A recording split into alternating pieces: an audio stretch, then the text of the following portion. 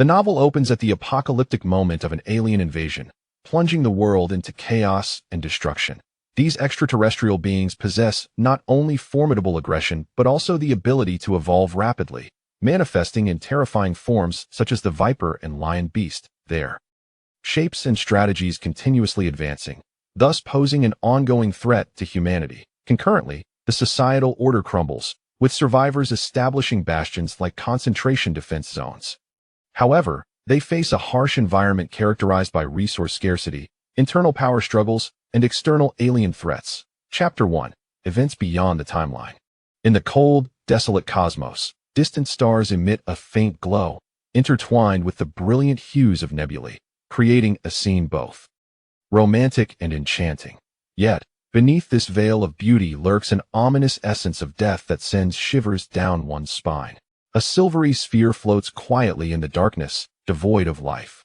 Suddenly, violent spatial fluctuations erupt around the sphere, as several points in space begin to warp wildly, drawing in various particles like a vortex, even photons unable to escape, forming absolute regions of darkness black holes.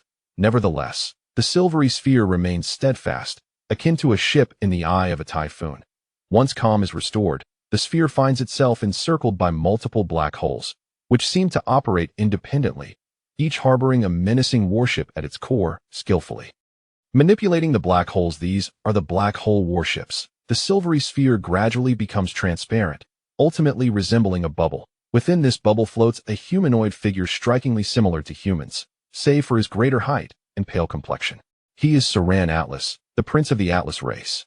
All warships assume standby status, activate the spatial fluctuation detection system, and the black hole annihilation defense system await further orders, Saran commanded, subsequently linking his mind to the data network of the Atlas Empire. He was keenly curious about the adversary located 1,300 light-years away. It is worth noting that the Atlas Empire had already ascended to a divine level of civilization, having previously withstood assaults from coalitions of several level 9 civilizations, ultimately emerging victorious. However, the enemy Saran faced had brazenly attacked the Empire's borders not long ago. Preliminary investigations revealed that the assailants were a level 9 civilization, their primary vessels being 3 of the earliest pseudo-black hole warships, significantly inferior in both scale and firepower to the assault fleet under Saran's command. Human civilization, Saran mused. The Empire has never discovered their existence. The only information available was found in a drifting cosmic bottle. Saran downloaded the data retrieved from the drifting bottle, which was transformed into a weighty tome through a visualization device. Although this method of reading was time-consuming and laborious, Saran relished the historical aura that physical books imparted. Coincidentally, the data contained within the bottle was precisely a historical account, though the timeline remained elusive. Epic. Saran opened the first page of the book. Is this the title of a history book? I hope it does not disappoint. As he delved deeper into the pages, Saran could not help but reflect. If the Empire's history is a legend, then the history of this human civilization is nothing short of a magnificent miracle. Though I do not idolize individual heroism, I must acknowledge that our history and present weave together a dream spun by heroes. From the Dawn era to now, humanity has faced annihilation countless times, yet has been saved time and again by heroes. Thus, I perceive this book not merely as our history, but as a tribute to heroism. Epic. Author's note. Saran closed the book and gazed into the dark void of space, murmuring to himself, lost histories, wandering fleets. What on earth has transpired in this human civilization? Chapter 2. Reference for this era in the year 202X, the sky appeared gray, a cold iron canopy casting a desolate hue over the world. The distant city lay lifeless, and the highways, strewn with abandoned vehicles, resembled the scars of the earth, deeply etched upon this planet. All of this rendered the memories of its former splendor nearly forgotten. Only the occasional flight of birds served as a reminder to the divine not to forsake this forlorn orb. The emergence of the aliens, a mysterious species, had wrought this devastation. Their origins remain unknown. As the gaze traversed the decaying buildings, the painful history seeped through the cracks of the ruins, evoking a sense of solitude. While the sound of a motorcycle whizzed by. Wait, a motorcycle? De Gang, you seem troubled, remarked Han Xiaoha, playfully nudging Fang Gang from behind. Isn't it a joyous occasion? Cheer up a bit. Want tea you?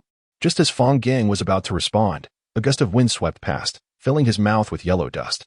Ugh. Are you doing this on purpose? How can you still be cheerful during such times?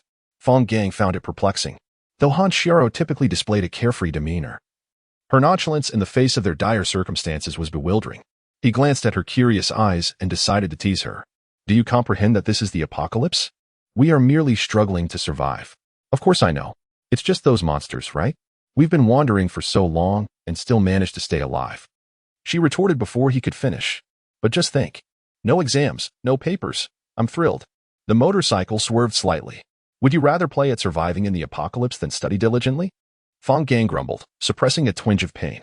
Besides, we just left this morning. Han Xiao blinked innocently, as if to say, what does that matter to me? Fang Gang suddenly realized he was about to endure the most absurd survival scenario imaginable. De Gang, what was the name of that monster you mentioned earlier? Aliens, he recalled. Having seen them on screen. Please, don't ask me where they come from, why they appeared, or any similarly ridiculous questions. Otherwise, I might lose my temper. After hastily expressing his thoughts, Fang Gang sighed in relief. Oh, actually, I wanted to ask if we have a protagonist halo. The motorcycle swerved again. Fang Gang felt his intellect diminishing and quickly changed the subject. Are you sure your parents are safe? Of course. They are perfectly fine in the United States. Deep within a United Nations secret laboratory, dozens of meters underground. Trust me, they are absolutely secure. Han Xiao rested her chin on Fang Gang's shoulder. Why don't we go find them? Crossing the Pacific? I'd rather search for my own parents, he replied. Can you even find them? Han Xiao teased. I can find my own parents, you know. Recalling that her parents typically set sail for vacation around this time each year.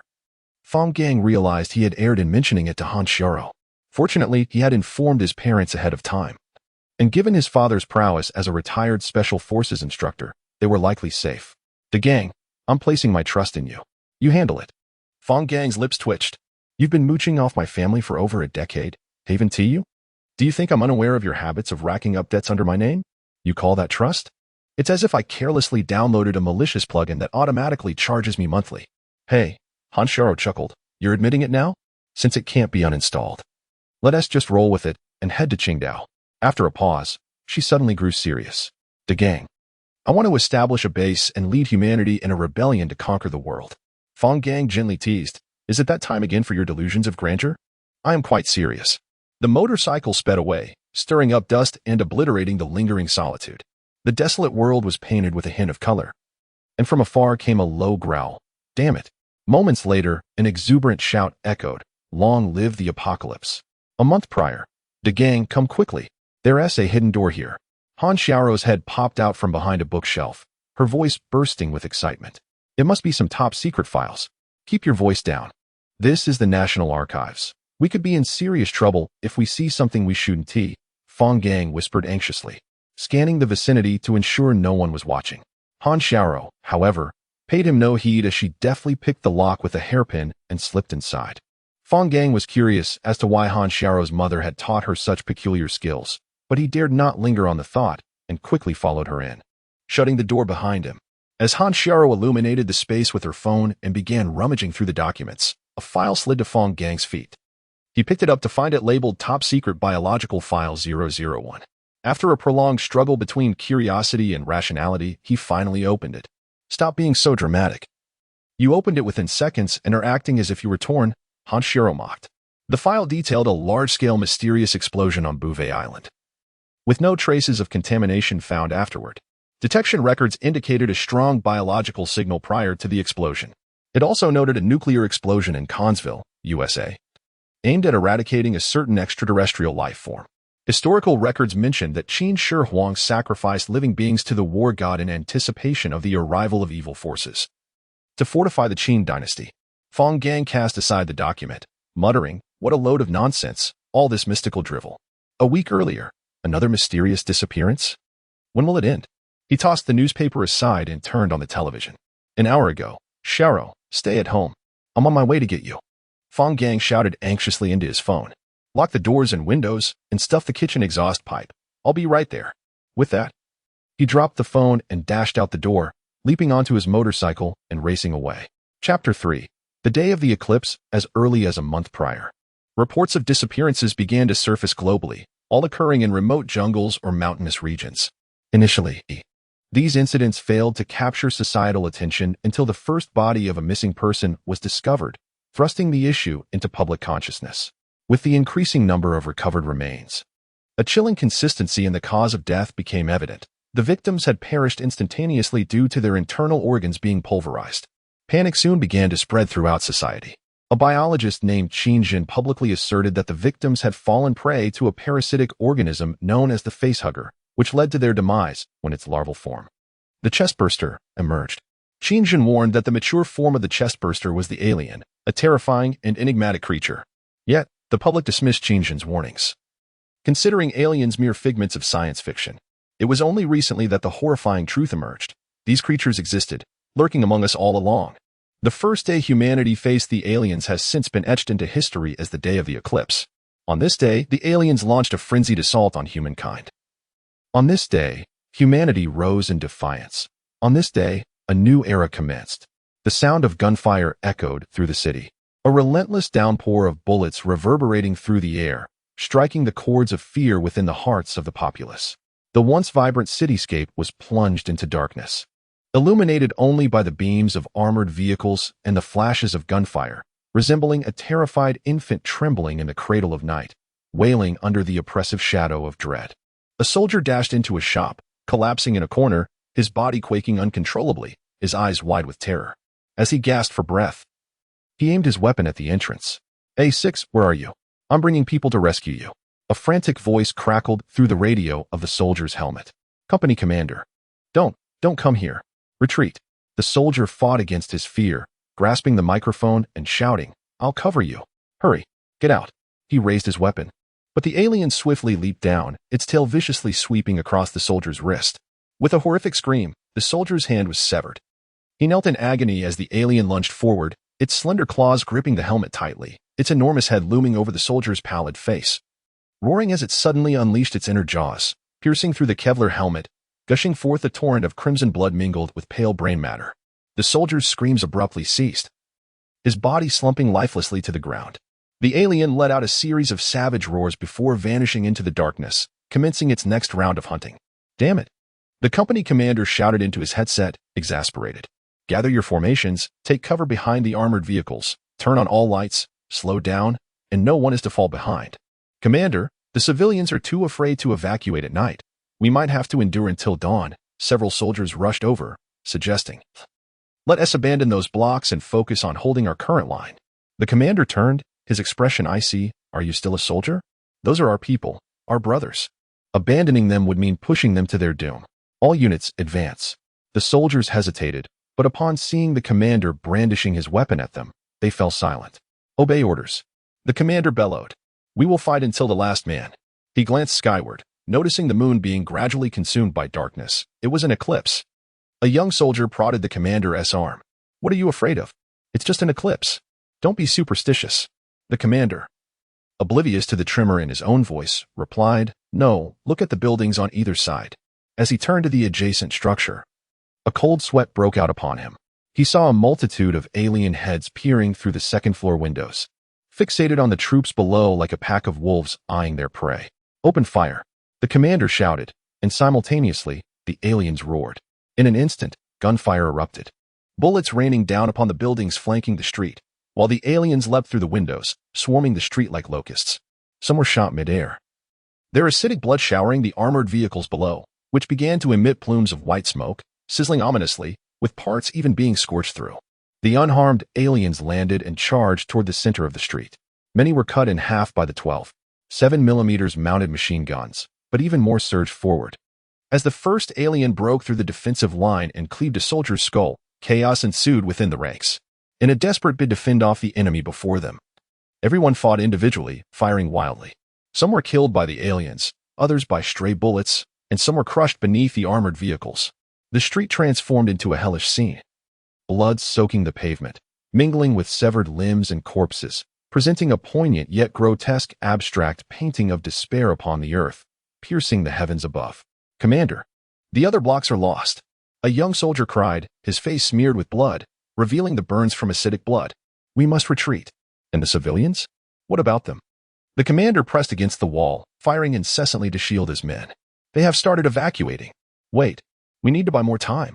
The commander shouted vehemently. Yes. The young soldier wept openly. The commander watched in horror as his comrades fell one by one, succumbing to fear and despair. In a moment of clarity, he felt compelled to speak to the young soldier.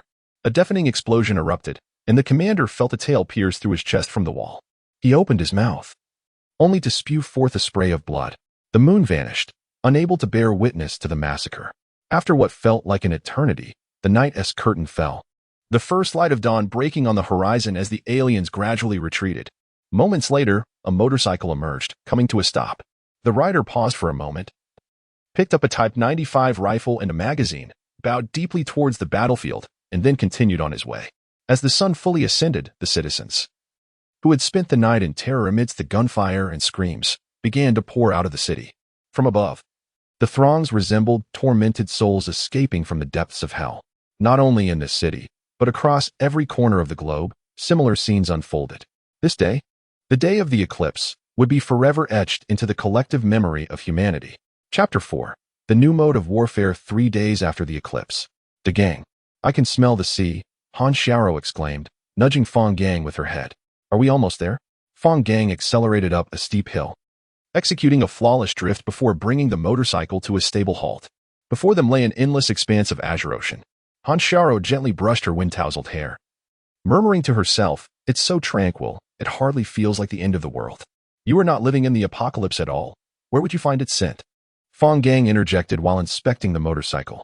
Ignoring him, Han Xiaoha continued, a clear sky, a deep blue sea, a dilapidated town. It all feels so surreal. This quintessential apocalyptic vibe you romanticize as a fantastical dream. Wait until you confront the harshness of reality. I'll be curious to see where you shed your tears. Hey, can't you be a bit more optimistic? The apocalypse sounds so dreary. We are destined to conquer the world. This is our paradise, Han Xiaoha replied with a serious expression. Fang Gang shot her a glance, pondering what trauma from her childhood had left her so oblivious to the grim reality, as if still living in a peaceful era. "The gang, it seems someone in that town is fleeing," Han Xiaoha noted, craning her neck toward the town. "Do you see over there, in the small square?" Fang Gang retrieved his binoculars and peered in the direction she indicated, spotting a soldier running in a desperate manner, frequently stumbling and picking himself up again. His clothes drenched in blood and mud. Close behind him, 2 creatures were in hot pursuit. He is unarmed. "We must save him," Fang Gang declared, swiftly dismounting and drawing his rifle, firing several shots into the air. The soldier, upon hearing the gunfire, quickly assessed the situation and ran toward Fang Gang. "Xiaoha, stay back," Fang Gang instructed firmly. "This is my responsibility." Such a cliché line. It's been overused since the last century, Han Xiaoha commented nonchalantly as she squatted down, covering her head with her arms. Fang Gang was left speechless. Was this really the ultimate defensive maneuver? Before long, the soldier reached Fang Gang. Without a moment to spare, Fang Gang sidestepped and aimed at one of the creatures. Rat-a-tat-tat, the targeted creature fell in response. Fang Gang quickly shifted his aim to the second creature, which, sensing danger, crouched low and began to flee. Fang Gang, unable to get a clear shot on the agile creature, lowered his weapon and turned to assess the soldier sprawled on the ground like a dead dog.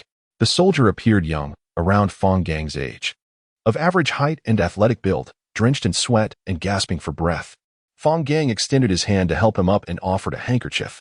"Fortunately, we spotted you in time.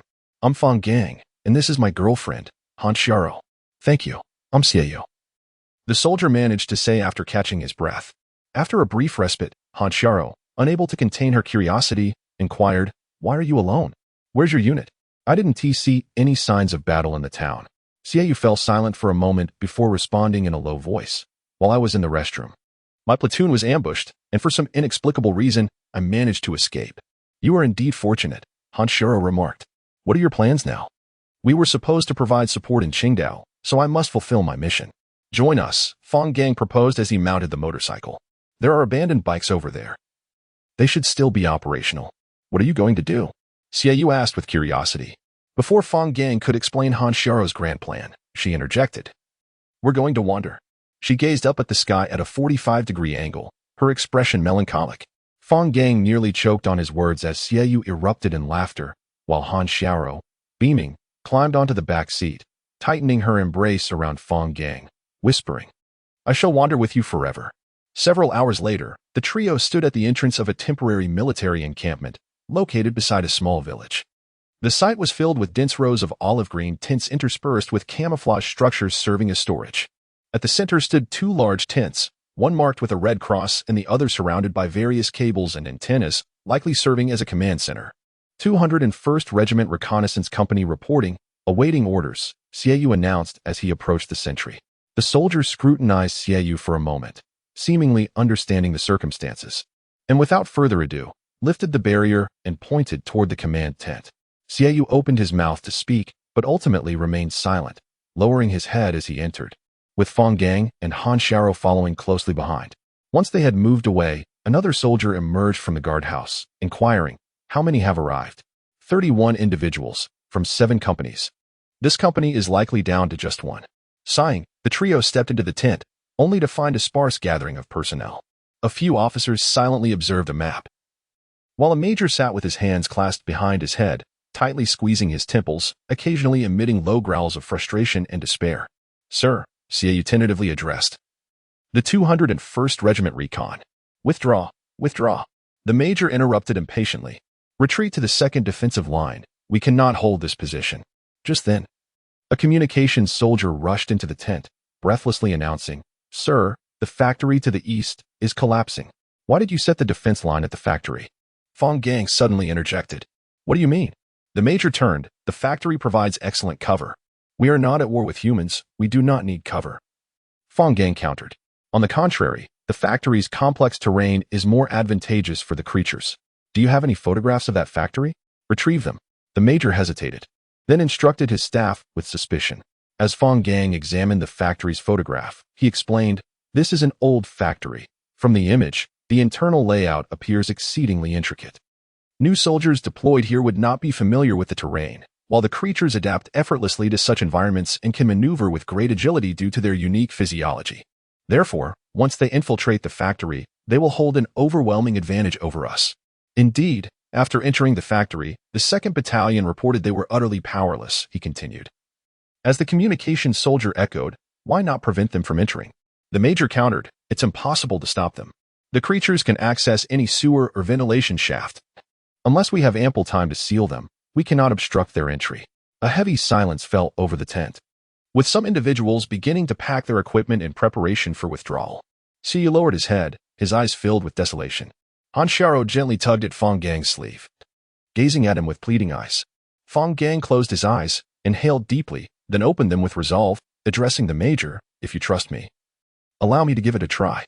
The major scrutinized Fang Gang, asking, "How do you know all this?" "I have always had an interest in military studies. Perhaps I possess an inexplicable affinity for this knowledge." "Affinity?" Fang Gang hesitated. "I can't quite articulate it. In any case, the gang is remarkable. He has never lost a single military simulation organized by the unit," Han Xiao proudly declared. "Besides, having watched so many sci-fi films, how can he not handle mere creatures?" "Ridiculous. Do you think this is a game?" "Let him try," an officer interjected. "Chief of Staff?" "Commander, perhaps the times have changed. Our command experience has become detrimental to our soldiers. Let the youth give it a shot. After all, this is a brand new war, one against an unprecedented adversary." Just as Fang Zhang was about to take his oath, he was interrupted by the major. Chapter 5. Light and Darkness. "What? A young man?" The battalion commander shouted into the radio intercom. "Why should an outsider command us? What qualifications does he have? The soldier's duty is to obey orders." "Indeed." The commander furiously tossed the intercom aside, glaring at the smiling Fang Gang across from him, his eyes nearly ablaze with anger. "Do you understand?" Fang Gang asked with a smile. "I warn you, if my brothers perish due to your command, I will not spare you." The commander fixed his steely gaze on Fang Gang, gritting his teeth. Fang Gang's smile faded as he patted the commander's shoulder and walked directly toward the gathered soldiers. The soldiers were covered in blood and dirt, their faces weary and despondent, gazing at Fang Gang with hollow eyes that spoke of the brutality of battle. Fang Gang steadied himself, inhaling deeply, and spoke slowly. "I understand that you have just endured a fiercely brutal fight. The aliens are our adversaries, but they are not invincible. However, this is a new kind of war. We cannot approach it with outdated tactical mindsets. The aliens are unlike us humans. They possess their unique combat methods, and thus, we must respond with new strategies. That sounds easy, the commander scoffed. Fang Gang shot him a glance and continued, in truth, if we understand the aliens, we can develop targeted tactics. Coincidentally, I happen to have considerable knowledge about them. How can you be certain our enemies are identical to those in the movies? A soldier shouted. Fang Gang closed his eyes, then slowly opened them, speaking calmly. I have dissected an alien and discovered that its anatomical structure aligns perfectly with the descriptions in the films. The same appearance, the same acidic blood, the same inner teeth and tail. I cannot fathom why this is so. Perhaps it conceals a staggering secret. We may only uncover it by locating the original screenwriter of the first film. The soldiers around him murmured in astonishment. Yet, Fang Gang suddenly declared with conviction. They are not immortal. They can be injured, bleed, and die. Our mission is not to unveil this secret, but to send them to hell. The seated and crouching soldiers gradually stood, encircling Fang Gang. This young man is quite remarkable, the commander thought to himself. In just a few sentences, he had pinpointed the key to their failures and revived the soldiers' fighting spirit. He was indeed a promising individual. Unbeknownst to them, Fang Gang wiped the sweat from his forehead and discreetly discarded a small note he had kept in his pocket, reflecting, wow, Hansharo truly has a talent for this. She can craft such an impressive speech in just a few minutes. Why had I never noticed her gift before? The commander approached Fang Gang, his gaze resolute. Give the orders. Fang Gang nodded and instructed, position all vehicles with their fronts facing outward in a circle and dig a trench closely around the vehicles. The soldiers stared in bewilderment. What? Dig a trench? Are you trying to set a trap for the aliens? The commander asked, watching Fang Gang sketch diagrams on the ground. Aliens naturally avoid open areas and prefer to navigate through various passages to safely close the distance with their enemies before launching a surprise attack. Today, we shall lay a trap for them. Fang Gang brimmed with confidence, instructing to place all spare tires 200 meters away and ignite them at night. Additionally, he proposed burying landmines between the two circles of trenches. If there weren't enough, they could improvise with grenades and rifle grenades to create makeshift traps. Finally, he suggested releasing some gasoline to craft incendiary devices. Before we engage in battle, ensure your communication systems are operational. If you trust me, I will handle the rest. Can we begin preparations? A soldier inquired cautiously. Let's start. Ignite. Fang Gang gazed at the sun descending into darkness and said softly, regardless of how fierce the battle may be, we must always maintain one platoon in the circle for rest, as tonight will be a long night. As Fang Gang had anticipated, the aliens arrived promptly, fierce and menacing. Illumination flares, Fang Gang instructed over the intercom, 1 at 3, 6, and 9 o'clock, and 1 in the circle. Soon, the designated directions illuminated the night sky, brightening the ground as if it were day. In the distance, a faint white light began to move toward the darker 12 o'clock direction. The aliens despised exposure to light. They were creatures of darkness. Let us detonate, Fang Gang said with a smile. A massive fireball erupted from the trenches, the deafening explosion reverberating through the air, exhilarating everyone present. The searing flames engulfed the surrounding aliens, their fiery tongues greedily licking the earth, bringing death, yet also hope. 3 o'clock, 6 o'clock, ignite the flare at 9 o'clock, Fang Gang commanded. Another fireball soared into the air, dispelling the endless darkness and enticing the desperate beings. Continue to launch flares at 3 and 6 o'clock. Prepare to detonate, Fang Gang explained. The aliens will not fall for the same trick again. They possess intelligence. Indeed, amidst the light, a torrent of aliens surged toward the inner circle, only to be engulfed by flames. Prepare for battle. The time for vengeance has come, Fang Gang shouted, leaping atop an armored vehicle to survey the battlefield. The severely wounded aliens did not retreat. Instead, they charged forth with greater ferocity. This was the nature of the aliens. After suffering tenfold injuries, they would retaliate with 100-fold ferocity and 1,000-fold cruelty. Kill. The roar of fury ascended to the heavens, echoing the unyielding spirit of this great era. Guns and artillery unleashed torrents of flame, the fire bursting forth in radiant patterns before retracting, resembling a mesmerizing flower of flame dancing upon the earth, scorching the vile demons that sought to tarnish beauty. The battlefield illuminated by the flames reflected the grim reality, revealing aliens succumbing to their fates, their acidic blood corroding the scorched earth. Fang Gang's strategy effectively thwarted the aliens. First, they avoided the aliens' dominion in the dark battlefield, then utilized traps and minefields to gain the upper hand and uplift morale. Finally, They relied on trenches and the three-dimensional assault of their vehicles to pin the aliens down at a distance of 50 meters. In the open battlefield, devoid of any cover, the aliens found no refuge against the overwhelming firepower, standing helplessly as justice descended upon them, their blood serving as a tribute to the fallen warriors. The frenzied onslaught of the aliens lasted merely minutes, followed by a night of harassment. However, Fang Gang had prepared adequately, and the night unfolded with minimal peril. As the curtain of night fell, the aliens retreated, and dawn arrived as expected, bathing the earth in morning light. Akin to a sacred glow that soothed the souls of the people, the warriors in the trenches slowly rose, gazing at the blood-soaked battlefield in silence. Fang Gang looked at the fallen aliens strewn across the ground, his brow furrowed tightly. This war was not so simple. This battle represented light amidst darkness, a harbinger of twilight announcing the arrival of night. Chapter 6. The counterattack of the xenomorphs. What does it mean? The battalion commander felt a pang of anxiety. Why did he say that?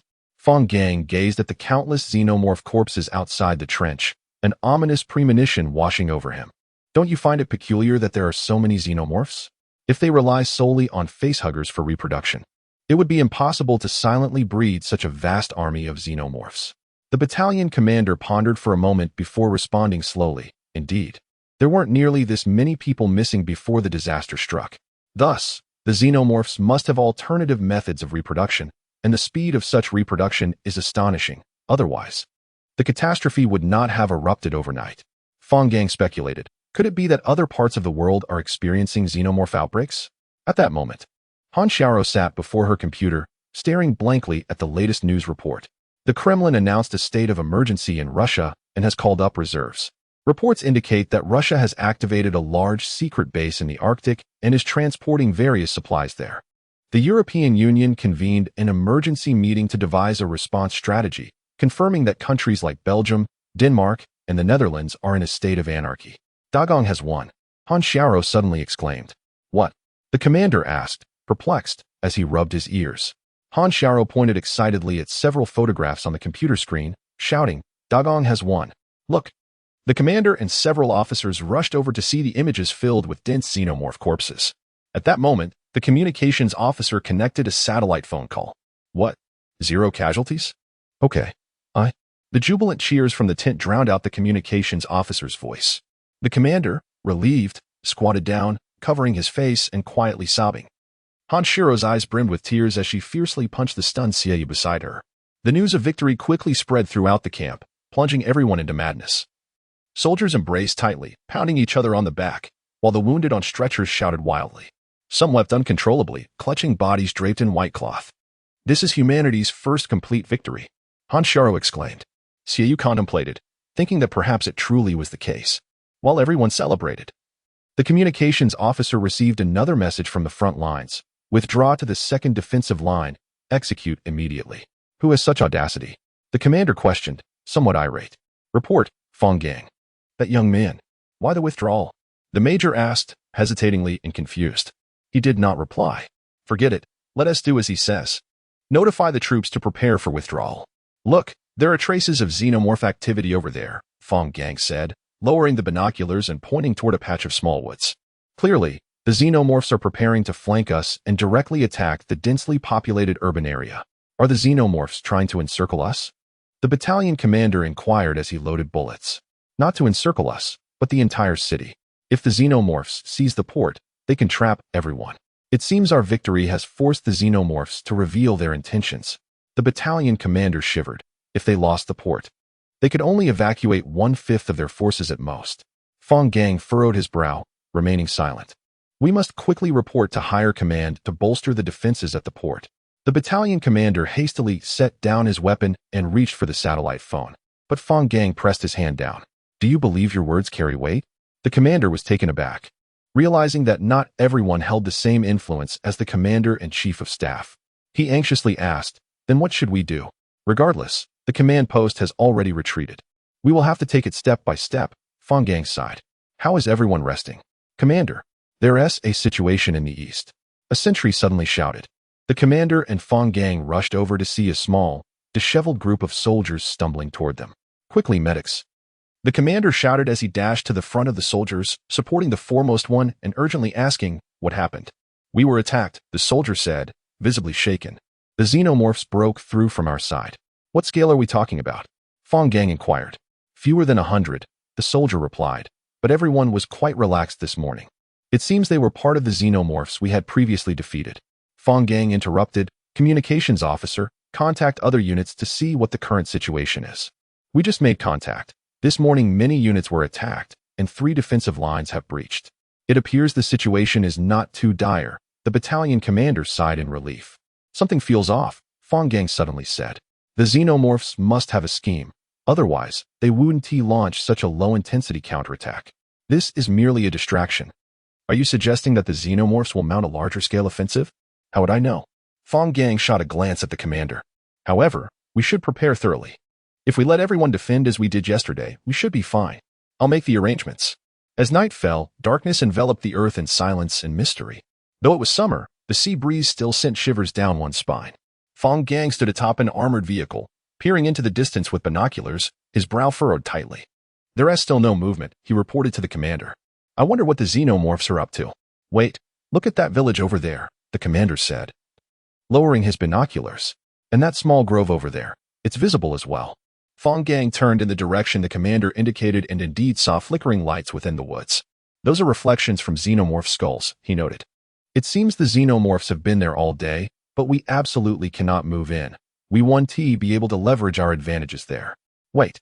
Fang Gang's pupils dilated as he realized the xenomorph's target is not us. It's our allied forces. Report, Commander. 202nd Regiment, 1st Battalion requests support. 203rd Regiment, 3rd Battalion. 1st Company requests support. The communications officer's frantic calls echoed, causing chaos across the entire position. Stay calm. Hold the line. The commander shouted. Fang Gang stared intently at the map on the computer, gritting his teeth and stating, if we send reinforcements, the village and the grove are the only routes available. The ones we encountered this morning were deliberately released by the xenomorphs.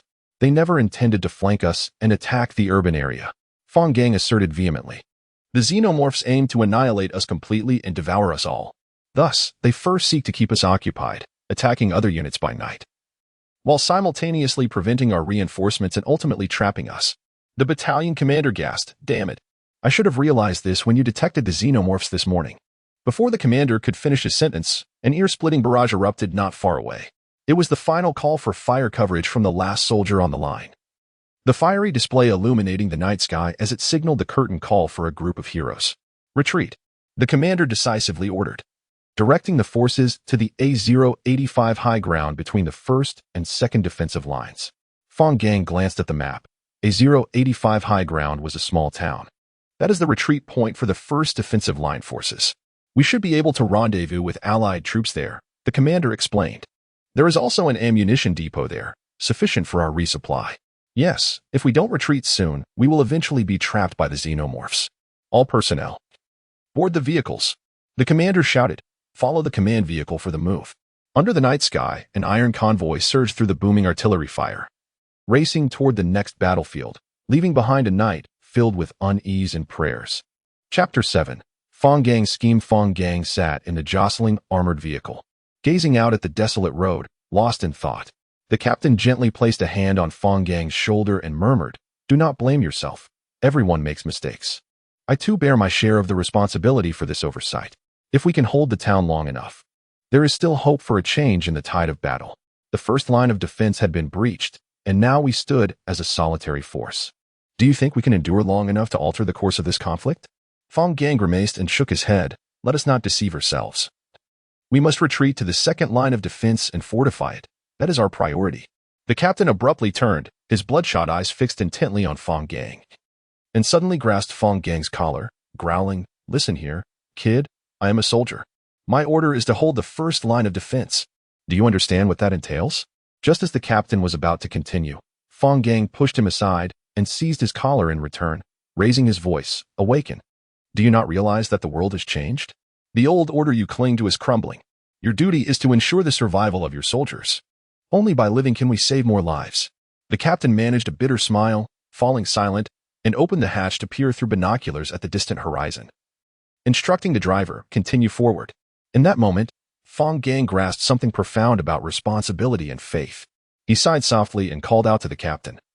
Show me the map of the town. Han Xiaoha anxiously observed everyone around her, the command center thick with an atmosphere of impending doom. Xiaoha whispered to a combat advisor before approaching Han Xiaoha and quietly saying, "The front line has collapsed. Fang Gang's unit has broken through and is moving toward the second line of defense."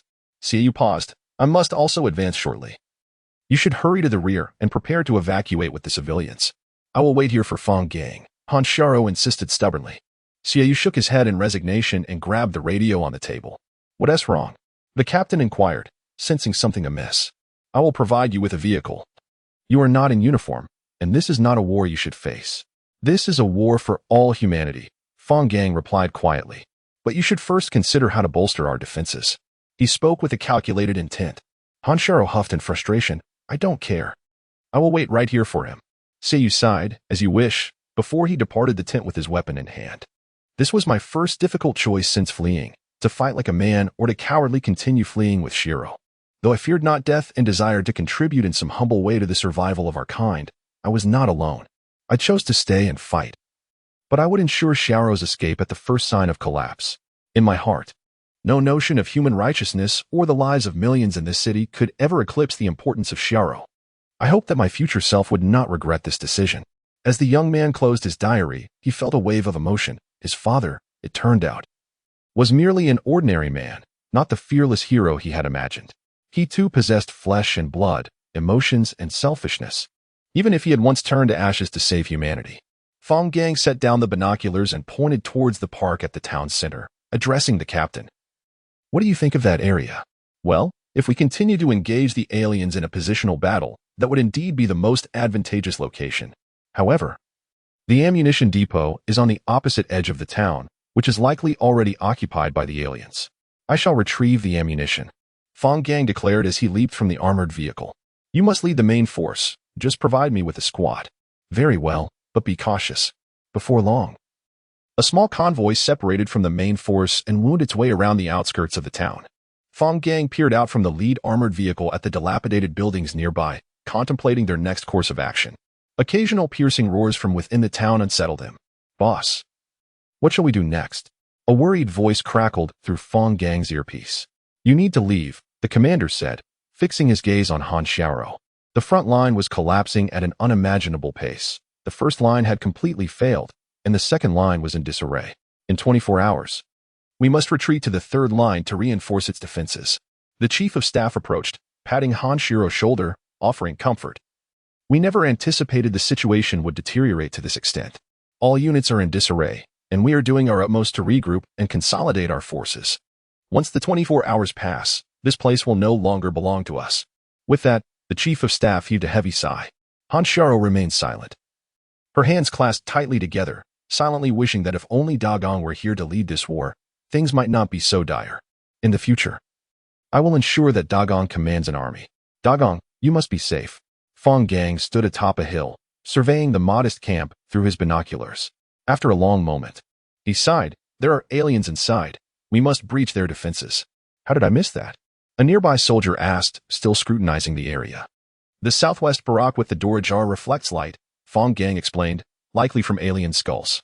Listen, leave one armored vehicle to guard the entrance, and have another drive in and park by the flagpole for fire support. The rest of you will split into assault, support, and transport teams.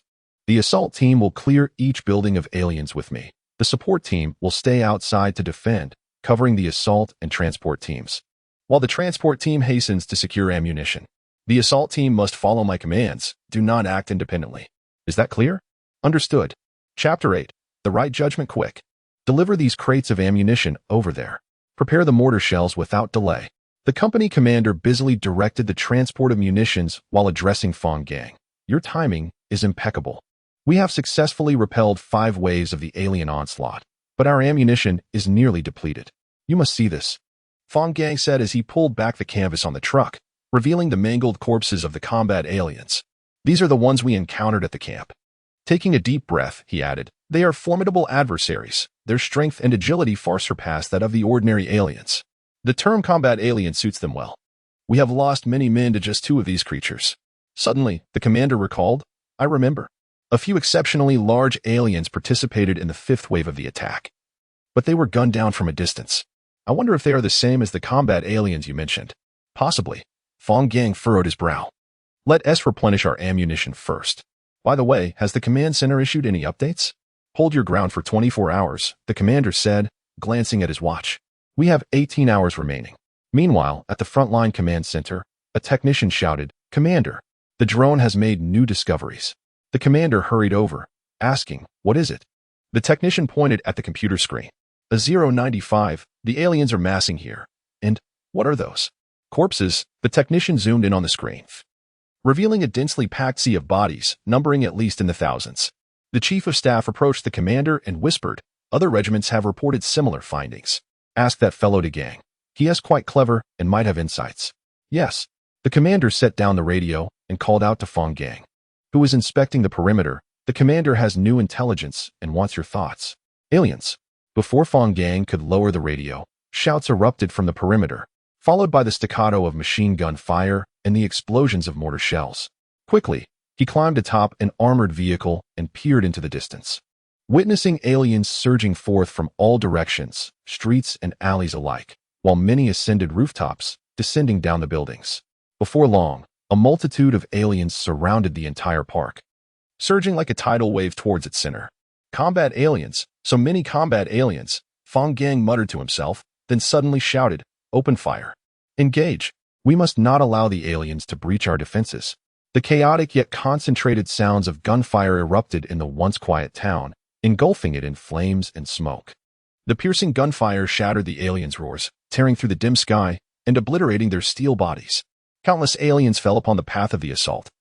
Yet countless others continued to charge forward over the fallen. The soldiers punctured oil barrels, sending them rolling down the slope. With a few loud explosions, fierce flames intermingled with the advancing alien horde, momentarily halting their advance.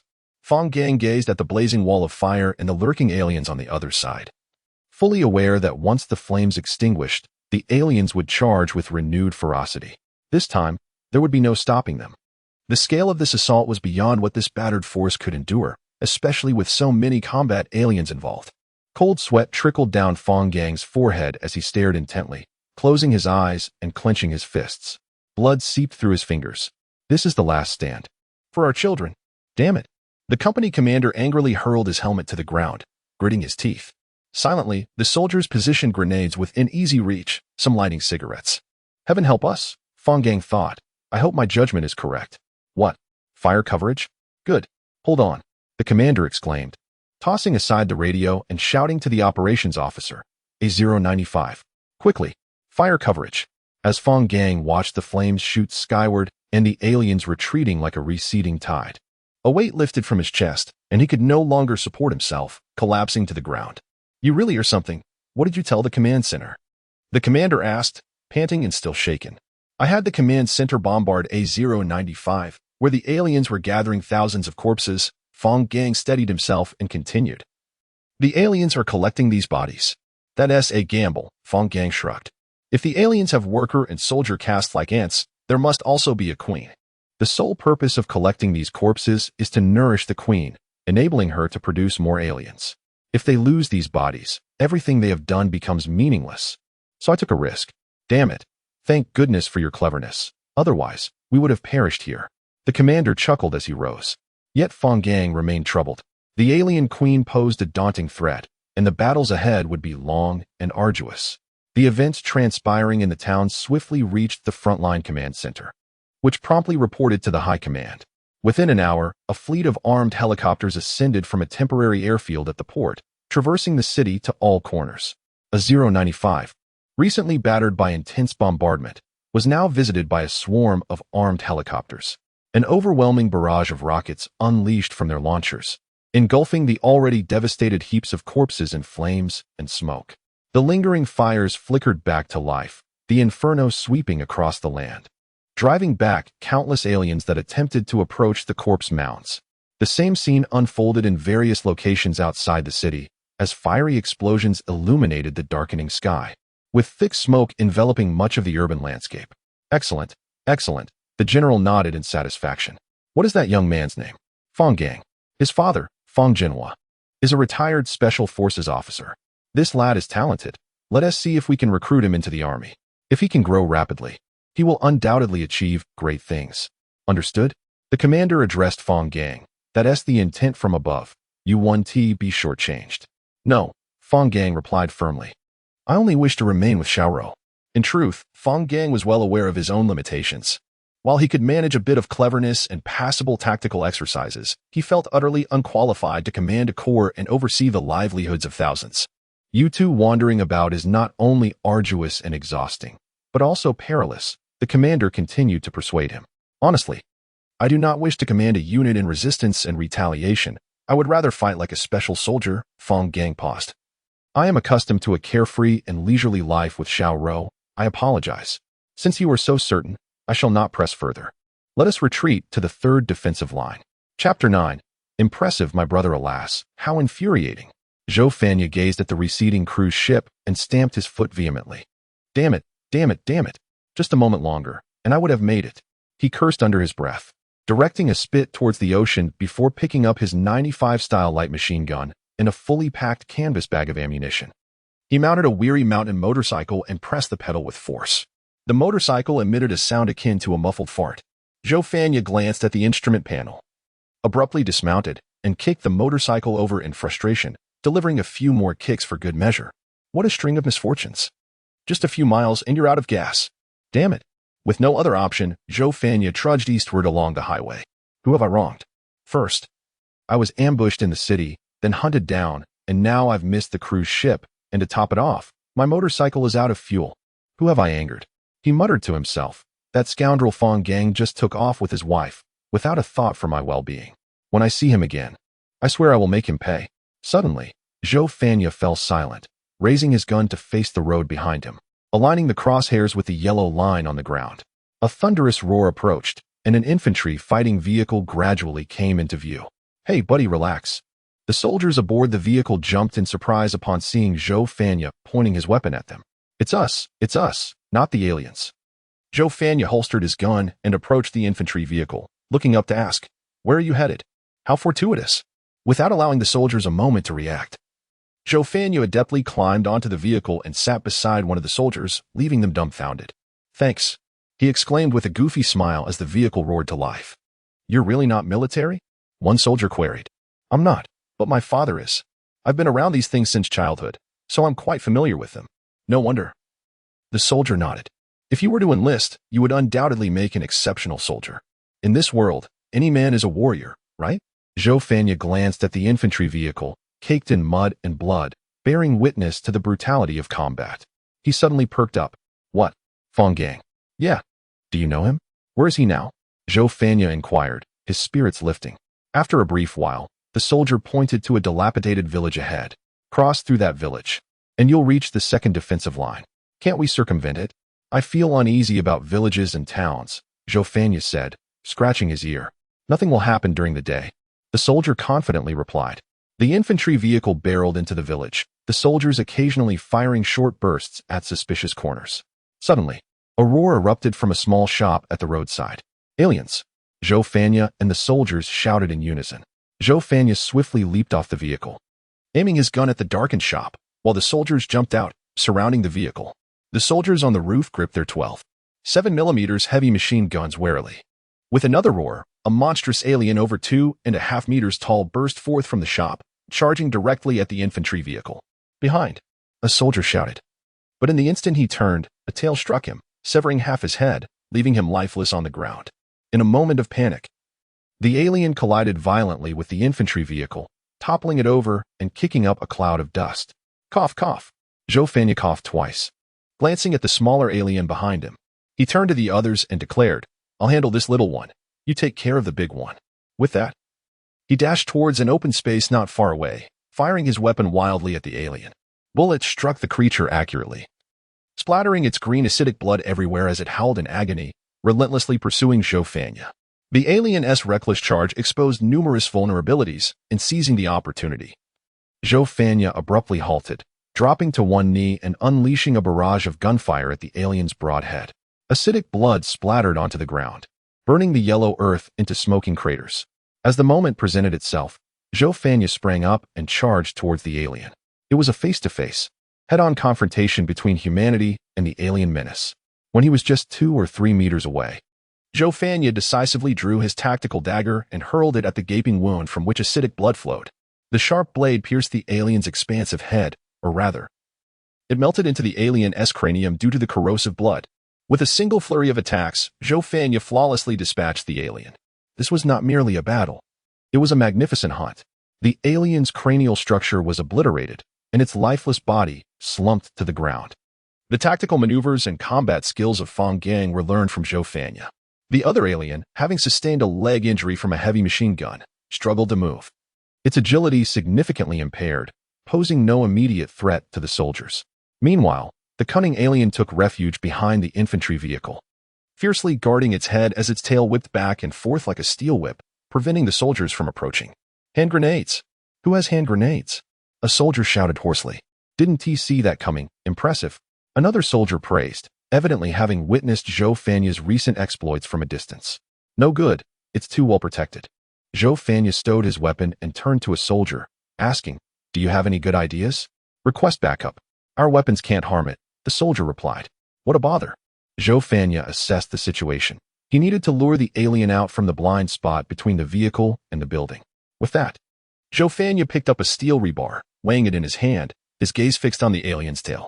The soldier seemed to anticipate his intention and quickly cautioned, "Don't do anything rash. Support will arrive soon." Before the soldier could finish, Xiaoha suddenly sprang into action, sidestepping towards the alien. The alien's tail arced towards him. But Xiaoha swiftly knelt, using his momentum to slide toward the alien, jamming the steel rebar into the vehicle's wheel. Bang! The alien's tail struck the rebar, narrowly missing Xiaoha, who had now slid in front of the alien. As the alien extended its claws to slash at him, Xiaoha expressionlessly raised his machine gun, aiming for the alien's inner jaws. After a rapid series of shots, Xiaoha slipped through the gap between the alien's legs, stabilizing himself against its back. The acidic blood dripping from his clothes to the ground with a hissing sound. "Impressive, my brother." The soldiers stood frozen in awe, their mouths agape. "Oh my." Xiaoha did not rise with the flair of a Hollywood hero. Instead, he awkwardly hopped up, rubbing his backside. "Phew, that was close, nearly singed my behind." "What a fierce individual," the soldiers murmured. "Quick, tell the commander we've found a treasure." Chapter 10. The underground offensive. The commander scrutinized the formidable figure before him, standing over 6 feet tall, with a deep bronze complexion. His disheveled attire did little to conceal the sinewy muscles beneath. With a stubbled chin and tousled hair, he exuded an air of pride and nonconformity, complemented by his chiseled cheekbones and piercing gaze, evoking the image of a dashing hero. "Hey, what are you staring at?" Xiaoha waved his hand impatiently. "What do you want?" "I have things to attend to." The commander, wearing a warm smile, approached Xiaoha, intending to pat him on the shoulder, only to have Xiaoha step back and brush his hand away. "Enough with the pleasantries. I know what you're after." Xiaoha cleared his throat. "I refuse to join you. What is all this noise?" Han Xiao emerged from the tent, glancing around before her gaze locked onto Xiaoha, momentarily taken aback. "Fanya?" Xiaoha spotted Han Xiao and immediately broke away from the commander, joyfully rushing towards her. "Ah, finally found you. Where did Dagong run off to?" "Ugh. Don't mention it. I almost caught up with him, but the cruise ship left me behind. By the way, what are you and Dagong doing here?" "He is not joining the army, is he?" "We're heading to America to find my parents. Dagong is just helping out a little." Han Xiao's eyes twinkled with delight. "Dagong is amazing." "Stop right there." Xiaoha interrupted hastily. "Are you both out of your minds? Going to America on your own? Are you planning to sail there? The ships at the port are all military. What? Are you going to steal one or hijack it?" "Let Dagong figure it out." Han Xiao frowned slightly. "Oh, love-struck fools really have zero common sense," Xiaoha remarked, casting a sideways glance at Han Xiao. All right, go change your clothes. You're filthy." Han Xiao pushed Xiaoha towards the barracks. "He is Dagong's best friend," she informed the commander. "Does he have as many tricks up his sleeve as Fang Gang?" The commander's excitement surged. Discovering 2 talents like Fang Gang would be a tremendous achievement. "No, he is just a brute." Han Xiao doused his enthusiasm with cold water. "Other than having some brains during a fight, he is pretty useless." "Does he have a bad temper?" the commander inquired cautiously. His father was a comrade of Dagong's dad. During a raid, he disobeyed orders and slaughtered all the captives, which led to his discharge from the military. Han Xiao paused.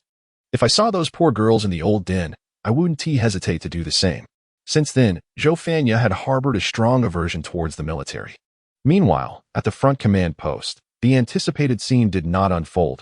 A graceful figure did not leap into his arms, weeping with concern and care, followed by an embrace that led to indescribable moments. Instead, a massive shadow lunged at Fang Gang like a wild dog, slamming him to the ground in a flurry of punches. "Dagong, you little rascal. With your wife in your arms, have you forgotten about your brothers? Damn it. Fanya, what are you doing here?"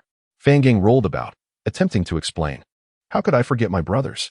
Ouch, take it easy. I've had the worst luck this whole trip, and you seem to be doing well. Don't blame me for being a third wheel." Xiaoha continued to pummel him playfully.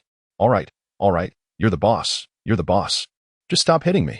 Fang Gang, completely overpowered by Xiaoha, appeared quite disheveled. Suddenly, Xiaoha halted, pulling Fang Gang up, and they embraced tightly. Fang Gang's eyes welled with tears. Xiaoha playfully punched him again, causing him to stagger. "Enough with the tears. I'm not missing any limbs. This is ridiculous. Look. Xiaoha is over there chatting with the commander. Go on." Xiaoha chuckled mischievously, turning to head back to the barracks, eager to resume his interrupted feast. 3 days later, Fang Gang and Xiaoha stood on the makeshift dock, gazing at the sunset gradually sinking into the sea, letting the sea breeze tousle their long-neglected hair. Xiaoha chewed on a dried piece of grass, casually draping his arm over Fang Gang's shoulder. "Have you figured out how we're getting to America? What are your thoughts? Ugh, if I had your cunning, I'd be living it up somewhere else. Stop wasting time and tell me." Fang Gang took a deep breath. "I've inquired around. The only place we can secure a suitable ship is in El Shan. Many military and civilian vessels are still docked there since the military hasn't had time to move them. We'll be retreating to Tianjin soon. And we can drive there, then take a ship south with enough supplies to reach Hawaii. Bold move, but I like it." Xiaoha grinned. "But tell me, why don't you go look for your parents instead of going crazy with that girl? Life in America may not be better than here." Fang Gang shook his head helplessly. "I want to find them too, but who knows where they've gone. I'm sure they're fine. I'll just stick with Xiaoha for now." Suddenly, Han Xiaoha rushed over, breathless. "Dagong, Fanya. We're in big trouble." Fang Gang quickly approached her. "What is going on? Take your time. The second line of defense has been breached." Fang Gang felt his head spin. The alien creatures had flanked the defense through the sewers, ambushing the reserve troops. Now the entire city was engulfed in chaos, with battles erupting everywhere. "Damn it, I completely forgot to alert the general about this." Fang Gang smacked his forehead. Given the aliens' attack speed, it was impossible to evacuate all the remaining civilians. The second line of defense was the most fortified of the three. Established on the outskirts of the city, relying on the ring road, overpasses, and buildings to create a comprehensive three-dimensional defense. The entire evacuation plan hinged on the second line, which was supposed to hold off the aliens for at least 5 days, allowing for an orderly retreat while strategically demolishing buildings to obstruct the aliens' advance. This would provide both civilians and military personnel at least a week to evacuate. However, the relentless underground assault by the aliens shattered this nearly flawless plan. And the situation escalated rapidly, leaving little time for evacuation and complicating the chaotic battles throughout the city. "We must find a way to halt the alien advance, otherwise the consequences will be dire." Fang Gang clenched his jaw. "Isn't there still the third line of defense?" Xiaoha asked. "The third line is set to be established after the civilians evacuate, where all troops will surround this temporary dock to cover the retreat." Fang Gang paused, his expression growing despondent. "In reality, there is also a fourth line, which consists of a final squad that will fight to the last against the aliens, ultimately resulting in their complete annihilation." Chapter 11. The offensive summoned that young man. Let us see what he can devise. The general sighed, reflecting on his oversight, hoping fervently that his blunder would not lead to the demise of countless souls. "General, let us charge ahead," implored an armored special forces soldier. "We can surely alter the tide of battle." "Absolutely not." The general decisively rebuffed the soldier's plea. "You are utterly unaware of this mode of warfare. You cannot stir the waters. We shall await the young man's counsel." "General, I adhere to a singular principle, to deploy you where you are most impactful, not to squander you in a futile war of attrition. Be reassured, rest assured, your special forces will not remain in the rear for long." At that moment, Fang Gang and Xiaoha hastily entered the command center. Fang Gang approached the general and, without preamble, stated, "We must contain the xenomorphs in the chaotic area. We cannot allow them to advance further. We have attempted numerous strategies, yet none have effectively thwarted their infiltration, the general replied, handing a report to Fang Gang. "This is our operational plan. Do you have any suggestions for improvement?" Flipping through a couple of pages, Fang Gang disdainfully tossed the report onto the table, shaking his head. "You have been incessantly constructing defensive lines, only for them to be breached repeatedly, forcing a retreat to establish new lines. This is a vicious cycle that cannot halt the xenomorph's advance. Do you mean to suggest an offensive maneuver?" Fang Gang reiterated, tapping a specific point on the map. "Consolidate our forces by day, and at night, we strike to lure the xenomorphs into the city center, where we can eliminate them en masse. I must emphasize that our objective is not to attack, but to attract. Our goal is to congregate the xenomorphs within the densely built commercial area for a concentrated extermination."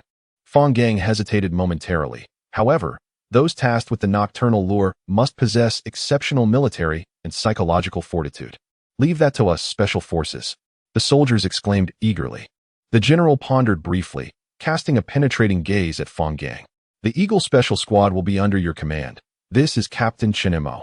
I will oversee the daytime consolidation and retreat. The nighttime operations will be yours." "Rest assured," Fang Gang replied, turning to Chinemo, "you must adhere strictly to my commands. Assemble your troops immediately. I have vital instructions and tasks to allocate. We commence our operation tonight." As night fell, a dozen infantry fighting vehicles departed the command center, fanning out along the highway towards the city. Fang Gang perched atop one of the vehicles, gripping a mounted machine gun in one hand and a loudspeaker in the other. Leaning against the hatch, he glanced at the sun sinking into the horizon and inquired, "How far along are we?" "We're nearly there. We should have entered the combat zone." A Special Forces soldier with a personal combat terminal responded, "Do you truly believe your strategy will work?" "Let us see. I have no other viable options," Fang Gang replied. Raising the loudspeaker and clearing his throat, "Listen up, you scum."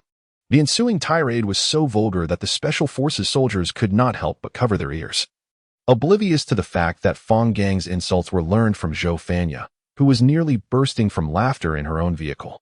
"Cease all communication, accelerate, and engage freely," Fang Gang commanded, swiveling the machine gun towards the storefronts. He squeezed the trigger, sending tracer rounds into the darkness. The sounds of clattering debris echoed from inside a shop, followed by a xenomorph bursting forth, charging directly at the vehicle. Fang Gang seemingly ignored the creature pursuing them, redirecting the machine gun to the opposite side, firing another burst. Two more xenomorphs emerged, joining the chase. "Huh, Fang Gang is incredible." Xiaoha laughed heartily at the horde of xenomorphs trailing behind. "Quick, accelerate. Don't let those scum catch up." The Special Forces soldier wiped his brow. "Surely, all the xenomorphs are here. Don't celebrate prematurely. We have yet to complete our mission," Fang Gang cautioned. He then switched to another channel. "G Squad and P Squad are in trouble. Eagle 1 and Eagle 6 are on their way. Be prepared for a rescue. 1,000 meters to the target area, sir. We are ready," a soldier in the vehicle reported. Fang Gang squinted into the distance, spotting the silhouettes of towering office buildings. He released the trigger, securing the heavy machine gun, and shouted over the intercom, "All squads, cease fire and proceed to your designated targets at full speed." The infantry fighting vehicles roared to life, kicking up clouds of dust, swiftly distancing themselves from the pursuing xenomorphs. "The buildings have been arranged as you instructed," the general's voice crackled through Fang Gang's earpiece. "I have prepared 3 Mi-26 helicopters for extraction. We depart in 10 minutes. Cruise missiles will launch in 20 minutes. Make haste." "Understood," Fang Gang replied, lowering the intercom. He called to the driver. "The 2 identical office buildings ahead are our rendezvous point. We will enter through the underground parking garage. Special operations is an art form. Each battle is akin to a complex and precise instrument, achieving seemingly unattainable objectives with perfection."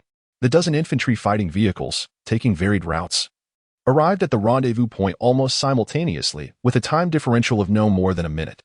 It is difficult to fathom how these Special Forces soldiers executed such an audacious tactical feat with near perfection, perhaps due to the camaraderie forged through relentless training, or their innate intuition honed in the ever-shifting battlefield, or simply because they are soldiers, and that is enough.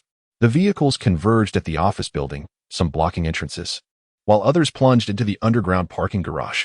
Those stationed at the entrances cleverly obstructed access, leaving only narrow gaps for passage. The Special Forces disembarked swiftly, entering the building to detonate the pre-placed explosives at the entrances. A series of violent explosions ensued, almost encircling the ground floor of the building with rubble. sealing off all access points and safeguarding the two skyscrapers. Meanwhile, the team in the underground garage located the power distribution room and began anxiously activating the backup generators. The power restoration was anticipated within 2 minutes. Other team members quickly ascended to the 10th floor to establish defensive positions. Once power was restored, those in charge of the generators would immediately ascend to the rooftop to establish an extraction point. Following the establishment of the extraction point, the team on the 10th floor would swiftly withdraw to the rooftop, then evacuate by helicopter.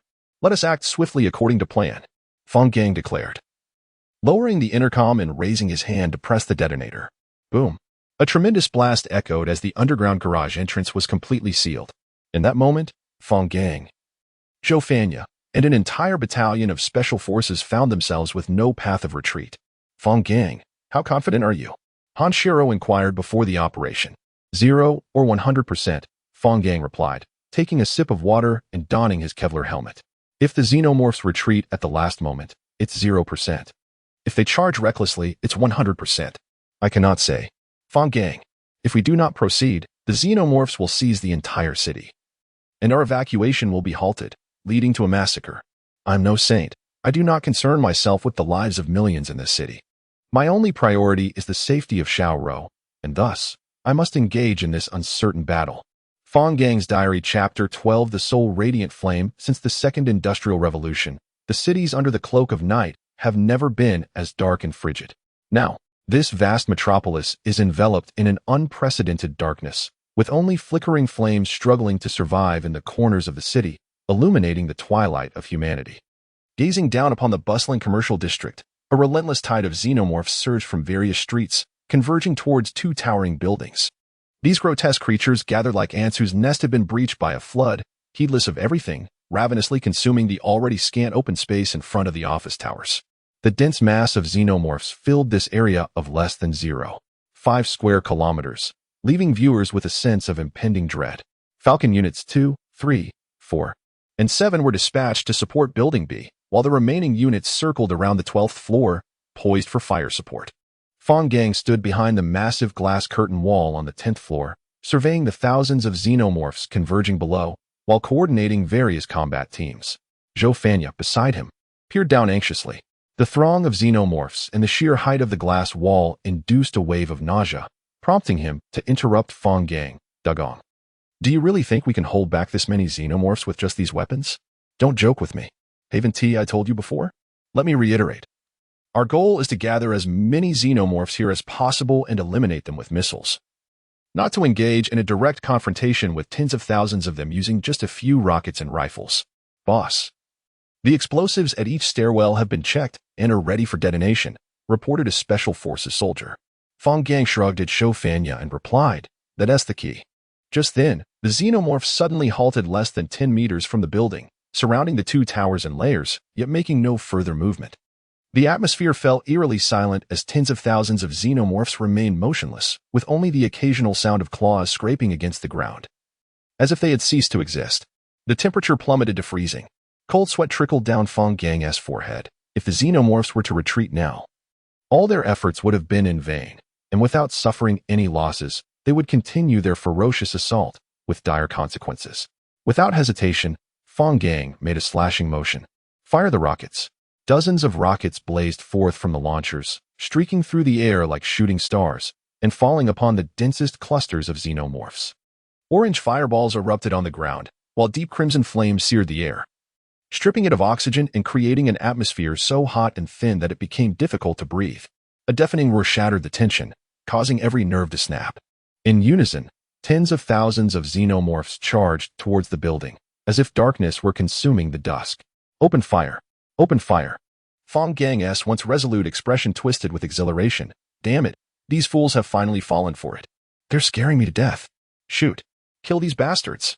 Xiaoha, flushed with excitement, seized a light machine gun and unleashed a barrage towards the xenomorphs below, disregarding precision. In an instant, the 2 buildings erupted with gunfire and flashes of light, unleashing a torrent of fire upon the xenomorphs, while violent explosions reverberated around the towers, intertwining with the meteoric trails of rockets and tracer rounds, creating a stunning tapestry of chaos. Even as explosions and flames illuminated the night sky, the xenomorphs pressed on, undeterred.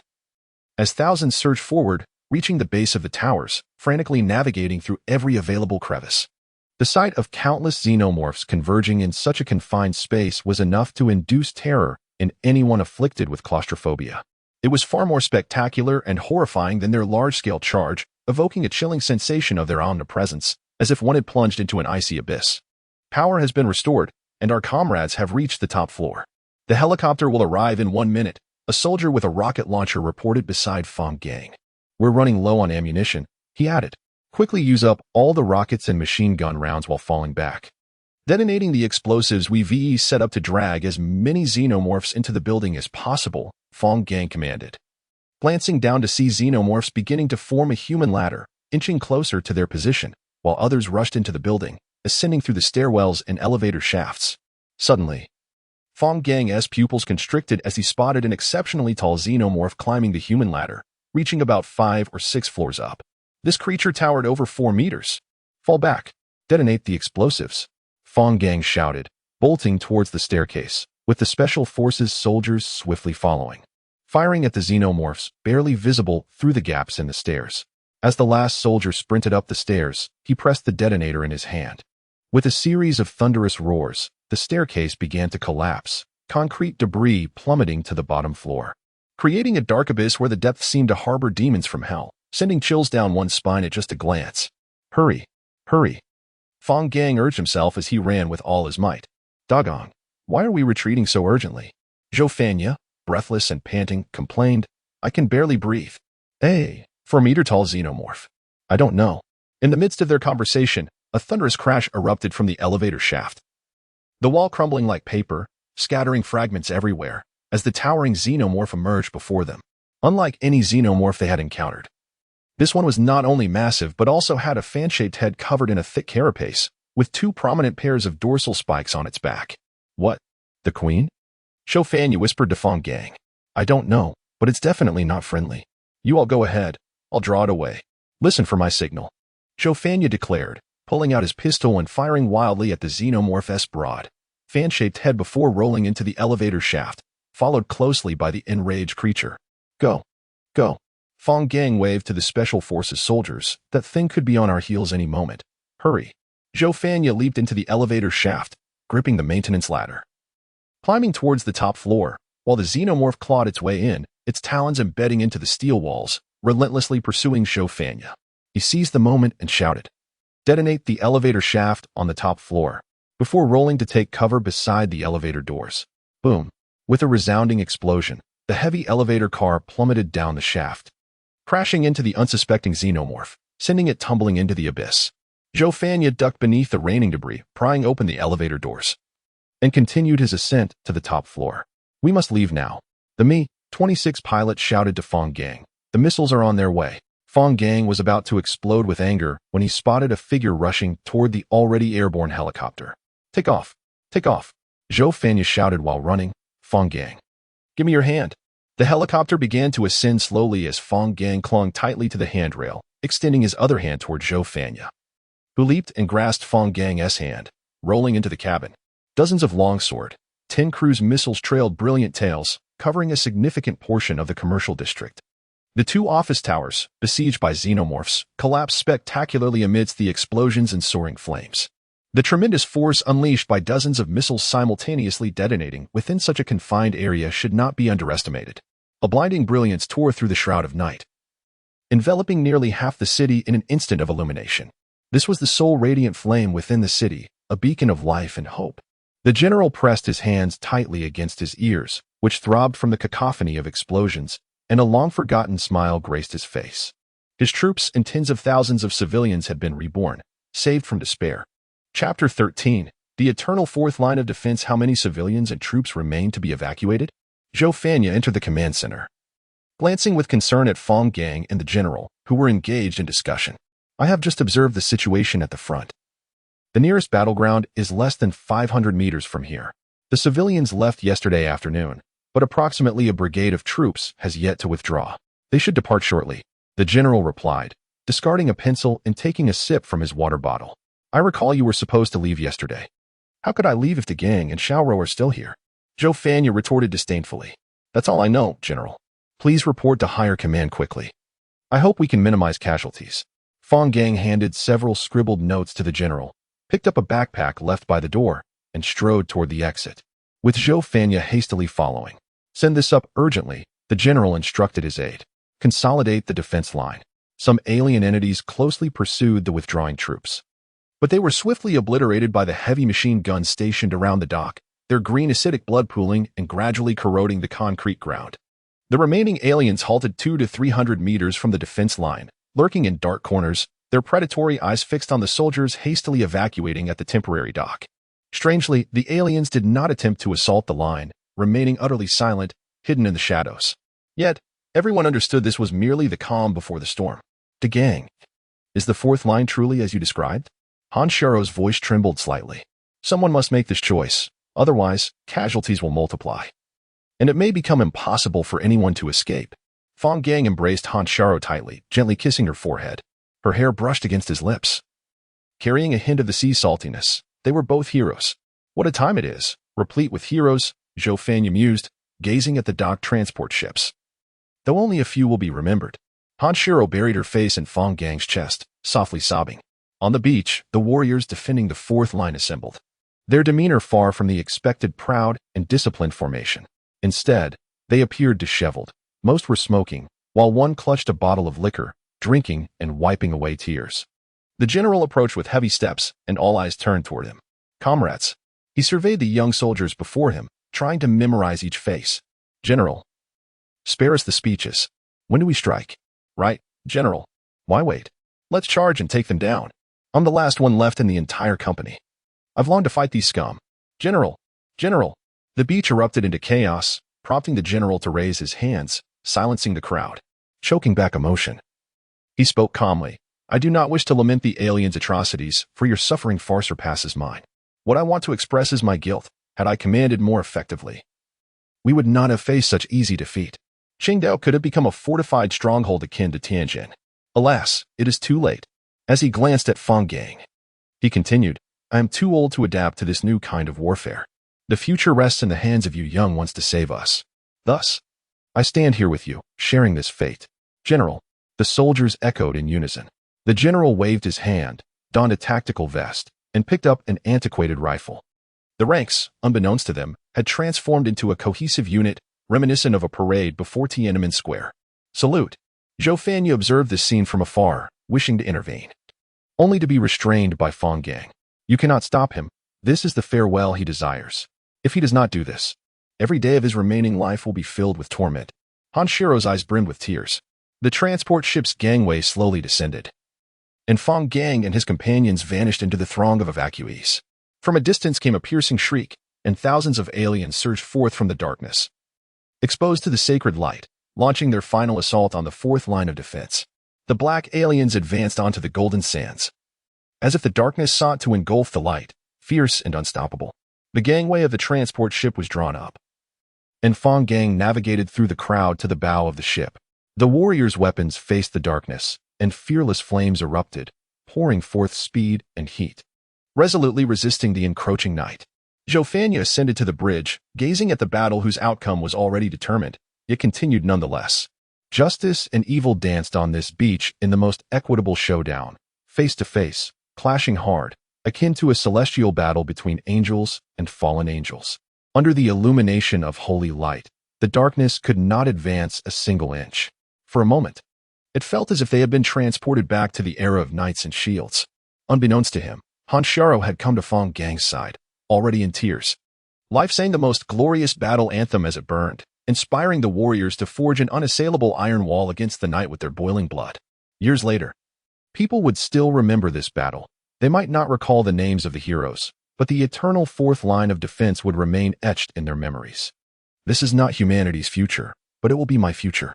One day, I too shall take my leave in such a perfect manner. May you find peace in heaven. Fang Gang thought, tightly closing his eyes as a tear rolled down his cheek.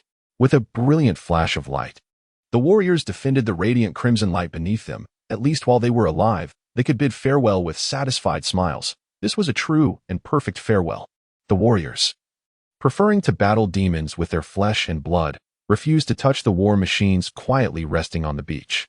They would do everything possible to leave behind the strength for future generations to retaliate and reclaim this city on the brink of hell. The war machines were arranged neatly, like the graves of heroes, quietly guarding the blood-soaked wall that could withstand all, until one day other warriors would tread upon this land, following in their footsteps to realize the unfulfilled dreams of the fallen. Though their flesh and blood may perish, the spirit of heroism shall endure, forever embodied in the name of the warriors. Chapter 14. Central Defense Zone. On the second day after the fall of Qingdao, Fang Gang and his companions arrived at Tianjin port aboard a transport ship. The vessel gradually docked near the breakwater, where soldiers armed to the teeth stood vigilantly, scrutinizing the crowd aboard. Fang Gang was the first to descend the gangway when a soldier approached him, politely requesting, "Brother, please cooperate with us for a brief inspection." Fang Gang noticed the soldier's rifle had its safety off. "What does that mean?" Xiaoha, who followed behind, inquired with confusion. "To prevent any infected individuals from infiltrating our ranks," Fang Gang explained, "we must completely isolate the alien threat." The soldier regarded Fang Gang with appreciation and gestured towards a row of wooden structures on the dock, saying, "Please register over there. You're civilians, correct? First, fill out this form. We will arrange suitable employment for you in the Central Defense Zone. We do not harbor idlers. Of course, we will not prevent you from leaving." Fang Gang took the form, passing it to Han Xiaoha and Xiaoha, before leaning over the table to fill it out himself. "How should I fill in this specialty?" Han Xiaoha pondered, scratching her head with a pen. Fang Gang quickly completed the form. The female soldier took it and scrutinized it closely. "Name, Fang Gang. Age, 19. Wait, Fang Gang? Is that you?" The female soldier exclaimed, casting a surprised glance at the trio before shouting to another wooden structure, "Squad leader. The person you're looking for has been found." I'm Xiaoha. He is Fang Gang," Xiaoha said, somewhat embarrassed, pointing at Fang Gang. The squad leader, momentarily taken aback, awkwardly loosened his grip but quickly seized Fang Gang's hand again, continuing in a stream of excited words, "You are quite the celebrity. Nearly everyone in the defense zone knows of you. They say you single-handedly eradicated tens of thousands of aliens. Incredible! Our future." Stop, Fang Gang interjected, unable to endure the squad leader's incessant chatter. "Can we discuss something of substance?" Meeting a celebrity makes one a bit overzealous," the squad leader chuckled, clearing his throat. "The commander wishes to meet you. However, he is currently outside on patrol. Allow me to show you around first. Follow me." "Why does your commander wish to see me?" "I am but a minor character," Fang Gang inquired curiously as he boarded an assault vehicle with the squad leader. As the saying goes, seeing is believing. "Individuals of your caliber." Fang Gang rolled his eyes, turning his head away, tuning out the squad leader's ramblings. As the assault vehicle exited the port, the first sight to greet them was the towering city wall in the distance. The wall was not yet fully constructed, merely taking shape, its top uneven as it continued to ascend, striving towards the heavens. The city largely retained its pre-war appearance, with only a few bombed-out buildings and walls riddled with bullet holes, along with roads pockmarked by explosions, serving as reminders of the passage of time. The roads were flanked by a dense array of tents, mountains of supplies, fully armed patrol soldiers, and bustling civilians, transforming the city into a visage starkly different from its former self, imbued with an apocalyptic atmosphere. Perhaps such a description is not entirely fitting. Unlike the dystopian settings of science fiction, the defense zone at this moment bore no resemblance to a wasteland's refuge or a reborn ruinous metropolis. Instead, it possessed a unique, chaotic yet orderly character, where destruction and hope clashed violently.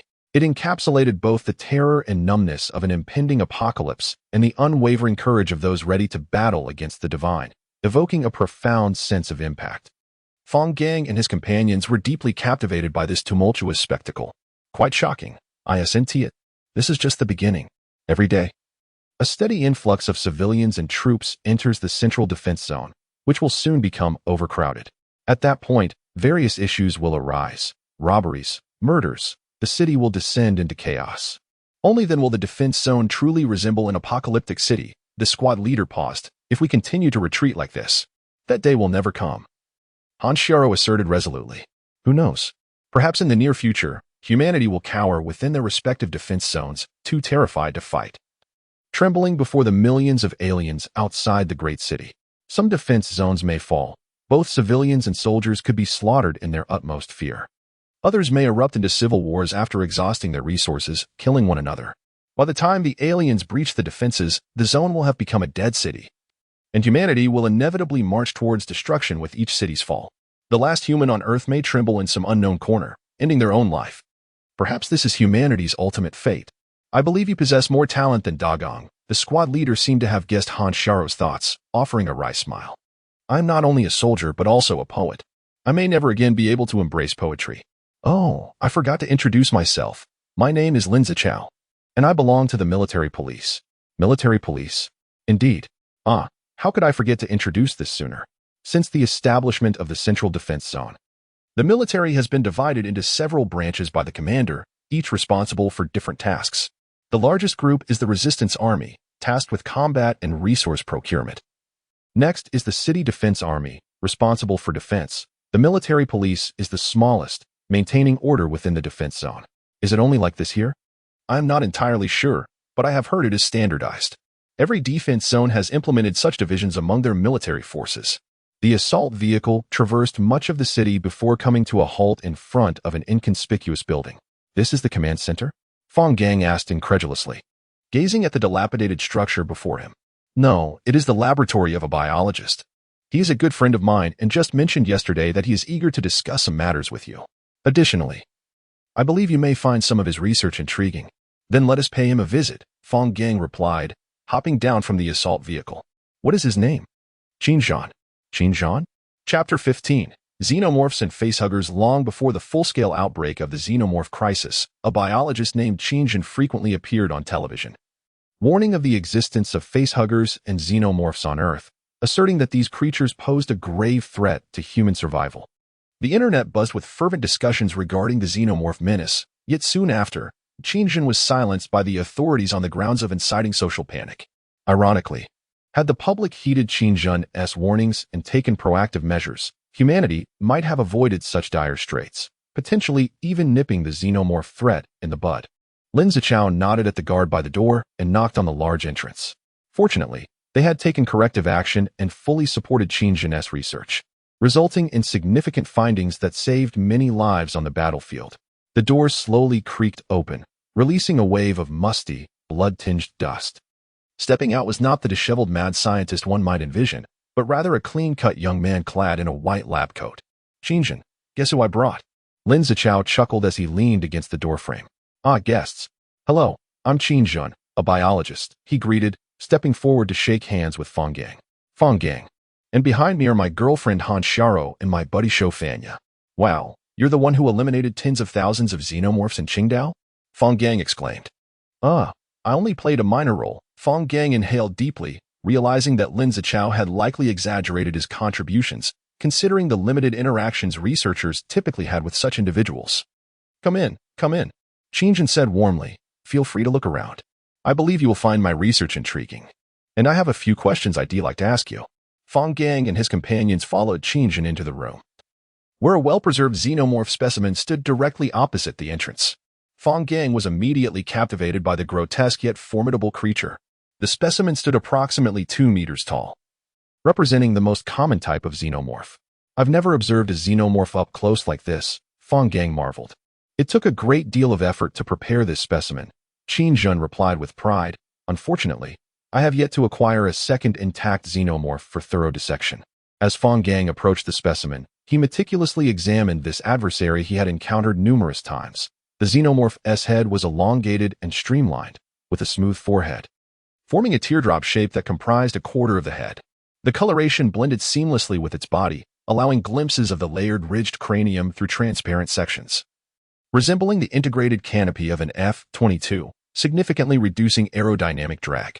The neck, devoid of exoskeletal protection, was extraordinarily muscular, flanked by fan-shaped scapulae that safeguarded the vulnerable neck region. The xenomorph's torso bore similarities to that of a human, albeit with exposed vertebrae protruding from its back and 2 pairs of backward-facing spines symmetrically positioned beneath the scapulae, forming a curved tubular structure. Examine these features closely, Qinzhan instructed, pointing to the xenomorph's claws, which bore developed webbing, suited for climbing walls and swimming. Additionally, the palms and soles were reinforced with a thick keratin layer, akin to the pads of felines. Dagang, look at this, Han Xiaoha exclaimed, pointing at a large jar. A facehugger? Fang Gang approached to inspect, noticing a single facehugger floating serenely in formaldehyde. Disgusting. Xiaoha suppressed the urge to vomit. So, to date, you've only managed to prepare one specimen? Fang Gang remarked, baring his teeth. Pretty much. Qingjin scratched his head sheepishly, acknowledging that he was the sole biologist in the Tianjin Concentrated Defense Zone, and as you know, the audio-visual materials available are not particularly reliable. However, I am certain that the scientists in the capital have made groundbreaking progress, as their research conditions and talent pool far exceed what we have here. Han Xiao rolled her eyes and turned to leave, but Qingjin quickly added, there has been some progress. I analyzed the acidic blood of the xenomorph, which primarily consists of carbon-fluorine compounds and hydrogen-fluorine compounds, making it resistant to resin. Furthermore, based on its morphology, it appears that xenomorphs do not possess exceptional vision, leading to the inference that they primarily rely on olfactory cues to identify kin and prey. Carbon-fluorine and hydrogen-fluorine compounds? Wouldn't that cause the xenomorph to dissolve itself? Han Xiao posed a rather naive question. That is precisely what makes the xenomorph so formidable. They are hydrocarbons, meaning their organic foundation possesses an additional hydrogen atom compared to humans. Moreover, their cells are coated with a layer of polytetrafluoroethylene, commonly known as Teflon, which is a primary component of high-grade plastics. Fang Gang perused the disarrayed notes on the table, discovering that Qingjin's research encompassed a wide array of topics concerning xenomorphs. Though many notes remained incomplete and numerous studies had yet to commence, existing merely as concepts. However, once these notes were finalized and systematically compiled, they would undoubtedly constitute a profound yet practical masterpiece, significantly aiding humanity's counteroffensive. Could you share some insights from the front lines? I have yet to encounter information regarding the xenomorph's combat strategies, and my research has hit a bottleneck, Qingjin said as he organized his cluttered notes, pulling out one page. For instance, I've been puzzled regarding the various attack methods employed by xenomorphs. That type of xenomorph, Fang Gang pointed at the specimen, attacks from behind, suddenly leaping from concealment to crush the enemy's skull with its inner jaw. Additionally, it may deliver a sudden punch, knocking you unconscious before dragging you away to host a facehugger. However, these xenomorphs seldom act alone. They always coordinate their assaults. This type is known as a worker xenomorph, primarily responsible for nesting and nurturing the queen. Scientists in the capital have designated various names for different xenomorph types. Messenger xenomorphs for reconnaissance, which rarely engage in combat. Worker xenomorphs, as previously mentioned, combat xenomorphs, which are tasked with fighting, and the xenomorph queen, responsible for reproduction. Indeed, combat xenomorphs often operate independently but can also engage in strategic collective maneuvers, such as large-scale siege warfare or extermination campaigns. In these scenarios, worker xenomorphs typically lead the charge, while combat xenomorphs manage ground-level command, primarily relying on their inner jaws and tails for attacks. Fang Gang paused. There is also another type of xenomorph, larger than a combat xenomorph, yet it does not appear to be a queen. Really? Are you certain it isn't a result of genetic selection? Qingjin's eyes widened. Genetic selection? Xenomorphs are far more complex than you imagine, Qingjin sighed. They are perhaps the most perfect creation of divine craftsmanship. Chapter 16. Not an escape. Does this mean that the aliens have continuously preserved the most exceptional genes? Indeed, this is the most terrifying aspect of the aliens. Yet, we still have much to discuss. Before Qingjin could finish, he was interrupted by Lin Zichao. There will be opportunities in the future. Lin Zichao leaned closer to Qingjin's ear and whispered that the commander might very well decide to keep him here. Very well then. Qingjin turned to Fang Gang and said, you must visit the capital someday. The scientists there are nothing short of geniuses. My research pales in comparison to theirs. Well, I wish you smooth sailing in your research. Farewell. It was a pleasure to meet you. I look forward to further discussions in the future. Each building here belongs to a different department, with the command center located in the television station, and we shall arrive shortly. Lin Zichao pointed to a nearby glass-walled edifice and said, in fact, this site serves not only as the command center but also houses civil administration and other departments. It is, in essence, the heart of the Concentrated Defense Zone, where all commands, regardless of their nature, are issued. The security is so stringent? Who exactly is the commander? Fang Gang asked in astonishment. This isn't due to the commander being a person of great stature. A few days ago, several civilians, dissatisfied with their assigned work, launched an armed attack on the command center, prompting an enhancement of security measures. Lin Zichao scoffed. Some people lack self-awareness. thinking they are significant just because they hold executive positions. In this world, they are less useful than an ordinary farmer or worker. Putting them on an assembly line is already an elevation, yet they still aspire to sit in an office? They ought to take a good look at themselves. Indeed, the aliens have shattered nearly all previous orders. Within the concentrated defense zone, a skilled technician holds far more value than those executives and managers. The television station building bustled with guards stationed every 5 steps, creating an oppressive atmosphere. Civilian officers hurried through the corridors, coordinating with various departments to ensure the seamless operation of the concentrated defense zone. Lin Zichao led a group to the conference room door, presenting their credentials to the guard, who responded, "The commander is inside. I will wait for you here." The guard returned the credentials to Lin Zichao and slowly opened the door. Fang Gang adjusted his attire and pulled at his collar before stepping into the conference room. "Grandfather Jiang?" Fang Gang exclaimed in surprise as he recognized the commander seated within. "Indeed, I did not misjudge you, young man." The old man, clad in a general's uniform, chuckled, "Much better than your reckless father." Han Shiro followed closely behind Fang Gang into the conference room, casting a disbelieving glance at the elder, rubbing her eyes in disbelief before joyfully rushing over to shake his arm.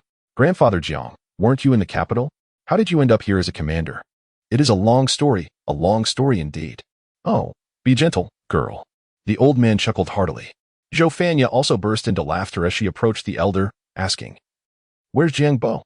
I miss him so much." "Jiang Bo is safe in the northwest, at least safer than you all," Jiang Lan replied leisurely. "I was reassigned here just a few days before the alien crisis erupted. There was a fellow named Qin Zhen spreading the word about the alien threat on the streets. I recalled a series of recent events and decided to leave a contingency plan, secretly preparing some measures, which allowed us to barely hold on to Tianjin and establish the concentrated defense zone." Although Jiang Lan spoke with an air of nonchalance, Fang Gang and the others understood the hardships and bloodshed behind it. After exchanging pleasantries, Jiang Lan suddenly became serious and addressed the trio. "I sought you out for a matter of importance." Fang Gang's heart sank. "Staying here is not just about helping me. It's also planning for your futures." Jiang Lan said earnestly, "Dagong, I am aware of your situation in Qingdao. I wish for you to command my forces in the battle against the aliens. Xiaoha, you have always had insights into management. I need someone with your talent to handle the administrative burdens. Fanya, I have prepared a special operations team for you, and the captain is someone you know, Chinemo." Noticing that Fang Gang had no immediate response, Jiang Lan continued, "I do not know how much longer I can sustain this high-intensity work. Therefore, I urgently need someone to assist me with various tasks. More importantly, should I suddenly be absent one day, you will be positioned to take over the concentrated defense zone. This will prevent internal strife, preserve sufficient strength for counterattacks, and lay a solid foundation for your future, as it is indeed the youth who will carry us forward. As for Jiang Bo, you need not worry about him. That boy has his own plans in the northwest. But we still need to." Xiaoha stammered, unsure of what to say, clearly enticed by Jiang Lan's words. Han Shiro and Xiaoha fell into silence. "No," Fang Gang suddenly declared firmly, "I cannot remain here. This is not the life I desire. Shiro, Fanya, you must decide for yourselves." Jiang Lan fixed his gaze on Fang Gang, a hint of mockery in his voice as he said, "The lifestyle you desire? In this world, what kind of lifestyle do you wish for? Do you intend to seek refuge on a deserted island, free from aliens, for the rest of your life? You should understand that the more power you wield, the greater your contributions to humanity can be. I am looking out for you. Do not shy away from your mission." "This is not my mission," Fang Gang exclaimed passionately. "I will never evade my responsibilities, yet I am certain that I do not wish for the future you describe. Such a path would only lead to the depletion of humanity's remaining strength in a protracted struggle against the aliens and internal discord. You best avoid lofty ambitions. For now, a strategy of defense combined with counterattacks seems the wisest course. Old man, spare us your counsel." Xiaoha plopped down on the table. "We have grown accustomed to freedom. If you expect us to manage this affair, we simply cannot bear it. Where Dagong goes, I go, Jiang Grandpa. You have so many talents under your command. You will surely find suitable individuals. Are you both so certain? Not staying in the concentrated defense zone?" Jiang Lan's tone softened as he asked one last time. "Indeed." Fang Gang nodded resolutely. "I would much rather unravel all the mysteries surrounding the aliens than merely eliminate thousands of them." "Ha ha ha, splendid. Just like Jiang Bo, full of personality. If you truly chose to remain, I might not even allow you to succeed me. I certainly did not misjudge you." "Ha ha ha." Jiang Lan laughed heartily. These matters are best left to us old folks. Go, pursue what you wish to do. Damn it, I almost fell for your tricks, old man. Watch me tear down your place. Xiaoha suddenly dashed out. Chapter 17 Re-embarking. Old Master Jiang played a clever trick on Fang Gang and his companions, which resulted in Xiaoha being exceedingly displeased. To make amends, Jiang Lan had no choice but to present Xiaoha with every item of value within the command center, including the complete gear of a hapless Special Forces soldier, a combat knife from Jiang Lan's collection, the keys to a 04A infantry fighting vehicle, and a stack of freshly unwrapped walkie-talkies. Observing Xiaoha, laden with various items, Jiang Lan could only chuckle helplessly, saying, "All right, take everything. It's all yours." "Thank you, old master." The group lingered at the command center until dusk, and after enjoying dinner, they bid farewell to Jiang Lan and followed Lin Zichao out of the building. Lin Zichao stood in astonishment as he watched Xiaoha toss the pilfered odds and ends onto an infantry fighting vehicle before expertly starting it. Incredible. The commander actually gave you his vehicle. Your commander is my old man, Fang Gang yawned. Where can we procure some supplies? We set off first thing tomorrow. Supplies? Everything is centrally allocated now, but given your relationship with the commander, obtaining what you need should be a breeze. This vehicle alone will suffice. The logistics folks recognize the commander's vehicle, Lin Zichao responded, jumping into his assault vehicle. Let us go. I'll take you to the warehouse. Under Lin Zichao's guidance, Fang Gang and his companions effortlessly acquired sufficient supplies from a warehouse near the dock. Upon exiting, Lin Zichao remarked, I live nearby. Why don't you stay the night? I'll see you off tomorrow. Thank you, replied Fang Gang. Lin Zichao's quarters were situated in a camp adjacent to the dock. As a company-level officer, he had a simple prefabricated room of his own. Perhaps due to living alone, the room was a chaotic mess, littered with various items. While tidying up, Lin Zichao sheepishly explained, I'm just used to it. I rarely have the time to clean thoroughly.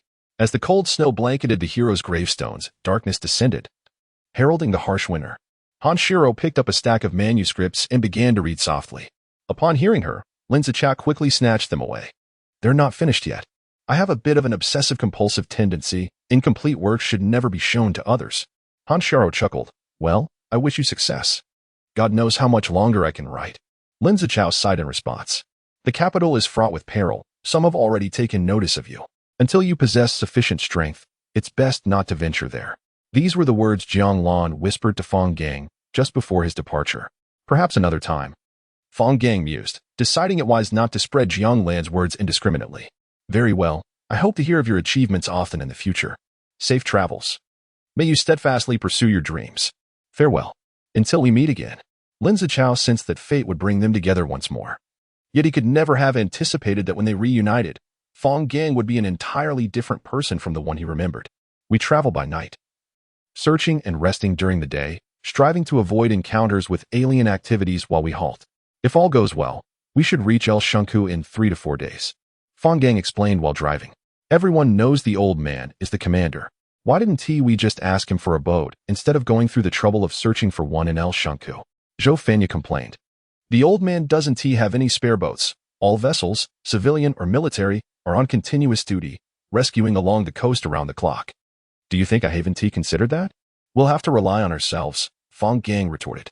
Well, I was just suggesting, Xiaoha chuckled, climbing into the turret. This 100mm cannon is exhilarating. It can take down aliens standing 3 to 4 meters tall with a single shot.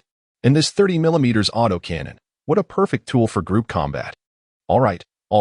No matter how impressive, we must still be cautious of the acidic blood. We need to find suitable plastic to enhance the vehicle's protection.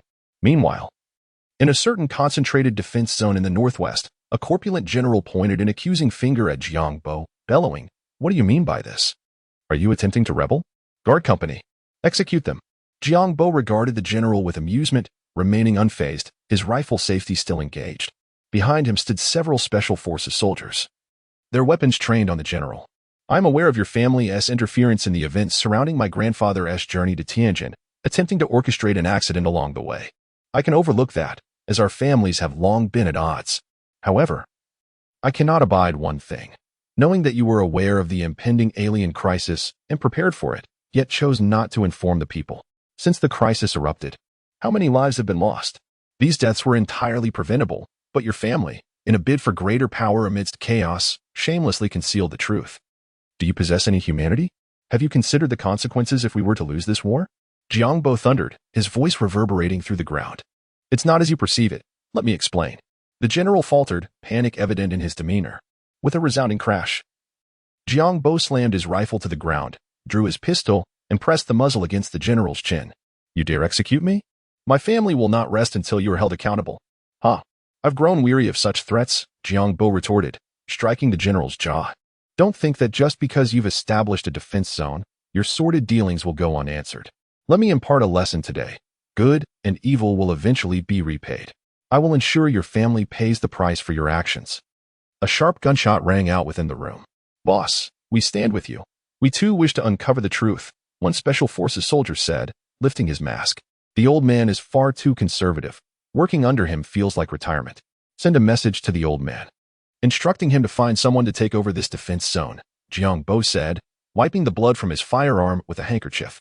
Externally, we'll announce he died of natural causes. This fragile defense zone cannot withstand any upheaval. To be honest, I've learned quite a bit from the old man. Despite his long-windedness. 1,000 miles away, Jianglan sneezed. Chapter 18. The gathering place thus it was.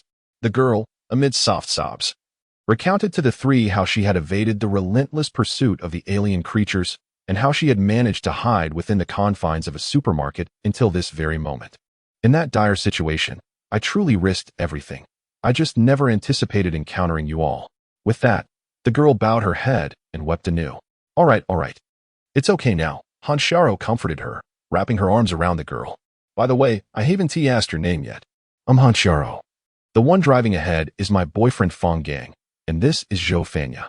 Wiping her tears, the girl responded, I'm so glad to have met you. Jingmi, do you have any plans for the future? My parents are gone, and I don't know where to go. Can I come with you? Jingmi's eyes brimmed with tears as her words became a frantic plea. Please, I beg you, don't leave me behind. Why would we leave you? But we are heading to America, and there may be dangers along the way. Do you still wish to join us? Han Xiaoha reassured her. America? Jingmi's eyes widened in astonishment. Han Xiaoha narrated the story of herself, Fang Gang, and Xiaoha to Jingmi. After a moment of contemplation, biting her lip, she resolved, I'll go with you. After all, I have nowhere else to be. Are you certain? We can arrange for the old man to take care of you at the defensive zone, Fang Gang inquired. Yes, I want to be of help, she affirmed. Fang Gang parked the vehicle by the roadside, climbed into the cabin, and patted Xiaoha. You take the wheel. I'll rest for a while. We'll switch in 6 hours. Xiaoha nodded, moved to the driver's seat, and restarted the armored vehicle. Fang Gang pulled a blanket over himself, adjusted into a comfortable position, and closed his eyes. All right, get some rest. You must be exhausted, Han Xiaoha said to Jingmi, before sitting beside Fang Gang, pulling the blanket over herself, and also shutting her eyes. Jingmi remained quietly seated in the cabin until the soft sounds of Fang Gang and Han Xiaoha's snores filled the air. Cautiously, she crept into the driver's seat beside Xiaoha. Still awake? If you don't sleep soon, the sun will rise, Xiaoha remarked softly upon recognizing her. Yes, I'm not sleepy yet. Jingmi's cheeks flushed slightly. Thank you for saving me today. It was nothing, Xiaoha replied bashfully, scratching his head, unsure of what to say. By the way, what are you studying? I was in medical school, majoring in clinical studies. Jingmi fidgeted with her hands, occasionally stealing glances at Xiaoha, who remained oblivious to her shyness. A doctor? That is wonderful. I know nothing about rescue, and both Fang and Han Xiaoha are novices. Finally, we have a professional among us. In the cabin, Han Xiaoha opened one eye, secretly watching Xiaoha and Jingmi, and nudged Fang Gang with her elbow, whispering, Look, doesn't it seem like this girl has a crush on Fanya? Wow, you really are oblivious. Han Xiaoha exclaimed, her eyes widening. Forget it. Gossip is a woman's affair. You need to concern yourself. Muttering to herself, Han Xiaoha nestled under the blanket and soon drifted into slumber. In the driver's seat, Jingmi could no longer resist the pull of sleep, resting her head gently on Xiaoha's shoulder. Fearing he might disturb her, he gripped the steering wheel tightly, remaining completely still. If only time could remain suspended in this beautiful, warm moment. Fang, Xiaoha, you must come see this, Xiaoha called, leaning into the driver's compartment and vigorously shaking Fang Gang and Han Xiaoha. What is it? An alien? Fang Gang jolted awake, instinctively reaching for the assault rifle beneath the seat.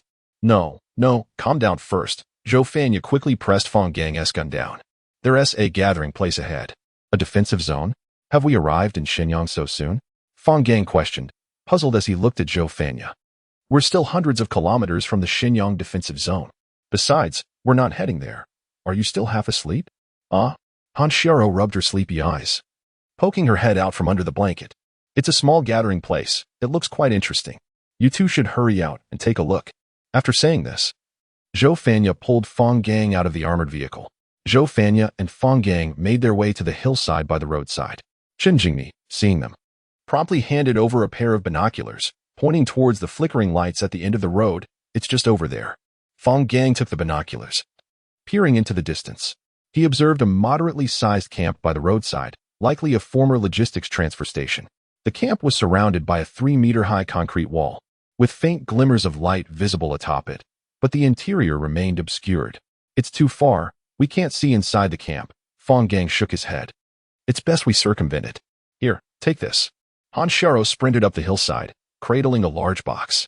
Fang Gang quickly accepted it, opening to reveal a small drone. Impressive.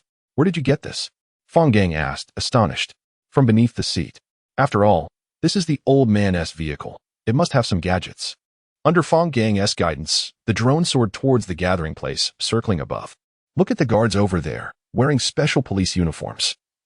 This gathering place must have been established by them. Fang Gang pointed at the computer screen. And over there, in that house, there are children sleeping. Behind the house, there's a newly cultivated vegetable field, with people working in it. Yes, they're not the unscrupulous kind. Han Xiao nodded in agreement. Compared to the towering steel walls of the Tianjin defensive zone, the walls of this small gathering place appeared diminutive, raising concerns about their ability to withstand an assault from the alien forces. The guards atop the wall quickly noticed Fang Gang and Xiaoha, aiming their weapons at them. One guard, seemingly the leader, shouted, "Who are you? What do you want? You go get the armored vehicle. Let us rest here for a day before proceeding." Fang Gang instructed Xiaoha, "I'll go ahead and speak with them." Chapter 19. The lifeless bodies of 4 facehugger creatures were brought before Fang Gang. Their acidic blood oozing onto the ground, sizzling as it corroded the cement into small pits. Wang Qing, his face pale with dread, gazed at the mangled remains, murmuring, "Gather everyone and be on high alert. Have we encountered such a situation before?" Fang Gang inquired. "Never. We have never faced facehuggers here." Wang Qing pondered for a moment before adding, "However, we did discover the presence of xenomorphs nearby recently, which prompted us to increase our patrols." "What kind of xenomorphs did you find?" Fang Gang pressed further. "Is there really a difference among them?" Wang Qing responded with confusion. "Certainly there is. Though it's difficult to explain in brief. Could you provide a rough description?" They were about 2 meters tall. Messenger xenomorphs," Wang Qing continued. Fang Gang interrupted him. "The scouts of the xenomorphs, typically found on the fringes of their controlled territory. This area is no longer safe. You must evacuate swiftly." "Why should we trust you? There are merely a few facehuggers. At most, there might be a few xenomorphs. What is the big deal?" A burly man shouted, adding, "Boss, think this through. We have many women and children with us, and we have only just settled in here. We can't just leave. I have fought in Shandong and am far more familiar with xenomorphs than you are. Behind those messenger xenomorphs lies an army of xenomorphs, thousands, unstoppable." Fang Gang turned to Wang Qing, saying, "You must make your own decision. We have to leave." After voicing his thoughts, Fang Gang took Han Xiao's hand and headed towards the door. Xiaoha and Chen Jingmi hesitated for a moment, but then followed suit. The others in the room looked expectantly at Wang Qing, who, after a moment of contemplation, shouted to Fang Gang, who was already outside, "Wait, we're heading to Shenyang. Then hurry and gather your things. We must hit the road before nightfall. I have a foreboding feeling that something significant will unfold tonight. Quickly, everyone prepare. We leave at 4 this afternoon. Xiaolu, check the vehicles. Captain, are we truly leaving? Shouldn't you consider this more? If it turns out to be true, I cannot bear the responsibility. Better safe than sorry." Wang Qing clenched his fists. But luckily, the road to Shenyang isn't particularly treacherous.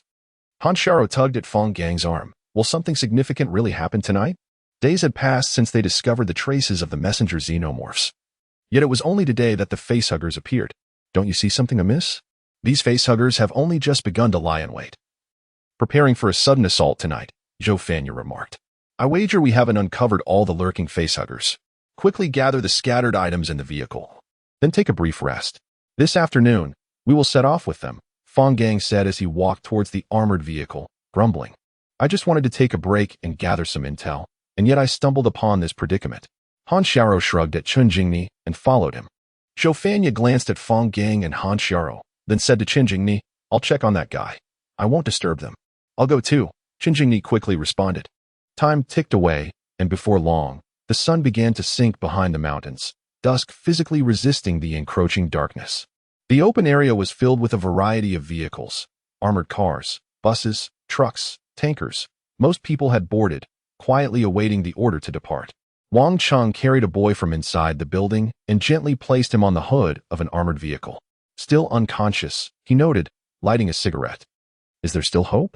Fang Gang placed his hand on the boy's chest, closing his eyes to feel the heartbeat. He could distinctly sense the irregular movements of the xenomorph embryo within the boy's chest. I don't know, but I advise you to isolate him if you still wish to hold on to hope. Captain, there is something outside. A special police officer on guard shouted from the wall. Many xenomorphs are approaching us. Place him in the passenger compartment at the back of my vehicle, Wang Cheng instructed those nearby. Everyone get in. Open the gates. We're leaving immediately. Upon hearing Wang Cheng's orders, Fang Gang nodded approvingly and climbed aboard the armored vehicle, slipping into the turret. Our armored vehicle will lead the way, while your armored cars will guard the other vehicles, Fang Gang communicated to Wang Cheng via the radio. We will diverge at the fork in the road 5 kilometers ahead. So stay vigilant on your journey. Thank you. It seems you were right, Wang Cheng replied, keeping his words brief. The gates creaked open, and the armored vehicle surged forward, crashing through the heavy door, which fell to the ground, raising a cloud of dust. As the armored vehicle burst through the yellow haze, Fang Gang peered through the sight and noticed several messenger xenomorphs observing from a distance on the road. Bang! Bang! Fang Gang fired 2 test shots, obliterating one xenomorph on the spot, while the others scattered in a panic. The armored vehicle sped onto the road, followed closely by the convoy of armored cars, forming a spear-like formation to shield the vulnerable civilian vehicles within. The xenomorphs are gaining on us, Wang Cheng announced via the radio. About 8 or 9 of them. And they are hot on our trail. What should we do? Do not accelerate. Maintain formation at all costs. We must not allow the xenomorphs to reach the central bus. Boss, there is a xenomorph clinging to the back of your vehicle, and it's tearing at itself. Your vehicle is being corroded by its acidic blood. Indeed. The Creator's design was formidable. The explosive power of the messenger xenomorph was astonishing, allowing it to keep pace. Fang Gang muttered to himself before suddenly shouting. The xenomorph's target is the boy in your vehicle. The rear of the armored vehicle carrying Wang Cheng had corroded into a massive hole, and an injured xenomorph crawled into the passenger compartment, seizing the boy and tossing him outside. A xenomorph sprinting alongside the armored vehicle caught the boy midair and swiftly altered its course towards a small grove by the roadside, with other xenomorphs in hot pursuit. By the time Wang Cheng reacted and drew his pistol, the passenger compartment was left with only a gaping hole. Please. Wang Cheng's voice crackled through Fang Gang's radio. Fang Gang quickly squeezed the trigger, firing a series of shots in the direction of the fleeing xenomorphs, obliterating several along with the boy. Thank you. The radio was left with only muffled sobs. Fang Gang switched off the radio as the armored vehicle, driven by Zhou Fanya, gradually accelerated, breaking away from the convoy and veering onto a side road. What you did was right. At least that child left without suffering. Zhou Fanya's voice echoed from below. Better to be killed instantly than to have his insides torn apart or his chest punctured by xenomorphs. Why are so many messenger xenomorphs so desperately trying to seize that boy? Han Xiao asked, puzzled. Isn't it illogical to trade several for one? I'm not sure. It could be instinct or perhaps a command. The mysteries surrounding xenomorphs are numerous, and I hope we can unravel them one day. Fang Gang replied as he climbed out of the turret and into the driver's seat. Let us take the back roads. I genuinely fear an entire army of xenomorphs might ambush us on the highway. Agreed. Chapter 20. Fleeting Beauty with a Sudden Screech. The infantry fighting vehicle came to a halt before a bridge. Zhou Fanya leaned out of the vehicle, craning her neck to peer down at the area below the bridge. What on earth is this? She disembarked from the vehicle, her gaze fixed intently on the sight below. You two stay in the vehicle. I'll go take a look. After giving instructions to Han Xiao, Fang Gang also exited the vehicle and joined Zhou Fanya, following her line of sight downward. There, nestled in the mud, lay dozens of brown eggs, their leathery shells cracked open, revealing petal-like structures emerging from within. These must be alien eggs. The ground is riddled with alien footprints. What? Is this an alien nest? Xiaoha hastily chambered around, scanning the surroundings with heightened vigilance. The aliens must have lost their minds to nest in such a desolate place. Fang Gang shot Xiaoha a sidelong glance. These eggs must have been transported here by the aliens. Why would the aliens go through such trouble to bring the eggs here? Wait a moment. It's the facehuggers that attacked us. This must be the case, Fang Gang thought, surprised to realize that the messenger aliens were also responsible for such tasks. No wonder there are always numerous aliens coordinating with attacking aliens in cities before they fall. Xiaoha squinted, spotting several unopened eggs, and decided against descending further. I'll go fetch some gasoline to burn these things. The acrid scent of gasoline wafted up from below the bridge. Xiaoha fired several shots at the gasoline-soaked alien eggs, which quickly ignited, turning to ash amidst the flames and smoke. Soon, the infantry fighting vehicle sped past the smoke-blackened bridge and into the night. Meanwhile, in Gansu, Jiangbo and several special forces soldiers sat on a hillside. A small lamb roasting over a fire before them alongside a case of beer. Boss, are we being too extravagant? Shinemo chuckled while rotating the lamb, remarking to Jiangbo that their lives felt more lavish than during peacetime. Don't be ridiculous. How many days did we survive on rations before stumbling upon this little village? It's not like we're enjoying the 4 dishes and soup from the old cooking squad, a special forces soldier retorted without hesitation. Jiangbo stared at a piece of dry grass spinning between his fingers, muttering to himself, ULC, USC. Boss, what exactly are the ULC looking for? Shinmo inquired, pausing his work to approach Jiangbo. We've encountered them twice already. I don't know. Perhaps they're searching for something related to the aliens. But I can't shake the feeling that they're hiding something from us. Oh well, we can investigate later. As dawn broke, the alien shrieks faded with the darkness. The infantry fighting vehicle halted beside a rice field. Fang Gang stepped out, squinting at the rising sun, the morning air refreshingly crisp. Han Xiaoha and the others exited one by one, forming a line with Fang Gang to bask in the dawn's splendor and gentleness. It's been ages since we watched the sunrise together, hasn't it? Fang Gang gently draped an arm around Han Xiaoha's shoulders. Hey, when did you become so mushy? Han Xiaoha shook him off, hopping onto the ridge of the field, leaving Fang Gang in a state of bemusement. TSK. Rejected by the ugly one, Xiaoha mocked. The group fell into silence, and Han Xiaoha jumped over to give Fang Gang a hard twist, fuming. You're such a fool. That S porcelain and that S amaranth. I don't like eating them, so throw them away. Didn't you notice there's a vegetable garden over there? Shinjingni pointed weakly towards a small garden not far away. Han Xiaoha glanced at the garden brimming with eggplants, tomatoes, and green beans, promptly discarding the wild vegetables in her hands. She then frowned. You two can't cook. And I only know how to prepare wild vegetables. What are we supposed to eat? I can cook, Shinjingni said softly. You can cook? That is fantastic. Han Xiaoha exclaimed, jumping with joy. De Gang, hurry and pick some vegetables. Fanya, go bring the pile of stuff from the crew compartment. Shinjingni chuckled at the eager trio, feeling for the first time that she truly belonged with them. I'm not flattering you, Jingni, compared to you. Han Xiaoha is a total cooking novice, Fang Gang said between mouthfuls. Thank goodness you're here. If it were Han Xiaoha cooking, who knows what we'd end up eating? Han Xiaoha kicked Fang Gang twice with her foot, but remained silent, her mouth stuffed. Are you really studying clinical medicine? Xiaoha rose to fetch a 6th bowl of vegetables, marveling at her culinary skills. Not that amazing. You're just saying that because you've been eating canned food for so long, Chun Jingni replied, her cheeks flushed with a smile. Jingni, whoever marries you will be the luckiest person alive, Han Xiaoha mumbled, her words slightly garbled. Chun Jingni stole another glance at Xiaoha, a moment that Han Xiaoha noticed, causing her to beam with satisfaction. Of course, the oblivious Xiaoha remained unaware. Let us finish eating and take some food with us. I really don't want to eat that canned luncheon meat again, Fang Gang said, handing his bowl to Xiaoha for a refill. Me too. Han Xiaoha added, thrusting her bowl into Xiaoha's hands. Meanwhile, on the other side of the earth, old Han. Didn't you ask old Jiang how her daughter is doing? Han Xiaoha's mother, and Xiaoha, inquired of the middle-aged man beside her while conducting experiments. How would I know? Old Jiang saw them several days ago.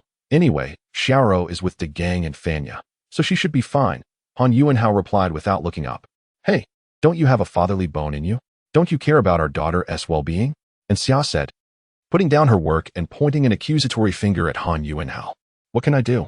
Xiaoha has been away for years. She might already be someone's wife. Why should I meddle? If it weren't for you taking on that ridiculous zeroing task, would you have let our daughter fend for herself abroad? ISNT at you who abandoned us for some bizarre research project? You still have the nerve to criticize me? Han Yuanhao scoffed.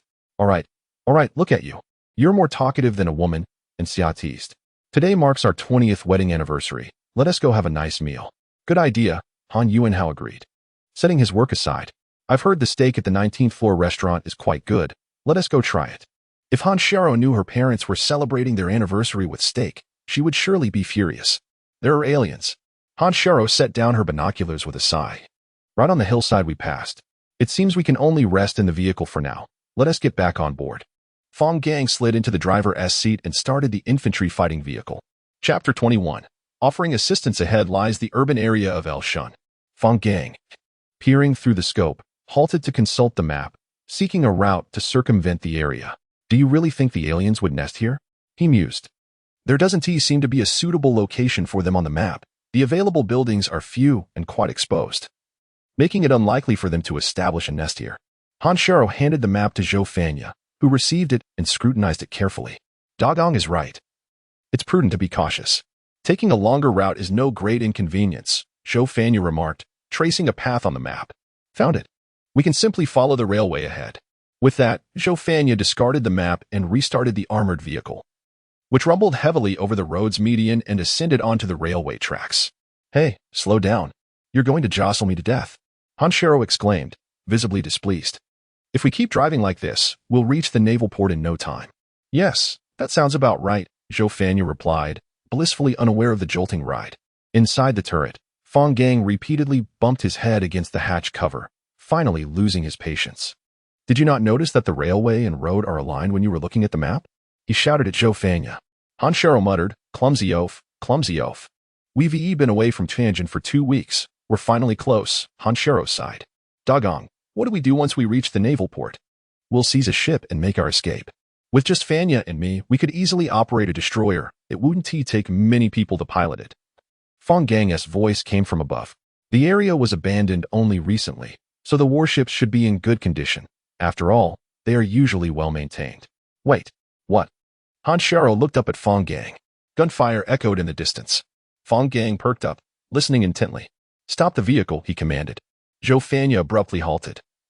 The vehicle's roar ceased, and soon faint gunshots reached their ears, carried by the breeze.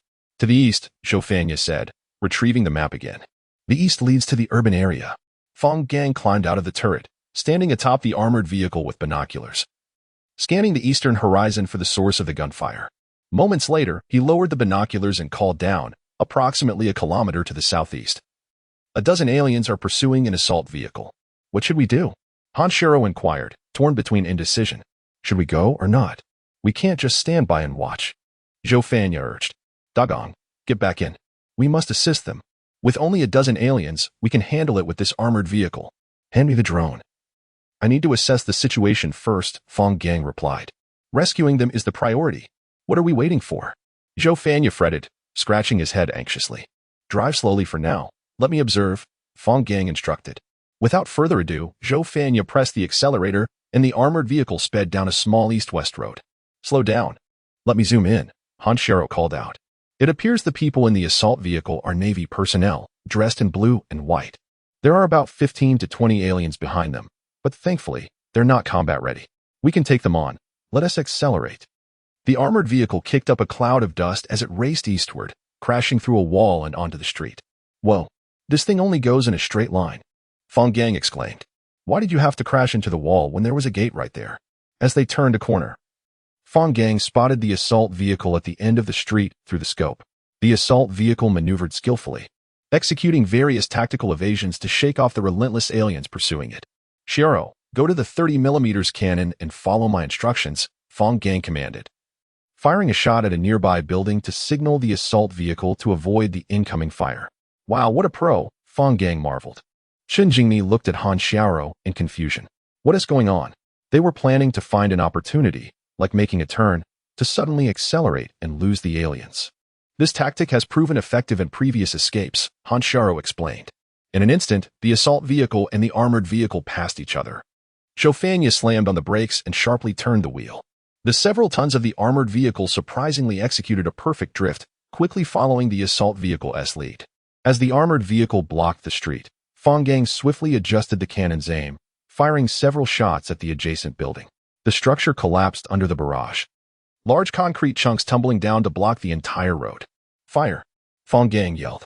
The 100mm cannon and the 30mm cannon fired in unison, unleashing a torrent of fire that sealed off the street. The few aliens that had followed too closely were shredded into pieces. A pained roar from the aliens echoed from the rubble. After confirming that no aliens were pursuing them, Fang Gang sighed in relief, pulling out a handkerchief to wipe his sweat. That was exhilarating. Xiaoha cheered, slapping the vehicle's roof. "It's been ages since I've drifted the armored vehicle." "Did he do this often?" Chen Jingni quietly asked Han Xiaoha, still shaken. "No, he usually drifts with a tank. Thank you for your assistance. If it weren't for you, we would have struggled to shake off those pests," said a soldier who appeared to be older. "I'm Li Tao, and this is my comrade, Zhang Guqing." "Don't mention it. We're all on the same side," Fang Gang replied as he climbed out of the armored vehicle. "I'm Fang Gang. Xiaoha added as he also disembarked. "We're heading to the naval port." "The naval port? What a coincidence. We just came from there," Zhang Guqing excitedly informed Li Tao. "Squad leader, let us take them with us." "What are you going there for?" Li Tao asked, his tone cautious. Fang Gang, resigned, reiterated the explanation he had given numerous times during their journey. After a moment of contemplation, Li Tao replied, "Things aren't as simple as you think. We'll discuss it on the way. Xiaohang, lead the way. I'll ride in the armored vehicle and explain things to them." Fang Gang furrowed his brow. Chapter 22. Emergency evacuation. What a catastrophe. "No matter where we go, the alien follows," Xiaoha grumbled as she hurried towards the bridge. "Dagong, do you have some kind of buff?" Upon entering the bridge, they found Han Xiaoha and Chen Jingni seated at the controls, expertly tapping away at the control panel. Hearing their entrance, Han Xiaoha turned around and remarked, "I've completed the checks on the fuel cells and stowed away the gangway and anchor. When are we departing?" Fang Gang was momentarily taken aback, disbelief etched on his face. Noticing his astonishment, Han Xiaoha let out a triumphant giggle. "Don't forget who you copied in exams all these years. If I'm not seated next to someone, they flunk." Clearing his throat, Fang Gang diverted the topic. "The inbound and outbound channels haven't been cleared yet. Let us head to the channel and wait there." He then grew serious, "Since you two can pilot, Fanya and I will head below to ensure the aliens don't approach our ship." "Experienced drivers, huh?" Xiaoha, oblivious to the vessel's turbulence, inquired curiously. "Have you ever operated a yacht?" "No, I've never even driven a car," Han Xiaoha replied to Chen Jingni. "I genuinely want to help Dagong share the burden. The power of love is truly remarkable. I didn't expect you to memorize everything the captain taught you so quickly." Chen Jingni smiled. "You memorized most of it too, right? Don't tell me you're actually interested in Xiaoha, that clumsy oaf?" Han Xiaoha shot a sideways glance at Chen Jingni, who quickly averted her gaze, pretending to focus on the control panel.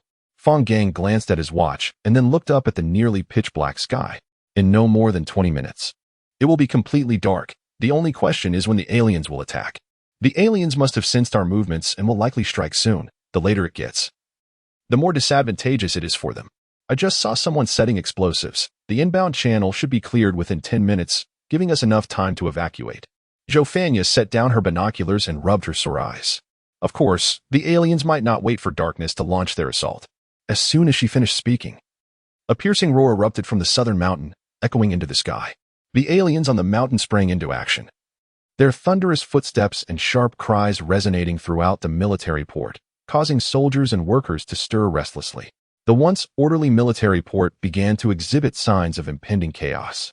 The dock destroyers, frigates, and missile boats opened fire simultaneously, filling the channel with the cacophony of cannon fire. The flashes from the cannons illuminated the entire area, and shells of various calibers rained down upon the hillside, turning the lush green slopes into a fiery inferno. Fang Gang watched the flames consume the hillside and sighed in relief. The shells and fire should be enough to keep the aliens at bay. "Something about this feels like a trap," Xiaoha mused, scratching her ear, unable to articulate her unease. Suddenly, a scream pierced the air from the breakwater, followed by a barrage of gunfire. Fang Gang and Xiaoha rushed to the other side, gazing towards the breakwater where several aliens surged up from the channel, engaging in a fierce battle with the soldiers conducting demolition work. The narrow stretch of water soon turned blood red, and an alien emerged from the crimson depths, its gaping maw letting out a harsh, guttural roar, revealing jagged teeth smeared with flesh. Fang Gang and Xiaoha raised their weapons. But the aliens submerged at the sight of them, while the others on the breakwater were locked in combat with the soldiers, leaving the duo at a loss. The soldiers on the breakwater were quickly overwhelmed by the aliens, their bodies and blood floating on the surface, turning the channel into a pathway to hell. The aliens did not linger on the breakwater. Instead, they swiftly plunged into the water to sabotage the explosives. If the channel isn't cleared, no one can escape. Fang Gang shouted anxiously into the intercom. Xiaoha, blow the channel. The 120mm naval gun at the bow slowly pivoted towards the blood-stained water, firing rapidly. Unfortunately, the shells lost much of their power underwater, and the muffled explosions had little effect. Torpedoes. Where are the torpedoes? We only have the naval guns available, doggone. What should we do? Meanwhile, the alien assault on the front wall of the military port intensified, escalating the tension. The aliens are charging down from both sides of the mountain. We've exhausted our ammunition, a communications officer informed the chief of staff. A small squad of aliens has entered the channel from the sea, ambushing our demolition team. They aim to trap us in the military port. Damn it. We fell into their trap. The chief of staff stomped his foot in frustration. Concentrate fire and blow up the breakwater. We're not using the channel anymore. That's not an option, Chief. We must maintain fire suppression at the front. Otherwise, the aliens will soon breach our defenses, the communications officer urged, panic rising. If they get in here, we might not escape. Get as many out as possible. I will personally oversee the defense, the chief of staff declared, drawing his pistol and preparing to head to the defensive positions. Suddenly, Li Tao rushed over and blocked his path. Chief, let me blow the channel. You. The chief of staff fell silent, choked with emotion as he rendered a salute. Chief, take care of Xiaoha for me. He's a good recruit, Li Tao said, shouldering his backpack before turning to leave, tears streaming down his cheeks. Who wouldn't mourn this world? Yet, some beliefs are far more precious than life itself. Whether in this era or thousands of years to come, humanity has never lacked such spirit. Li Tao plunged into the blood-stained waters, blindly searching in the murky depths. The aliens, alerted to his presence, swam towards him from both sides. Sensing the unusual disturbance in the water, Li Tao quickly dove to avoid them. The aliens homed in on his location, their sharp tails lunging at him. One pierced his shoulder, while another slashed across his neck, severing an artery. Blood erupted, blooming like a vibrant rose in the water. Li Tao felt a chilling numbness envelop his body, fatigue overwhelming him. Summoning his last ounce of strength, he disengaged the safety on the explosives in his backpack and hurled it forward. Then his vision faded to black as he slowly sank into the dark abyss. Squad leader. A heart-wrenching cry echoed, followed by the gut-wrenching sobs of despair. A small yet valiant squad leader would forever rest at the ocean's floor, a subtle smile gracing his lips. Chapter 23. Sailing towards dawn with a thunderous roar, the navigation channel was obliterated by the violent explosion of plastic explosives. Han Xiaoha, seizing the moment, pushed the control stick, and the destroyer swiftly navigated out of the channel into the vast ocean. Witnessing Li Tao's sacrifice, Fang Gang and Xiaoha remained silent for a prolonged period. Finally, Fang Gang patted Xiaoha on the shoulder, saying, "Perhaps we all have that day." Indeed, Xiaoha replied before ascending the ladder to the bridge. Gazing at the nearby military port, supply ships, laden with personnel, and destroyers exited the channel in succession, while frigates and missile boats remained docked, unleashing firepower towards the port's exterior walls in an attempt to suppress the frenzied assault of the aliens. The final defensive forces had strategically placed explosives around the port, anxiously transferring to the frigates. Outside the walls, the aliens, through self-inflicted carnage, splattered acidic blood upon the blast doors. The doors, corroded by the acid, visibly thinned at an alarming rate until a gaping hole emerged at the center, through which the aliens surged into the military port like a tide, dripping with corrosive blood. The last group of soldiers boarded the evacuation vessels as the frigates and missile boats, under the protection of the destroyers, departed the channel. All ships began to bombard the military port without restraint, igniting a spectacle of flames and billowing smoke. Countless aliens, undeterred by the relentless bombardment, charged toward the shoreline. Their grotesque faces contorted with rage as they howled at the ships on the distant sea. "This port shall be rendered unusable," sighed the chief of staff, shaking his head in resignation as he instructed the communication officer, "Initiate detonation." A series of violent explosions erupted within the military port, causing buildings to collapse amidst the cacophony, sending dust and smoke swirling into the night. The unending chain reactions of detonation spread flames to every corner of the port, illuminating the sky with a fierce glow. as the searing flames reached towards the heavens, transforming the night into an inferno reminiscent of a fiery sunset. Fang Gang cast a glance at the distant inferno of the port before turning and ascending the ladder, brushing past Xiaoha without uttering a word, heading towards the bridge. How many times had we witnessed such scenes? Each time, humanity was compelled to abandon its positions in the face of the aliens' ferocious assault, ultimately consigning both the aliens and their once-cherished homeland to a sea of flames, reduced to ashes. Han Xiaoha gazed melancholically at the engulfed military port and remarked to Chen Jingni, "As we eradicate the aliens, we also destroy our own home. May we never see a day when Earth is devoid of aliens, but also devoid of life." Fang Gang pushed open the cabin door and walked directly to Han Xiaoha's side, taking the co-pilot seat, closing his eyes while massaging his throbbing temples. "De Gang, do not distress yourself. This is beyond our control," Han Xiaoha urged. "Why is there not a method to eliminate the aliens without ravaging the city?" Fang Gang rubbed his face, trying to awaken his senses. "If this continues, we might resort to nuclear weapons. I shudder to imagine what our world would become. There must be a solution. We simply have not yet discovered it." Xiaoha, who had appeared on the bridge, suggested, "Let us focus on the immediate matters." "Should we not set sail?"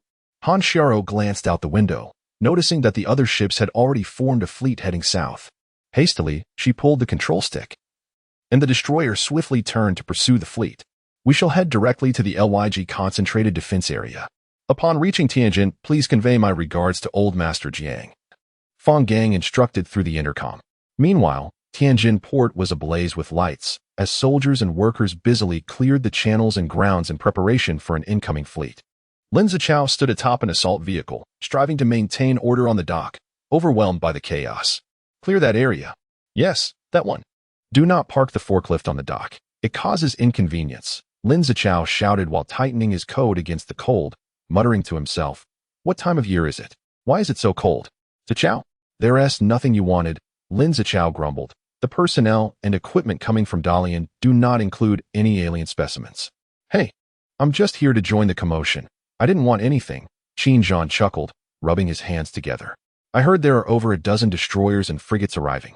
They could form an entire fleet, and we urgently need those supply ships. With the 2 supply vessels on the way, our fleet's endurance will significantly increase," Lin Zichao added. The commander personally emphasized that the handover of the ships must be executed flawlessly. Qin Zhan suddenly sighed. "I wonder how that fellow Fang Gang is faring." Lin Zichao laughed. "That guy is quite slippery. I heard he secured a 052E destroyer from that miserly chief of staff Lin Luo, intending to head directly to the LYG concentrated defense area. Why overthink it? Just focus on your research. That's how you contribute." Lin Zichao inquired, "By the way, what are you researching now?" "Still anatomy. Continuing the study of the alien's bodily structure. Leave the forbidden zone to those geniuses in the capital," Qin Zhan responded. "Geniuses?" Jiang Bo, standing atop the Great Wall, scoffed while gazing at the distant urban area. "I shall see what hidden secrets lie here." Beside Jiang Bo, Chen Mo glanced at his watch and said, "Boss, I need to set off. Take care of yourself." Aside from the Golden Eagles and Brown Bears, everyone else has settled into their respective concentrated defense areas. "Leave the matters of the capital to me. Be cautious on your journey." Chen Mo patted Jiang Bo's shoulder before disappearing into the night. On the expansive sea, a solitary destroyer sailed onward. Several hours earlier, Fang Gang's destroyer had detached from the fleet, heading south on its own. Xiaoha glanced at the dimming sky, lowered his head, and tapped a few buttons on the control panel, switching the ship to autopilot mode. He then stood up and stretched, gently nudging the 3 sleeping companions. "It's nearly dawn. Let us go outside and take a look. The weather is splendid today." Han Xiaoha yawned as she sat up from her seat, massaging her legs that ached from curling up all night, and nudged Fang Gang awake, who had been leaning against her seat. Chen Jingni, hearing the commotion, also awoke, groggily surveying the array of instruments before her. "Honestly, you guys are something else. Why sleep here? Isn't it uncomfortable?" Xiaoha grumbled as he pushed open the cabin door and stepped outside. After washing up, they gathered at the bow of the ship, where Xiaoha was already leaning against the railing, quietly gazing at the horizon. A golden thread appeared where the sea met the sky, dividing the world into 3 parts: the deep blue sky, the orange sea, and that shimmering golden brilliance. The pure morning light graced Fang Gang's face as he squinted at the rising sun. "We are sailing towards dawn, are we not?" Han Xiaoha smiled. resting her head against Fang Gang's shoulder. Fang Gang caressed Han Xiaoha's hair and replied with a smile, "Indeed, we are sailing towards dawn."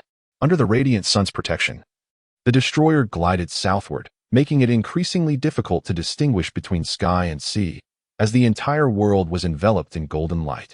Chapter 24. The LYG Crisis. LYG was bustling with activity.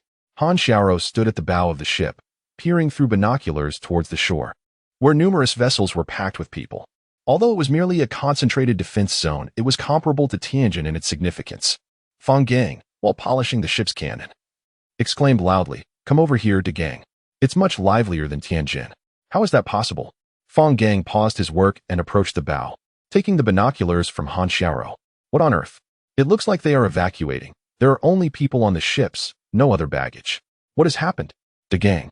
It seems that Xiaoha mentioned yesterday that the LYG Concentrated Defense Zone would abandon parts of the mainland if necessary and relocate all personnel to the connected islands." Han Xiaoha replied, tilting her head to look at Fang Gang. Fang Gang quickly ascended the gangway, pushed open the cabin door, and woke up Xiaoha, who was sleeping in the pilot's seat. "It seems something is amiss in LYG. We need to try to contact them.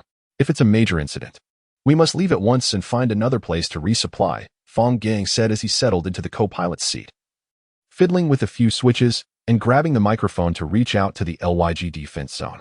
"There's no need," Chun Jingmi interjected as she walked over, interrupting Fang Gang's actions. "I just contacted them. They reported that an unknown number of face-hugging bugs have infiltrated the defense zone. They are preparing to evacuate civilians and send troops to handle the situation." "But doesn't the defense zone have minefields and walls? How did the face-hugging bugs penetrate?" Fang Gang asked, puzzled. "I inquired about that. They suspect the bugs infiltrated through the ships, which is why the port has been sealed off." "So, we are being turned away?" Fang Gang's expression turned blank. Chun Jingni shrugged helplessly. "Your wording is a bit off, but essentially, you are correct. Jingni, please contact them again and ask if we can dock the lifeboat. I want to take a look," Zhou Fanya chimed in. "Are we really going to be received with such a grand display?" Fang Gang looked at the row of soldiers before him, feeling a bit uneasy. Could there be something else going on? "They definitely want us to do something. I bet a pack of spicy strips on it," Zhou Fanya whispered. "Assess the situation and bail if it feels wrong." The young lieutenant, unfazed by Zhou Fanya's comments, continued to smile and said, "It's nothing serious. Our thorough search for the infiltrating face-hugging bugs is exceedingly time-consuming, so we would like to request your assistance. From now on, your unit will be under your command." "What?" Fang Gang was taken aback. "You want me to lead a whole squad to search for an unknown number of face-hugging bugs in such a vast defense zone? You do realize that if those things want to hide, no one can find them? We're not insisting. If it doesn't work out, we'll continue our thorough search." The lieutenant scratched his head. "But we need to wait until we locate the face-hugging bugs before we can reopen the port. The general has instructed us to provide you with supplies, but the port remains closed." "Stop, stop, stop." Fang Gang quickly interrupted the chattering lieutenant. "I will help. Just get it done quickly so we can leave. We're already in deep trouble." "Thank you." The lieutenant grinned as he pulled out a map of the defense zone and handed it to Fang Gang. Fang Gang weighed the map in his hands before returning it to the lieutenant, who looked at him with a puzzled expression. "We must lure the face-hugging bugs out. If we search ourselves, it will not only be time-consuming but also pose a risk of being attacked by them," Fang Gang explained. "Can we accelerate the evacuation and halt the search to clear the city?" "I'll need to consult on that," the lieutenant said, picking up the radio. He requested an expedited evacuation and the cessation of the search. "Yes, that young man." Understood. They are asking why you are proposing this." After the lieutenant reported truthfully to the higher-ups, the defense zone's leadership quickly approved Fang Gang's suggestion and assured full cooperation.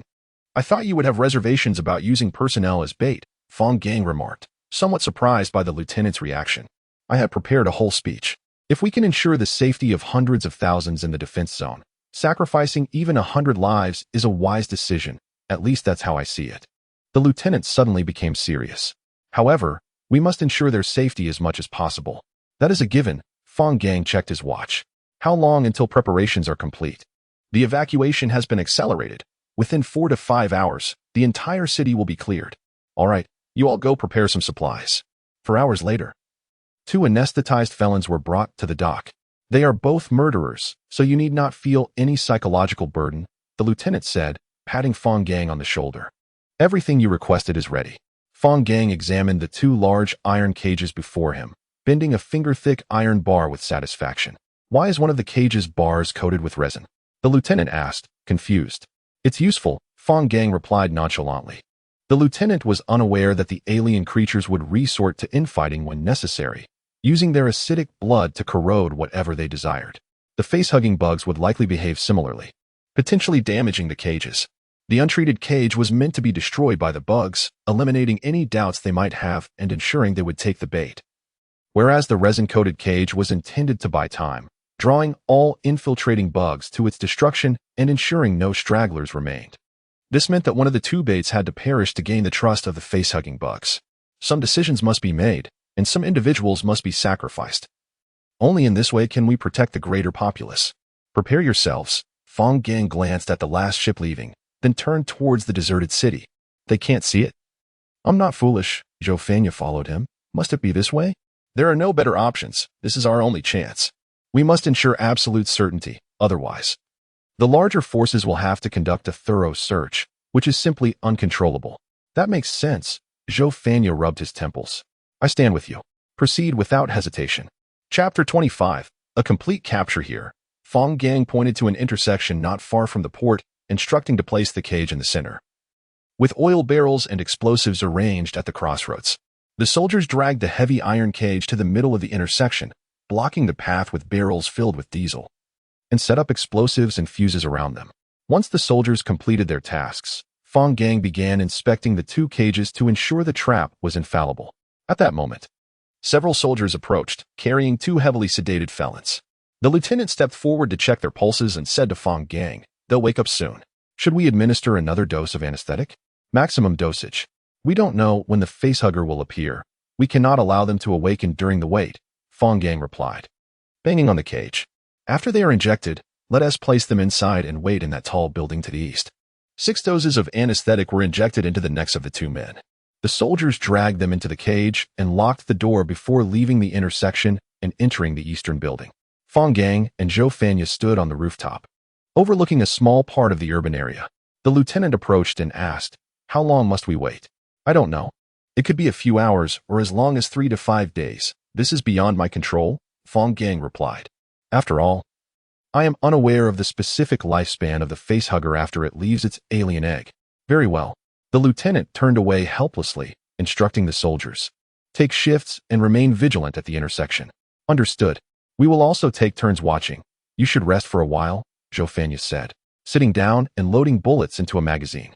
Meanwhile, aboard the destroyer, Han Xiao calmly sipped her freshly brewed coffee, blowing on the steam rising from it. There won't be any major incidents. By the way, Xiaoha, how does LYG know about the gang's situation in Qingdao? You didn't leak it, did you? I have no time for that. Weren't we facing continual defeats at first? The headquarters urgently needed to boost morale, so they used him for propaganda. Xiaoha lazily replied. Night quickly descended, and dawn soon followed. By noon the next day, the facehugger finally made its appearance. "Everyone awaken. Prepare for battle," the lieutenant whispered, waking all the resting soldiers. The duty soldiers were already lying on the edge alongside Fang Gang and Xiaoha, anxiously watching the movements at the intersection. "It's coming. It's coming," Fang Gang whispered excitedly. "Everyone, stay still." On the southern street, a facehugger swiftly darted through the shadows beneath the buildings, soon reaching the intersection and stopping beside the oil barrels. The facehugger concealed itself in the shadow of the barrels, cautiously observing. The onlookers on the rooftop instinctively held their breath, fearful of startling the long-hidden facehugger. "It's scouting," Fang Gang whispered. After observing for about 10 minutes, the facehugger suddenly dashed toward the iron cage, circling it several times as if confirming something, attempting to pry the cage apart with its tentacles. It realized its efforts were in vain and climbed atop the cage, vibrating rhythmically. "What is it doing?" the lieutenant asked, calling its companions. "I'm unsure if it is releasing chemical signals, producing sound waves, or using another method," Fang Gang replied. Half an hour later, several facehuggers arrived at the intersection, with the first one descending and tightly pressing against the bottom of the cage. The remaining facehuggers approached it and began to gnaw with their not-so-sharp mandibles. Acidic blood splattered onto the cage, hissing as it corroded the iron bars, which began to emit white smoke. A hole the size of a basin quickly formed at the cage's base. The lieutenant was taken aback, stammering, They are actually doing this. If this continues, both cages will be corroded." How can we lure out all the facehuggers? One facehugger squeezed through the hole into the cage, lunging toward the head of the baiting felon. Its entire body enveloping the felon's face, while its long tail coiled around the felon's neck. It then began to tremble, injecting an alien embryo into the host's chest cavity through its mouthparts. What do we do? The lieutenant asked anxiously. Wait, Xiaoha replied, casting a disapproving glance at the lieutenant. Once the first facehugger commenced the parasitic process, the remaining facehuggers approached the other cage. Another facehugger clung to the cage, attempting to replicate the same destruction. However, unlike the first cage, the second cage remained unscathed despite 3 facehuggers sacrificing themselves. The second cage has been coated with resin, the lieutenant exclaimed, realization dawning upon him. You lured the facehuggers into trusting the first cage, then used the second cage to trap them, drawing all the facehuggers over. You had it all planned. Indeed. But doing this, the lieutenant suddenly grew angry. There is no better solution. We must sacrifice one to ensure safety. Fang Gang glared fiercely at the lieutenant. Sit down. This moment will determine our success. The remaining facehuggers began to tremble collectively, seemingly sending a signal. Fang Gang breathed a sigh of relief. Before long, a dozen facehuggers converged from various streets toward the intersection, surrounding the resin-coated cage in an attempt to destroy it with more acidic blood. Almost all are here. Let us close the net, Fang Gang said, pressing the detonator in his hand, igniting the oil barrels at the intersection. The raging flames sealed off the crossroads, trapping the facehuggers in the center. The soldiers, who had long awaited atop the building, swiftly opened fire, turning the facehuggers surrounding the cage into a sieve. All the facehuggers should be here, for safety. Let us have the troops conduct a thorough search afterward, Fang Gang said, rising and brushing off the dust from his clothes. We'll head down once the fire is out. Although your method irks me somewhat, I must admit you executed it beautifully, the lieutenant said, picking his nose and instructing the communications soldier, informed the higher-ups. Due to the absence of flammable materials nearby, the fire quickly extinguished. Fang Gang and the others stepped onto the charred ground at the intersection's center. The 2 felons remained in a state of sedation, while the one that had become a host seemed to be in the process of being embraced, with the facehugger still coiled around the host's head, rhythmically pulsating. Take that one away, Fang Gang instructed the soldier beside him. Do not move the host, leave him in the cage and seal the hole. Is it possible to save him? The lieutenant inquired. Not a chance, Fang Gang replied expressionlessly. Gather the relevant researchers and bring the recording equipment. This is invaluable material. Understanding the alien parasitic incubation process may enable us to save the host in the future. Chapter 26. The Chest Breaker Xinjiang. The command center has just received a satellite message addressed to you. Lin Zichao hurriedly pushed open the door of the building where Xinjiang was located and shouted into the room. The command center? A satellite message? For me? Xinjiang rushed out of the room, weariness from a night of work etched on his face, mixed with surprise at the shout. Yes, for you. Lin Zichao swiftly approached the computer, inserted a USB drive into the port, and explained that it was a direct communication line, only accessible to Fang Gang and his team. Hurry, open it. He must have brought something extraordinary for me. Xinjiang eagerly sat before the computer, eyes wide with anticipation. The host first experienced hunger upon awakening, consuming a substantial amount of food without any apparent symptoms, merely feeling an overwhelming fatigue. The facehugger, having completed its parasitic phase, fell from the host's face, only to be shot and exploded by a soldier waiting nearby. Surrounding the host were numerous researchers, intently recording all vital signs.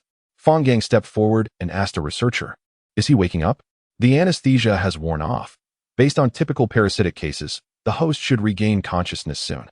As they conversed, the host opened his eyes and sat up groggily, gazing bewilderedly at the researchers surrounding him. Your convoy was ambushed by the alien, and you suffered acid burns. We need to observe the physiological responses in humans after being burned by acid. If you feel any discomfort, please inform us immediately, said the lieutenant to the host. What a load of nonsense, Xiaoha remarked. I feel very tired and hungry. The host glanced at his arm, burned by the acid, and winced in pain.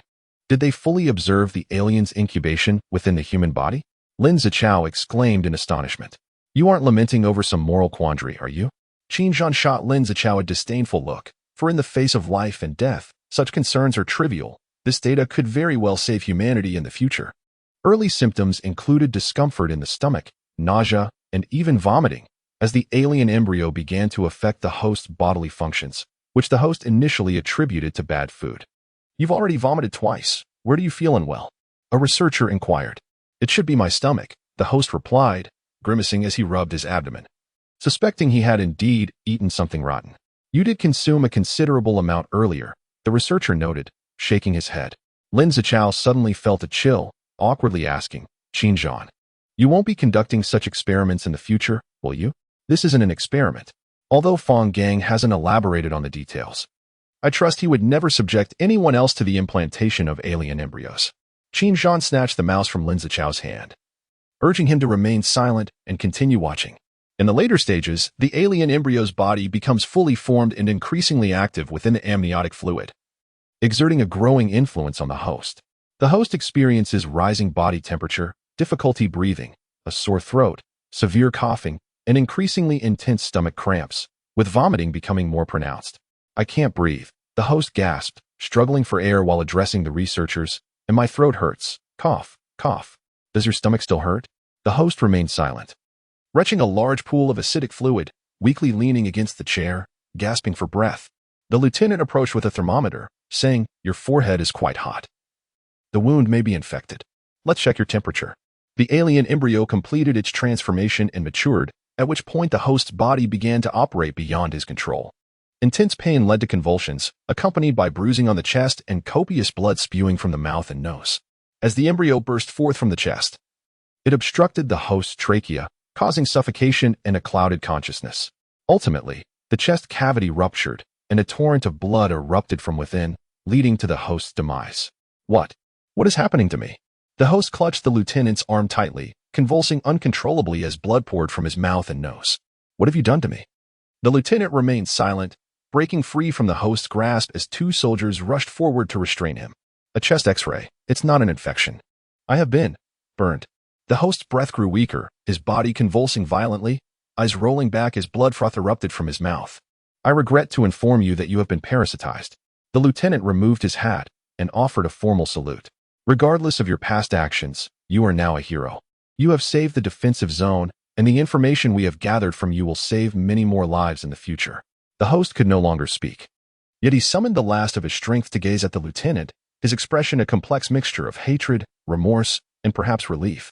The surrounding soldiers, like the lieutenant, saluted the host, honoring him with a recognition reserved for military personnel.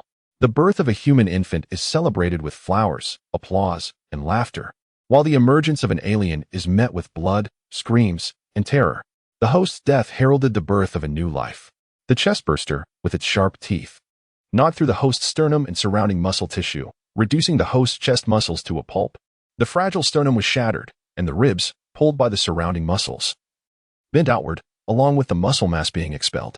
Arteries ruptured, blood gushing forth as the host's agonizing screams filled the air. The chestburster emerged, its inner mandibles hissing as it broke free.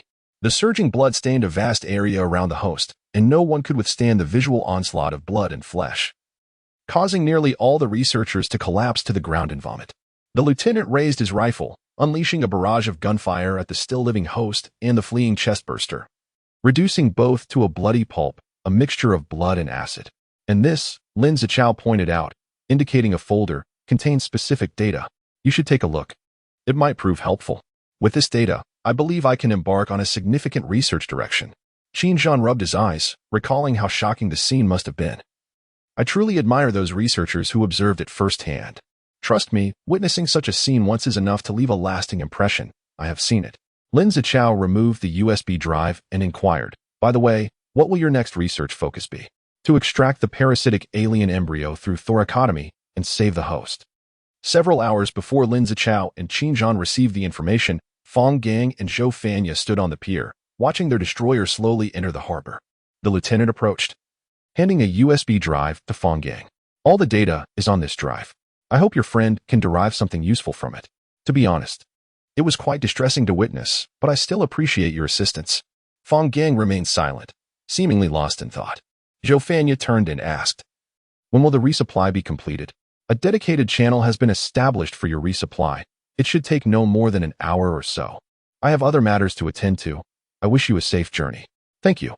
Fang Gang clutched the USB drive tightly, fearful of losing it. Chapter 27. The betraying lover. Fang Gang brandished his rifle and dashed into the thicket, heading directly towards the alien pursuing the man. Upon noticing Fang Gang's approach, The man instinctively ran towards him, inadvertently neglecting to evade the alien behind him, which seized the opportunity to close the gap. Fang Gang quickly surveyed his surroundings and observed that the trees to the north were relatively sparse. Although this was disadvantageous for the man in evading the alien's pursuit, it would allow for an unobstructed line of fire. After a moment's contemplation, Fang Gang chose to trust in his marksmanship. He raised his weapon and fired 2 quick bursts to the north. The man comprehended the signal, abandoning his course towards Fang Gang and making a sharp turn northward. The alien behind him was unable to halt in time, crashing heavily into a tree, but swiftly regained its footing and propelled itself forward, continuing its chase. Fang Gang halted, crouching down to steady his breath, calming the physiological changes brought on by a sprint. Once his breathing stabilized, he lifted his rifle, tracking the alien silhouette. In an instant, the alien darted into the sparsely wooded area, and Fang Gang seized the fleeting opportunity between 2 trees, aligning the red dot of his scope with the alien's erratically moving form. The assault rifle barked, unleashing a volley of searing bullets that struck the alien's waist, tearing through the muscle tissue at its rear, significantly slowing its pace. Fang Gang rose, moving swiftly with his body angled towards the man, maintaining his aim on the alien and occasionally firing short bursts. After several rounds, the alien abandoned its pursuit, retreating into the underbrush. Due to visibility issues, Fang Gang relinquished his intention to eliminate the alien and turned his full attention to the man running towards him. In no time, he reached the man, who collapsed to the ground, gasping for breath. Fang Gang quickly unscrewed his water flask from his waist and handed it over. The man, in his 20s and standing about 1.7 meters tall, boasted a bronze complexion and a lean yet muscular physique, glistening with sweat, exuding a ruggedly handsome charm reminiscent of traditional Eastern masculinity. After drinking nearly half the flask, the man finally regained his composure, setting the flask aside and casting a grateful glance at Fang Gang, whose face was now smeared with dirt from running. "Thanks to you, I might have perished here otherwise. Was it you who sent the distress signal?" Fang Gang inquired, glancing towards the east where the resort lay silent, devoid of any signs of life. "Yes, it was," the man replied, rising and brushing off the dust from his clothes. "I couldn't even operate that wretched device." "We only came because we received your signal," Fang Gang smiled. "That wretched device indeed saved your life." "I am Fang Gang. Hu Yenrua. Let us depart from here. Who knows when an alien might unexpectedly appear." Fang Gang quickly organized his gear, standing up. "First, I will locate my companions, and then you can rest on my boat." As Fang Gang and Hu Yenrua proceeded towards the airport, a rustle erupted from a southern thicket, and 2 figures clad in camouflage, wielding sniper rifles, emerged. "What now?" "We messed up. What else can we do?" "Report the truth to the boss. The target should be fine." 5 hours later, aboard the destroyer. "What on earth happened?" Xiaoha pushed the camera to the center of the table. "Not long ago, there were several people at the airport, yet why did only you arrive?" "Indeed, there were around 60 to 70 people at the airport just a day ago." Hu Yenrua paused, "but they all left on a plane yesterday evening." Hu Yenrua took a sip of water, then continued, "Ever since we eradicated the aliens near the airport, we have been searching for a long-term refuge. Recently, we decided to fly to the LYG Concentrated Defense Zone, and we began preparations to set a departure date." "Then why didn't you leave with them?" Hansharo asked cautiously. Suddenly, Hu Yenrua lowered his head, covering his face with his hands as he began to sob quietly. Realizing her misstep, Hansharo hurriedly comforted him. "All right, it's fine if you don't wish to speak." After regaining his composure, Hu Yenrua rubbed his face vigorously, inhaling deeply before he spoke with difficulty. "Just 10 minutes before departure, my girlfriend locked me in the control room of the tower. By the time I broke down the door, the plane had already taken off." Xiaoha pondered, recalling that the control room door was indeed faulty. "I found a radio in the tower. After sending out a distress signal, I took the radio and headed to the resort, where our supplies were located. Unfortunately, the next day, I was discovered by the aliens. They must have arrived from elsewhere on the island that night. I held out in the warehouse for several hours, and just as the aliens breached the entrance, I sent out another distress signal and began my escape, which ultimately led me to you. Why did your girlfriend lock you in and prevent you from boarding the plane?" Hansharo cautiously inquired. "I don't know. We've been together since middle school. I love her dearly, and she loves me as well." Hu Yenrua broke down in tears again. "I don't know. I don't know why she did that." "Contact LYG," Fang Gang whispered to Zhou Fanyu. Hansharo offered Hu Yenrua a handkerchief, refraining from saying anything further. "Do you wish to search for your girlfriend?" Fang Gang asked. Hu Yinruo lifted his head, tears streaking down his cheeks, and bellowed, "Yes, I must find her and ask her why she betrayed me." "Calm down first. What is your girlfriend's name? We can inquire with Lyg." Fang Gang placed a hand on Hu Yinruo's shoulder, attempting to soothe him. "By sure. Hu Yinruo's breathing remained rapid. Sensing this, Fang Gang said, "You should rest for now. We will inform you as soon as we have news." Minutes later, Xiaoha removed her headset and shook her head helplessly at Fang Gang. "Forget about by sure. Lyg has T seen any planes?" "Huh? But didn't T go to Lyg?" "Lyg contacted other concentrated defense zones. A small gathering in the south reported seeing a plane flying south last night. The timing aligns." "Did they miscalculate their direction?" Han Xiaoha inquired. "If they flew in the evening, they would see the sunset. They wouldn't get the direction wrong." Fang Gang mused for a moment. They must have intentionally flown south. But why would they do that? "Wait, what is that noise?" "That guy is banging on the wall." Xiaoha shrugged. "Let him vent." "Fine. We'll just tell him the truth later." 20 hours earlier, aboard the plane, Bai Shishir glanced at the navigation system, noting that the aircraft had reached the vicinity of the Strait of Malacca. Without hesitation, she plunged the dagger into the pilot's back. Was that really necessary? A masked man beside her asked helplessly. "Isn't this for you? You came here unprepared and clueless. If it weren't for Jiangbo, I wouldn't even help you. Besides, they're not good people. You haven't seen the dirty dealings they've engaged in." Bai Shishir shot a glare at the masked man. "Are you ready?" The masked man adjusted his gear and nodded. Bai Shishir lowered her mask and pressed the detonator in her hand. The cockpit glass shattered instantly, and the two leaped from the plane, spreading their bat suits as they glided towards a distant island, while the aircraft behind them plummeted into the sea amid thick smoke. The masked man wiped the fog from his mask, revealing none other than Chun Mo. Chapter 28. Navigation Objectives. Did you fly south to Lyg? Hu Yinru widened his eyes in disbelief. "How is that possible?" "Believe it or not, it's the truth," Fang Gang replied, handing a bowl of porridge to Hu Yinru. "Taste Chun Jingni's culinary skills." "Impossible. I was involved in the aircraft's inspection. The navigation system is flawless." Hu Yinru slammed his hand on the table. "It must be related to Sure. I think the plane flying south is indeed connected to your girlfriend's betrayal. This whole affair is likely more complicated than we assume." Han Xiaoha remarked, absent-mindedly pushing her food around with her chopsticks. "Let's not overthink it for now. We should focus on the immediate situation." "The immediate situation?" Xiaoha asked. Puzzled. "I'm hungry," Hu Yinru declared. Fang Gang, as usual, ignored Han Xiaoha and turned to Hu Yinru. "What do you plan to do next? Are you going to find her?" "Yes, regardless of the circumstances, I must find her. This kid is quite stubborn, just like you," Xiaoha whispered to Xiaoha. After such a blow, Xiaoha sighed. "Let's try to guide him gently. We don't want him to fall too deep." Xiaoha wore a look of disbelief and playfully pinched Xiaoha's cheek. "Is that really you? Where's that silly, big guy?" Jingni told me," Xiaoha replied, feeling slightly embarrassed. Considering the aircraft's route and fuel capacity, Bai Shishir is most likely in Southeast Asia, Fang Gang stated, tapping the table. "Are you sure you want to go to Southeast Asia with us instead of staying in the country? We can drop you off at a closer defense zone. With your skills, you should manage well." "I will go to Southeast Asia," Hu Yinru insisted. "Just leave me there. I can handle the rest myself." Xiaoha whistled. "Handle it yourself? Young man, you're overestimating yourself." Han Xiaoha interjected bluntly, "Not to mention the lurking dangers. The tropical rainforest of Southeast Asia alone will be a challenge. You won't survive in the wild. You'll end up relying on a defense zone you're unfamiliar with, trapped behind concrete walls." "I only said Bai Shishir might be in Southeast Asia, not that she definitely is," Fang Gang shrugged. "With that logic, finding Bai Shishir would be a miracle." Xiaoha crossed his legs. "Why put yourself through this? Life is good as it is. Why risk everything for an answer?" "I'll think about it."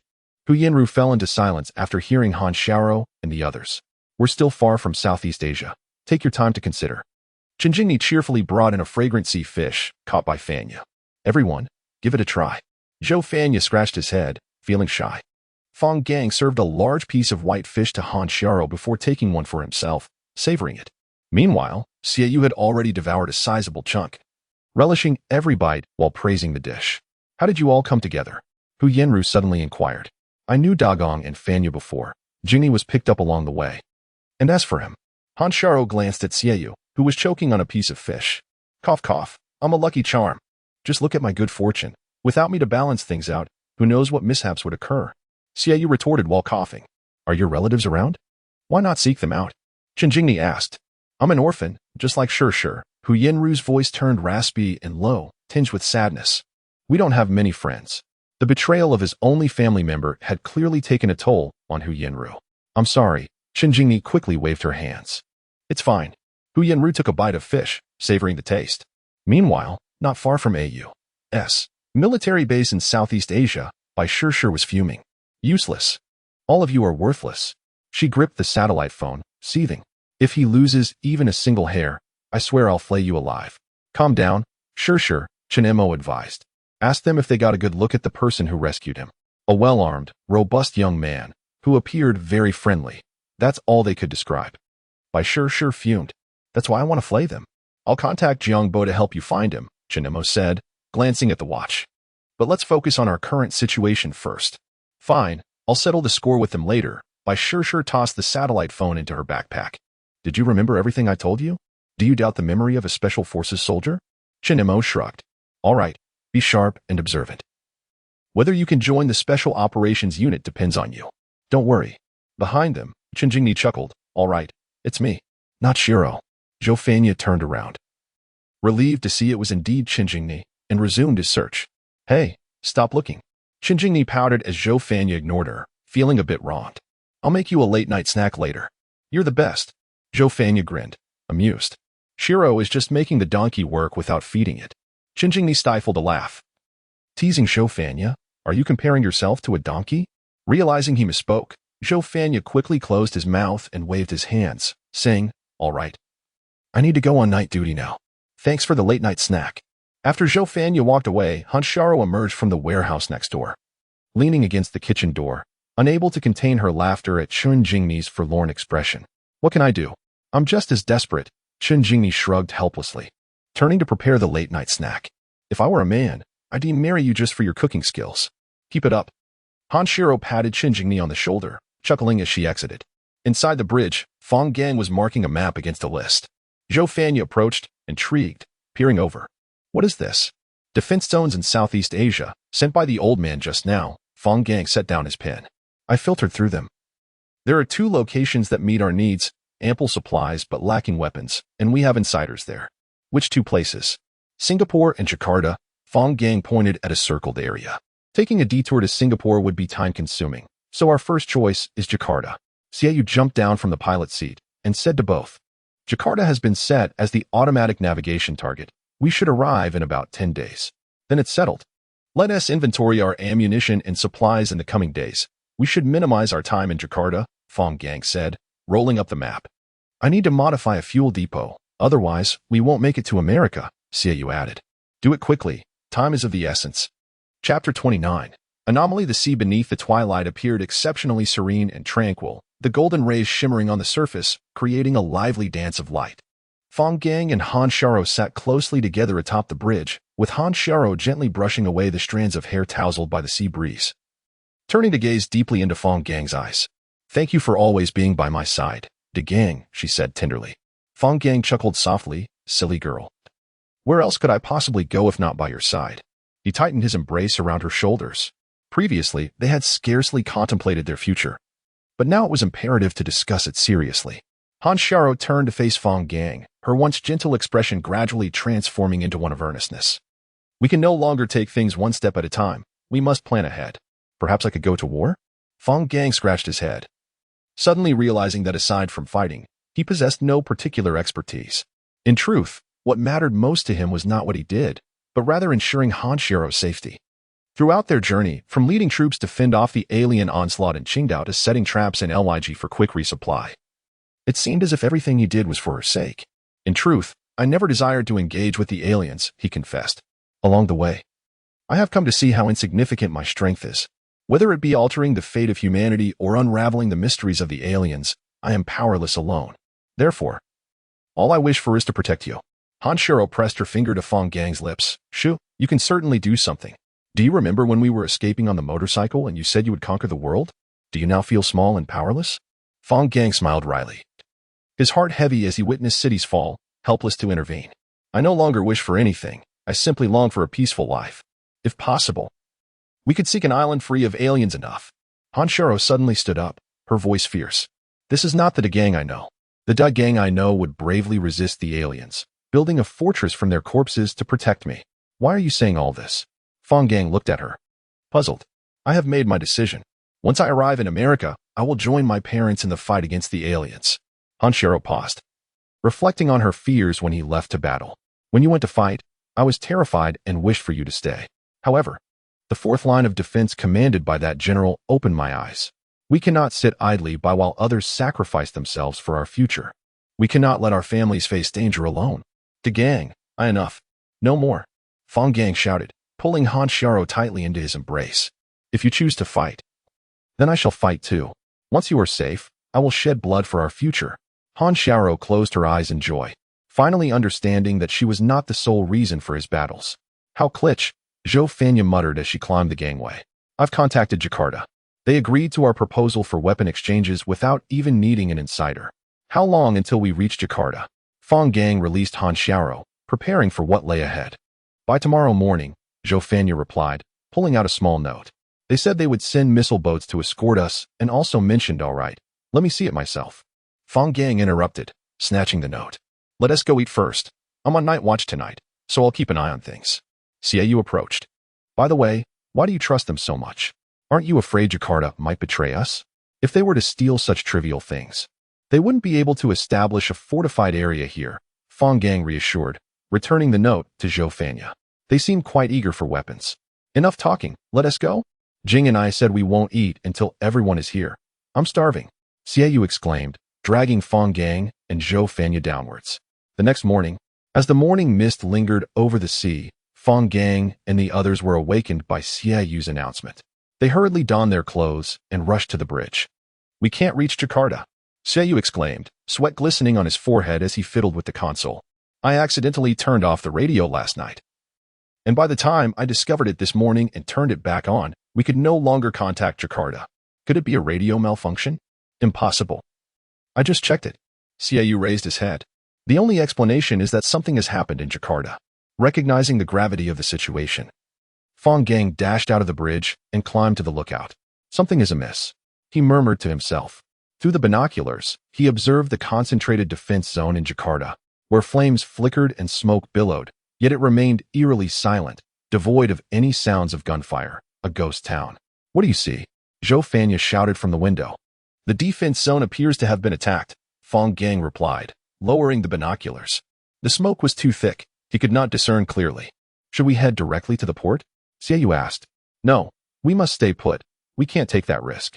Fang Gang descended from the lookout. Standing at the bridge door. Something is not right with the defense zone. I will take a lifeboat to investigate. If Jakarta has indeed been attacked, it could be extremely dangerous, Chinjingni said anxiously. Shouldn't we head directly to Singapore? I want to go too, Hu Yenru declared. I wish to see what has happened in Jakarta. While her words suggested concern, everyone understood that Hu Yenru was also hoping to find Bai Shir. Minutes later, the destroyer's searchlights illuminated the way, cutting through the morning mist as the lifeboat slowly made its way toward Jakarta. If it were merely chaos within the defense zone, we would have received no radio signals. Thus, the defense zone must have been attacked by aliens, Fang Gang remarked while rowing. But could the aliens truly consume such a massive defense zone overnight? If so, that would be terrifying. Even if Jakarta lacks weapons and ammunition, it is still a fortified area with its own foundation. Hu Yenru checked her magazine. For the aliens to wipe out an entire defense zone overnight, 3 conditions must be met.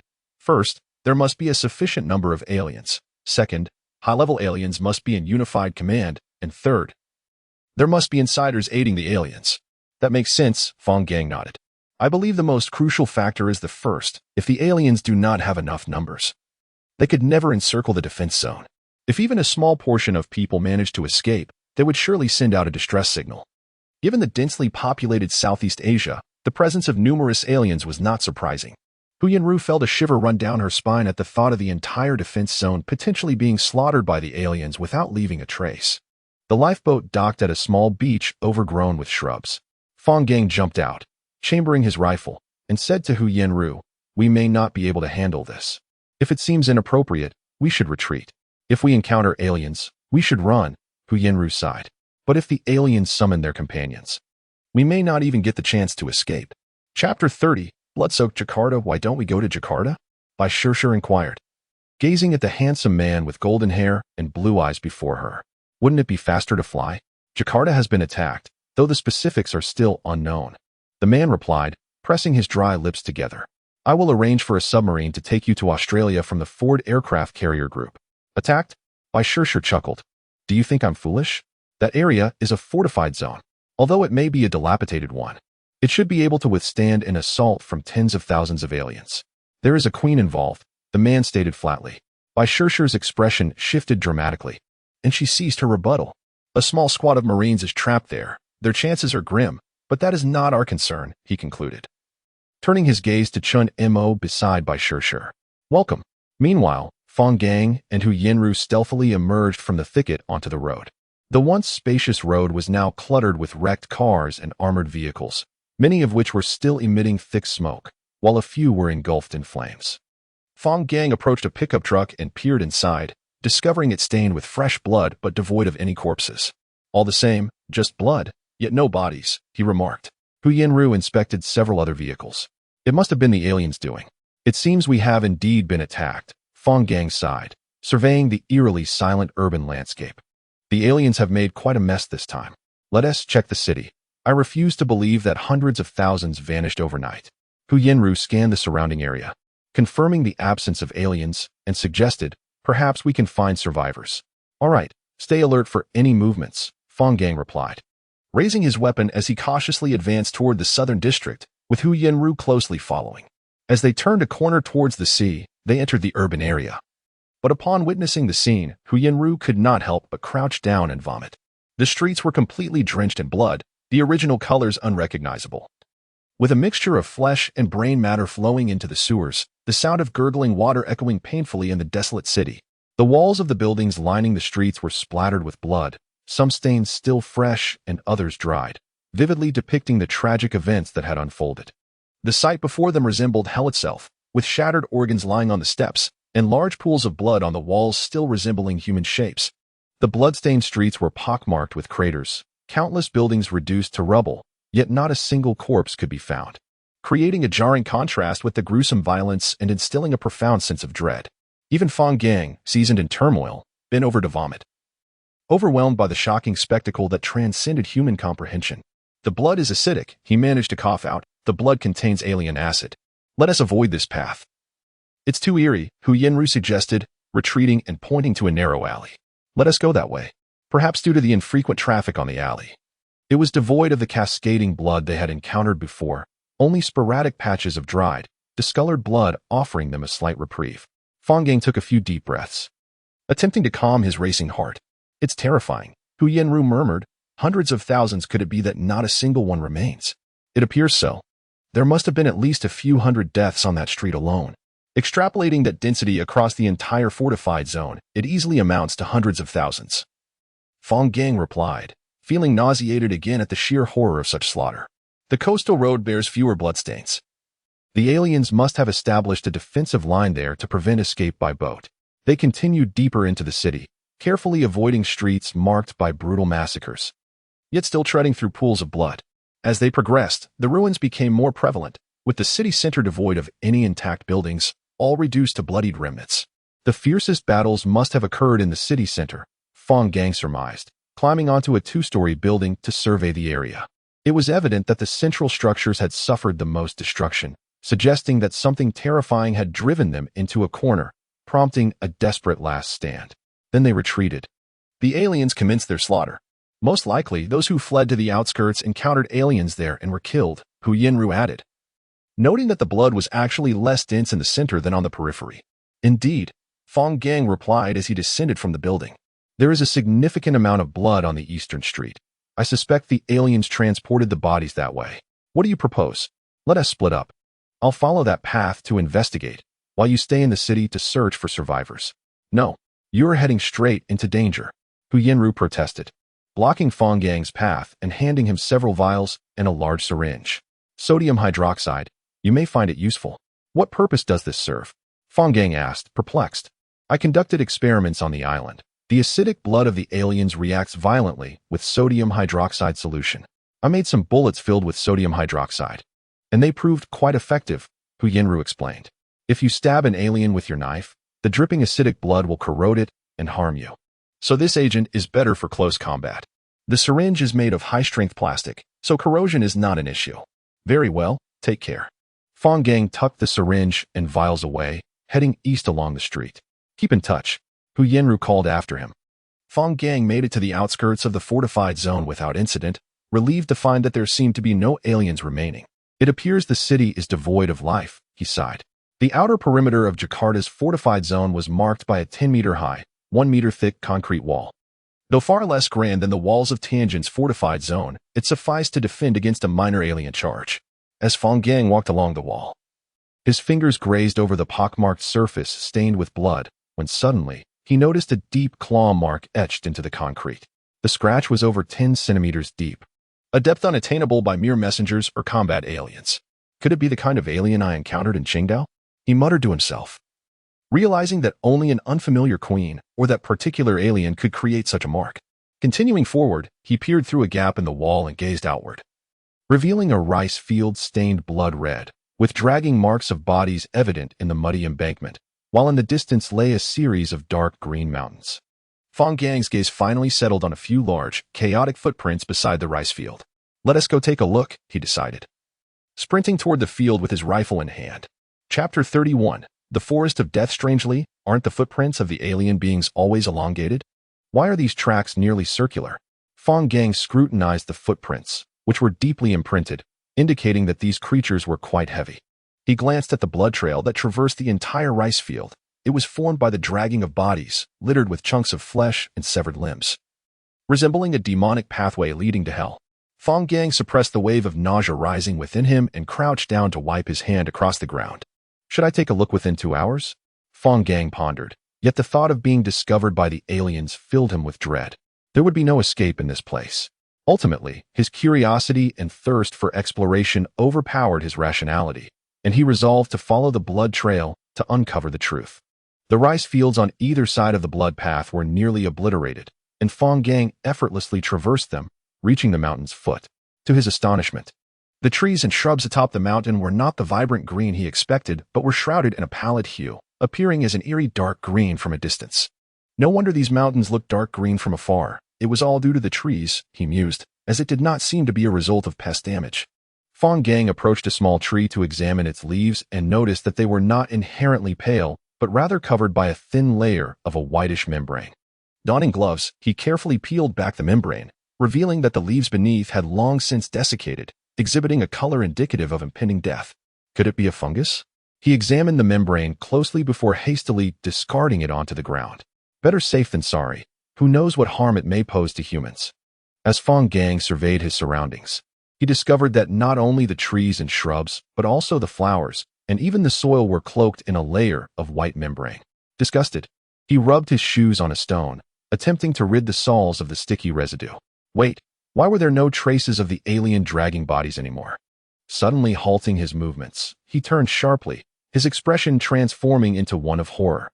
The blood trail created by the dragging had abruptly ceased before the white membrane, with the blood completely vanished and the flesh tightly encased by fine white threads, leaving nearly no trace behind. It must be the aliens' doing. Such phenomena were unheard of before. Fang Gang stood up, filled with resentment, and proceeded forward, following the nearly indiscernible tracks. Half an hour later, he crossed the valley and descended to the mountain summit. Crouching behind a tree, he cautiously peered down into the ravine. Damn it! Fang Gang cursed under his breath. He had unwittingly entered a den of wolves. At the center of the ravine lay layers upon layers of corpses, towering 5 to 6 meters high. The blood seeping from them collected at the bottom of the ravine, forming a stream that flowed downwards. Yet, by the time it reached halfway down the slope, it was entirely absorbed by the white membrane, leaving no trace visible from below. Deep within the ravine, he spotted a line of aliens transporting bodies. Judging by their size, they appeared to be worker or messenger aliens, using their small yet robust forelimbs to drag the corpses towards a cave. Fang Gang pulled out his binoculars to peer into the cave, but it was engulfed in darkness. Nothing could be seen, aside from the white membrane at the bottom of the ravine, coiling into a rope-like form that stretched into the cave. It was indeed the work of the aliens. Fang Gang prodded the white membrane beneath him, pondering the aliens' intentions. Meanwhile, in the Tianjin Concentrated Defense Zone, the analysis results were in. Qin Jun handed a report to Jiang Lan, revealing that the white membrane was a type of fungus cultivated by the aliens, surviving only when mixed with their saliva. Why would the aliens go through such lengths to cultivate this fungus? Jiang Lan inquired. When did they develop a penchant for flora? This fungus is as terrifying as the aliens themselves, and to a certain extent, even more so, Qin Jun replied, taking a deep breath. Due to their biological structure, aliens consumed an immense amount of energy, and the energy acquired through hunting was insufficient to sustain their daily expenditure. He paused, explaining that aliens had two ways to address this problem. One was to enter a dormant state to minimize energy consumption, avoiding unnecessary activity. The other was to store energy within this fungus for later use. In other words, this fungus acted as a reservoir of energy for the aliens? It was not that simple. The internal structure of this fungus was incredibly intricate, possessing 3 cellular organelles unknown to humanity. Tests revealed that this fungus could not only convert flesh and blood into stored energy, but also extract nutrients and trace elements from trees, flowers, and even soil microbes. In essence, lands long covered by this fungus would become utterly barren, requiring decades to restore. Qin Jun sighed. This truly was the aliens' trump card. Jiang Lan understood all too well that once humanity lost its land, it would lose the very foundation of its existence, leading to inevitable starvation and extinction. Relay the message immediately, Jiang Lan instructed her aide. Inform all resistance fighters that while on missions, they must eradicate this fungus wherever it is found. There shall be no fungus in areas inhabited by resistance fighters. Yes.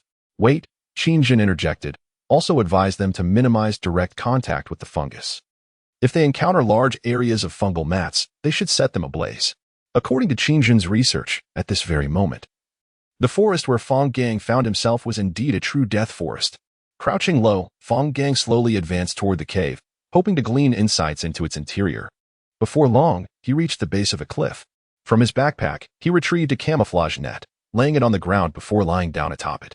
Still, he could see nothing. Fang Gang shook his head and turned his attention to the aliens' activities. Aside from those patrolling and transporting bodies, most aliens remained stationary, occasionally shifting their positions but always pressed against the stone walls. Narrowing his eyes for a closer inspection, he noticed that the spines on the aliens' backs were tightly connected to the white membrane on the rock face. Fang Gang stood up, packed away the camouflage net, and prepared to depart this treacherous place. Suddenly, a rustling sound emerged from the other side of the cliff, startling him. He quickly pressed himself against the cliff and produced a small mirror to assess the situation. Damn it! 3 combat aliens. Fang Gang cursed internally. Realizing he had encountered an alien patrol, he needed to find a place to hide. Quickly scanning his surroundings, his gaze landed on a concealed crevice obscured by tall grass. Nearly impossible to detect without close inspection. Estimating that he could fit, he resolved to push aside the grass and slip into the crevice. To his surprise, the interior walls of the crevice were unexpectedly smooth, slick with a considerable amount of mucus. The moment Fang Gang wriggled inside, he slid down the crevice's gap. Chapter 32, Alien Nest in the Heart of Jakarta. Hu Yenru discovered a blood-soaked radio transmitter still pulsating with a red light. She wiped the blood off its surface with her sleeve and pressed it to her ear, straining to listen. Help! Help! Echoed the frail voice on the other end, repeating the same desperate plea in English. What? Hu Yenru shouted, but the person on the other side seemed oblivious to her response, continuing to plead for aid. Scanning her surroundings, Hu Yenru spotted a military backpack not far away, likely belonging to the owner of the transmitter. She hurried over and rummaged through it. A battlefield terminal? She murmured, having unearthed a hefty tablet. The screen displayed a map with several red dots flickering incessantly. Upon closer inspection, she realized the direction of the blinking red points aligned with the path taken by Fang Gang moments ago. Meanwhile, Fang Gang, nursing a sore rear, gingerly stood up, exclaiming, "Ouch, why is it so slippery?" Regaining his composure, he surveyed his surroundings. He found himself in a spacious cave, stifling and humid, with smooth stone walls dripping with water and a mysterious viscous substance. Picking up a small stick, he poked at the gooey filaments. What on earth is this place? He wondered, inspecting the sticky residue on the stick before prodding the wall, which yielded under his touch, creating a small dent. Peering closely, he noticed the surface of the wall was covered with a keratin-like layer, beneath which lay the same white film he had seen earlier. Goodness! I haven't accidentally slipped into an alien den, have I?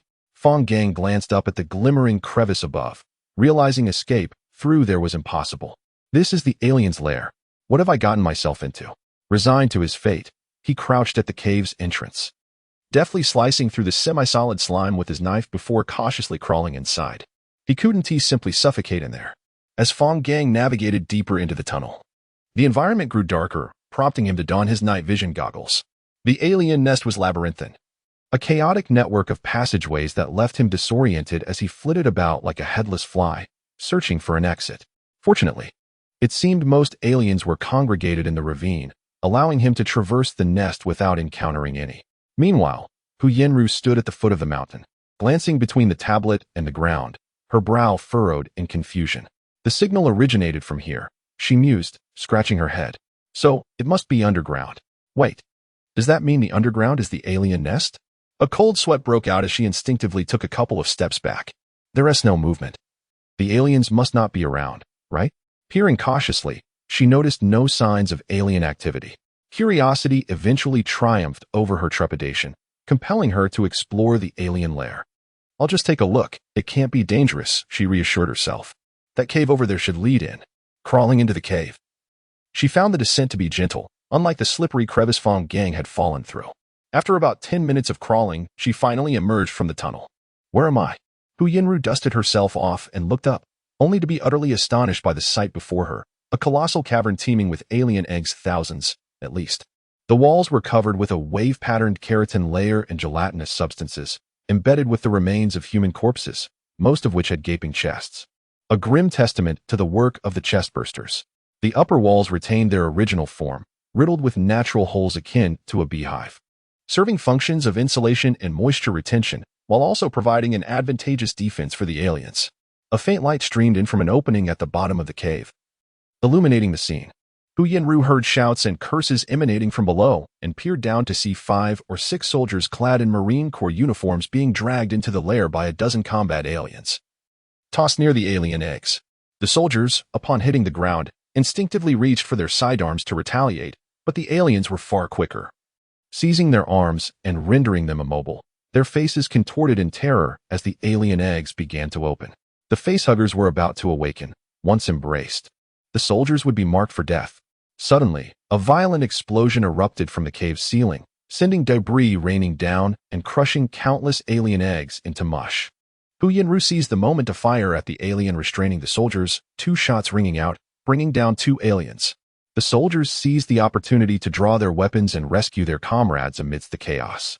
The aliens quickly regrouped, their expressions twisted with rage as they launched a counterattack against the soldiers.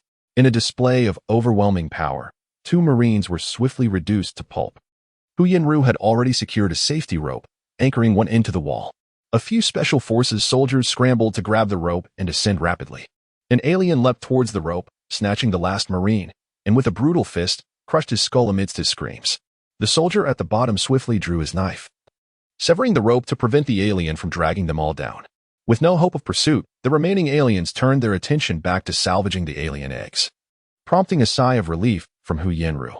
Once the last 3 Marines climbed up, Hu Yenru pointed towards the passage she had entered, speaking fluently in English. This way.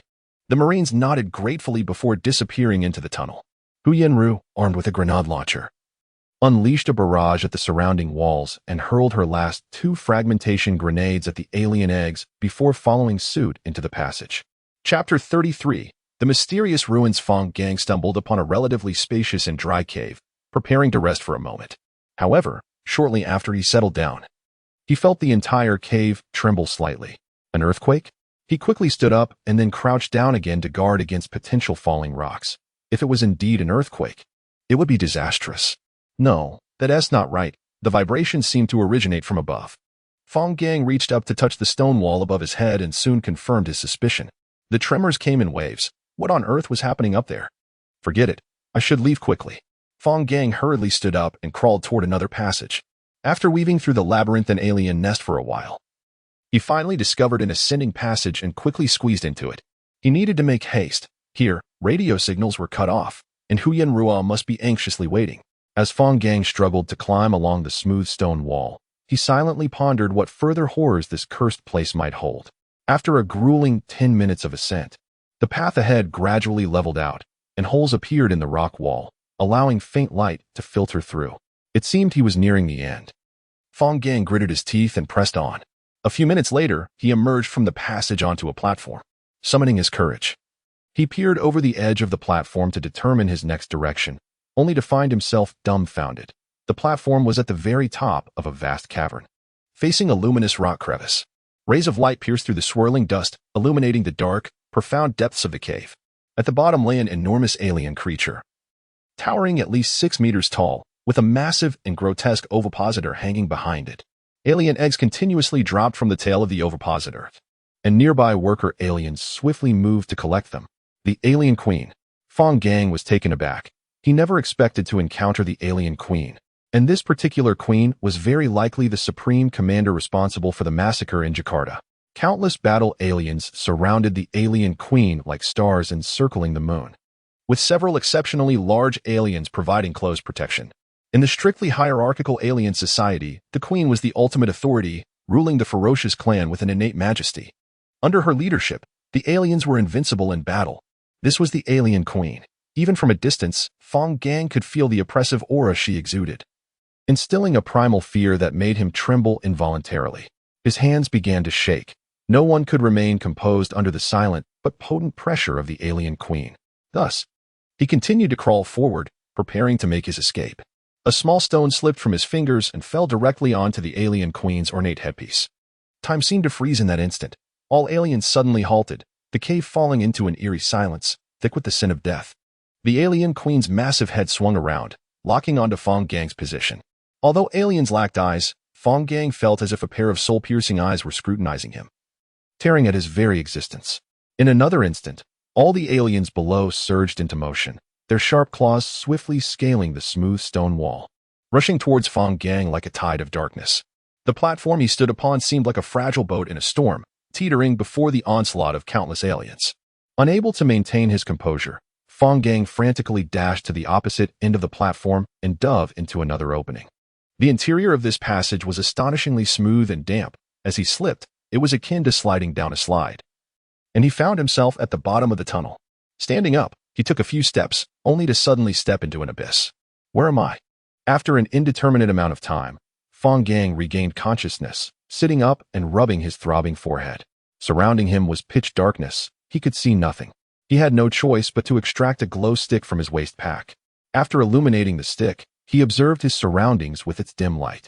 It appeared to be yet another cave, with one hand holding the glow stick and the other massaging his swollen forehead. He realized his backpack and rifle were nowhere to be found. Fortunately, there were no aliens here. Fang Gang pressed forward, holding the glow stick close to the rock wall, and soon his hand brushed against an unusually smooth surface. Running his fingers over the wall, he detected some recessed patterns and bent down to inspect them closely. Holy cow! This is artificial. Upon recognizing the intricate designs on the rock wall, Fang Gang could not help but exclaim, "An ancient civilization ruin. No, that can't be right. Sumatra should not have ancient civilizations." Unconsciously, he reached for his waist, feeling the single glow stick he had left. Steeling himself, he pulled the pin and hurled the glow stick overhead. Contrary to his expectations, the glow stick did not make a sound upon striking the rock wall. It flew unobstructed, and, moments later, a dazzling light illuminated every corner of the cave. Gradually, Fang Gang loosened his grip over his eyes and, as they adjusted to the brightness, he finally beheld the scene before him. If one could describe the labyrinthine alien nest as magnificent, then this place could only be termed a miracle, for this was not merely a cave, but a colossal standalone base. Perhaps due to the materials used, or its deep burial underground, the facilities within the base were remarkably well preserved, showing no signs of damage. However, Fang Gang barely recognized any of the equipment. He could only vaguely identify tables and chairs. As he approached further, his mouth agape at the sight of a table towering 2 meters high, his mind raced with disbelief. This was definitely not human-made. His gaze shifted to a nearby bookshelf, towering several meters high, with volumes that outstripped his own height, extraterrestrial creations. Undoubtedly alien artifacts. As he advanced, Fang Gang gaped in astonishment at this deep-buried marvel. This space appeared to be an ancient experimental facility, as he noticed numerous specimens on a shelf, trilobites, nautiluses, and even facehuggers and aliens. Could the aliens have emerged from here? Fang Gang pondered. As the glow stick began to dim, a faint beam of light became clearer. Fang Gang approached the source and discovered a fissure, through which golden sunlight streamed in. Clinging to the crack, he peered outside to find a narrow valley. Finally, I'm out. He pounded the rock wall in joy, laughing heartily. Haha, I truly possess the protagonist's halo. Having discovered an alien base and found a way out of the alien nest, Fang Gang reveled in his triumph, utterly oblivious to the nearby vent that suddenly began to clang ominously. Chapter 34. The Tiger Xenomorph. A colossal secret must be concealed here. Fang Gang excitedly rummaged through his belongings, only to quickly succumb to disappointment upon realizing that his camera had long been lost along with his backpack. Never mind. He consoled himself. The time wasted is substantial. I shall mark this location and return for exploration when the opportunity arises. He retrieved his GPS and affixed it to a crevice in the rock for positioning. At that moment, a peculiar sound echoed from behind him. Fang Gang swiftly turned to locate the source of the noise, and his gaze soon landed on an exhaust vent approximately 2 or 3 meters above the ground. Bang! Bang! The sounds from the vent grew increasingly louder, and suddenly, the railing atop the vent collapsed to the ground. An alien creature emerged, baring its inner teeth and roaring at Fang Gang. Damn it! Fang Gang cursed under his breath, hastily stowing away the GPS and darting into the rock crevice. These creatures were relentless. One by one, the xenomorphs leaped from the vent, pursuing Fang Gang into the crevice. Just then, something strange occurred. The xenomorphs abruptly halted in front of a specimen rack, gazing intently at one of the specimen jars. However, Fang Gang, preoccupied with his escape, remained oblivious to this. A heavy and powerful roar resonated from the vent as a uniquely shaped xenomorph squeezed out, followed closely by another identical creature. These two xenomorphs were comparable in size to the combat xenomorphs but boasted sturdier limbs and tails. Their tail tips bore bony spikes, and their forelimbs were equipped with oversized, razor-sharp claws.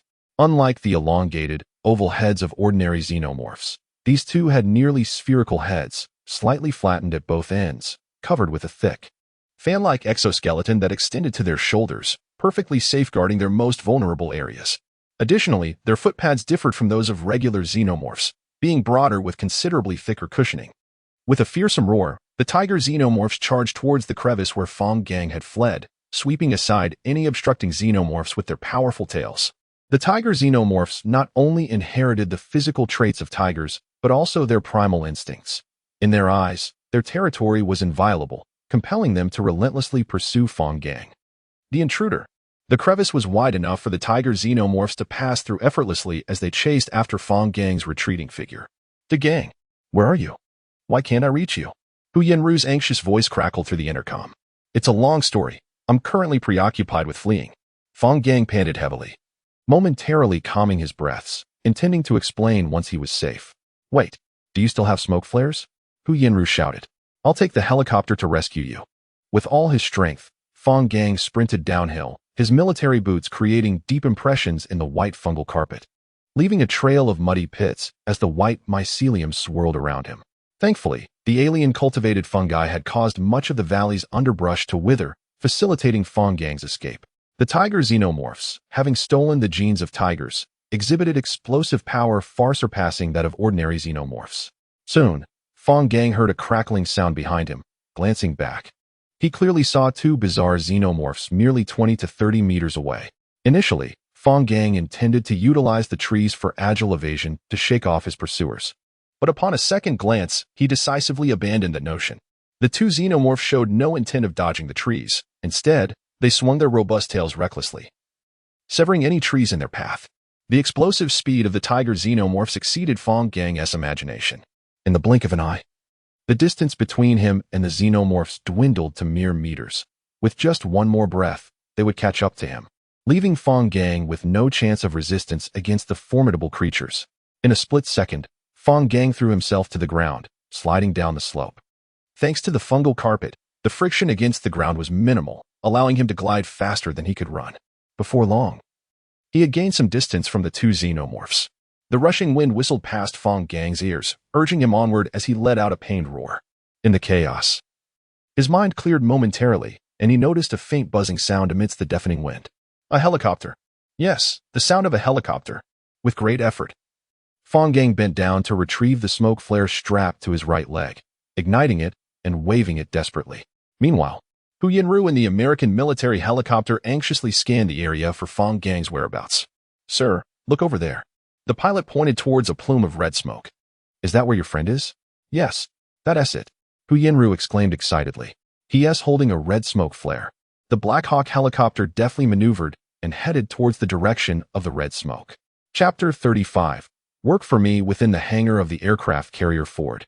The lifeless bodies of 2 tiger xenomorphs lay discarded on the ground.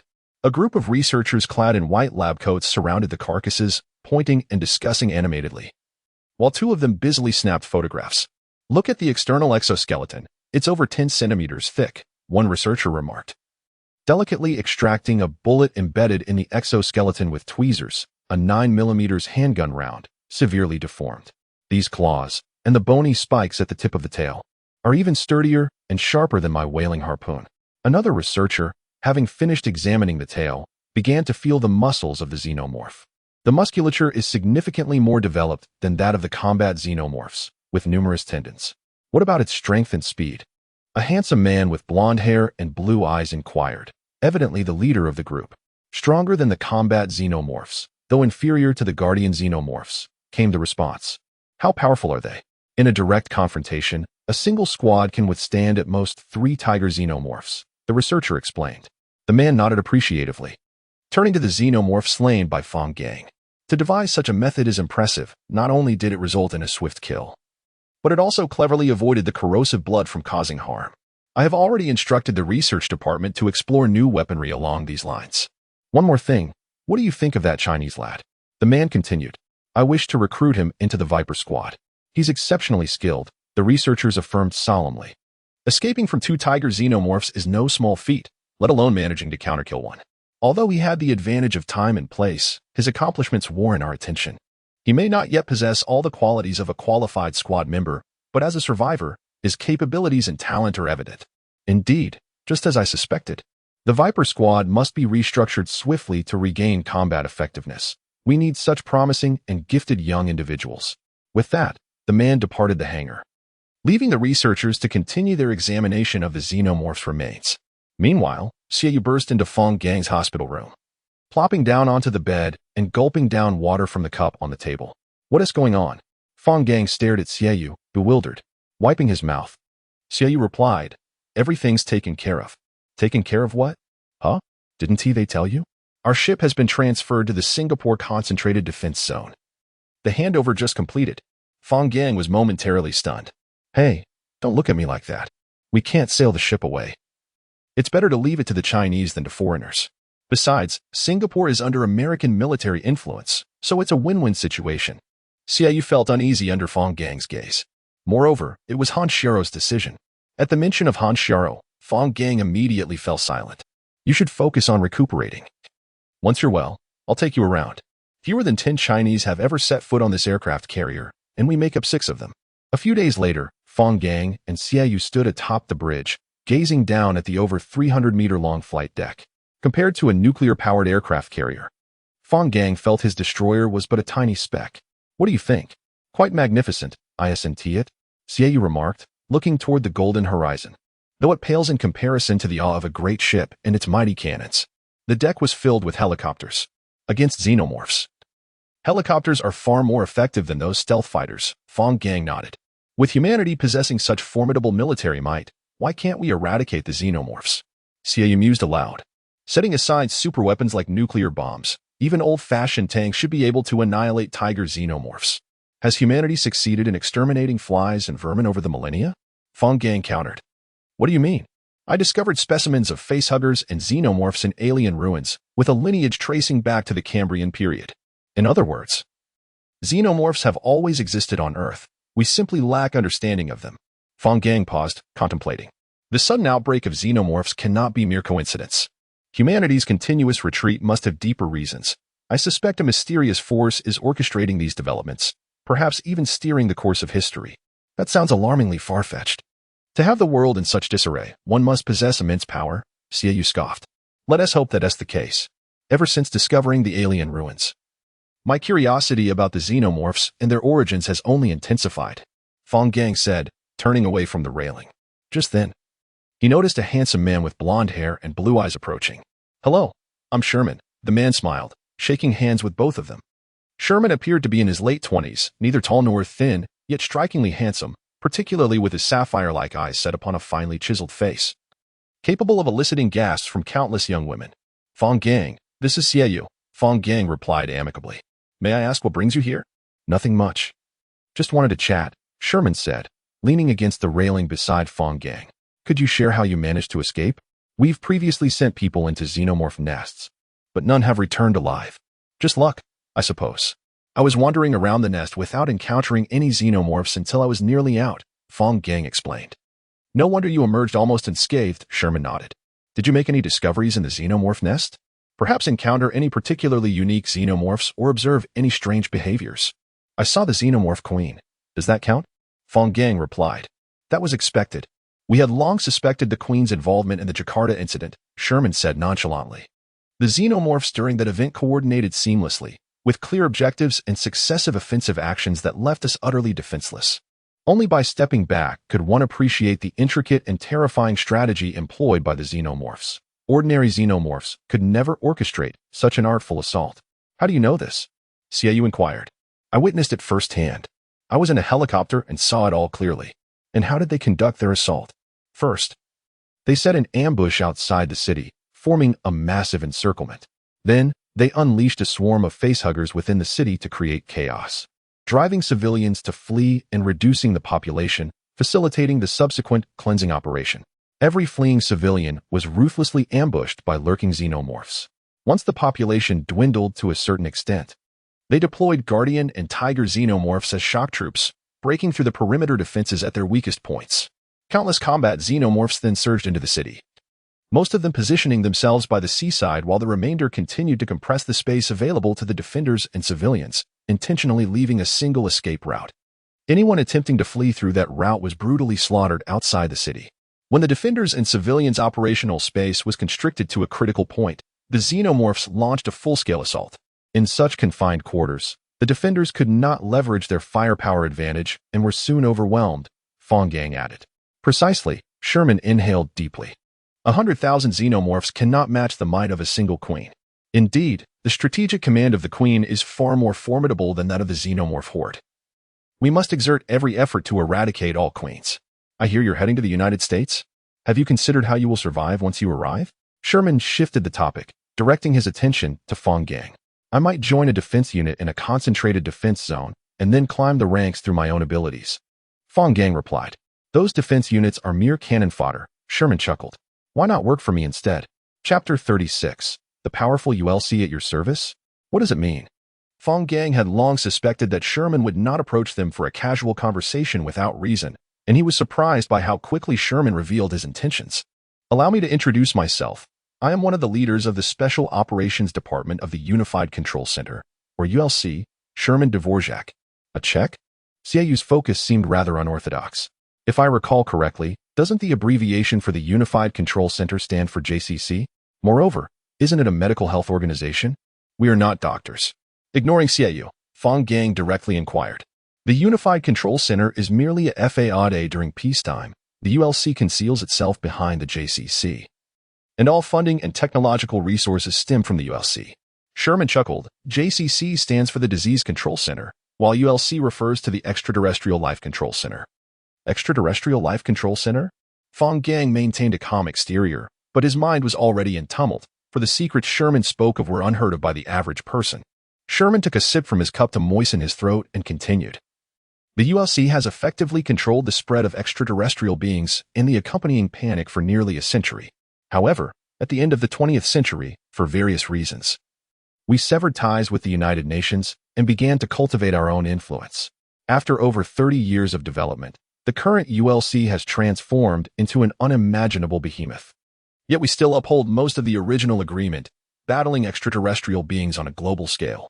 Having said that, Sherman turned to face the flight deck and spread his arms wide. This aircraft carrier fleet belongs to the USC. Fang Gang and Xiaoha were taken aback. The Ford aircraft carrier and its accompanying fleet were constructed by the ULC itself. We reached an agreement with the U.S. government, whereby the Ford carrier fleet is nominally owned by the U.S. Navy, providing sufficient deterrence for the U.S. government, while in reality it is operated by the ULC. Sherman caressed the railing and continued. The ULC's enormity exceeds your imagination. Every corner of the Earth bears the imprint of the ULC. Some are direct departments of the ULC, others are peripheral personnel, and some are industries under its name. Fang Gang vaguely recalled that the incidents involving extraterrestrials in the country were seemingly handled by a group of individuals in black, whose armbands bore the letters ULC. It appeared that Sherman had guessed what Fang Gang was contemplating. What you encountered was likely the cleanup department, responsible for managing the aftermath and sanitizing all extraterrestrial incidents. Many infamous terrorist attacks were fabricated to conceal extraterrestrial activities. Those films weren't produced by your cleanup department, were they?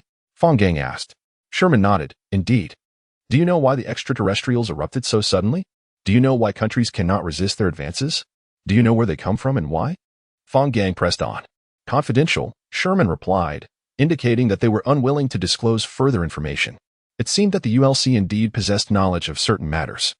Fang Gang thought to himself, regrettably, I cannot disclose too much at this moment. However, if you join the ULC and are fortunate enough to ascend to a position higher than mine, you may uncover secrets unknown to the world. What exactly is your function?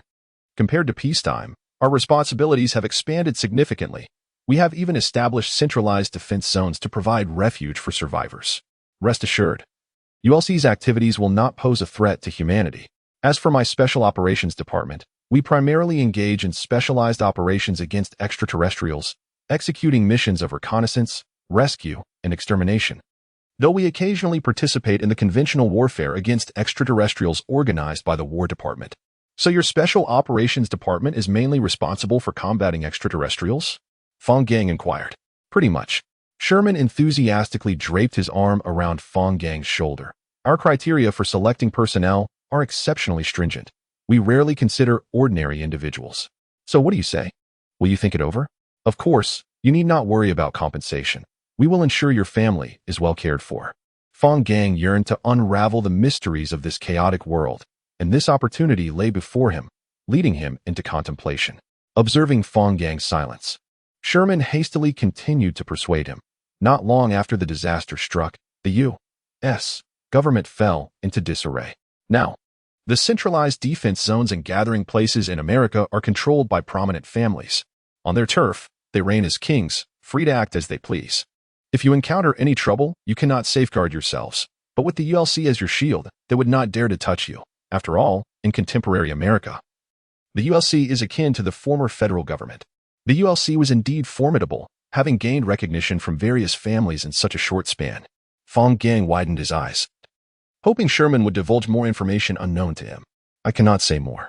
Sherman waved his hand, his expression turning solemn. In fact, I have already overstepped by sharing what I just did. I have conveyed all that I can. The rest is for you to ponder. I will not coerce you or leverage my position against you. Whatever decision you make, I will honor my promise to escort you to America. Very well. I will consider it and respond to you tomorrow. Fang Gang nodded. The ULC is indeed a colossal force, Xiaoha remarked. Dagon, what are your thoughts? The information and resources they possess undoubtedly surpass ours. I believe the ULC could serve as an excellent platform for development. We could leverage it to rapidly enhance our capabilities and acquire more knowledge. Perhaps we might even unravel the secrets of the ruins. Fang Gang reflected for a moment before speaking. However, I am certain I will not linger there long. I do not enjoy working for others. So we cannot all join the ULC, lest we become firmly tethered to it. I must go, Hu Yinru interjected suddenly. If there are missions, I will be traveling the world. Even if it is like searching for a needle in a haystack, I will find sure. Why not consult the old man for his opinion? Xiaoha suggested. He might know something and could provide us with valuable advice. Chapter 37. Farewell to a desolate town. Report to the company commander. The hardware stores ahead have been cleared, with only a few worker bee mutants remaining, and fortunately, there are no casualties. A dusty, disheveled private hurriedly approached the commander and saluted, indicating that they could now send people in to collect supplies. The commander nodded in satisfaction. He held a fondness for this new recruit named Lin Zichao, who not only acted according to his wishes, but also displayed remarkable abilities in both combat and command. Ranking among the best in the company, he was destined for great success. All right, take a rest, the commander said kindly. You've done well. Rows of trucks lined the street, brimming with supplies gathered from the town, food, building materials, tools, various components. and even a truck filled with a pile of crossbow bolts. The private approached a truck marked with 3 red stripes, opened the door, and climbed inside. "Jiangbo, you're quite good at this," the bearded driver teased. "I hear your commander has decided to promote you to squad leader. You truly have a talent. This speed of promotion is something unimaginable in peacetime. This is merely the first step. Plans cannot yet be set in motion." Jiangbo dusted himself off. "The fact that I'm using the name Lin Zichao must remain a secret. I need those old-timers to believe I'm in the Tianjin defensive zone, or it could jeopardize everything." Hey, you've dirted my truck." The driver quickly interjected, stopping Jiangbo's actions. "Those fools.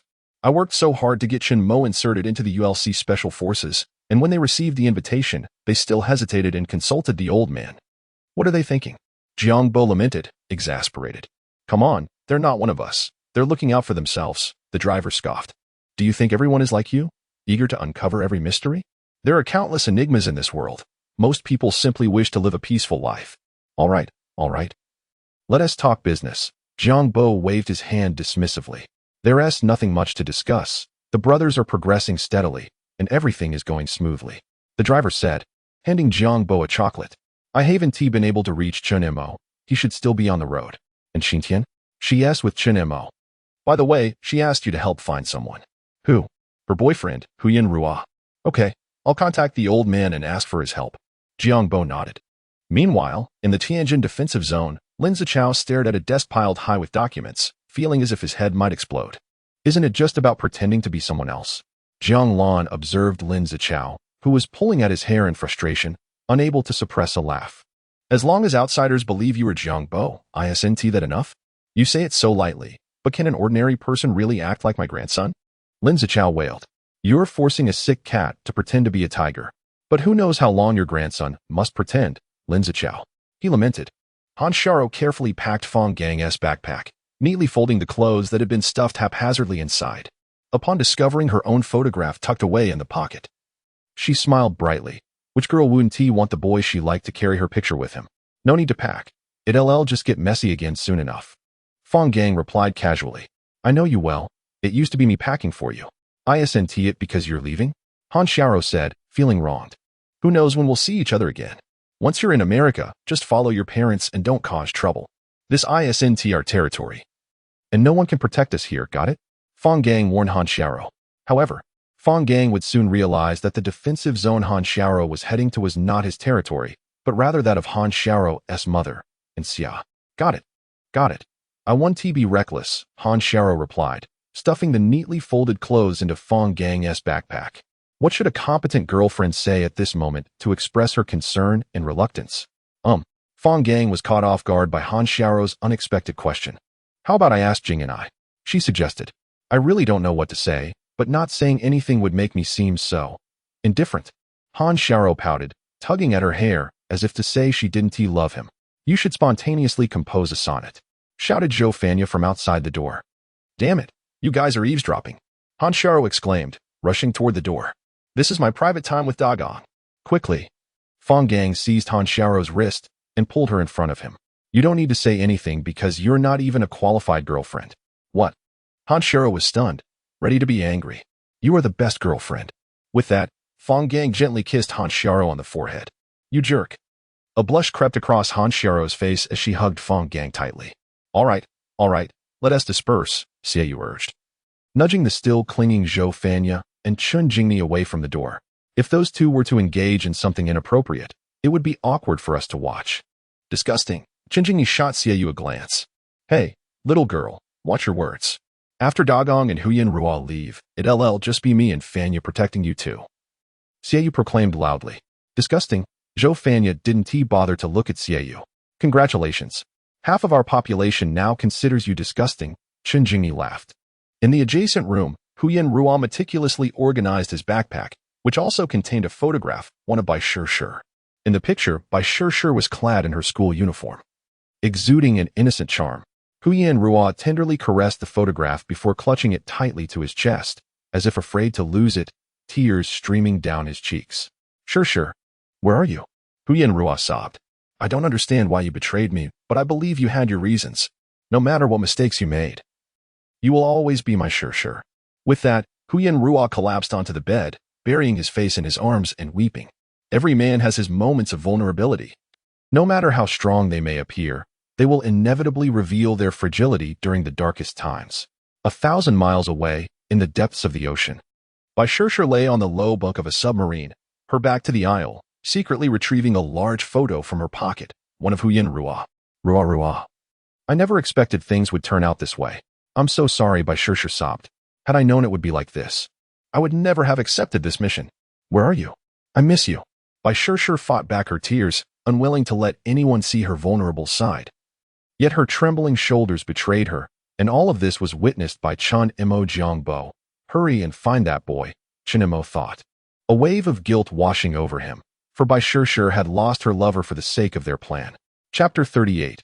Viper Team A Fang Gang and Hu Yinruo, under the guidance of a civilian soldier, arrived at their assigned quarters. Contrary to their expectations of a collective dormitory, confiscated personal belongings, or a group of seasoned veterans seeking confrontation, the room resembled a luxurious hotel suite.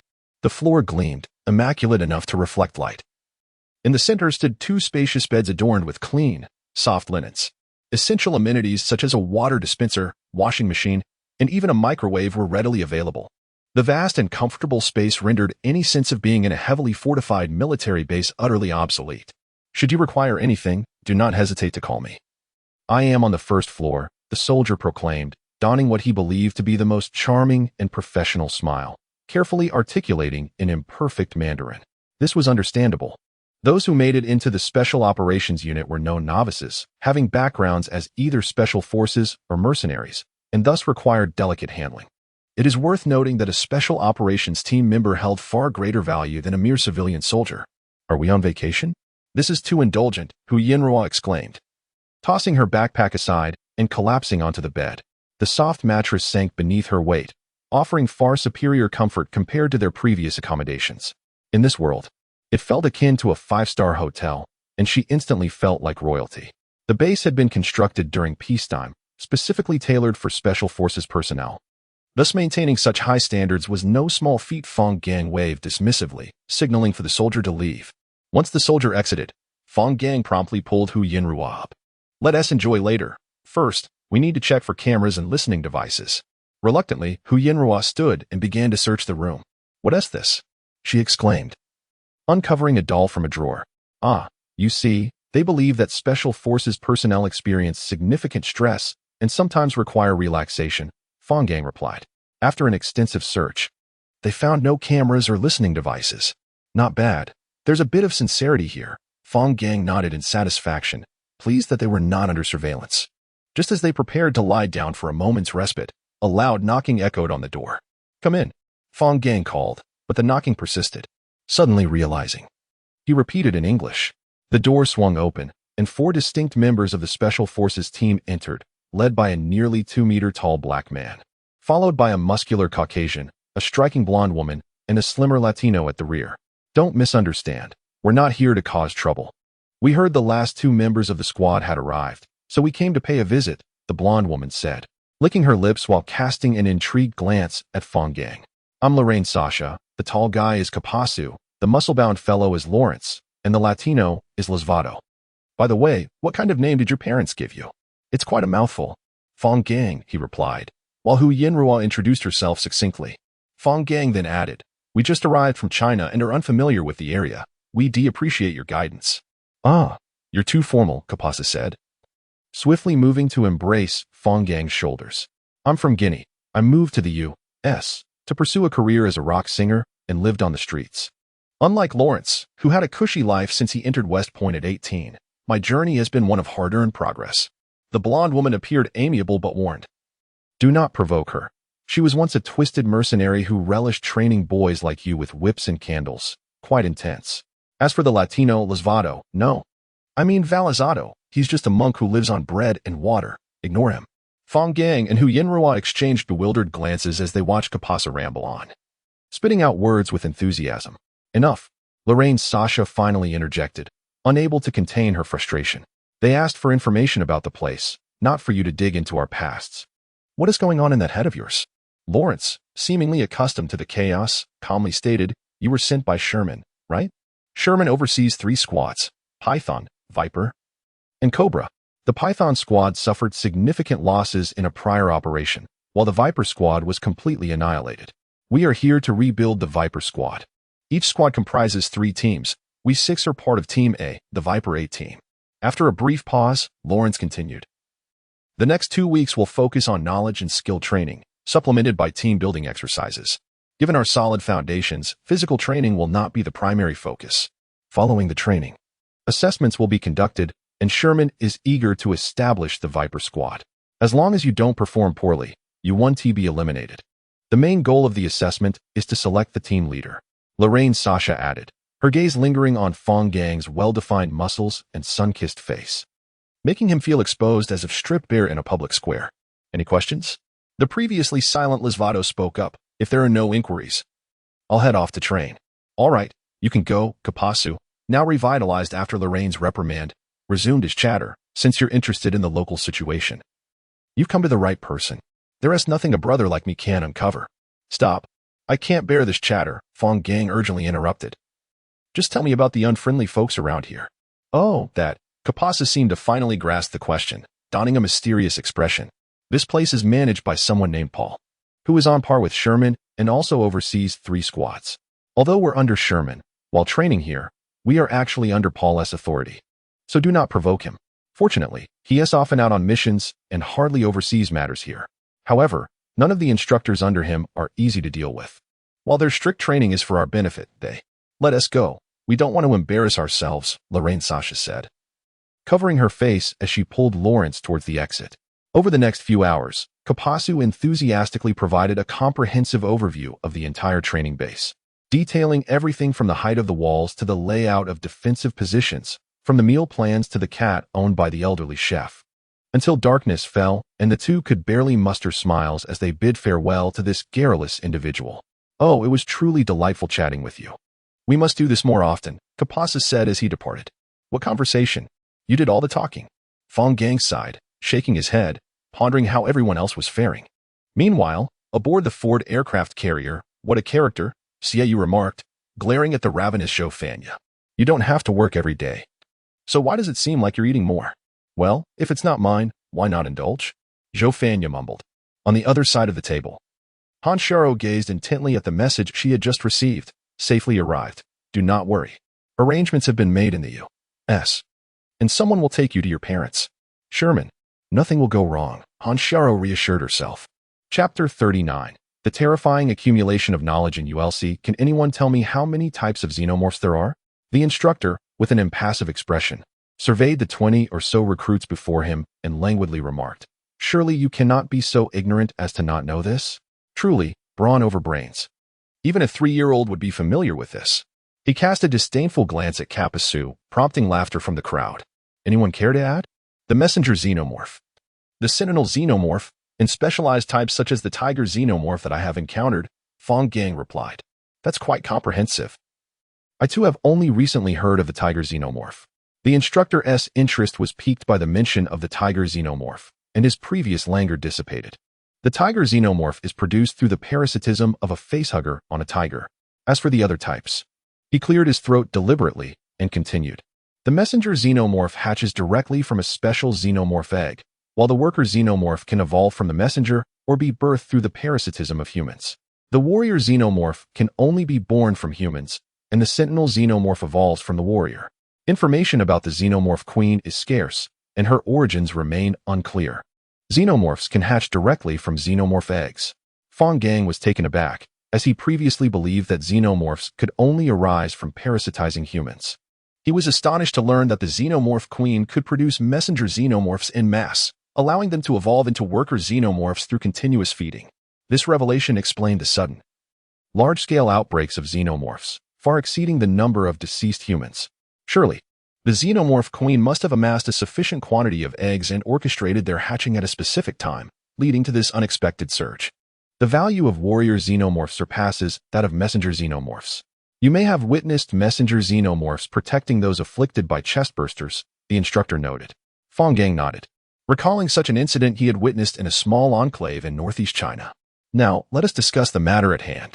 The instructor abruptly pulled down a white screen, and the projector illuminated an image of a warrior xenomorph. You will now systematically learn about the anatomical structure of xenomorphs. Forget your previous, laughable knowledge. It pales in comparison to what I am about to convey. I shall not elaborate on muscular exoskeletons, as you are all aware. Instead, I wish to discuss the sensory perceptions of xenomorphs. Let us begin with vision. The zygomatic bones are positioned on either side of the head, resembling that of a snake, which limits their field of view to the sides, rendering them incapable of seeing directly ahead. However, xenomorphs possess smooth frontal bones that function similarly to the human lens, allowing them to collect light and project it onto the frontal bone, effectively eliminating their visual blind spots and enabling them to see farther and wider. The instructor pointed to the frontal bone of the xenomorph, explaining that due to their overlapping field of vision, xenomorphs lack stereoscopic vision, perceiving the world as flat. Ultimately, the most crucial sense for xenomorphs is olfaction. They not only rely on body odor to track prey, but can also detect pheromones emitted from living organisms, distinguishing their prey through pheromone recognition. The instructor cast aside his pointer, noting that the messenger and worker xenomorphs lack such multifaceted functions, particularly the ability to perceive bioelectric fields, which suggests one might attempt to conceal themselves beneath their very noses, though this tactic would fail against warrior xenomorphs. Fang Gang marveled silently, astonished that ULC's understanding of xenomorphs had reached such depths, uncovering even the ability of xenomorphs to detect bioelectric fields. Yet, considering ULC's decades-long combat with xenomorphs, their formidable accumulation of knowledge was not entirely surprising. Do you have any questions? The instructor inquired. Excellent question, he commended, clapping his hands. But first, you must grasp that what appears to be saliva is not merely drool. The recruits were bewildered, for most would instinctively assume the viscous fluid from the xenomorph's mouth was saliva. The instructor paused and regarded Fang Gang approvingly before continuing. Sodium hydroxide can induce alkaline poisoning in xenomorphs, potentially fatal in severe cases. Utilizing sodium hydroxide solution to eliminate tiger xenomorphs is indeed a stroke of genius. Even the research department has begun developing new weapons along this line of thought. It was his idea, Fang Gang remarked, pointing to Hu Yinrua, who shrugged nonchalantly. Truly remarkable. The ancient civilization of China has always boasted such creativity. The instructor moved to the projector and switched to an image of a xenomorph hive. Now, back to the topic. Let us discuss xenomorph hives. The instructor spoke at length throughout the day, covering everything from xenomorph anatomy to their hives and social structures, encompassing nearly all relevant knowledge about xenomorphs across multiple disciplines, enlightening the recruits profoundly. That concludes today's lesson. The instructor glanced at the clock. Tomorrow, you will learn combat techniques against xenomorphs in urban settings. Class dismissed. How terrifying. I had no idea their understanding of xenomorphs was so profound, Hu Yinrua exclaimed. If we relied solely on our efforts, who knows how many years it would take to acquire this knowledge. Indeed, Fang Gang nodded. These research findings are undoubtedly ahead of their time, some even deserving of a place in history. Hello, I am Parker, the captain of Team B. A tall Caucasian recruit approached Fang Gang, looking down upon him. I hear you possess some skill, but you must understand that this level of ability is insufficient to secure the position of a team captain. The members of Team B are all from the Navy SEAL Team 6. Do not provoke them, Kappa Su advised kindly. If I were concerned about being a team captain, would I have come here? It would be far better to remain in Tianjin and command a large battalion.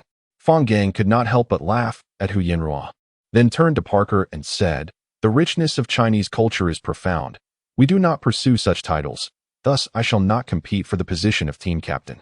At least you are perceptive, Parker snorted, satisfied as he walked away. Chapter 40. Confrontation. It all hinges upon your capabilities. The Special Forces soldier delivering the report casually remarked while sipping a bottle of cola, seemingly indifferent, you are personally responsible for matters here in the capital. At present, there is nothing to report, but it has been confirmed that there are no incursions within the concentrated defensive zones we have infiltrated. Meanwhile, at the ULC rookie training base, after a week of foundational knowledge and combat skills training, the newcomers significantly improved their combat readiness, their abilities greatly enhanced compared to before. Everyone felt they had gained invaluable experience during this week, including Fang Gang and Hu Yinrua. Early that morning, the recruits were gathered at the training ground, where a massive iron cage measuring 10 meters in length and width and 3 meters in height stood prominently. The cage was secured at both ends with complex locks. The recruits murmured amongst themselves, speculating the purpose of the cage. What is this for? Huyan Ruo questioned. Are we to observe the combat methods of the aliens? Fang Gang, however, had already deduced the answer. It was evidently intended for hand-to-hand combat with the aliens. In such a confined space, maneuverability would be non-existent. One would have no choice but to confront the alien directly. What astonished Fang Gang was the fact that the ULC had managed to capture aliens alive. Several box trucks arrived and parked at the training ground, from which drivers emerged to open the doors, revealing double-layered alloy cages filled with aliens. The creatures within roared incessantly, battering against the confines of their cages. Some even resorted to biting their own tails in a futile attempt to corrode the bars with their acidic blood, which only resulted in a messy scene. Upon witnessing the multitude of aliens, the recruits immediately comprehended the purpose of the large iron cage. Although most of them had previously slain aliens, the thought of facing one directly within the cage made many feel a twinge of anxiety. This is a small assessment. The instructor commanded while directing the recruits to move the alloy cages. The basic requirement of the Special Forces is that there are no restrictions on weaponry. You are to eliminate a messenger alien face-to-face, and your performance will factor into your final assessment. After delivering this instruction, the instructor produced 2 boxes from the vehicle. To the recruits' delight, the boxes contained a variety of firearms, including handguns, rifles, shotguns, and even the formidable AA-12. Excellent. I thought we could only use handguns, exclaimed one recruit. With shotguns and machine guns available, who would opt for handguns or rifles? I want that machine gun. Look, there are knives over there. Who would be foolish enough to choose those? The recruits erupted in excitement, chattering animatedly. The instructor cleared his throat, and the atmosphere fell silent. Everyone was wary of provoking the instructor, fearing the loss of their precious firearms. Once the combat begins, there will be no pause, and casualties are possible. Now is the time to consider your decision. Withdrawing is still an option, and there is no shame in it, the instructor cautioned, retrieving another box filled with protective gear. This resin armor effectively defends against acidic blood. Choose a fitting one to put on. The test is about to commence. I personally took down an alien with a handgun and received commendation from my instructor. The implication was clear. While using other weapons was permissible, it would not earn the same respect in the instructor's eyes.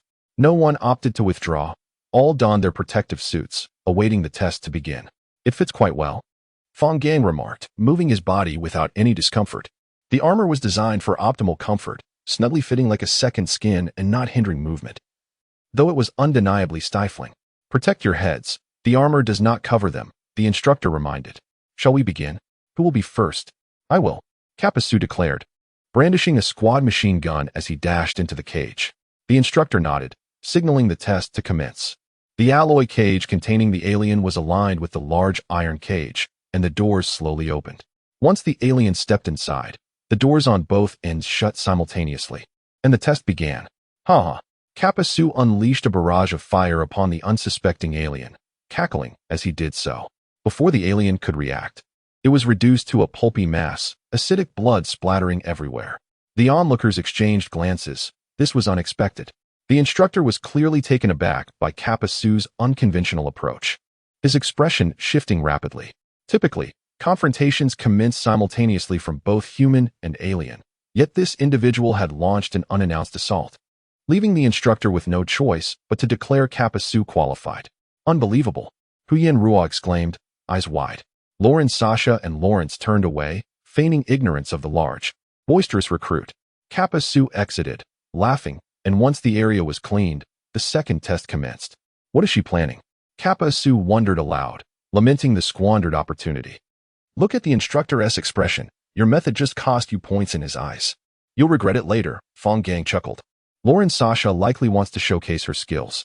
She probably intends to deceive the alien into believing she will attack from behind, then strike unexpectedly. Kapasu glanced at the instructor, who indeed wore a look of disdain, causing a shiver to run down his spine. As the alien cautiously guarded its back, waiting for a chance to charge, Lauren Sasha suddenly opened fire, a stream of bullets piercing the alien's smooth cranium, causing it to collapse against the cage. A sudden frontal assault, Fang Gang noted. Quite so, she adeptly misled the alien, disrupting its judgment. The intelligence of the alien cannot rival that of humanity. Employing cunning tactics is undoubtedly an effective strategy, the instructor acknowledged. Lawrence was next, armed with an M16, methodically wearing down the alien while constantly on the move. His performance was decent but unremarkable compared to his predecessors. In contrast, Resvato's display was stunning, capturing everyone's attention. He chose to wield 2 Uzi submachine guns, maintaining a relentless barrage of fire, effectively cornering the alien in the far end of the cage. His speed in reloading and proficiency were truly commendable. The alien suffered the loss of its limbs, and ultimately, Resvato delivered a headshot, leaving the creature utterly defeated without any opportunity to retaliate. Bravo! The crowd cheered, exhilarated by the thrill of the hunt and the impressive display of tactical prowess. His understanding of weaponry surpasses that of his peers. Even I cannot match such skill, the instructor praised. It's my turn now, Parker said, stretching his neck with a smile as he stepped into the cage. Chapter 41. Anxia's little fan at last. They had arrived. Han Xiao descended the gangplank, her curious gaze sweeping over the bustling dock. Is this really America? It looks quite similar to home. Although the population of the United States is not as vast as that of China, the high level of urbanization results in concentrated defense zones that bear a striking resemblance to those back home. Xiaoha remarked that their concentrated defense zones must also support a significant population, hence adopting a similar development model to that of their domestic counterparts. However, the suburbs and countryside in America remain relatively tranquil, devoid of the numerous anomalies found in China. The port of the San Francisco Concentrated Defense Zone was extraordinarily busy, with various vessels coming and going. Dockworkers hurriedly unloaded and loaded cargo, providing supplies and refueling for the ships in need. After Han Xiao and her companions descended the gangplank, they spotted a young girl seated atop a pile of goods, clad in a black bodysuit adorned with the ULC emblem. She was fervently scribbling calculations on a sheet of paper, seemingly oblivious to her surroundings. She must be here to pick us up, right? Han Xiao looked around, but saw no other ULC personnel nearby. Approaching the girl, she softly inquired, "Are you here to greet us?" "Huh." The girl looked up, her beautiful blue eyes sparkling with confusion. "Who are you? Are you not sent by Sherman to pick us up? I don't know that idiot well enough for him to expect me to work for him." The girl scoffed, a disdainful expression crossing her face. "Aunt Anxia sent me to retrieve her daughter." "Wait a moment, could you be the one?" The girl suddenly leaped to her feet, pulling out a photograph from her pocket, meticulously comparing it to Han Xiao's features. "You? Spare me. You look like someone with a simple mind and well-developed limbs. How could Aunt Anxia possibly know someone like you?" As she ridiculed Xiaoha, she tugged Han Xiao toward an armored vehicle. "You." Xiaoha was so infuriated that words escaped her. But there was little doubt the girl had a keen eye. "They're all my friends. Please take them along," Han Xiao said helplessly. "Eh? Who are you?" Xiaoha was the first to board the armored vehicle, only to discover a soldier bound tightly in the back seat. Upon seeing newcomers, the soldier exclaimed, "Please, you must stop Miss Vivian from driving. She's the one here to pick you up. I beg you to prevent her from driving." His voice trembled with desperation. "She nearly killed me on the way here." The soldier quickly fell silent. The girl immediately donned a graceful demeanor, resembling a serene maiden, and softly introduced herself. "I forgot to introduce myself. My name is Vivian Vanessa, a researcher at ULC. However, I do not work for ULC. Vani." "What?" Xiaoha stammered. "You're the one who should be called Vani. Your entire family is Vani." Vivian shot Xiaoha a fierce glare. "Vivian Vanessa, why my parents chose a name with 2 first names and no surname is beyond me. It was supposed to be that idiot Sherman who came to pick you up, but Aunt Anxia found them bothersome and sent them away, dispatching me to fetch you regardless of whether my experiment was completed." As she spoke, Vivian started the armored vehicle, which surged forward violently without warming up, quickly accelerating to speeds of 70 or 80 kilometers per hour. Miss Vivian has 2 great passions, scientific research and racing. The soldier fumbled to buckle his seatbelt, remembering how close he had come to death on the way here. "Where are my parents? How are they doing?" Han Xiao asked anxiously. "Uncle Han Yuanhao just left not long ago. I believe he went on some mission, but I don't know where he is. Aunt Anxia has been at Base 1 in the Rocky Mountain Concentrated Defense Zone. I can't say how she is doing, but she is certainly more esteemed than the head of the ULC research department. Even the commander of the defense zone has to make way for her." Vivian shifted the vehicle into a higher gear, accelerating further. "In simpler terms, I wouldn't dare cross your mother." Han Xiao was taken aback.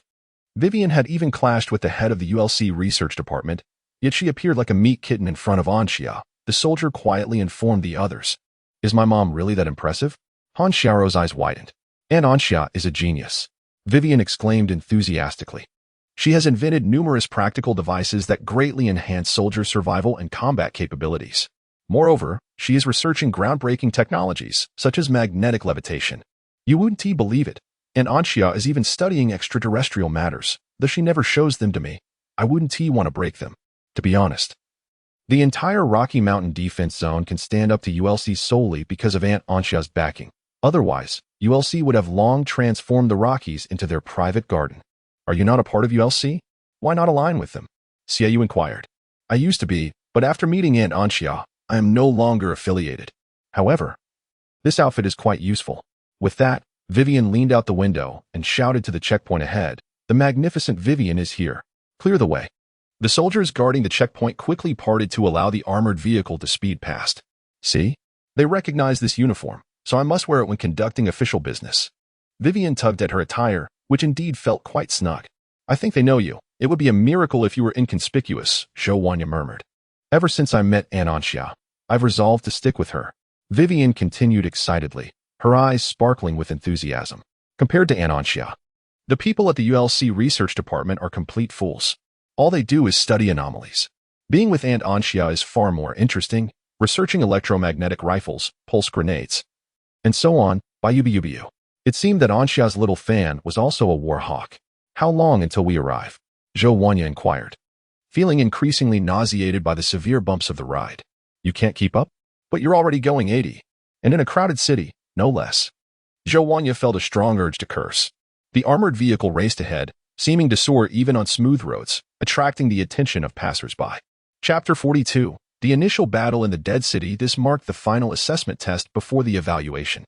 The instructor addressed the 6 members of Team Viper A with a playful smile, stating, "You have 12 hours to eliminate as many aliens as possible. After the test, I will return to either retrieve you or collect your remains. Best of luck." With that, the instructor boarded a helicopter and departed, leaving the 6 behind. The scene was a town long since fallen, not particularly large in scale, its buildings in a state of disrepair. Abandoned vehicles littered the streets, while the trees and lawns that once thrived had withered and died. Dried, discolored bloodstains remained prominent on the ground and walls. A gust of wind swept through, stirring up a cloud of dust mixed with withered leaves, rendering the town eerily silent, save for the haunting sound of the wind. This was indeed a city devoid of life. Who knows if there are combat aliens in this dead city? If there are, they will find us no matter where we hide, as our biological electromagnetic fields cannot be concealed. Lawrence nodded in agreement. What should we do? Huyen asked Fang Gang.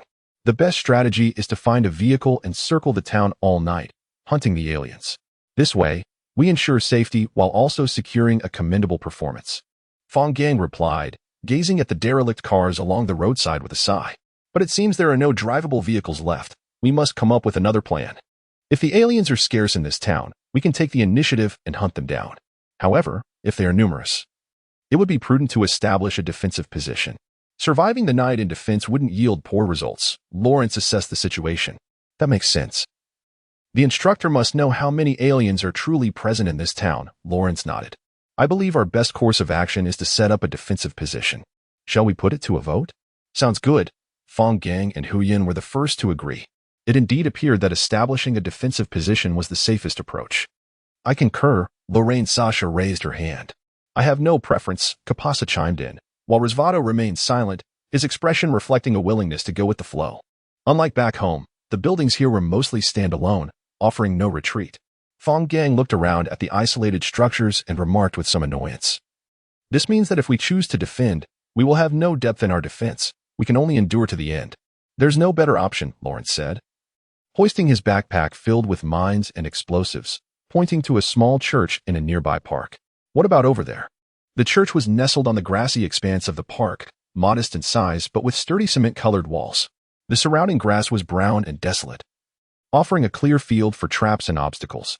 After some deliberation, the group decided to establish their defensive position at the small church. Kapasu Risvado. You two go fetch some sandbags and dismantle a few tires from the abandoned vehicles nearby to reinforce the front and back doors, Lorraine Sasha instructed. And what will you be doing? Kapasa complained. Why is it always me doing the heavy lifting? I'll oversee those 2 Chinese fellows as they set up the mines. If you can handle it, then by all means, do it yourself, Lorraine Sasha replied nonchalantly.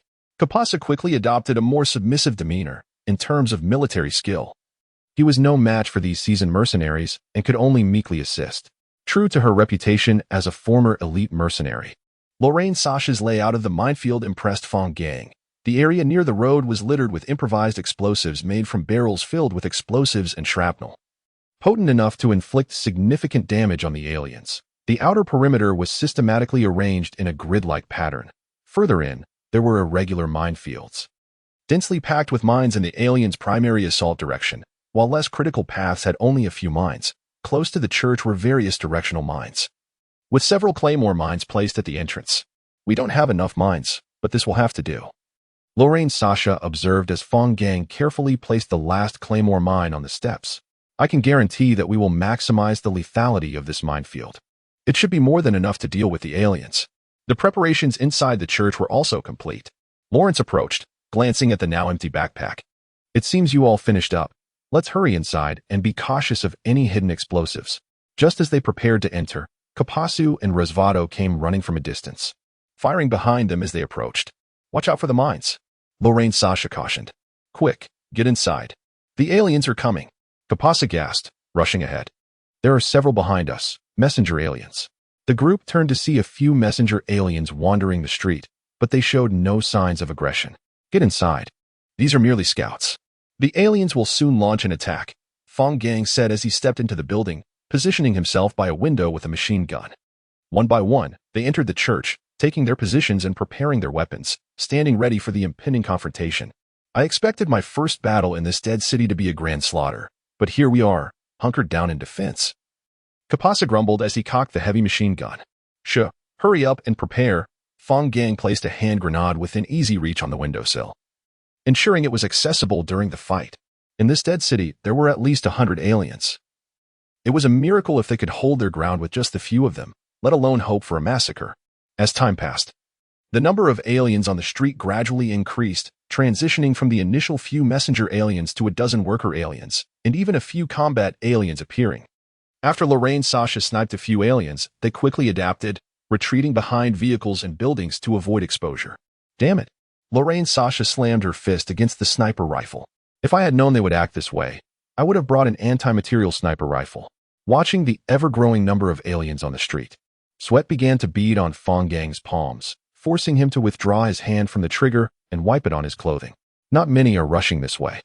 We should be nearing their full strength, Lorraine Sasha observed the distant streets. They will definitely attack within 10 minutes. At that moment, over 100 aliens had congregated in the streets surrounding the park, mostly worker aliens, intermixed with a few combat aliens. Lorraine Sasha. Take out those combat aliens at the first opportunity, Fang Gang instructed through the intercom. With the last combat alien's arrival, the aliens surged from behind vehicles and buildings, like a black tide rushing toward the small church. Chapter 43. Mother and daughter in early winter. The Rocky Mountains shed their verdant attire, donning a somber winter cloak. In the northern expanse of the Rockies, despite the absence of any alien nest wreaking havoc on the environment, the chilling winds have led to the widespread desiccation of flora.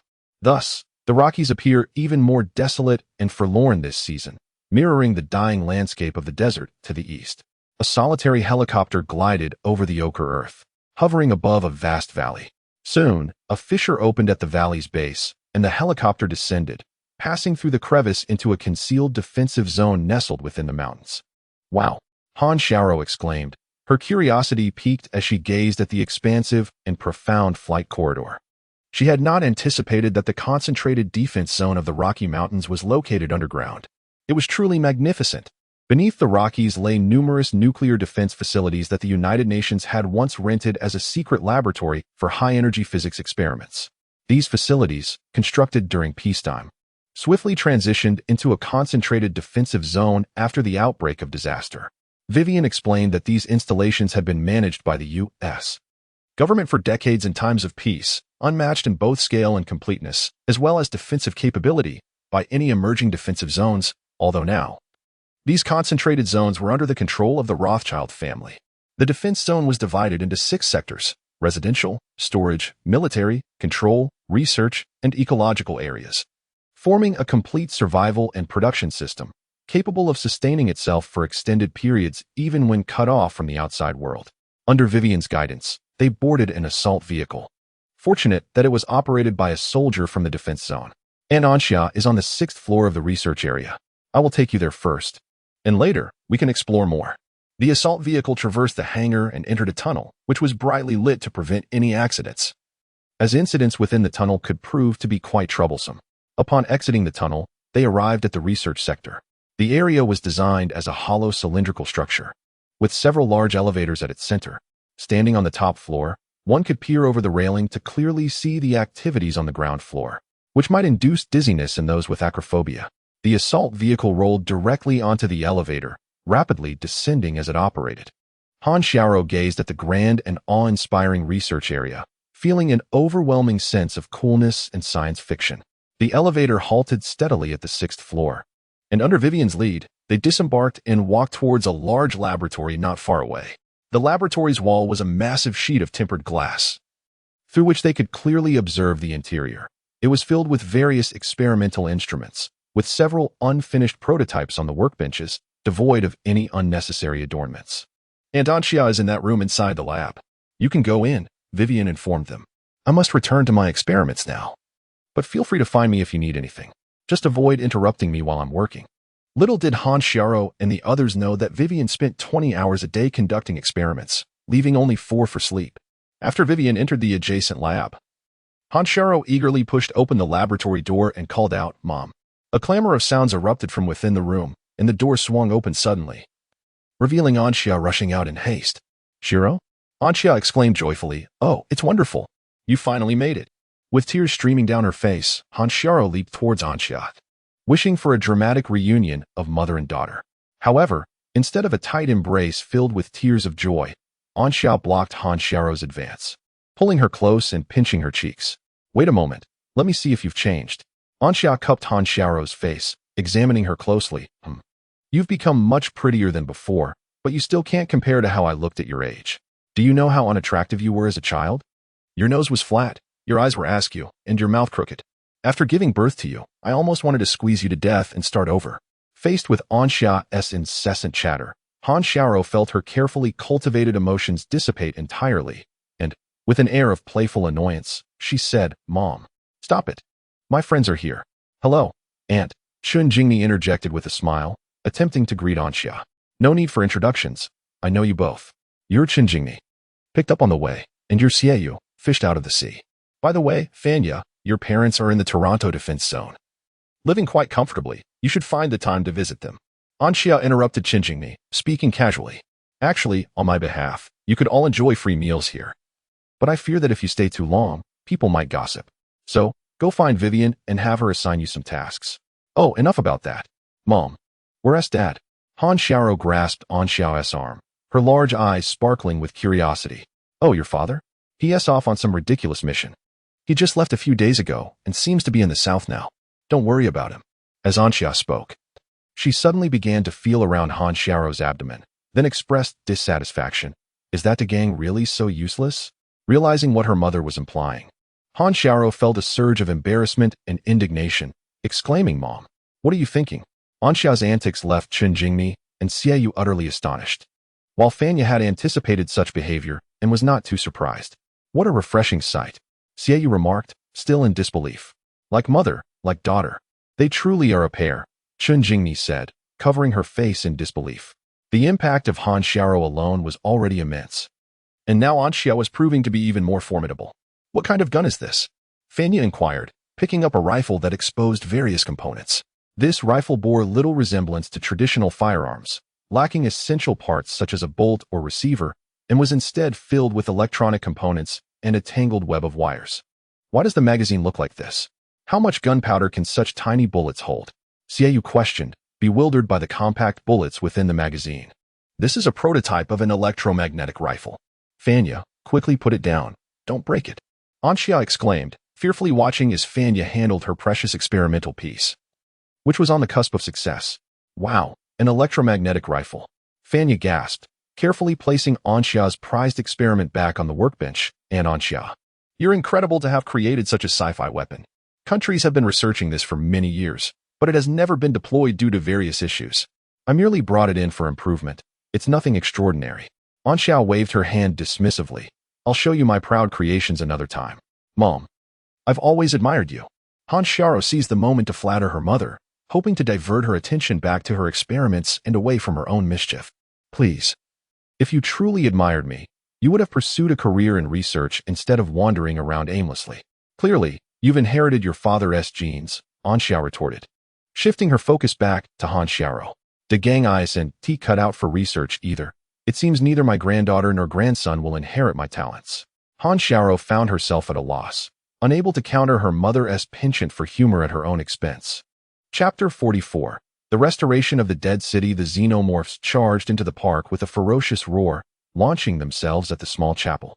Many of them fell victim to meticulously placed landmines, sent soaring into the air, yet a greater number pressed forward, treading the path cleared by their fallen comrades, rapidly closing in on the chapel. Leading the charge were the messenger xenomorphs, with the worker xenomorphs trailing behind. Lorraine Sasha shouted that the minefield was nearly cleared. The xenomorphs, of course, recognized the traps surrounding the chapel and thus dispatched the inexpensive messenger xenomorphs to trigger the mines ahead, while the primary assault force, the worker xenomorphs, remained stationary, awaiting the clearance of all obstacles by their messenger counterparts. Consequently, 90% of the xenomorphs obliterated by the mines were messengers, with only a handful of unfortunate worker xenomorphs meeting the same fate due to their reckless advance. Thankfully, a precaution had been taken, otherwise, it would have been exceedingly difficult to fend off the worker xenomorphs. Lorraine Sasha felt relieved as she squeezed the trigger. A combat xenomorph peeking out to assess the battlefield was shot through the head. With the fearless charge of the messenger xenomorphs, the minefield surrounding the chapel was nearly eradicated. Some mines detonated upon being stepped on by the xenomorphs, while others became inoperative due to corrosion from their acidic blood. Soon, several messenger xenomorphs reached the vicinity of the chapel, only to be gunned down by Fang Gang and his companions. With the minefield cleared, several combat xenomorphs simultaneously let out a roar, signaling the worker xenomorphs on the road to surge forth, numbering between 60 to 70, outstripping the messengers. As about half of the worker xenomorphs stormed into the park, Lorraine Sasha detonated a makeshift roadside bomb buried along the street, which exploded in the midst of the advancing horde, sending at least 20 xenomorphs into the sky. The tremendous shockwave severely disrupted their formation, cleaving the xenomorph ranks in two. The sudden explosion bewildered the advancing xenomorphs, causing chaos among their ranks. During this turmoil, Lorraine Sasha claimed 2 more combat xenomorphs. Quickly replenish the ammunition. We can only brace ourselves for the next wave of their assault, Fang Gang urged Hu Yinru while retrieving several fully loaded magazines from his backpack. There are still 3 combat xenomorphs, Lorraine Sasha called out. They are positioned in 3 directions. If they all attack at once, I can only eliminate one. Fang Gang peered out the window, but found no trace of the combat xenomorphs. They've chosen their positions cleverly. Apart from me, each of you can see them, as they are concealed within your shooting blind spots. Lorraine Sasha's voice echoed from the roof, seemingly anticipating Fang Gang's actions. This is downright outrageous, Kapasu cursed. Bang! A crisp gunshot rang out as the foremost combat xenomorph fell lifelessly. It was too late to shift positions to eliminate the other 2 combat xenomorphs. So Lorraine Sasha redirected her fire towards the worker xenomorphs. With a distance of merely a few dozen meters and the minefield no longer obstructing their path, the xenomorphs surged forward, reaching the front of the chapel before the defenders could inflict significant casualties upon them. Kapasu effectively suppressed the xenomorph offensive at the front entrance with a heavy machine gun. However, a few xenomorphs seized the opportunity while Kapasu was reloading to rush to the doorway, lunging at him as he fumbled with the ammunition. Fang Gang sensed something amiss and quickly turned around, aiming his firearm at the 2 xenomorphs to cover Kapasu. Boom! The Quajian landmine detected the 2 xenomorphs, detonating rapidly and resulting in a violent explosion that shattered them into debris. Finish this magazine and quickly retreat to switch weapons, next time. You 1T have the mines to cover your reload. Fang Gang shouted. Suddenly, the glass before Fang Gang shattered explosively, shards raining down around him as he dove to the side. A combat xenomorph had smashed through the glass with its tail and was attempting to claw its way through the window frame. Fang Gang swiftly evaded and unleashed a barrage of bullets at the xenomorph's claws. In pain, the xenomorph relinquished its grip on the window frame, and Fang Gang seized the moment to rush to the window, picking up a grenade he had prepared earlier, pulling the pin and tossing it out before hastily retreating to the stairwell. With a violent explosion, The combat xenomorph attempting to break in through the window and several worker xenomorphs closely following were obliterated, though the entire windowsill collapsed, leaving a gaping hole in the wall. Simultaneously, the back door suffered a similar fate under the pressure of the xenomorphs.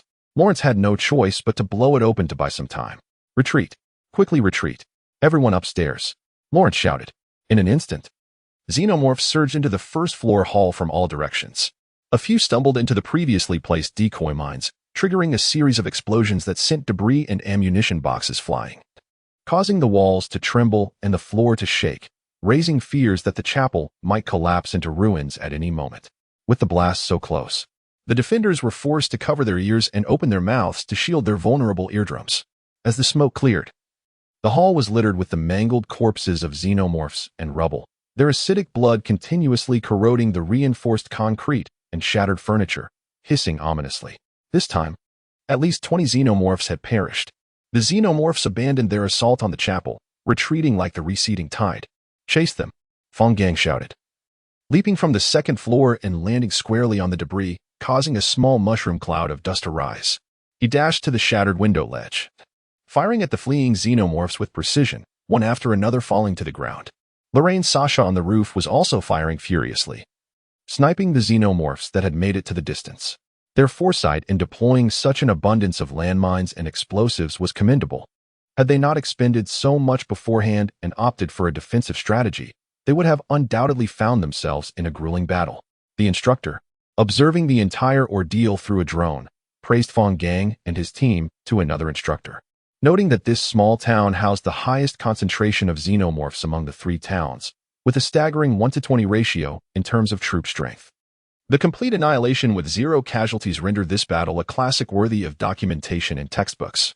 The performance of this group was commendable as well. Their teamwork was remarkably harmonious, carving a bloody path through the overwhelming xenomorph encirclement. It was said they were formerly part of Navy SEAL Team 6. When compared to previous years, they had indeed improved. Yet they paled in comparison to Team A, which had sustained 2 serious injuries while the rest were only lightly wounded. TSK. That Parker is simply not using his brain, one instructor mused. Chapter 45, The Global Situation 3 months after the Eclipse Day. The offensive by the extraterrestrial forces across the globe has gradually subsided, yet they persistently maintain localized assaults. Approximately 3/4 of the world's cities have succumbed, with over half of the land now under alien dominion, and 1/10 of these areas firmly under their absolute control. Densely populated regions, such as East Asia, South Asia, and Europe, initially suffered the gravest blows. Conversely, sparsely populated areas like Australia and Siberia experienced minimal devastation. Over the past 3 months, the global population has plummeted to 3 billion, with 80% of the survivors congregating in the remaining unfallen cities to establish concentrated defensive zones to resist the alien onslaught. Massive defensive bastions such as the Imperial Capital Defensive Zone, Tianjin Defensive Zone, Rocky Mountain Defensive Zone, and Moscow Defensive Zone have emerged as the bulwarks of humanity's resistance, engaging the aliens head-on across various battlefronts, effectively stalling their advances and granting humanity precious time to breathe. Besides these colossal defensive zones, numerous smaller ones, often housing populations ranging from hundreds of thousands to mere thousands, play irreplaceable roles in intelligence gathering, resource collection, and reproduction efforts. These mid-sized defensive zones maintain their own armed forces, frequently collaborating with those of the larger zones to ensure the safety of surrounding areas. The number of aliens eradicated by these smaller zones is not insignificant compared to their larger counterparts.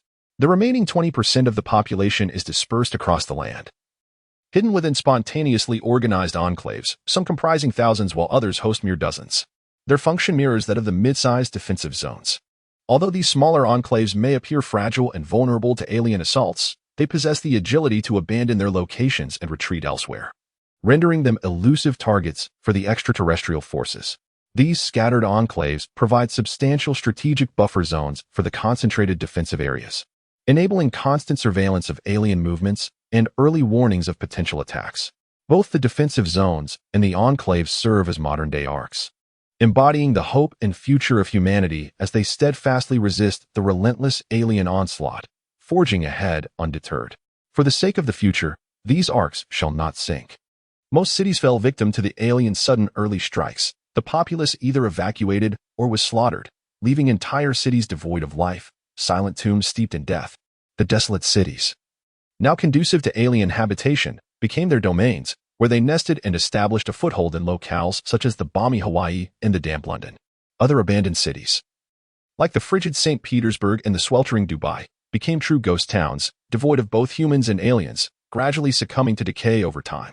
Due to disparities in national strength, topography, and urban environments, circumstances vary widely across regions. The United States, with its formidable national power and vast expanses of land, lost only the densely populated northeastern urban areas, while the rest remain under human control. European nations, despite their robust economies, grapple with densely packed populations and efficient transportation, still embroiled in dire resistance. In contrast, countries like Bangladesh, characterized by both high population density and limited resources, have succumbed entirely, with only a few small enclaves hidden deep within the mountains. Currently, regions such as Australia, northern Canada, the Midwestern United States, and Siberia present relatively safe havens, devoid of large alien congregations, while only a handful of aliens wander the terrain. South Asia, however, with its hot and humid climate, dense population, and feeble military strength, bore the brunt of the alien focus from the onset of the disaster and has transformed into a veritable paradise for the extraterrestrials, a desolate graveyard for humanity.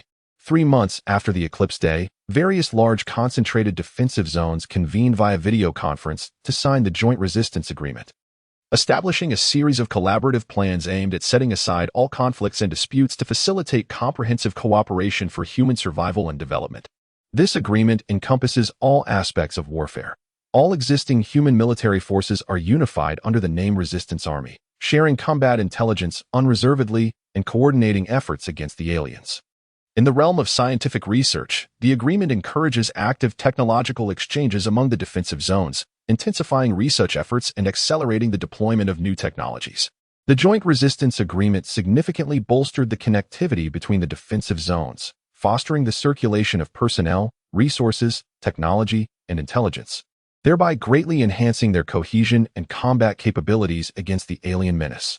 This agreement is regarded by future generations as humanity's first step towards unification, laying a robust foundation for the planet's eventual unity. Notably, the influential ULC did not partake in the signing of the Joint Resistance Agreement, implying that they are neither obligated to fulfill any duties nor entitled to any rights, remaining aloof from mainstream society, quietly pursuing their own agenda. Over the past 3 months, humanity has not remained helpless against the alien assaults, witnessing the fall of city after city. Intense battles erupted in many regions, with humans fiercely contesting the aliens, becoming locked in a desperate struggle.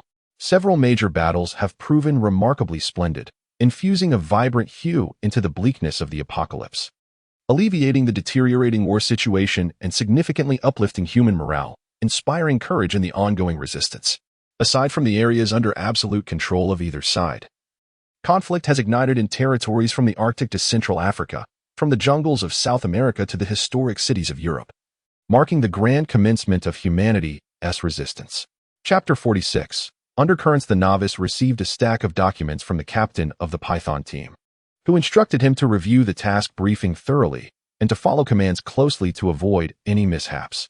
A fellow Special Forces member jested. Don't expect the rookie to be flawless. Just making it through the first mission without soiling himself would be a feat. The captain's expression darkened as he admonished. Do not mock the novice. We still have to carry out the mission, the one that remains unfinished. The team member gasped in alarm, recalling the disastrous mission that had severely impacted the Python team and obliterated the Viper team. Are we to provide cover for the Viper team?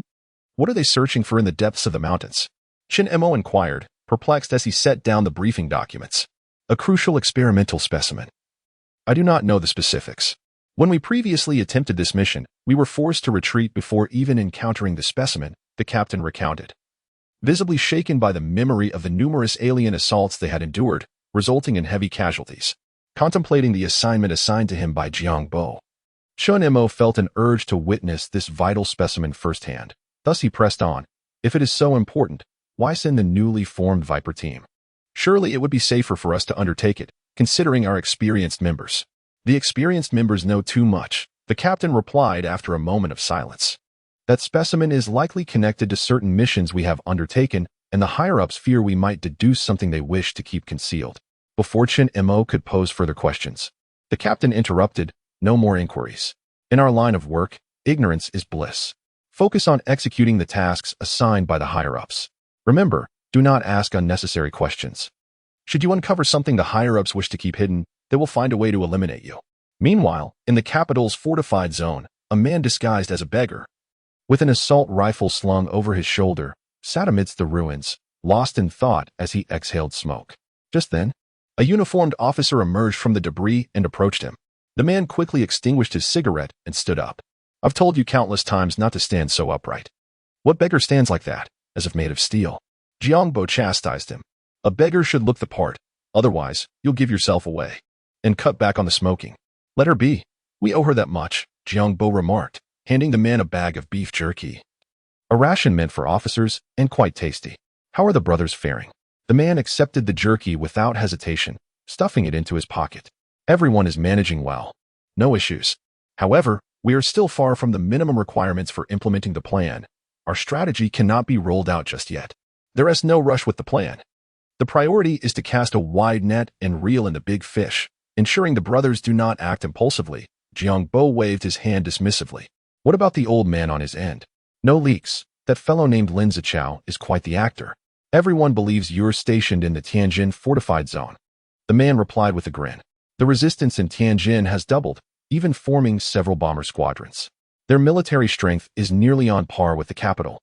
So you can focus on your task without worry about the old man." "Is everything stable on the old man's side?" Jiangbo inquired. "At the Kaohsiung fortified zone." Bai Shishir hung up the phone with a slap, sulking as she squatted on the ground, muttering, "Bastard, bastard, bastard." Several sturdy young men passed by, noticing her squatting figure but quickly tiptoed away, wary of being detected. In this isolated area, Bai Shishir, resembling a delicate flower, presented a stark contrast to the armed might she wielded: an assault rifle, 2 handguns at her waist, filled with magazines, grenades dangling from her, and a rocket launcher strapped to her back. Her fierce expression dissuaded the men, who dared not approach, fearing retribution. "Hello, Director." Bai Shishir dialed another number. "I might have to pause the mission for a while." "Yes, I must find Hu Yinru." "No, I must go. I am not interested in those reagents. I am merely informing you, not seeking your approval." "What?" "I don't know how long. It could be a few days or even years." In the Rocky Mountain fortified zone, Vivian entered Aunt Ansha's laboratory, carrying a pile of experimental data taller than herself. With a thud, she dropped it to the floor. "Here are the experimental data for the pulse grenades. We expect to produce the specimen by the end of the month. But is this even effective against the aliens? By the way, where has Uncle Han Yuanhao gone? Wasn't he always your assistant? Why did he suddenly leave for a mission?" Vivian plopped down on the mountain of data, wiping her brow with a handkerchief. "His role as my assistant was merely a facade," Ansha chuckled. "In reality, he is a nullifier. His departure is to succeed another nullifier and continue their nullification task." "Huh?" Vivian was left bewildered. In the Brasilia fortified zone, the aide reported respectfully to Han Yuanhao. "Leader, all participants in the coup have been executed, and the rebellion has been completely suppressed.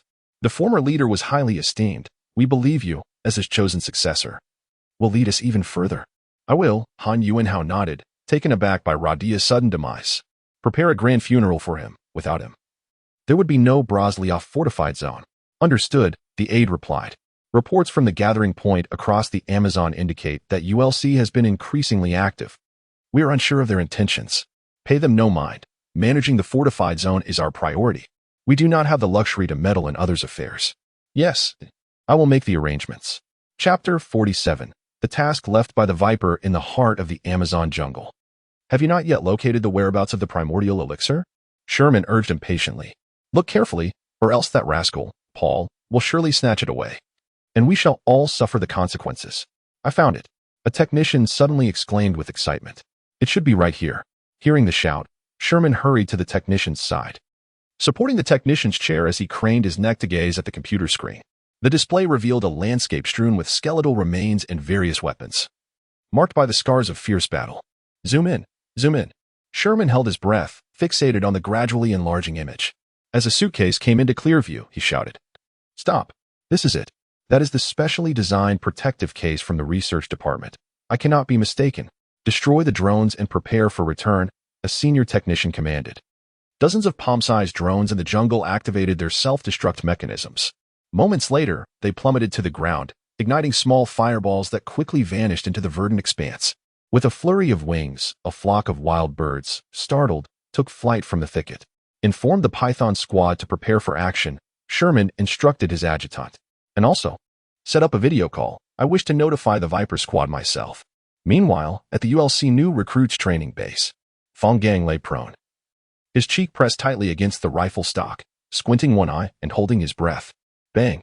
With a sharp crack, a bullet zipped through the air above the grass, striking the target 500 meters away with precision. Ninth ring. Kappa Su exclaimed in astonishment as he observed the instructor signaling with flags beside the target. 10th ring. 10th ring. 9th ring. 10th ring. 9th ring. A total of 48 rings. Remarkable.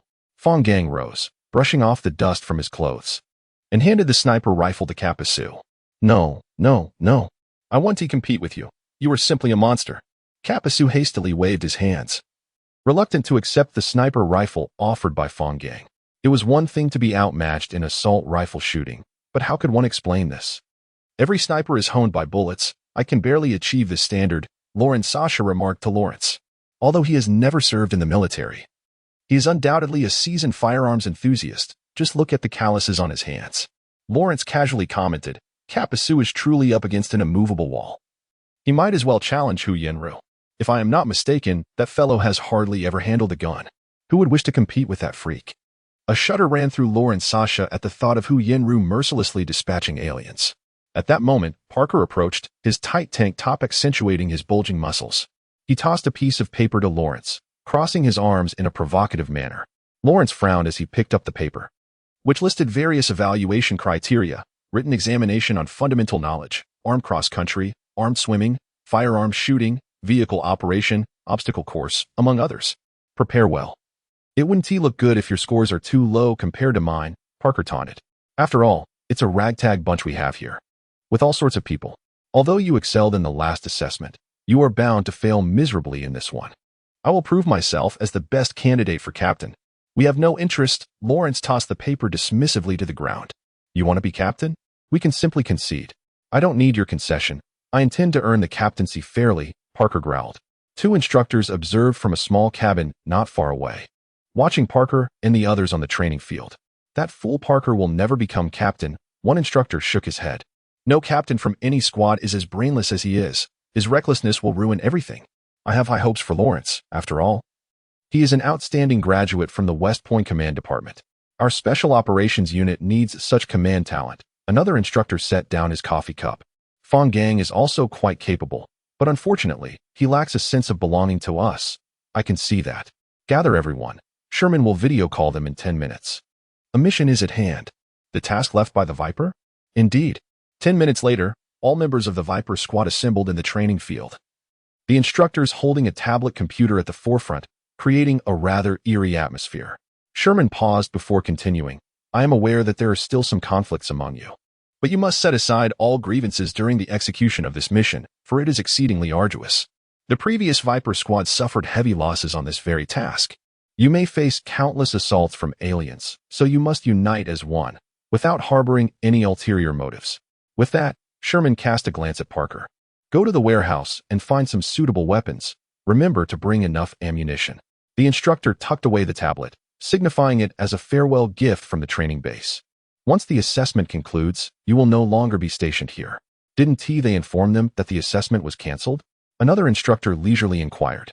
This mission may very well claim numerous lives, and it would be a farce to conduct an assessment afterward. No, let us spare them some psychological pressure. I see you wish to keep Parker in check, the instructor remarked astutely. If he realizes that we are selecting a captain based on this mission's performance, he will surely strive to stand out and will ruin everything. Half an hour later, the Viper squad awaited their transport plane at the airport.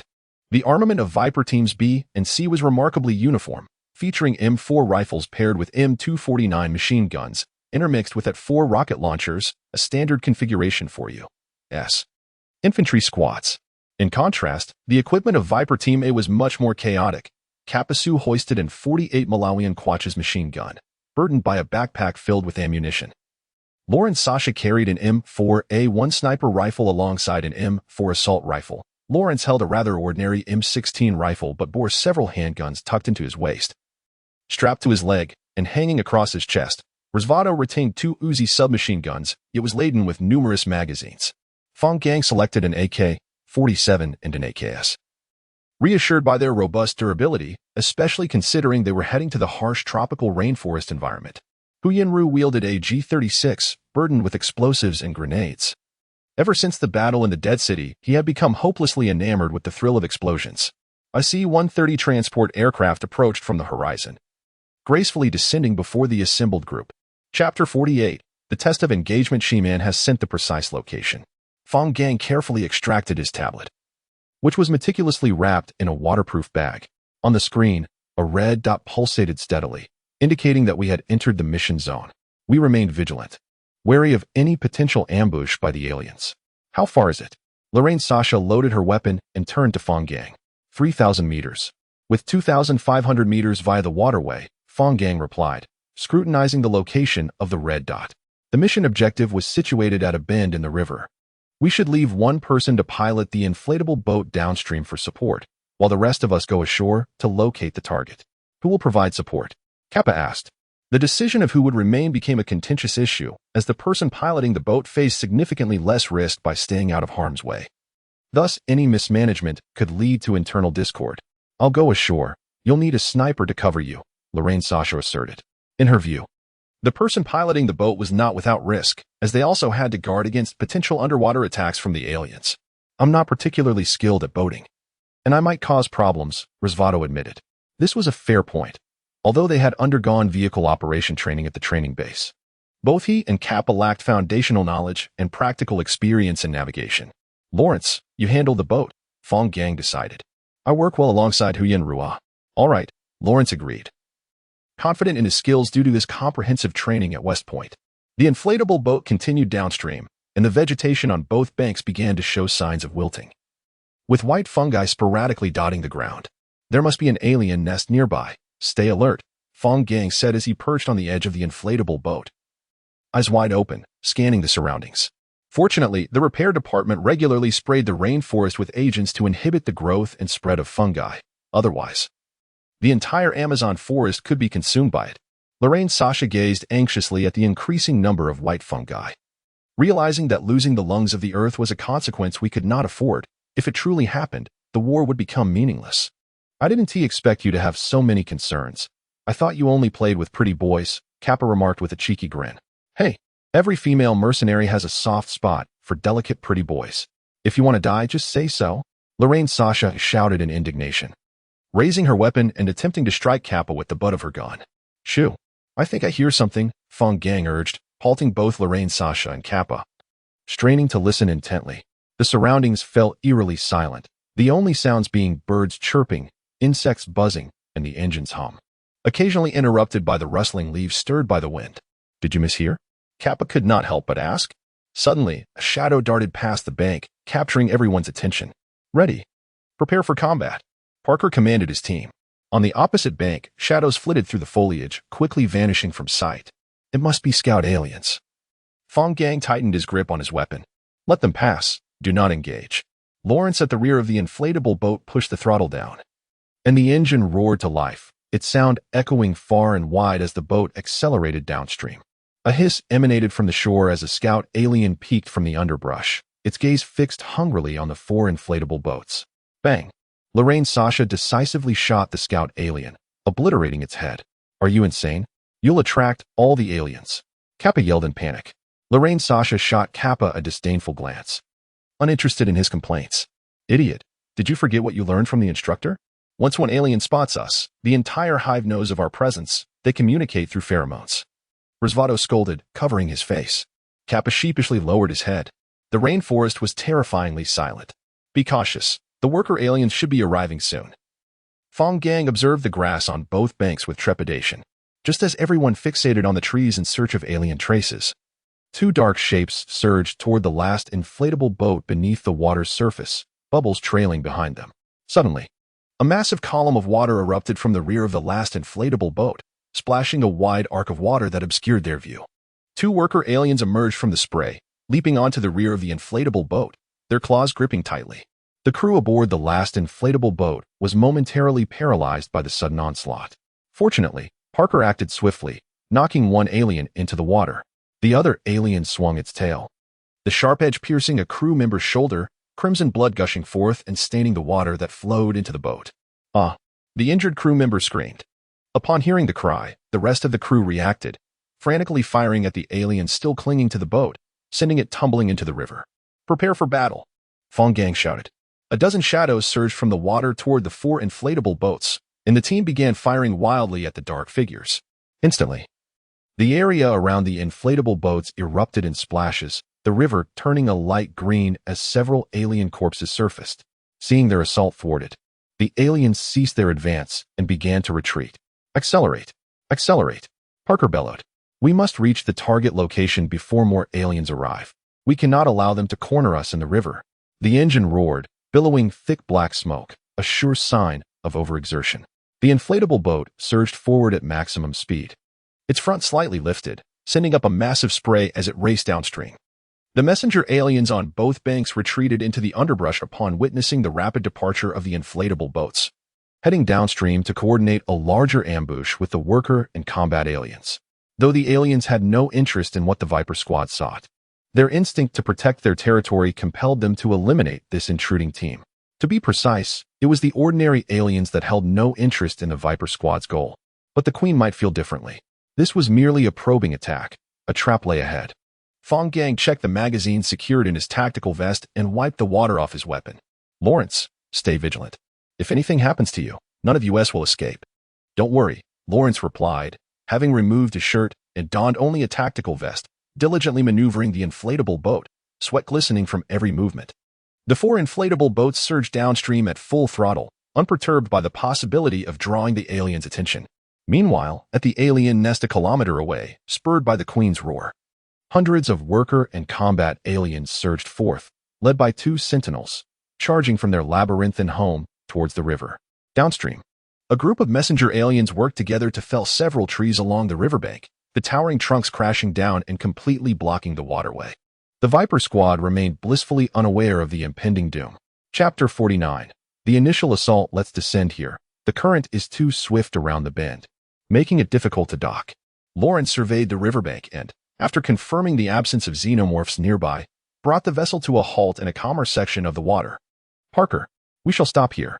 After a moment of contemplation, Parker agreed, recognizing the prudence of their location. He waved to the 2 accompanying rubber boats, which promptly maneuvered alongside Lawrence's craft, securing themselves against the shore. "We will conceal ourselves temporarily. Once you have engaged, signal us, and we will rendezvous downstream," Lawrence instructed. Wiping the sweat from his brow, he handed a smoke grenade to Fang Gang, declaring, "This is for you. I have no use for it." Although this stop was somewhat distant from their objective, it afforded them ample response time to address unforeseen events, ensuring they would not be caught off guard by a sudden xenomorph attack. Lorraine Sasha was the first to leap from the boat, raising her sniper rifle in vigilance. All appeared tranquil. "Let us move," Fang Gang said, taking the smoke grenade and cautiously stepping into the depths of the jungle. The other team members followed suit, forming a tight tactical formation as they advanced. As they ventured deeper, the Viper Squad distanced themselves from the riverbank, entering an untouched primordial rainforest. Towering trees twisted and tangled, casting shadows that obscured the sun. The chaotic interlacing of branches and underbrush sealed every patch of earth, creating a stifling atmosphere. The team was compelled to sheath their firearms and wield machetes instead to forge a path.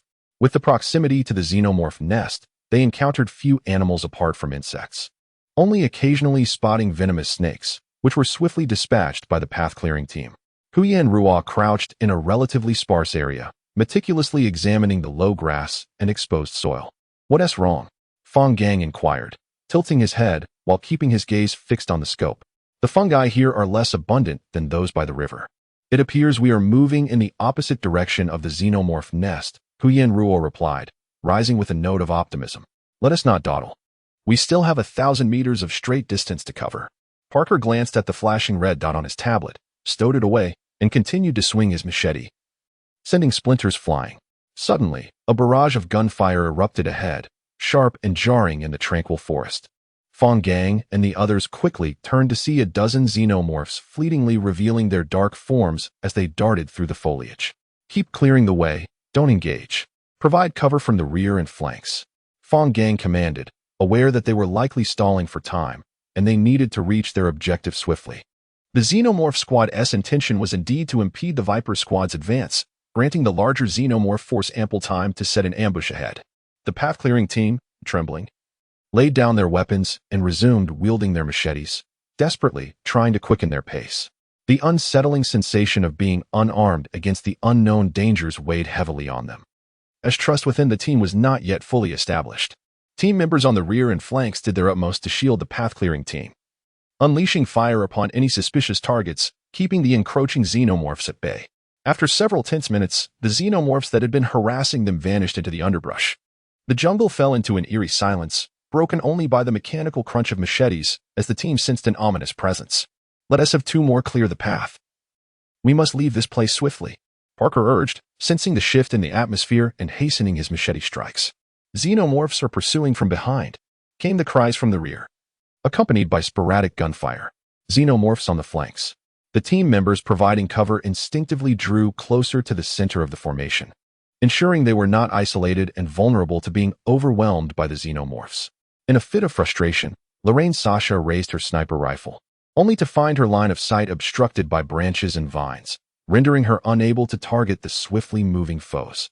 In exasperation, she switched to her assault rifle, firing at the indistinct shadows of xenomorphs in the distance. Accelerate! Break through the front! Fang Gang shouted decisively, aware that more xenomorphs were likely trailing behind. Fang Gang's instincts proved correct. The xenomorphs had only dispatched a small contingent to block the Viper Squad's path while the majority had positioned themselves behind, constructing a vast trap for the team. Had Huyen Ruan not inadvertently pinpointed the location of the xenomorph nest, the Viper Squad might have unwittingly walked into the enemy's snare. Several team members employed at 4S, and soon a narrow path was cleared amidst the violent explosions. The Viper Squad adeptly shifted formations, aligning themselves in a single file as they navigated through the opening. Conserve your rocket ammunition. We may soon encounter elite xenomorphs, or even a xenomorph queen, which require rocket fire to deal with, Parker advised his subordinates.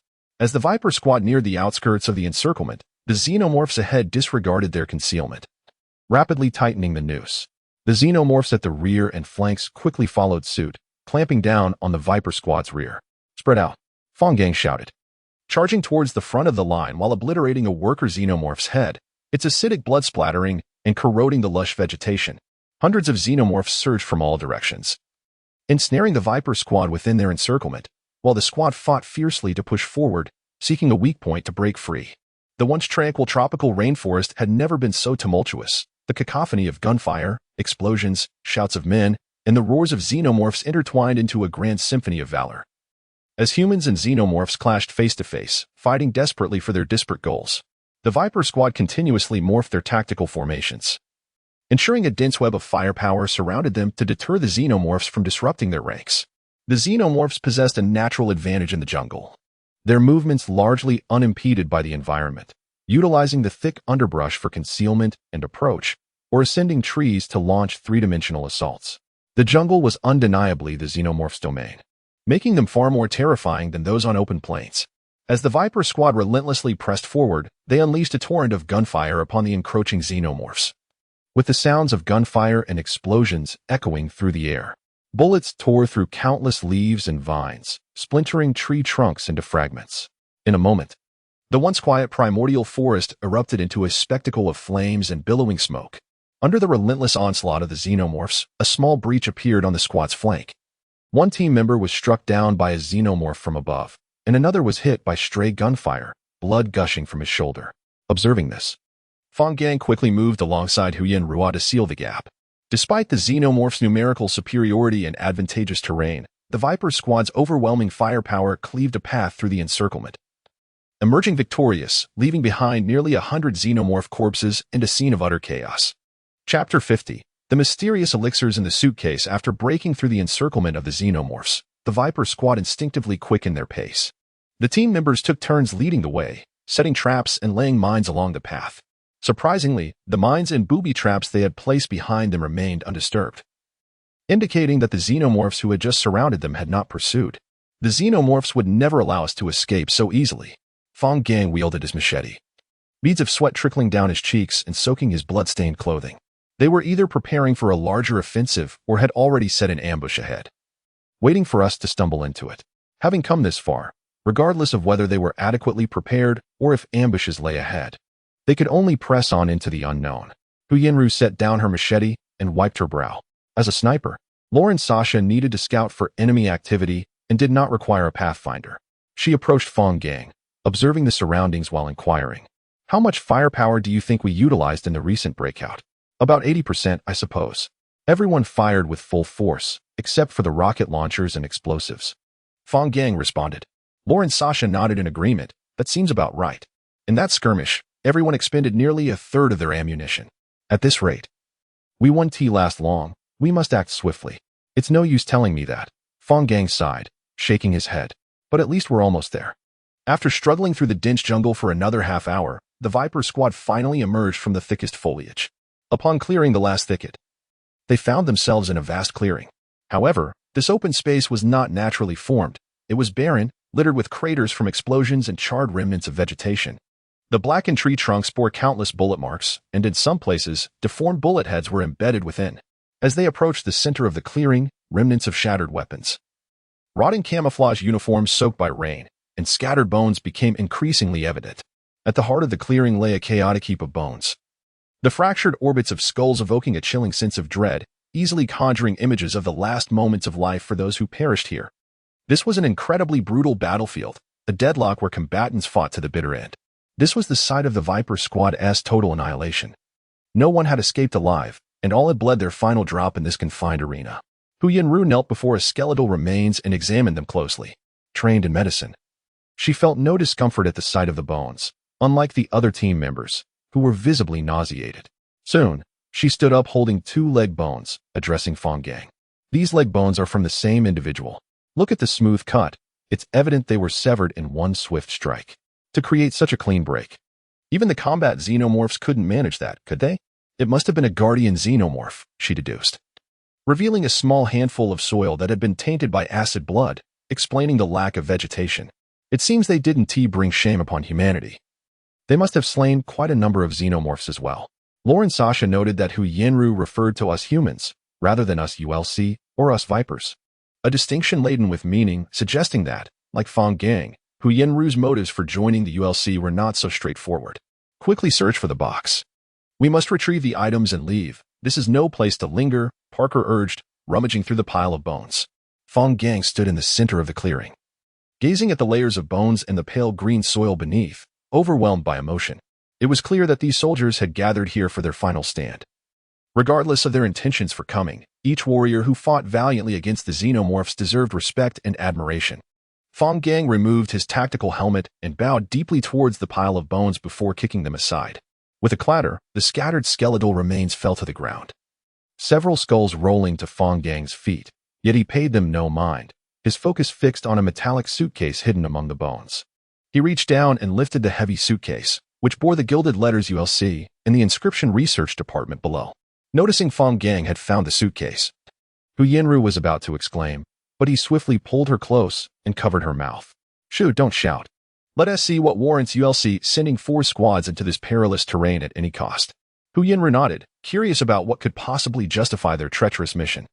Fang Gang released his hand from Hu Yinru's mouth, placing both hands on the suitcase, and with a click, it opened. As the suitcase had been directly managed by the Viper squad previously, it bore no locks or fingerprint scanners, allowing Fang Gang to open it effortlessly.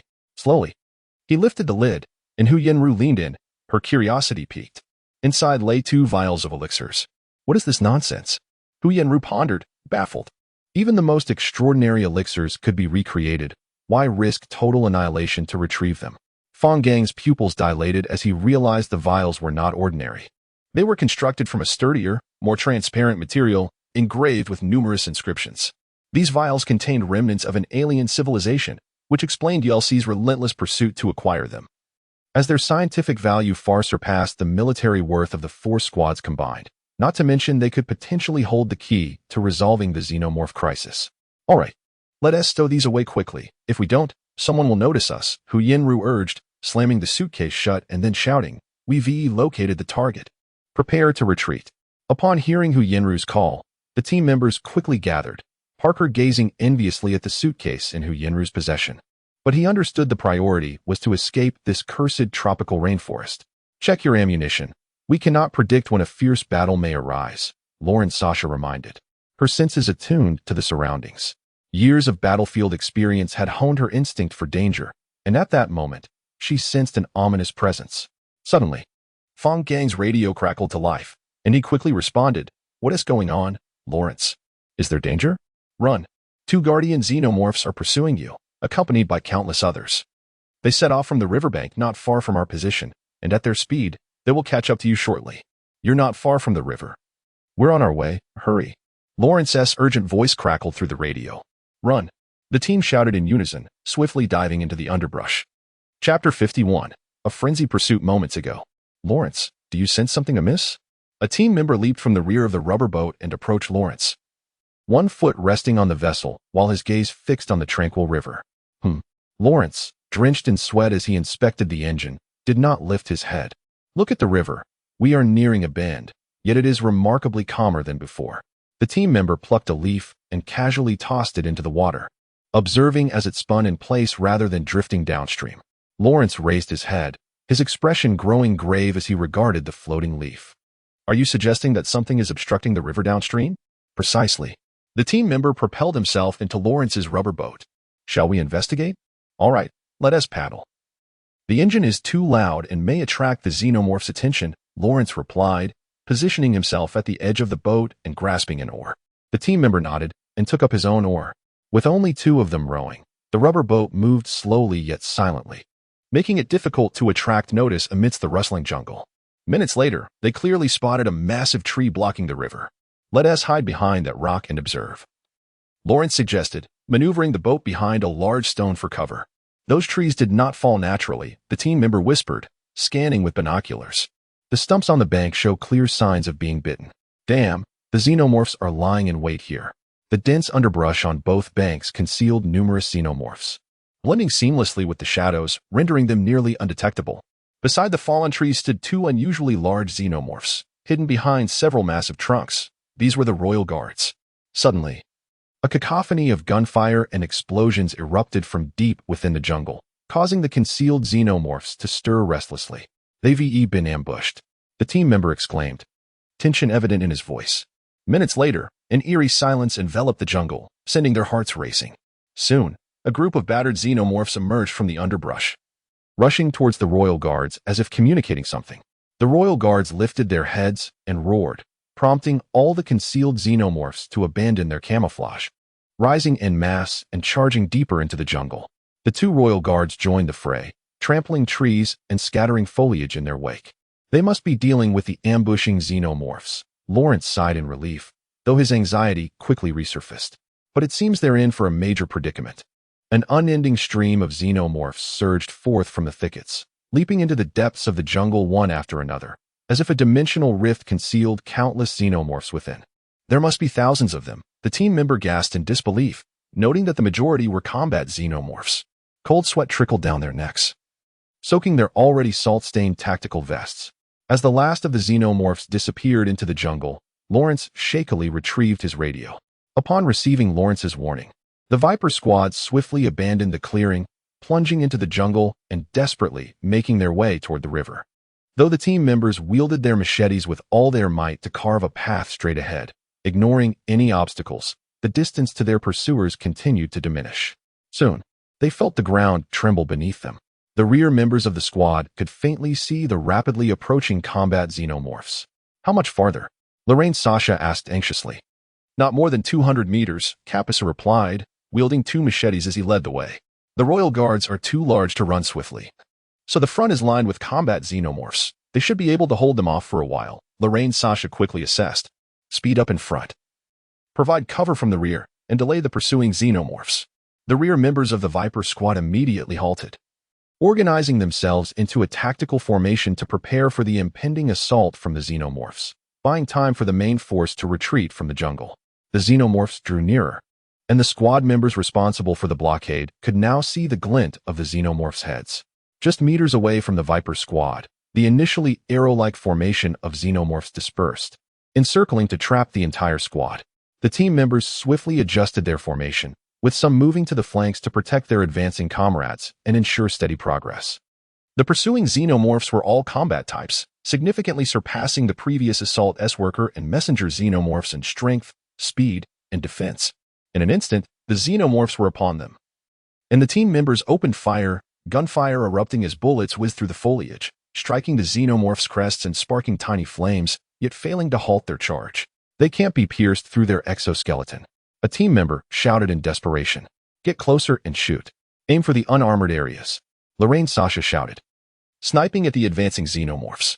Her sniper rifle bullets accurately pierced the necks of the creatures, causing them to convulse and collapse amidst the underbrush. Upon hearing the first successful shot, the team members relaxed their grips on the triggers for a moment, only to resume firing with greater intensity and ferocity.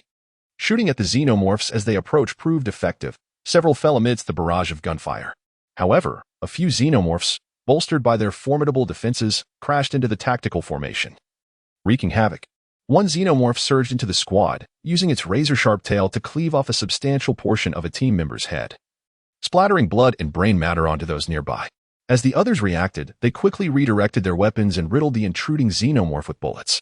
Another xenomorph seized the opportunity, exploiting the momentary lapse in firepower to breach the formation, its claws piercing through a team member's shoulder, forcefully wrenching the weapon from his grasp and twisting it into a knot.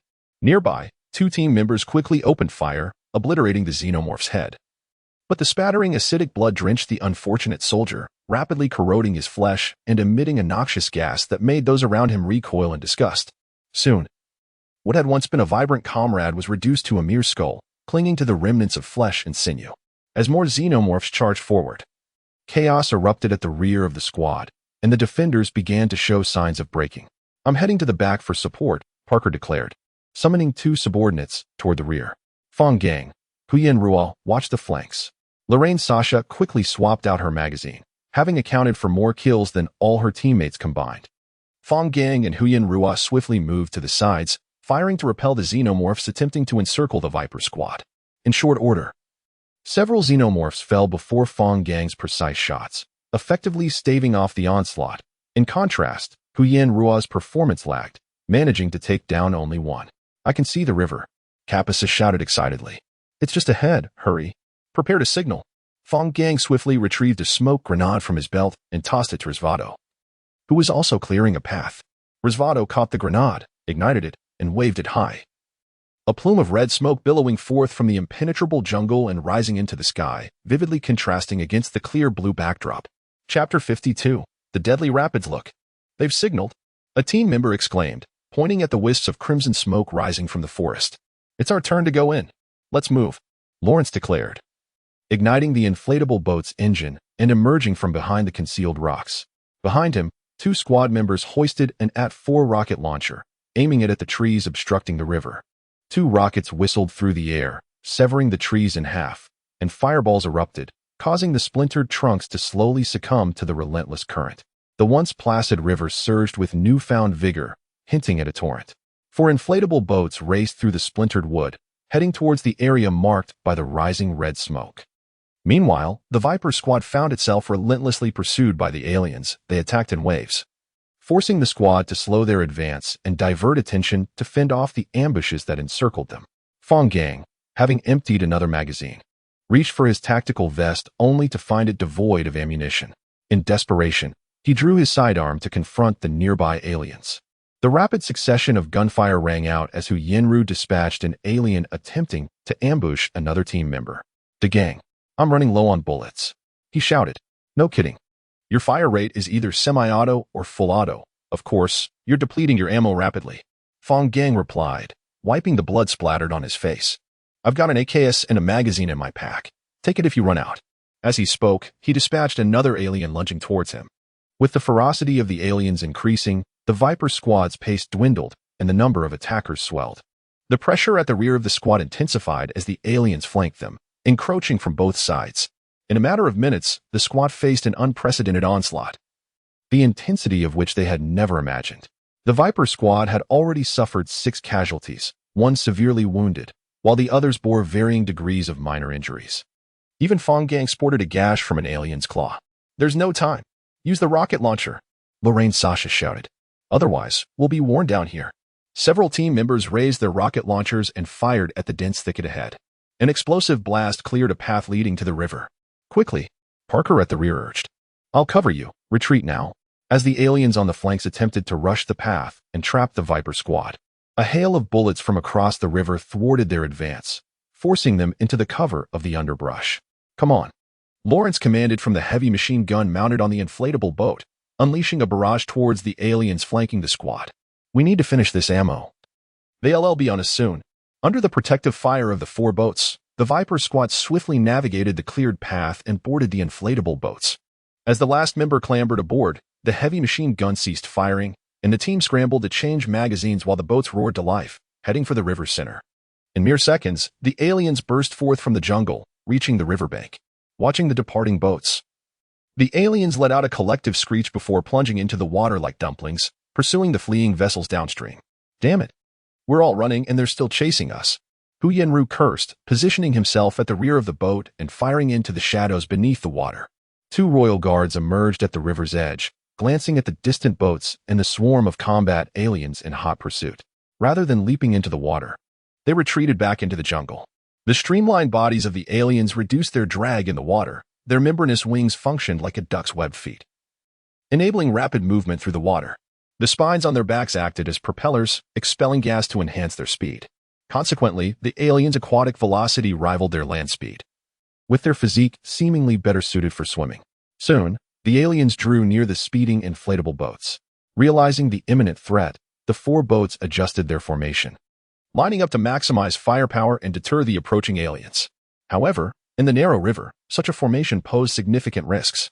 As they navigated a bend, one boat failed to turn swiftly enough and grazed a rock, causing it to decelerate abruptly. Seizing the opportunity, 2 aliens lunged, propelling themselves beneath the boat before launching out of the water, capsizing it. "Help!" The 3 team members aboard the overturned boat had no time to call for aid before being submerged in the furious current. Shadows darted beneath the surface, encircling the fallen members in a vortex of death, their lives extinguished amid the swirling crimson waters. No fierce struggle ensued. The elite special forces were utterly overpowered by the relentless assault of the combat aliens, torn to shreds in the blink of an eye. Moments later, the dismembered bodies of the 3 team members surfaced, a harrowing sight. The aliens showed no interest in the freshly spilled blood and swiftly submerged, continuing their pursuit of the remaining 3 boats. "Oh God!" the last team member on the rear boat exclaimed. "They're closing in." An alien erupted from the water, splashing towards the final boat. The driver reacted swiftly, pushing the throttle to the maximum, and the inflatable boat jolted, narrowly evading the fatal launch. Though the engine was struck hard by the alien. Clunk, clunk. The engine emitted a troubling sound, billowing thick smoke as the boat's speed began to falter. Parker tossed a grappling hook tether, snagging the trailing boat. "Get over here. Climb aboard my boat," he shouted. "You'll be caught soon." The team members in the rear boat hastily grabbed the rope and jumped into the river, swimming towards Parker's boat. The aliens caught up, grasping the back of the boat. "We have to stop them, or we won't make it out," Fang Gang urged Casper. "Shoot those trees ahead." Casper unleashed a torrent of gunfire, shredding the trees along the bank into splinters. Lisvato hefted the rocket launcher, firing at the front. Several large trees collapsed under the explosive force. All team members had now boarded Parker's boat, and he released the grappling hook. "Duck!" Fang Gang shouted. The team members quickly lowered themselves, lying flat on the boat's bottom. The inflatable boat skimmed perilously close to the fallen trees as they crashed into the water, blocking the pursuing aliens behind them. "Phew!" Casper sighed in relief. "We finally escaped." "I wouldn't be so sure," Xiaoha shrieked. Turn. Head for the shore." Standing in the water downstream were 2 royal guards, effectively sealing off the river, lying in wait for the remnants of the Viper squad to fall into their trap. Chapter 53.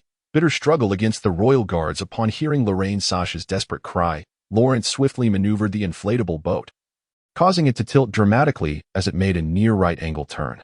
A cascade of water erupted from the bottom of the craft as it roared ashore like a primordial beast, toppling several small trees as it carved a visible scar through the underbrush and weeds. After sliding a dozen meters, the boat collided with a massive tree, finally coming to a halt. Just as Fang Gang and the others leapt from the boat, they took refuge behind it and the tree, their vigilance fixated on the river. Parker's inflatable boat followed closely behind, also leaping onto the bank, spinning several times before halting in front of Fang Gang and the others. Parker rose, kicking the heavy machine gun, its dark barrel aimed menacingly at the river, poised for the onslaught of the Royal Guards. Meanwhile, the other team members found suitable cover, erecting a rudimentary defensive line. "Prepare the rocket launcher," Lorraine Sasha whispered to Hu Yinrua. Cold sweat dripped from her nose, splattering onto the sniper scope. She quickly grasped her sleeve, wiping the lens clean.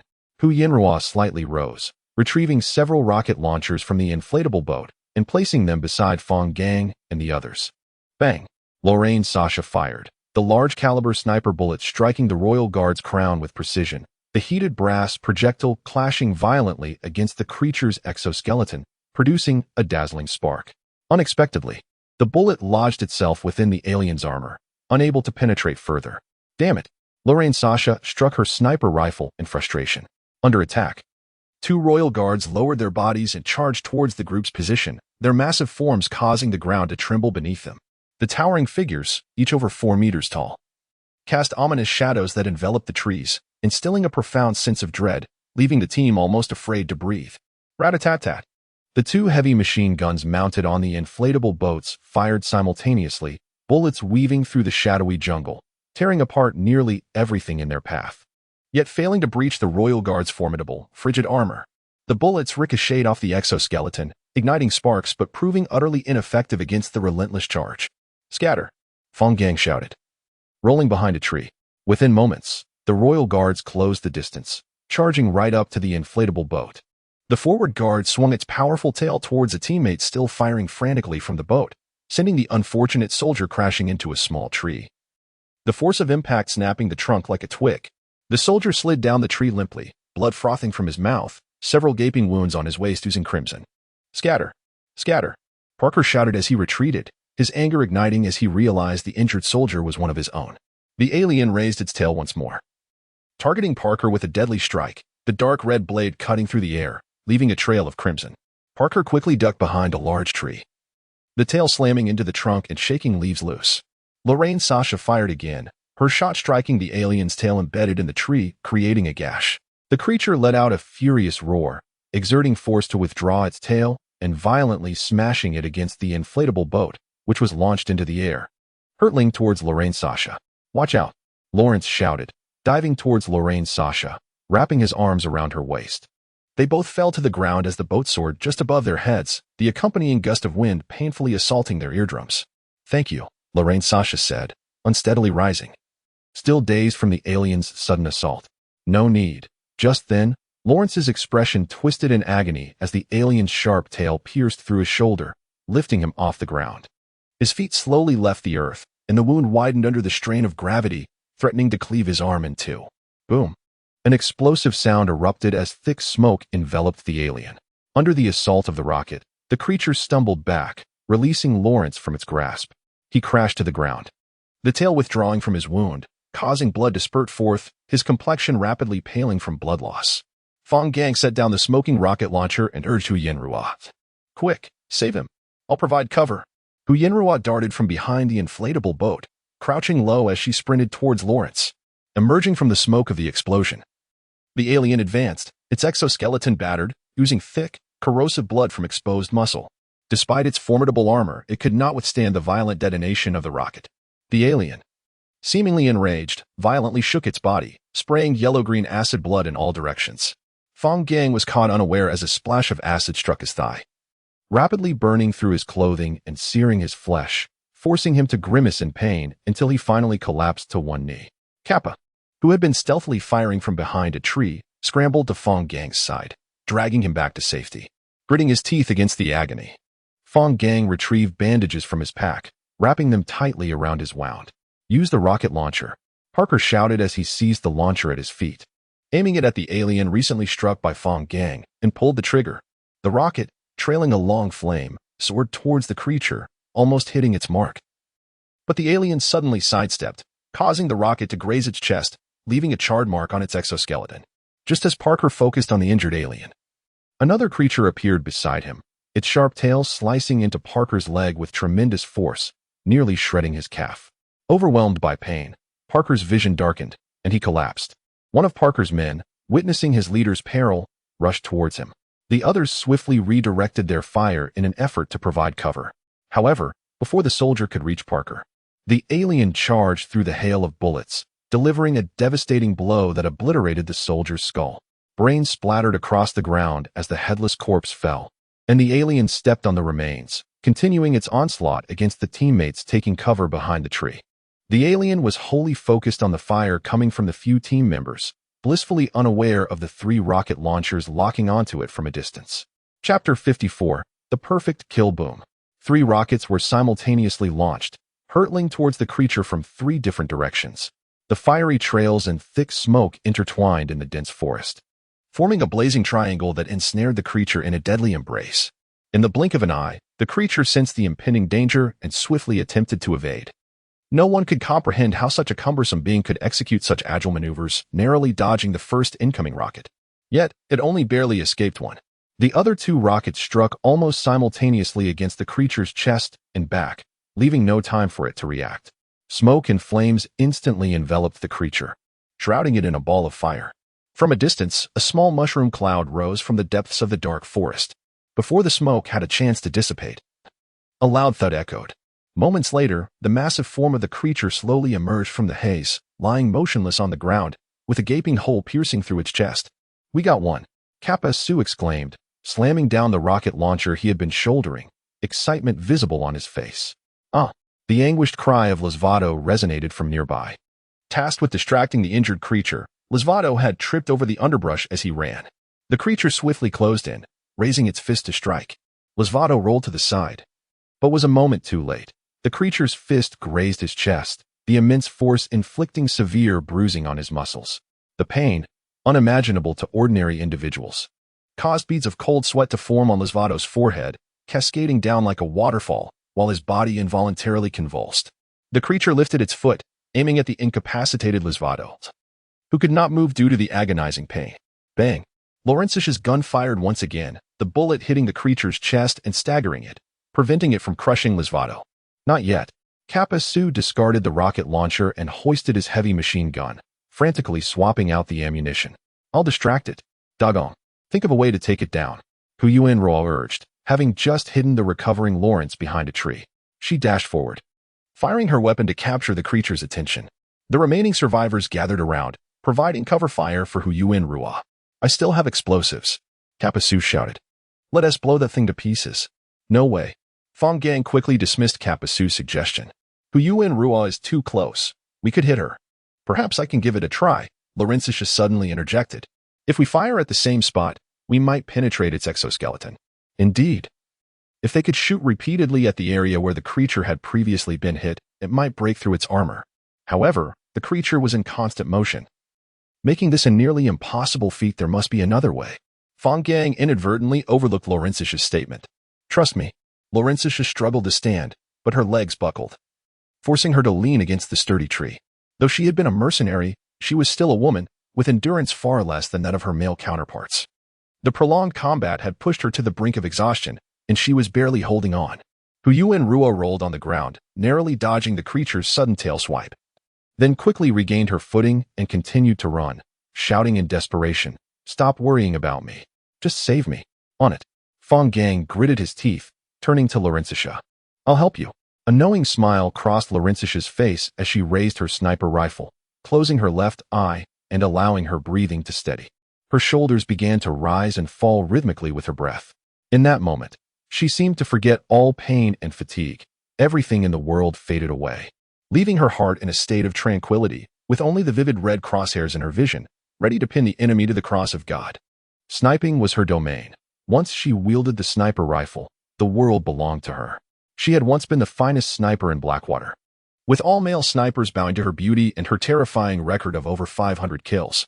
Once a national-level shooting athlete, she had embraced the path of war fueled by hatred. Fang Gang gazed in astonishment at Laurentius. It was his first encounter witnessing how a master sniper hunted her prey. Her unparalleled calmness and determination opened his eyes to a new world. Bang! A blazing bullet sped towards the creature, seemingly guided by an unseen force, striking the projectile lodged in the creature's crown with precision. The resulting spark made one wonder if the bullet had been equipped with a guidance system. With a soft thud, the deformed bullet fell to the ground, lying quietly among the underbrush. The bullet embedded in the creature's crown had sunken deeper. Divine intervention. Fang Gang murmured as he raised his sniper rifle, took aim, and pulled the trigger, but his bullet struck the creature's chest instead. Imagine yourself as the creature, Laurentius said quietly. You are that creature. What will your next move be?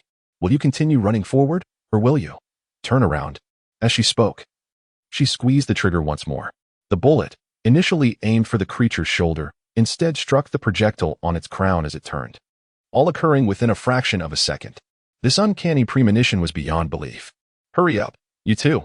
I can barely keep running. Huyuan Ruas shouted, breathless. To lighten her load, she had discarded all her gear, placing her entire bit on Fang Gang and Laurentius. The creature disrupts the air currents while moving. You must anticipate how the bullet will deflect as it approaches. Laurentius quickly changed her magazine and resumed her sniping stance. You can't do that. It relies entirely on innate intuition. Bang!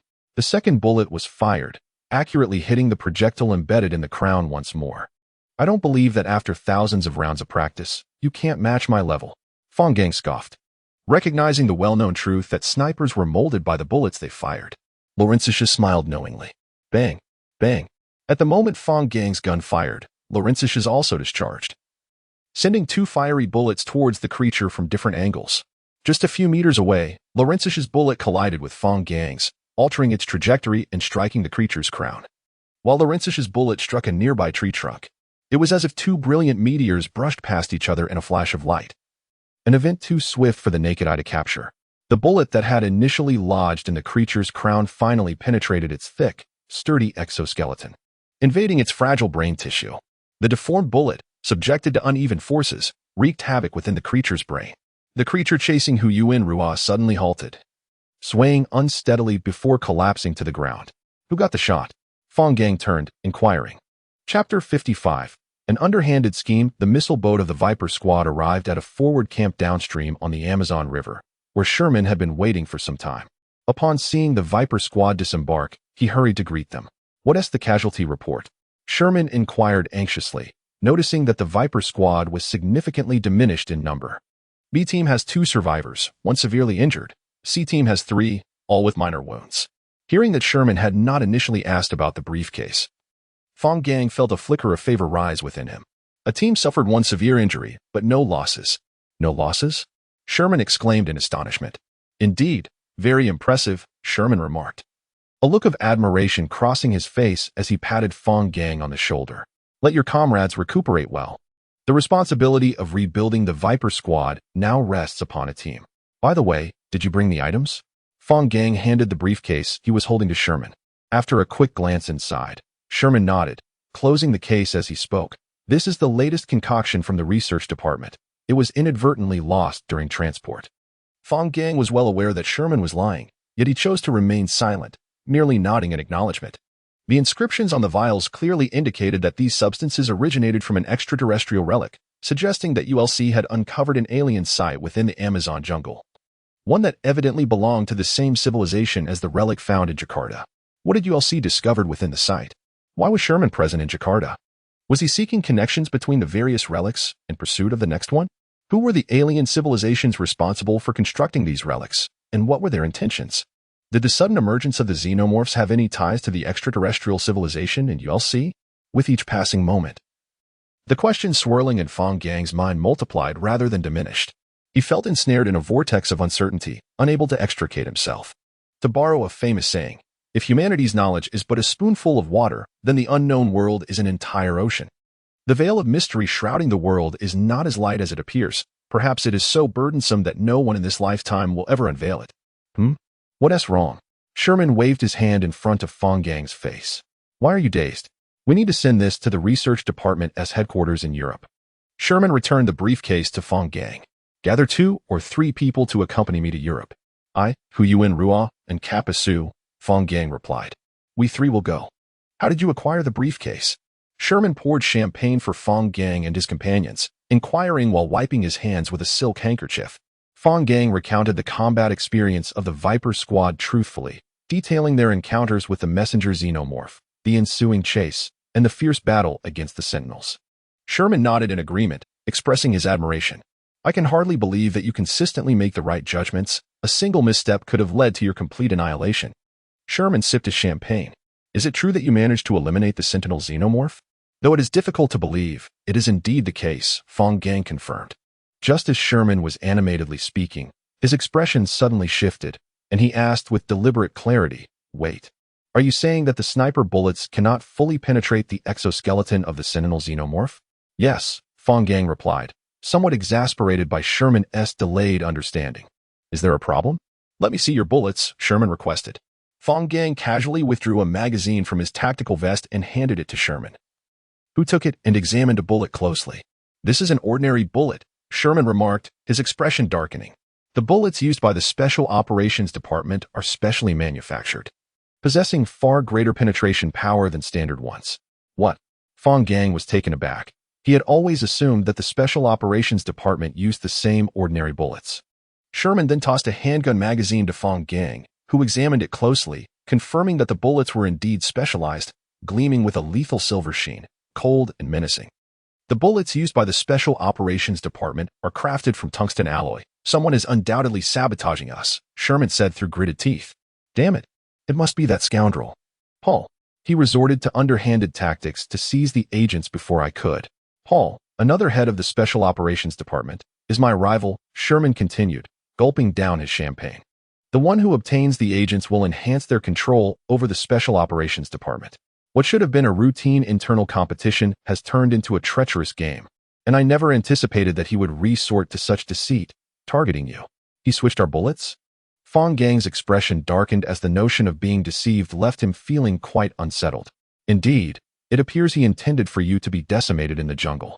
Seizing the opportunity to claim the agents for himself, Sherman slammed his fist on the table. That bastard. I must report this to higher authorities. UC will never tolerate such behavior. Then our comrades died unjustly? Hu and Rua exclaimed vehemently. This matter cannot simply be swept under the rug. Absolutely. If we had utilized the specialized bullets, we would have suffered at least half the casualties. Kappa Su chimed in. Fang Gang had always believed that the crisis of extinction had united humanity like never before, allowing them to stand together in the fight against the xenomorphs. It was only today that he realized humanity was not as united as he had imagined. Where there is power, there are conspiracies. Even in the face of annihilation, there remain schemes and treachery, with some individuals harboring ulterior motives, willing to gamble with the fate of humanity for their own gain. He is a traitor, Fang Gang whispered. Not just to us, but to humanity itself. Like students newly entering society, awakening to the complexities of life and the harshness of reality. Fang Gang had today witnessed the nefariousness of human hearts and the ugliness of human nature. Meanwhile, at a military base in North America, Sherman had obtained the agents, disrupting the balance. A blond man beside Paul chuckled. Sherman surpasses you in every aspect, and now he has reassembled a more formidable Viper squad. I suspect your days ahead will be rather challenging. No, he won't get the agents. Paul shook his head, revealing a sinister smile. Oh, you better think carefully about how to explain this to your superiors. Otherwise, you two might end up mutually destroying each other, leaving us to reap the benefits. The blond man warned. The Robin squad has made new discoveries, but I didn't inform anyone else. You should hurry and find someone. Above the African continent. A standard Type 2 missile locked onto the C-130 transport plane carrying Fang Gang and his companions. Chapter 56. The Lost Homeland, damn it. I must personally eliminate that bastard, Bauer.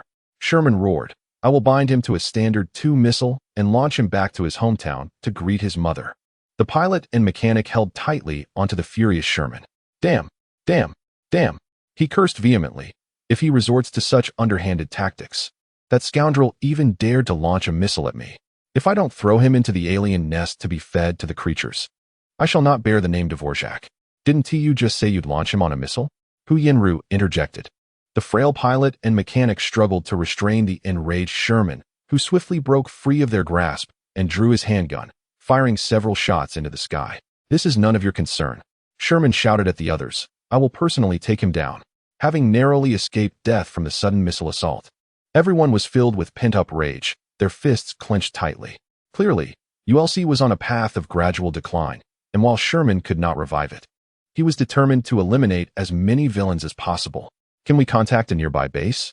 Sherman calmed himself and asked Fang Gang. The medication is ruined. We must first find a way to leave this place. The signal is too weak. Fang Gang tapped the satellite phone in his hand. It seems we have to find our own way out of this prairie. This is my hometown, Kapasu exclaimed, interrupting at an inopportune moment. Indeed, I wouldn't mistake it. I have been here before. After saying this, Kapasu knelt on the ground, kissing the fragrant, earthy dry grass, tears streaming down his face. 11 years ago, a slender black boy had illegally immigrated to America with his dreams, only to be battered by the harsh realities of life.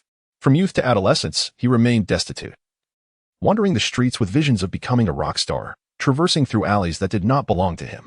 It's not far from our village. Kapasu, shouldering his backpack, excitedly told the others, shall we go? Fang Gang and the others exchanged glances, deciding to follow Kapasu to his village, partly out of respect for him and partly to see if they could gain any assistance from there. After preparing their belongings, the group set off along the path to the village. Are your relatives in the village? Fang Gang asked as he gazed over the vast prairie. My parents passed away when I was 6 due to the Ebola virus. Kapasu took a sip of water. I was raised by the elderly neighbor, but she too succumbed to the virus when I was 13. Shortly after, a UN medical team arrived in the village, and it was then that I fell in love with rock music. Before they left, a kind-hearted doctor managed to send me to America. I'm sorry to bring up your sorrowful past. Fang Gang felt slightly embarrassed. All of this was what Kapasu had learned while auditing classes at university. There are cornfields ahead. Hu Yinru, leading the way, called out, are we almost there? Indeed. Kapasu nodded. We cultivate corn, raise livestock, and struggle to survive in this barren prairie. It is truly arduous. As they crossed a vast cornfield, an unassuming small village came into view. The village was surrounded by a sparse fence, through which the state of the village could be seen. The houses were constructed of mud mixed with branches and weeds. Low and dim, haphazardly arranged, with many clustered together, clearly belonging to the same family. Gazing at the silent village ahead, Fang Gang felt a twinge of foreboding. What's wrong? Kapasu, emerging from the cornfield, noticed Fang Gang standing still and asked in confusion. It seems there is no one in the village. Fang Gang frowned. What? Kapasu hurriedly pushed past Fang Gang to look towards the village. The memories of livestock roaming freely, children playing everywhere, and the smoke rising from every household had vanished, replaced by an empty, lifeless settlement. Kapasu dropped his backpack and dashed towards the village. Fang Gang picked up the backpack Kapasu had discarded and hurried after him. Kapasu stood dazed for a moment before turning towards an inconspicuous corner of the village. There stood a house, nearly collapsed into ruins due to years of neglect, overgrown with weeds. As Kapasu approached, several rats scurried out from the building. Home. Kapasu sank to the ground, overwhelmed with sorrow. Home was not just a place where he and the elderly neighbor had relied on each other. It represented the entire village, a place where there were people. But now, everything had changed. All memories of home had vanished like leaves in the wind. They must have migrated on their own. Hu Yinru comforted the weeping Kapasu. I didn't see any blood in the village, nor could I find any personal belongings. Hope reignited in Kapasu's tear-streaked eyes. I will go find them, he declared, rising to his feet. I must find them. Yet the light in Kapasu's eyes dimmed again. Fang Gang was right. He had his own life to live and could not forsake everything he had for a lost homeland. I know where to look. Hu Yinru, who had been exploring the surroundings, called out, come see. They left just as the rainy season began. There are tracks left by livestock in the mud. Fang Gang and the others gathered beside Hu Yinru, observing a trail of disordered hoofprints stretching from the village into the distance. They went west.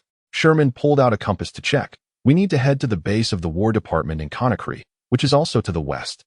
Kapasu gratefully nodded to the group. Chapter 57. The Village of Rescue. After a day and night of relentless pursuit following the footprints, the group finally reached the boundary of the tropical grasslands. Fang Gang stood atop a hillside, gazing through binoculars into the distance. Any discoveries? Kappa asked, his eyes brimming with hope. The footprints have vanished, Fang Gang replied, shaking his head. However, there appears to be a small village nestled within the nearby woods. We might find someone there to inquire. That's all we can do, Kappa conceded with a nod of resignation. The group descended the slope and ventured into the forest. This woodland, characteristic of the tropical monsoon climate along the west coast of Africa, featured low, sparse trees that struggled to thrive.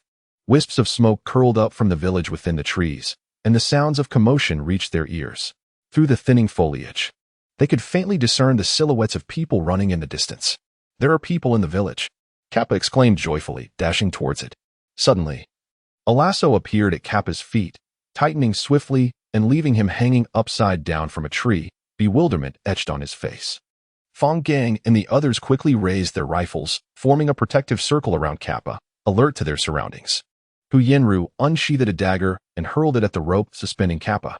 The rope, made from a resilient plant, was severed cleanly by the blade, sending Kappa crashing to the ground, stars dancing before his eyes. A cacophony of strange, chaotic shouts erupted from beyond the woods. Moments later, a group of bare-chested indigenous men, their bodies adorned with peculiar patterns, burst forth. Clad in leather war skirts and crowned with grass wreaths, they presented a visage reminiscent of the portrayals often seen on television. The indigenous people wielded an array of weaponry. Some brandished outdated AK-47s, others clutched Mauser rifles and flintlock guns, while a few were armed merely with stone spears and axes. Regardless of their disparate armaments, this ragtag band of indigenous warriors, fierce and unyielding, charged defiantly at the fully armed ULC team. "Prepare for battle," Fang Gang commanded, aiming at the foremost warrior. "Wait," Kappa shouted, scrambling to his feet and positioning himself in front of Fang Gang's rifle. "Let me negotiate." Turning to face the approaching indigenous men, Kappa unleashed a series of strange cries. Upon hearing his voice, the warriors halted, confusion etched on their faces. "Can you understand them?" Fang Gang lowered his rifle and turned to Sherman. "I cannot.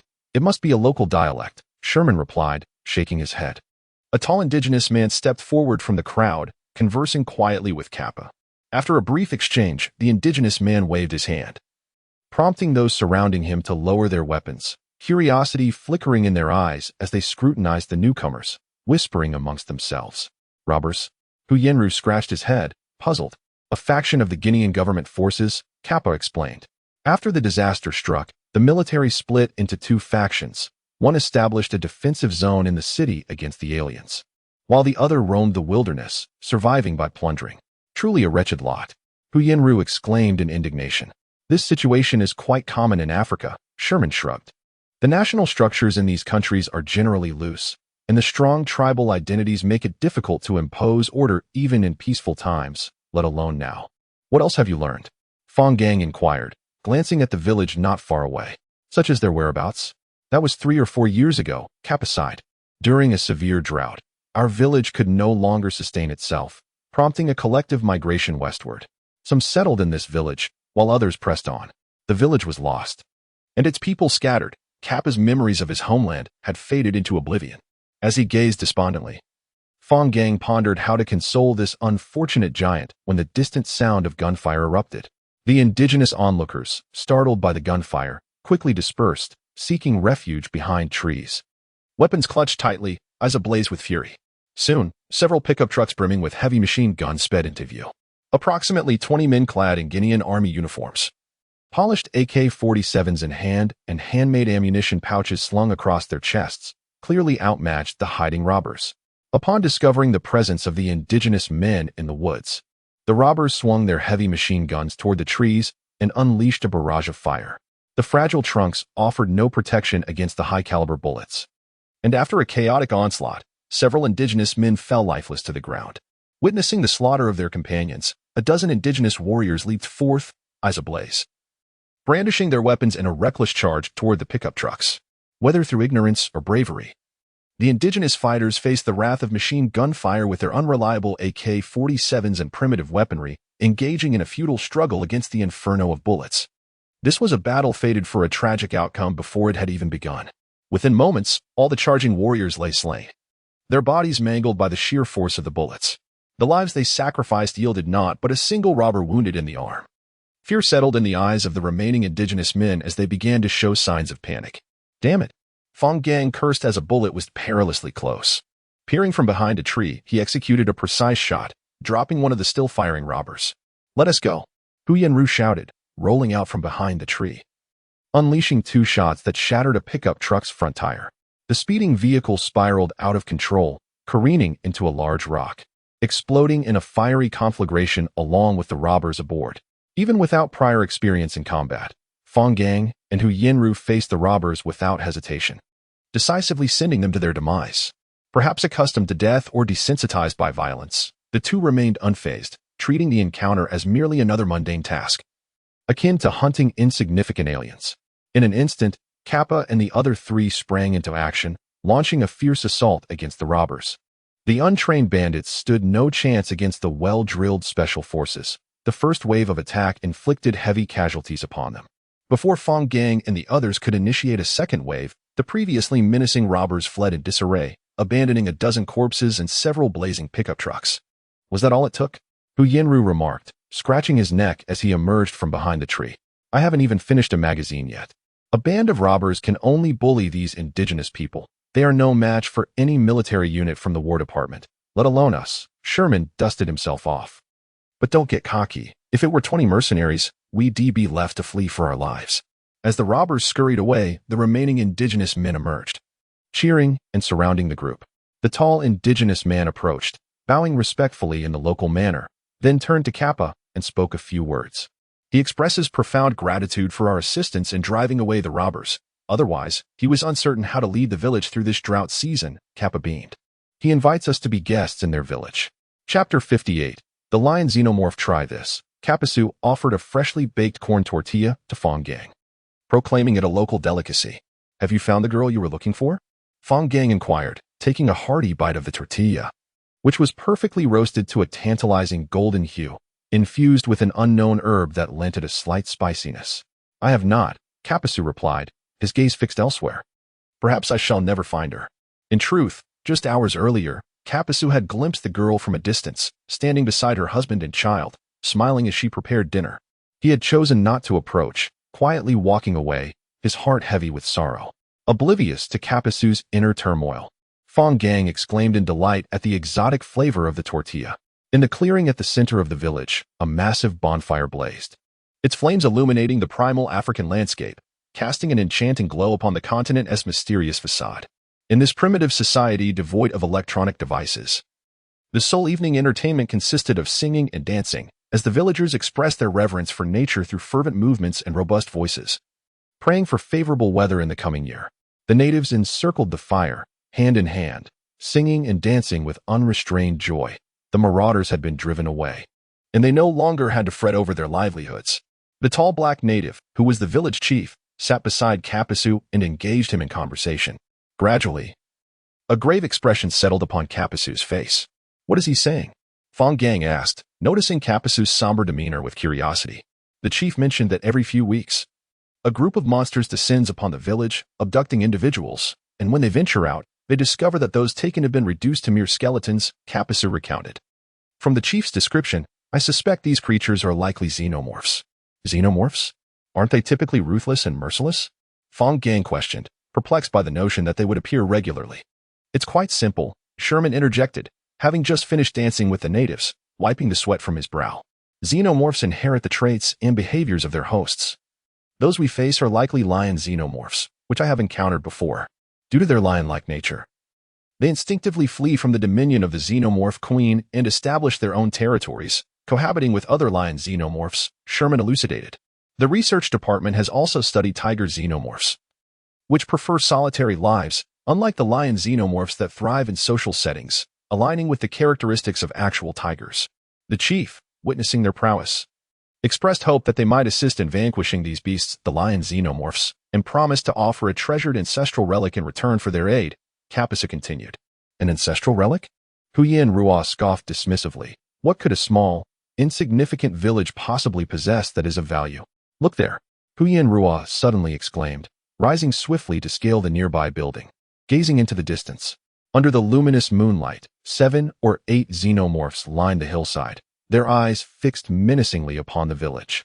These lion xenomorphs resembled their tiger counterparts, albeit slightly smaller and appearing more cautious, lacking the tiger's brutish demeanor. Lion xenomorphs are no less formidable than tiger xenomorphs. They understand the art of cooperation, Sherman cautioned. How restless they are. We must spring into action, Fang Gang grumbled, retreating behind a wall to observe the unfolding scene. The lion xenomorphs charged down the slope, splitting into 3 groups, one advancing directly toward the village while the other 2 flanked from the sides. The chief had already assigned roles, and the natives dispersed to their designated positions, readying themselves for the impending assault. A pincer movement? These xenomorphs are clever. They can strategize without the guidance of higher xenomorphs. Rather than merely charging recklessly, Sherman remarked, turning to Capusu. What use is their defense? They couldn't even fend off the marauders, let alone the lion xenomorphs. They aren't truly defending, Capusu replied with a tinge of sorrow. Their aim is to force the xenomorphs to alter their attack direction, guiding them toward the homes of the deserters to protect the remaining families. Of course, if the xenomorphs seek to capture more individuals, they must leave their fate to chance. What? Sherman gasped in disbelief. Deserters will face public execution, and their families will be at the mercy of the xenomorphs? Capusu continued. This is why many are compelled to fight bravely, yet each battle inevitably sees deserters. Such actions are born of desperation. Who would willingly watch their kin slaughtered? Every time the chief witnesses children and women being seized, crying out in terror, his heart bleeds. To safeguard the village, he must resort to these measures. Even as everyone knows the innocence of children and women, yet none dare to speak against it. In the blink of an eye, the xenomorphs had reached the village. The makeshift wooden fence crumbling before their formidable strength as if it were mere paper. They surged into the village, and the natives began hurling stones, shouting to divert the xenomorphs' attention, attempting to lure them toward the homes marked by torches. I'll handle the two on the left, the rest are up to you, Fang Gang declared as he emerged from behind the wall, aiming his weapon at the two xenomorphs advancing from the village's left flank and firing several shots. Thanks to the specialized ammunition, the bullets effortlessly penetrated the xenomorphs' exoskeletons, splattering blood across the ground. The xenomorphs quickly turned their attention toward Fang Gang, roaring as they charged toward his position. Seizing an opportunity, Fang Gang retrieved a grenade from his pack and hurled it into the corner before diving into the adjacent house. As the two xenomorphs approached, the first triggered the grenade, resulting in a devastating explosion that obliterated it. The second xenomorph was sent sprawling from the force of the blast. Rising from his crouched position, Fang Gang unleashed a hail of bullets upon the disoriented xenomorph, shattering its skull. Doggone! The front has been breached. Huyen Rua's urgent voice reached him from the right.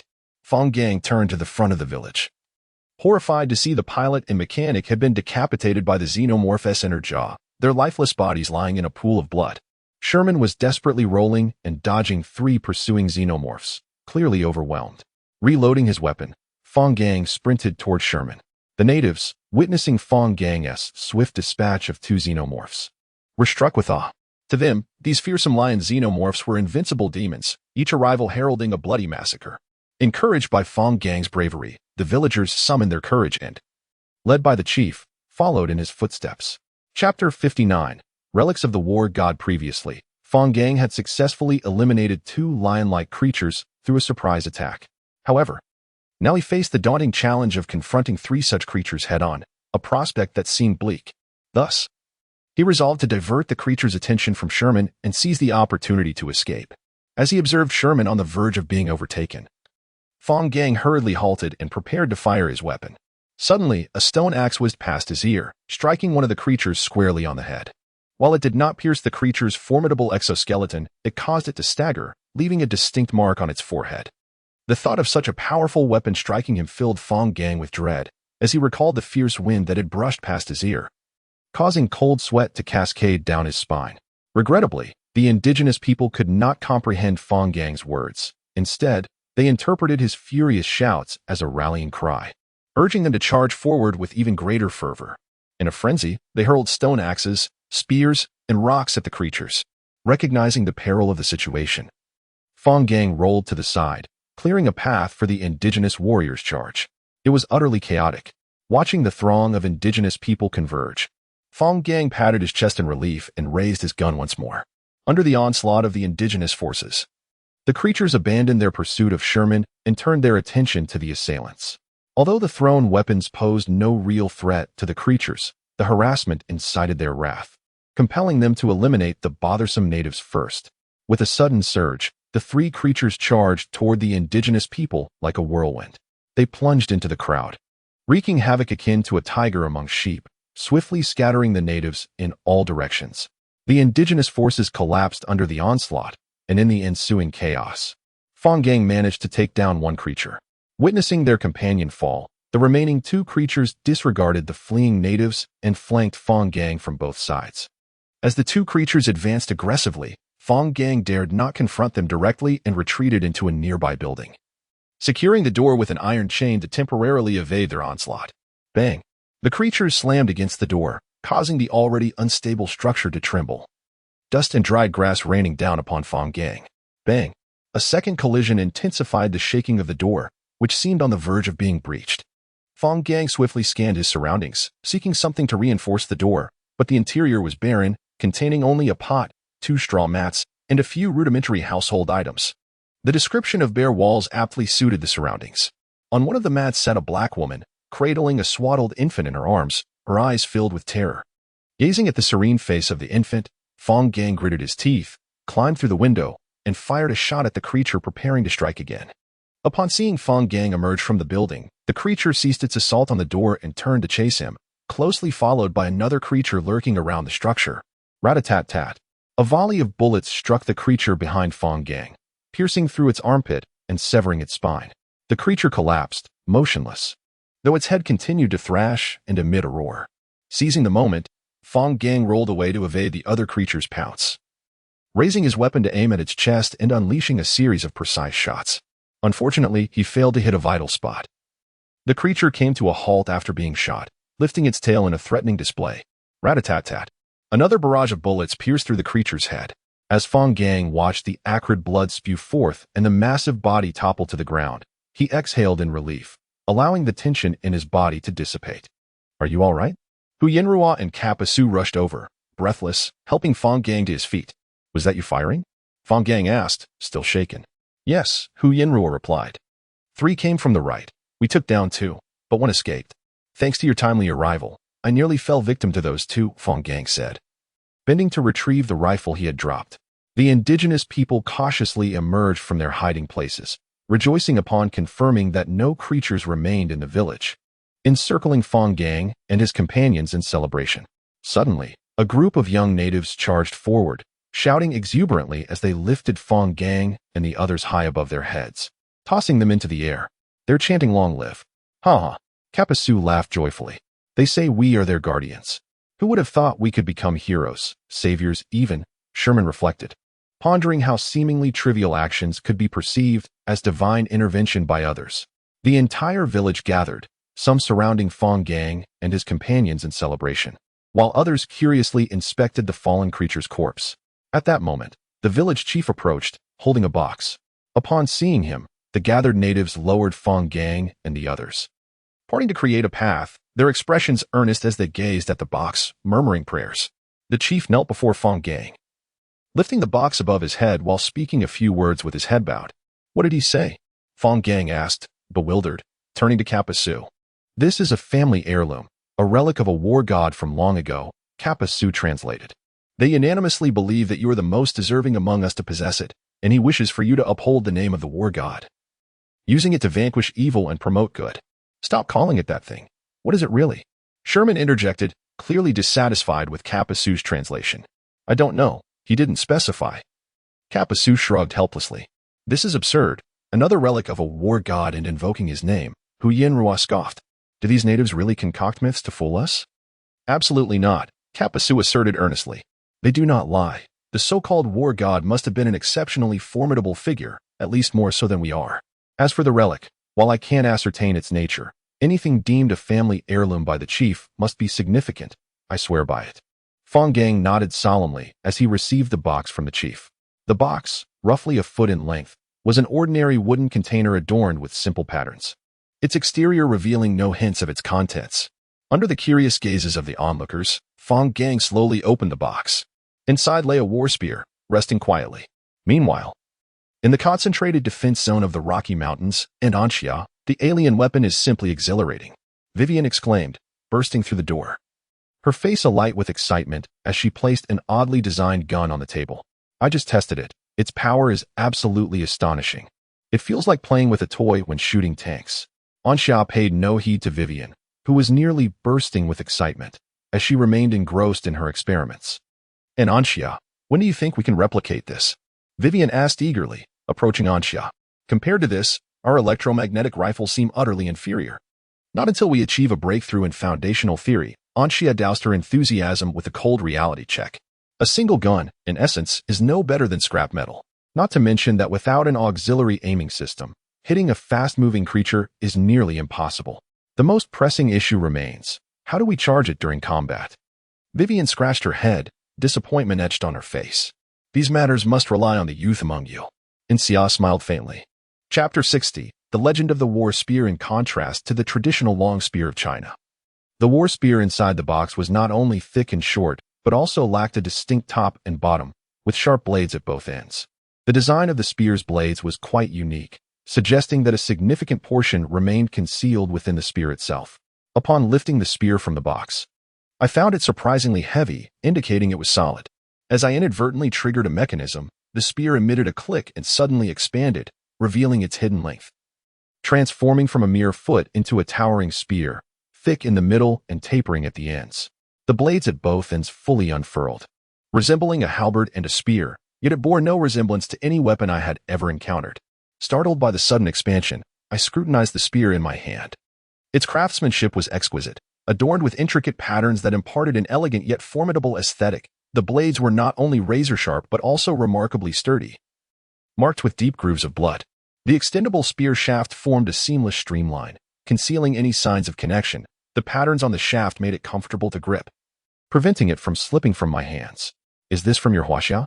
Sherman inquired, examining the spear closely. I have seen a weapon called a gun in your huaxia that bears a resemblance to this. The one with a red tassel is called gun, while the one without is called spear. I explained to Sherman that this was likely a type of spear, albeit one not originating from our huaxia. Indeed, our huaxia spears were far removed from this artifact.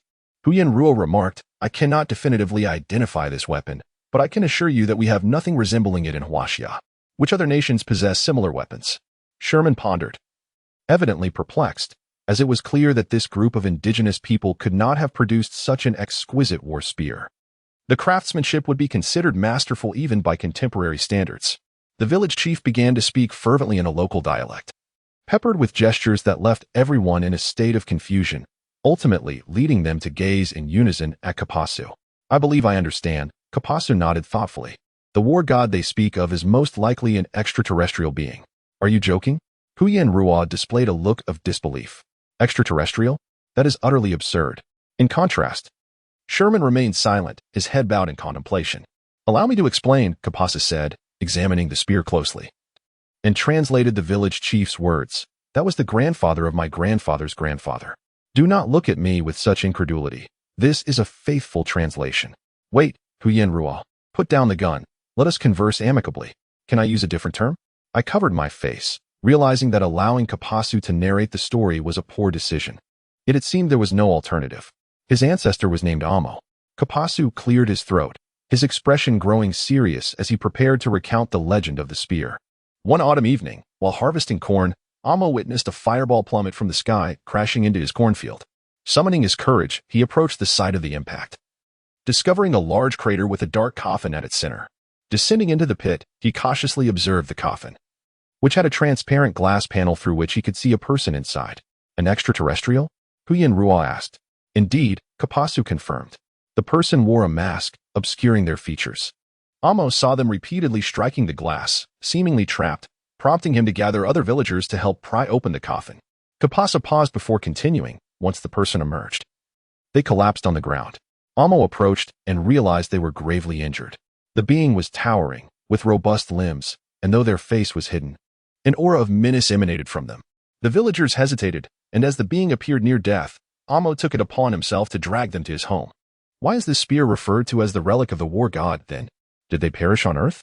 Huyen Ruo pressed further. No, shortly after. They were taken away by their companions. Before departing, they gifted their spear to Amo, and this spear has been passed down through generations as a treasured heirloom. Kapasu clapped his hands, concluding the tale. Is everything he said true? I inquired. Absolutely. All our knowledge is passed down orally, and its authenticity and accuracy are beyond doubt. Kapasu affirmed.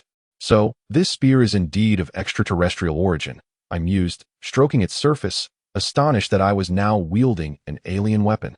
Let us test it. Huyen Ruo urged, eager to discover the spear's capabilities. I gripped the spear firmly, swinging it towards a nearby sapling.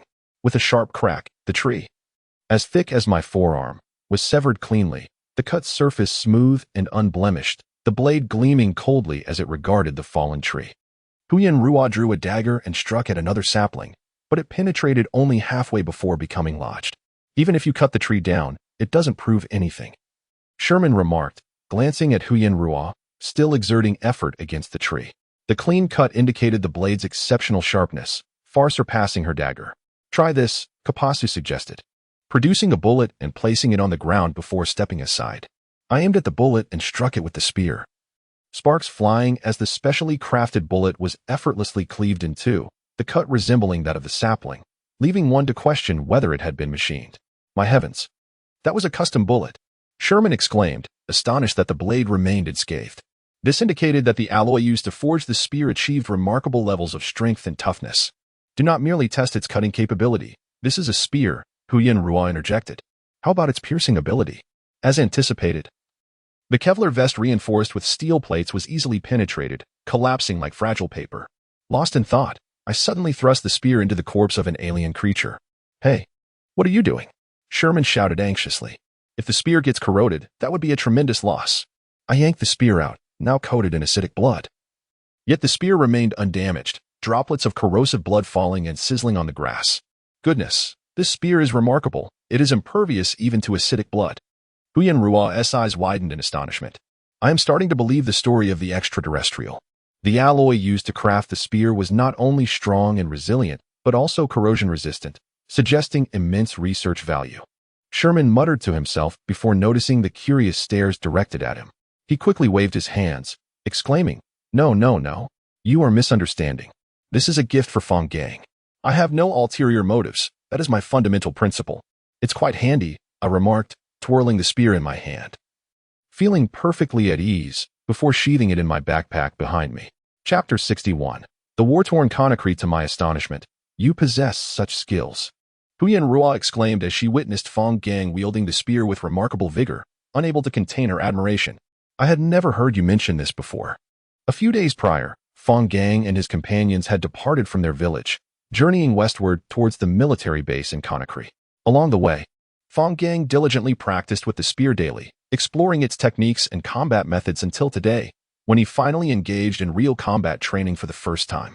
My father is a martial arts instructor in the Special Forces, and I have been training under him since childhood.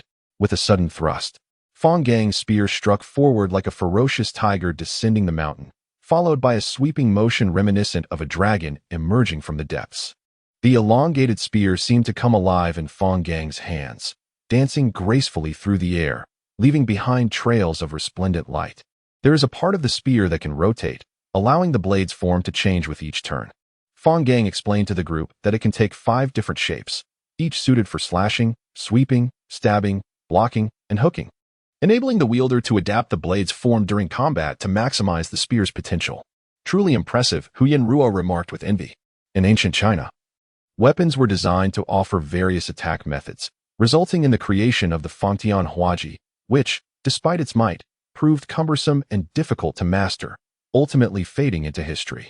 This spear, however, can transform its blade to provide multiple offensive strategies. One must commend the ingenuity of its designer. The spear's complexity is not less than that of the Fangtian Huaji, requiring extensive practice to wield adeptly. Regrettably, I can only utilize one form in battle at present, incapable of transitioning freely between the blade's various shapes, let alone synchronizing them with my movements, Fang Gang lamented. I am unable to unleash even a fraction of the spear's true power, yet I would wager that this spear is undoubtedly the most formidable cold weapon in the world, combining the dominance of the Fangtian Huaji with the grace of a butterfly knife. Fang Gang's assertion was accurate. No one could teach him how to use the spear in combat. All techniques, strategies, and even forms had to be painstakingly discovered by him, a process both tedious and fraught with challenges. There lies Conakry ahead, Kapasu exclaimed, glancing at a roadside sign with excitement. Wonderful. I am nearly tired of eating corn cakes. I recall you mentioning that the happiest thing in the world is eating corn cakes every day, Sherman replied, picking his nose. The personnel from the War Department told me that. Heh, weren't we trapped in that building for over a month? Kapasu said bashfully, shaking his shoulders. Back then, I truly believed that the corn cakes from my hometown were the finest delicacies in the world. Let us proceed. We are merely a dozen kilometers away, Fang Gang urged. That evening, the group arrived in Conakry. What a joke. Sherman muttered to himself, peering through binoculars into the distance. Is this really Conakry? Contrary to their expectations of a heavily fortified and bustling defense zone, what lay before them was a city ravaged by war, resounding with the thunder of artillery. Flames erupted throughout the urban area, and sporadic explosions flickered against the dimming sky, while the distant cries of cannon fire intertwined with a barrage of gunfire. Indeed, the War Department had a base here, but what had transpired remained a mystery to me. Logically, no faction would dare to attack the War Department's base, Sherman remarked. Turning to Kappa Sioux. The signal here should be adequate. Quickly inquire using the satellite phone. Kappa Sioux hastily rummaged through his backpack. Retrieving the satellite phone and connecting with the Special Operations Department's base in Cairo. After inquiring, the group learned that the War Department had just evacuated from Conakry 2 days prior. Why the evacuation? Sherman seized the satellite phone, demanding loudly. Do they not want the Gulf of Guinea anymore? If they abandoned all of West Africa, what need do they have for the Gulf of Guinea? The voice on the other end responded curtly. The situation in Europe is critical. The War Department is shifting its focus from a global stance to reinforce Europe. With little regard for the Gulf of Guinea. Who are you? I am Sherman. Sherman? You're alive? The voice on the other end expressed surprise.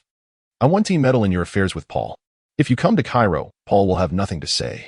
However, if I send someone to rescue you, and Paul finds out, I fear my days will be troubled. You. Sherman nearly spat blood in fury. Huyen Ruo contemplated arguing, but after careful reflection, she recognized the validity of the other person's perspective. To avoid offending either side, she could only subtly assist Sherman. In truth, Sherman was already aware of who was on the other end of the line, and he understood that their assistance extended beyond mere attempts at appeasing both sides. What a cunning operator, Huyen Ruo muttered. Soon, a detailed map was transmitted to Sherman's tablet. Fortunately, this map was exceptionally thorough, deserving of commendation, as it marked every street and alley and included vital information about numerous important buildings. From here on, we must rely on ourselves, Sherman said, distributing the map to everyone as tablets. We need to penetrate the battlefield, seize an aircraft from the seaside airport, and pilot it to Cairo. I long to eliminate that scoundrel, Kappa Sioux said bitterly. The city is in such chaos. It is evident they are sending us to our doom. Charging straight in is certainly unfeasible. We must utilize the cover of night to infiltrate, and amidst the turmoil, seize an aircraft, Fang Gang stated, setting aside his night vision goggles. When night fully descends, we shall embark. Cairo's Central Defense Zone. Chief, we have sent the map of Conakry to him. Indeed. He should have recognized my voice. This is the most prudent course of action, the blond man nodded. I do not wish to see Paul grow stronger. Thus I provided him with misleading information to divert his attention towards South America. However, since Sherman is alive, I can conserve my efforts in dealing with Paul. Are you certain that with just a map, they can reach here? If they lack even this capability, they might as well leave the Special Operations Department. Where has the Nightingale Squad gone? They have not gone to South America at all. The blond man gazed out the window. They have been monitoring the Black Panther Squad in the Middle East. Chapter 62. The Infiltration of Night. It was the Guinean government forces. One group stationed in the Conakry defensive zone, while the other roamed the wilderness. Kappa Sioux, panting, remarked that the wandering group had long coveted the supplies amassed in the Conakry defensive zone, but had refrained from action due to the formidable power of the Ministry of War. Once the ministry departed, they rallied and launched an assault on the defensive zone. Thus, it seems we should align ourselves with the defensive zone, Fang Gang suggested. Is there a way to contact them? That way, we wouldn't have to face attacks from both sides simultaneously. You are overthinking it, Kappa Sioux replied, unscrewing his water bottle to take a hearty swig, wiping his mouth with his sleeve. The entire defensive zone is in chaos. No one can reach anyone. It's every man for himself in scattered groups. And it's not an exaggeration to say they shoot at anyone they see. Come over. Let's see how this route looks. Sherman beckoned to Fang Gang and Kappa Sioux. Upon reaching his side, they peered at the tablet in Sherman's hands. We can enter the city through this alley, then head this way, avoiding the complex residential areas, and make our way directly to the airport after passing through the industrial zone. Taking the alley does pose the risk of building collapses, but we have no choice but to take a gamble, Fang Gang commented as he zoomed out on the map, observing that the other routes into the city were too exposed, potentially making them targets for snipers. You all can deliberate. I have no further suggestions to offer, Huyen Ruo said, preoccupied with loading bullets into his magazine. Let us move quickly while they are resting after dinner, Kappa Sioux declared. setting down his night vision goggles and brandishing his machine gun as he charged down the slope. The others swiftly gathered their weapons and followed Kapasa down the hill. Under the cover of darkness, the group hastily descended the open hillside and slipped into the alleyway.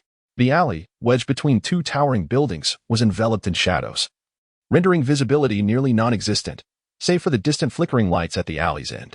With the aid of night vision goggles, they discerned the alley was littered with mangled corpses. The ground soaked in blood that seeped into their boots, leaving their socks clammy. They actually disposed of the bodies in this alley, Fang Gang remarked, slightly flaring his nostrils as the putrid stench of decay assaulted his senses, causing him to grimace. It's truly ghastly. After approximately 2 hours, the group traversed much of the urban area and entered the industrial zone. The Conakry Industrial Zone was constructed by the ULC's Ministry of Construction after the establishment of the defensive zone. Though modest in scale, it was well-equipped, allowing the Ministry of War to maintain self-sufficiency in Conakry. Emerging post-catastrophe, the industrial zone bore the heavy marks of a world in decline. With uniform architectural styles and a compact layout, featuring watchtowers and barricades at every intersection. Although war had ravaged much of the industrial area, remnants of its former precision and ferocity could still be gleaned through the ruins. Fang Gang gazed at the towering distillation towers and massive factories, unable to contain his astonishment. I can't believe so many facilities were constructed in just 2 months. The efficiency of the construction department is remarkable. In truth, it relied heavily on the local populace for labor. The construction department merely oversaw planning and provided machinery, Sherman mused, casting a mournful glance at the devastated industrial zone. Building such an industrial area was no small feat, yet it was so easily obliterated.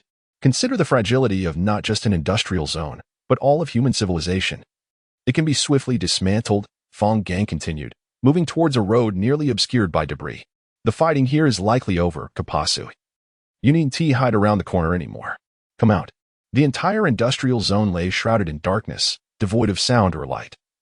The eerie stillness confirming Fang Gang's assessment. The conflict had indeed subsided for a while, now under the control of the defensive zone. Though they had yet to send personnel to establish order, Fang Gang did not perceive the anticipated African charm in Conakry. Instead, he witnessed only ruins and ULC-built facilities, imbued with a sense of desolation and sorrow, narrating a tale of a world seemingly ensnared in perpetual warfare. 20 minutes later, outside the temporary airport in Conakry. There lies the airport, Fang Gang stated as he removed his night vision goggles, the bright flames ahead becoming blinding in their absence. The airport sat at the front line, with both forces engaged in a tug-of-war for control. Given the late hour, both sides were resting in their respective positions, with only sporadic artillery fire exchanged. The airport was ablaze, punctuated by sporadic explosions and the frantic shouts of soldiers. Can we find a plane? Fang Gang inquired of Sherman, who was observing with binoculars. The few visible aircraft were damaged to varying degrees, rendering them inoperable. Sherman's gaze meticulously scanned the airport until he exclaimed, "There. The aircraft hangar over there has intact planes." Both sides had come to an unspoken agreement not to assault the hangar, which allowed it to remain undamaged even after 2 days of conflict. The hangar stood conspicuously amidst the pockmarked runway and the collapsed control tower, as though protected by an invisible shield, creating a bizarre scene. Surrounding the airport were makeshift trenches formed from sandbags, armed solely with light machine guns, devoid of barbed wire or mines. Further in were heavy machine gun and mortar positions. At the center of the airport stood 2 anti-aircraft guns. Sherman directed his attention back to the hangar, noting the presence of guards and 2 armored vehicles. This could be problematic, Fang Gang mused after a moment of contemplation. Simply infiltrating the hangar to steal a plane is insufficient. We must also destroy those 2 anti-aircraft guns at the airport center, or else the planes won't be able to take off. It's just you who can pilot a plane among us 4, Hu Yenru stated to Sherman. How about this? You and Kapasa go for the plane, while the rest of us handle the situation. Sherman considered this and nodded in agreement. Hu Yenru, you clear the runway. I'll deal with the anti-aircraft guns. Fang Gang interjected. Make sure to clear it thoroughly to minimize the risk during takeoff. Be careful then, Hu Yenru replied. I'll do my best to cover you. Rest assured. Fang Gang said, glancing up at the night sky tinged with the hues of warfare, beginning to check his weapons. Time is of the essence. We must take off before dawn, or else we'll be in dire straits if the anti-aircraft positions elsewhere in the city spot us. The group readied their weapons and equipment, infiltrating the night, splitting into 3 teams as they stealthily approached the heavily guarded airport. Chapter 63, Assault on the Airport. Fang Gang, armed with an AK-47, a combat spear, and explosives, stealthily approached the airport, bending low as he ran swiftly. He pondered how such a ragtag group dared to engage in combat, concealed in darkness. He searched for gaps in the patrols, murmuring to himself, with such superior defenses, it's ridiculous that they are exchanging blows with this kind of army. Though these soldiers were poorly equipped, their prolonged existence in the wilderness forced them to grapple daily with the specter of death. Living in a constant state of either killing or being killed endowed them with rich combat experience and a ruthless decisiveness, making them far more formidable than the pampered soldiers of the fortified defensive zone. After observing for a while and failing to locate any gaps in the patrols, sometimes multiple teams would come in a minute, while at other times, not a soul would be seen for several minutes. Fang Gang was unaware that the soldiers surrounding the airport were hastily assembled and lacked unified command. Thus, their patrol routes were erratic and unpredictable. Ensuring that no one was nearby, he hesitated no longer, emerging from the shadows and sprinting towards the airport. The barbed wire surrounding the airport had long been ravaged by relentless bombardment, and Fang Gang effortlessly found a breach to slip through. Flanking the runway were neatly arranged heavy machine gun and mortar positions, with soldiers in uniform wielding standardized weapons, appearing significantly more formidable than the previous group. These soldiers belonged to a single powerful faction, unlike the scattered defenses around the airport, and remained steadfast in their posts, diligently engaged under unified command. 6 seconds for a beam of light to reach here, 2 seconds for it to reach their. Fang Gang meticulously calculated the positions of the beams. All right, this way. With that, he seized the moment and dashed towards the runway. Skillfully weaving between the blinding beams, he alternated between running, pausing, rolling, and leaping. Like a delicate butterfly performing its dance, perfectly cloaked in darkness, evading all potentially lethal light. Minutes later, Fang Gang silently traversed the defensive net formed by the heavy machine gun positions without drawing any attention. Ahead lay the 2 desired anti-aircraft gun positions. Lacking night vision and other auxiliary systems, the soldiers at these posts were resting, with only 1 or 2 sentinels on duty. The presence of the heavy machine gun positions nearby provided a false sense of security, causing the sentinels to lower their guard. 2 of them chatted while another cleaned his weapon, completely neglecting their vigilance. Fang Gang set down his cumbersome explosives, clutching only his combat spear as he jogged toward the anti-aircraft gun position. The sentinel, engrossed in maintaining his beloved M16, failed to notice Fang Gang's silent approach. Suddenly, Fang Gang covered the sentinel's mouth, piercing his neck with the spear as easily as one would pierce tofu. Blood gushed from the wound. Withdrawing the spear, Fang Gang watched as the sentinel crumpled to the ground, convulsing and clutching his neck, blood frothing from his fingers until silence ensued. Experiencing his first close-quarters kill, Fang Gang felt a wave of nausea at the sight of the blood-soaked ground and the twitching body before him. He stealthily entered the first anti-aircraft position, employing the same method to eliminate all the sleeping soldiers. Blood oozed from the gaps between the sandbags, and the sight of corpses and blood pooling around his feet left him deeply unsettled. He preferred to battle ferocious aliens rather than slaughter sleeping soldiers. Yet he knew that failing to act would mean his own demise alongside Huyen Ruo and the others, fading into obscurity amidst humanity's internal strife without a chance to stand against the aliens. Thus, this was a fight to the death. Those 2 are in for a challenge, Fang Gang muttered. I can only take out one at a time, the other will surely raise the alarm. And all will be for naught. Contemplating, he hatched a plan, crouching down and producing a squeaking sound. Hey, are there actually rats here? The sentinel's face lit up with glee at the thought of a snack. You start the fire, I'll catch that little fellow. Fang Gang recalled Kappa Su mentioning that rats were considered a delicacy here. One sentinel stood up and headed toward Fang Gang's anti-aircraft position. Upon reaching the edge of the position, the sentinel peered down, expecting to see a plump rat, only to be met with a sea of corpses and a smiling Fang Gang.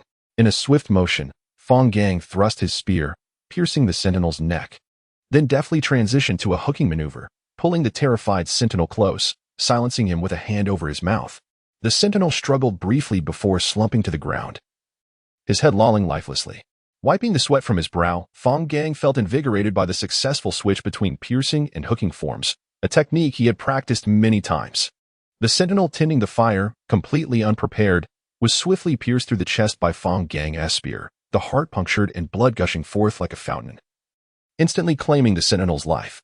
Blood dripped onto the face of a sleeping soldier, who stirred and woke abruptly. Fang Gang quickly switched his spear to a cleaving form. leaping into the position and striking toward the soldier's neck. The sharp blade nearly severed the soldier's head, who clutched his neck in a futile attempt to halt the flow of life, but it was all in vain. Within seconds, he bled out, his eyes wide in disbelief as he succumbed. Fang Gang had severed the soldier's trachea, rendering him incapable of a scream, thus not alarming the others. Cold sweat trickled down Fang Gang's back. He dared not waste time, methodically checking each soldier in the position to prevent any surprises. A minute ago, 6 guards stood at the door. Sherman and Capasu were hiding around a corner, with Sherman observing the aircraft hangar while saying to Capasu, "There are at least 10 inside. I'll go in from the left. You. Why complicate things?" Capasu suddenly leapt out, facing the hangar's entrance, unleashing a barrage of gunfire.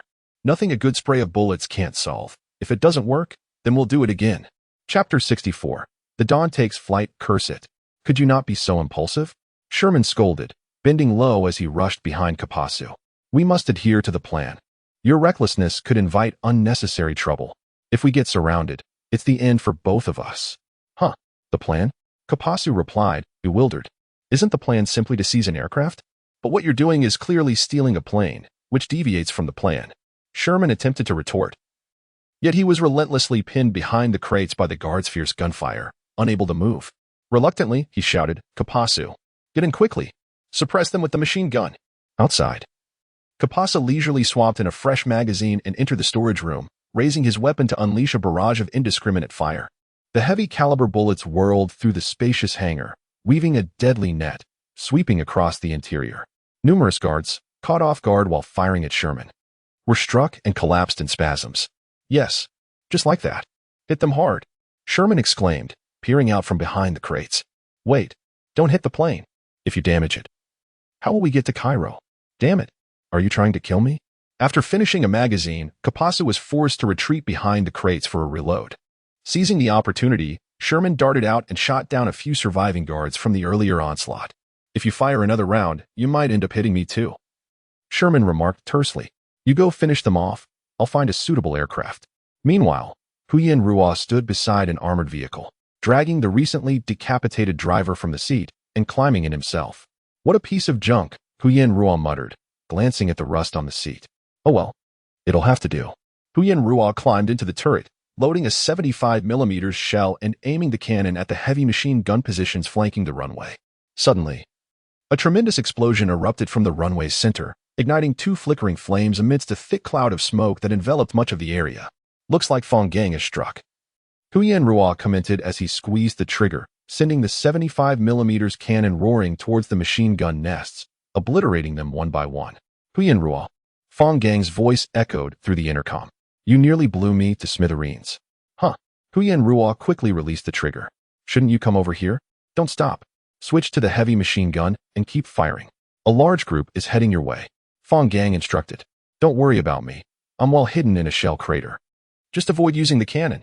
Huyen Ruo peered ahead, the thick smoke obscuring his vision entirely. Yet he followed Fang Gang's orders, picking up the heavy machine gun and firing wildly into the dense smoke. In the aircraft hangar, Sherman had found his target. This is it, he declared, climbing the ladder of an An-12 transport aircraft, a sturdy relic from the former Soviet Union, perfectly suited for the fierce battle outside. Sherman, come check if there's fuel, Capasu called from the cockpit. I don't know how to check, Sherman replied, hastily inspecting the engine before scrambling into the cockpit. After glancing at the dashboard, he exclaimed, Wonderful. The aircraft is in excellent condition. We can take off immediately. Capasu, retract the ladder. Capasu dashed to the door, kicking the ladder down and tossing a rope ladder over the side to assist Fang Gang and Huyen Ruo. Hey, why did you kick the ladder down? Are we supposed to jump off when we leave? Sherman questioned incredulously. Enough already. We'll deal with that later. Let's take off, Capasu said, settling into the co-pilot's seat, brimming with excitement. I warn you, don't touch anything. I'd rather not crash again, Sherman cautioned Capasu before picking up the radio. Fang Gang, Huyen Ruo. We've secured the aircraft. Head towards the hangar and prepare for extraction. With that, Sherman pulled back on the control yoke, the engines revving up as the massive aircraft slowly glided toward the exit. Capasu produced a remote control he had procured earlier, pressing a button that caused the steel hangar doors to creak open, allowing ample space for the An-12 to pass. Huyen Ruo emerged from the turret, taking the driver's seat of the armored vehicle and driving towards the hangar door. Fang Gang also scrambled out of the shell crater, sprinting towards the aircraft under the cover of smoke. As the imposing N-12 emerged from the hangar, Huyen Ruo leaped from the armored vehicle, racing towards the plane and grabbing hold of the rope ladder hanging from the door. "Where's Fang Gang?"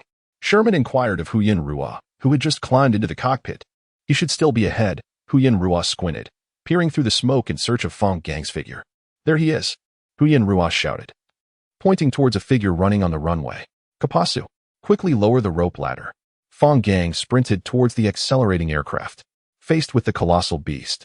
He hesitated not a moment, darting directly beneath the belly of the plane, grasping the descending rope ladder and swiftly climbing aboard. Once inside, Kapasu pulled Fang Gang into the aircraft and hastily closed the door.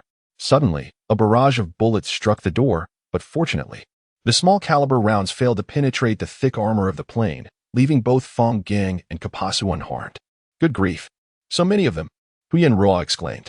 The swirling smoke that had enveloped the airport was swiftly dispersed by the whirling propellers beneath the aircraft's wings, revealing the chaotic scene on the runway. Two large craters marred the center, while the flanking machine gun and mortar positions lay in ruins. And countless soldiers rushed in from every direction, blocking the aircraft's path and firing their light weapons incessantly. "No worries, they can't penetrate," Sherman reassured. But then his eyes widened in alarm. "Oh no, several armored vehicles are closing in from behind. To the tail section quickly. There's a turret there." Fang Gang and Kapasa dashed to the rear, climbing into the turret and unleashing a fierce barrage of fire upon the pursuing armored vehicles to neutralize the threat from their cannons and machine guns. After several rounds of concentrated fire, they successfully repelled the attackers. The aircraft surged forward, and the soldiers blocking the runway realized their efforts had failed to halt the plane, scattering in all directions to evade the oncoming behemoth. The massive aircraft soared above them, ascending into the blood-red night sky stained by the ravages of war.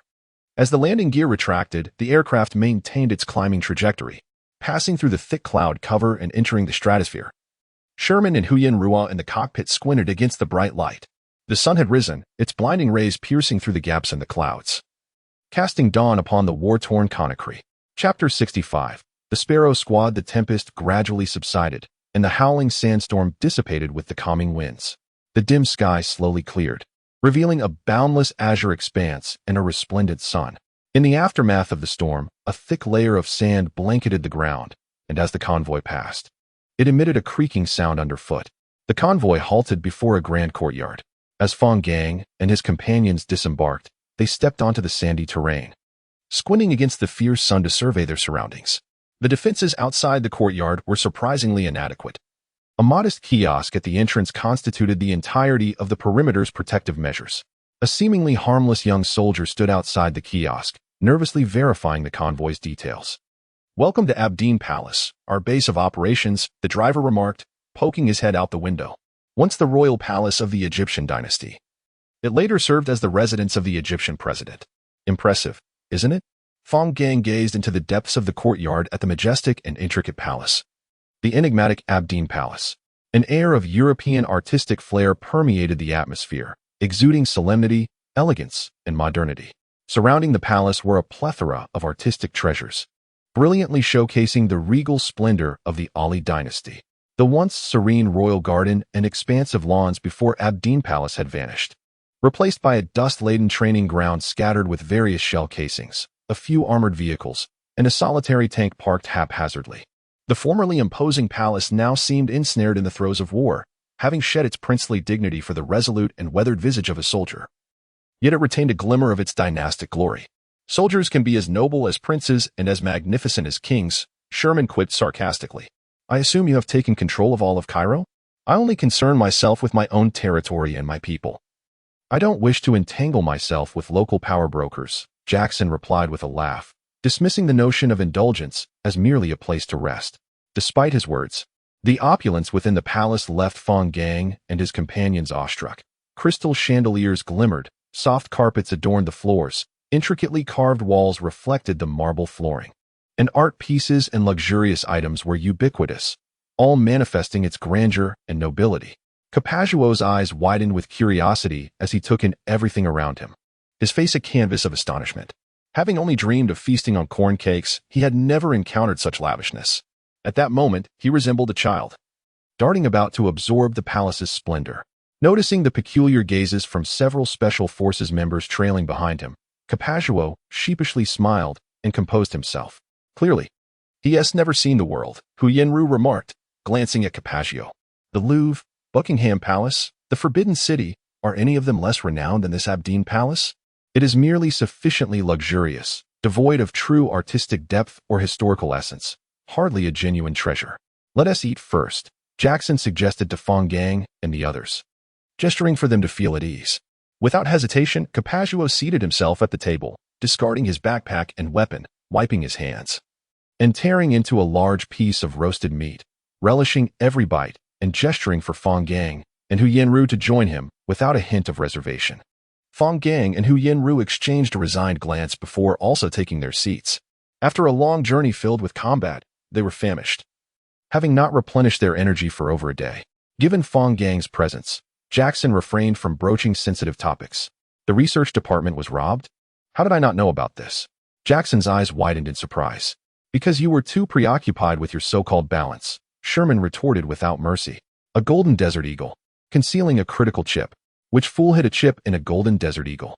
Isn't that just inviting theft? Jackson was left speechless. How should I know which fool orchestrated this? All I know is I have to clean up their mess.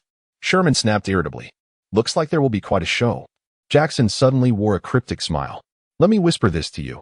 Ball's Black Panther squad is also in the Middle East, with ISIS as their target. Do you think Ball was the one who took you down? Of course, he sought help from the War Department. Jackson chuckled. ISIS has been particularly rampant lately, causing considerable trouble for the War Department, hindering many operations. Consequently, they approached Ball, hoping he could eliminate ISIS's leader, since this wasn't within our special operations purview. As a reward for enlisting Ball's aid, the War Department took you down. Bastards. They're all bastards. Sherman clenched his fists, muttering angrily. I will report this to the higher-ups. Spare yourself. That report will only create a host of enemies for you. Will you still have a peaceful life then? Jackson countered. Aside from Ball, no one will go after you with lethal intent. I have already warned the War Department. They assured me they will not meddle in special operations matters again and promised you compensation and non-combat support at any time. This matter won't simply end here. Sherman seethed. Your Viper squad is quite formidable. Jackson suddenly changed the subject. These individuals must be from the Viper squad, correct? Indeed, Fang Gang nodded. A sense of foreboding creeping in, sensing Jackson's intentions. Let us have a friendly spar, Jackson suggested with a smile. Let my Sparrow squad witness a demonstration to prevent those young lads from overestimating their abilities. With that, Jackson took up a radio and issued a few commands. This guy wants to give us a taste of his authority, Hu Yenru whispered. Before long, a contingent of combat-clad special forces entered the banquet hall. Unlike Fang Gang and his companions, these young soldiers lacked the calm demeanor of seasoned veterans and the resilience that comes with experience. They radiated youthful exuberance, their faces still bearing the freshness of youth, devoid of the intimidating aura of seasoned warriors, unmistakably a group of fresh recruits. It seemed Jackson genuinely wished for Fang Gang and his team to impart some lessons to these new soldiers. This Sparrow squad was also a reformed unit, comprised of recruits from Canada, all high school graduates with no combat experience. Jackson sighed, finding it quite the predicament. Why recruit a bunch of high school students? Sherman questioned. Perplexed. Why not utilize the seasoned veterans instead of going to such lengths to train a new squad from scratch? Because the veterans' combat mindsets are too rigid. They are not easily adaptable, Jackson explained. I intend to mold the Sparrow squad into a unit specifically for battling extraterrestrial threats, ensuring they do not interfere with other matters. Chapter 66. The struggle against the cornered beast. I had expected you to assert your dominance, but to my surprise, you have truly brought forth a cadre of fresh recruits. Sherman remarked with a smirk. So, what shall we engage in? Shooting or hand-to-hand combat? As I previously stated, the newly established Sparrow squad is specifically trained for combat against the xenomorphs. Jackson's gaze swept over the members of the Sparrow squad. How about a one-on-one challenge against the xenomorphs? I trust these 3 veterans of yours are not weaker than this group of novices, right? Of course, that poses no issue. Sherman shrugged. The Sparrow squad had been meticulously cultivated by Jackson to combat the xenomorphs, and he held considerable confidence in their abilities. Even if they could not achieve a crushing victory, they would undoubtedly outmatch the Viper squad. Yet, this was merely Jackson's own belief. In other words, while Jackson publicly claimed he wished for Fang Gang and the others to showcase their skills to the Sparrow Squad, he secretly desired for them to demonstrate their strengths in order to intimidate Sherman, thereby showcasing their prowess. Upon encountering the Sparrow Squad, Sherman unhesitatingly accepted Jackson's words at face value, which was precisely what Jackson had hoped for. He had already devised a plan for what to say to undermine Sherman after the sparring concluded. "I have arranged everything, if you gentlemen are satisfied. Let us proceed to the training grounds," Jackson declared as he walked towards the door. "I shall escort the Sparrow Squad to the training area to await your arrival. No need to rush. It is best to eat, drink, and rest well first," Fang Gang mumbled with his mouth full. "I wager a pack of spicy strips that this fellow is definitely trying to assert his dominance over us. But the Sparrow Squad is merely a bunch of rookies." Huyen Ruo commented. "They hardly seem formidable. Did you not hear? The Sparrow Squad is specifically trained to combat the xenomorphs. Hence they must possess their own unique methods." Jackson proposing a one-on-one fight against the xenomorph surely indicates he believes we will be outclassed by the Sparrow Squad in this regard. Thus, he can demonstrate his superiority to Sherman. Kappa Su raised his hand to interject. "That is essentially the gist of it. After all, he is a scoundrel. Let him stew for a while on the training grounds," Fang Gang remarked while tearing off a large piece of roasted meat. After lingering in the banquet hall for over half an hour, Fang Gang and his companions finally emerged, gazing at Jackson, whose face was smeared with dirt and wind-blown dust, eliciting a sense of satisfaction within Fang Gang. "You all must have played this game before. I will not elaborate on the rules." Jackson initially expected Fang Gang and the others to follow closely behind him to the training grounds, but to his discontent, they had deliberately delayed him, leaving him to stew in the wind and sand for over half an hour. However, the thought of the impending competition quickly alleviated his irritation, and a smirk of disdain and pride crossed his face. "You may each select a member from the Sparrow Squad to compete against. The one who takes less time to win shall be declared the victor." Fang Gang surveyed the two large iron cages and the pile of smaller ones nearby, suddenly feeling a sense of familiarity. Was this not reminiscent of the test conducted back at the training base? It involved Special Forces personnel sharing a cage with a xenomorph, permitted to use any weapon until one party was dead. This was a veritable death game, a brutal contest belonging to humanity. The canvas covering the cages was lifted, revealing the messenger xenomorph trapped within. Upon sensing the light, the messenger xenomorph became agitated, roaring and thrashing against the sturdy iron cage, producing a cacophony of clanging sounds. Sherman nodded. He was somewhat surprised that the hulking figure had voluntarily suggested using a handgun. "You will do." Kappa Su nonchalantly selected an unremarkable Special Forces member of medium stature from the crowd. "You will compete against me." The Special Forces member maintained a stoic expression, grasping a Nepalese kukri and striding directly towards one of the large iron cages. "A kukri? This fellow thinks he can slay a xenomorph with a knife. What a dreamer." Kappa Su scoffed as he approached the other iron cage. Once inside, he addressed the Special Forces member outside the cage, stating, "Ready when you are." The cage containing the xenomorph connected with the large combat cage. The gates swung open, and both xenomorphs lunged forth, their predatory gazes fixated on Kappa Su and the Special Forces member. Kappa Su disengaged the safety, chambered around, and leveled his handgun. The dark muzzle aimed squarely at the xenomorph's head. The xenomorph, sensing danger, ceased its stationary observation and charged at Kappa Su, weaving in an S pattern to evade any bullets that might be fired in its direction. This messenger xenomorph was evidently far more intelligent than those used in the training base, possessing greater combat experience, clearly indicating it had long thrived on the battlefield. As the xenomorph approached, Kappa Su chose not to evade but instead stood his ground, preparing to confront the xenomorph head-on. In the blink of an eye, the xenomorph was upon Kappa Su, its claws reaching for his head, attempting to dispatch the towering figure before it. Without a moment's hesitation, Kappa Su executed a swift kick, delivering a powerful strike to the xenomorph.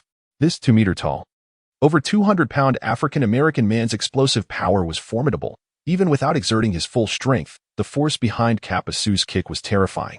Bang! The xenomorph was struck in the chest by Kappa Su's kick, the immense impact sending it crashing to the ground, sliding a considerable distance before colliding with the far side of the cage. The xenomorph's chest caved in, as if its sternum had been shattered by the blow. Dazed and unsteady, the xenomorph struggled to rise, ultimately collapsing beside the cage, curling up defensively while warily watching Kappa Su. Kappa Su took 2 steps forward, and the xenomorph quickly raised its tail, brandishing its sharp appendage as a warning for Kappa Su to keep his distance. Kappa Su, respecting the creature's warning, refrained from approaching and instead shot it in the head, obliterating its skull. Meanwhile, in the adjacent cage, the Special Forces member managed to engage the xenomorph for a brief skirmish before seizing an opportunity. He closed the distance, deflected the xenomorph's claws with his elbow, and reversed the two kukris in his hands, slicing through the xenomorph's neck. Acidic blood gushed forth, and the xenomorph knelt before collapsing, its head drooping. The Special Forces member took 2 steps back to avoid being splattered with the corrosive blood. TCH, do not think I am unaware. You avoided using a firearm out of fear of missing and embarrassing yourself, Kappa Su remarked as he exited the cage, casting a taunt at Huyen Rua. Fang Gang had been observing the Special Forces member, awestruck by the seamless execution of his actions. The recent display of lethality encompassed not only strength, speed, reflexes, judgment, and coordination, but also indicated that the Special Forces member had undergone extensive practical training. Even if he had never seen actual combat, he had undoubtedly eliminated countless xenomorphs on the training field. Back at the training base, only 3 members of the entire Viper squad had possessed the capability to slay xenomorphs with a knife. Parker, despite failing, had the potential to do so due to his vast combat experience and strength. Huyen Rua relied on his reflexes, physical conditioning, and his remarkable composure and knowledge. While Fang Gang, having practiced martial arts from a young age, relied solely on technique for victory. The Special Forces member combined the strengths of all 3, possessing both commendable physical attributes and honed skills, alongside rich combat experience. Any individual selected from the current Sparrow squad could feasibly slay a xenomorph with a knife, demonstrating the formidable combat prowess of these Special Forces personnel. The Sparrow squad truly lived up to its reputation as a unit specifically designed to combat the xenomorphs. Both took the same amount of time, the Special Forces member timing the match declared, but the hulking figure utilized a handgun. Thus the Sparrow squad emerges victorious. Sherman said nothing. It was evident that Kappa Su's use of a firearm took the same amount of time as another's use of a knife, highlighting his inferiority. Jackson's lips curled into a subtle smile, barely perceptible to the untrained eye.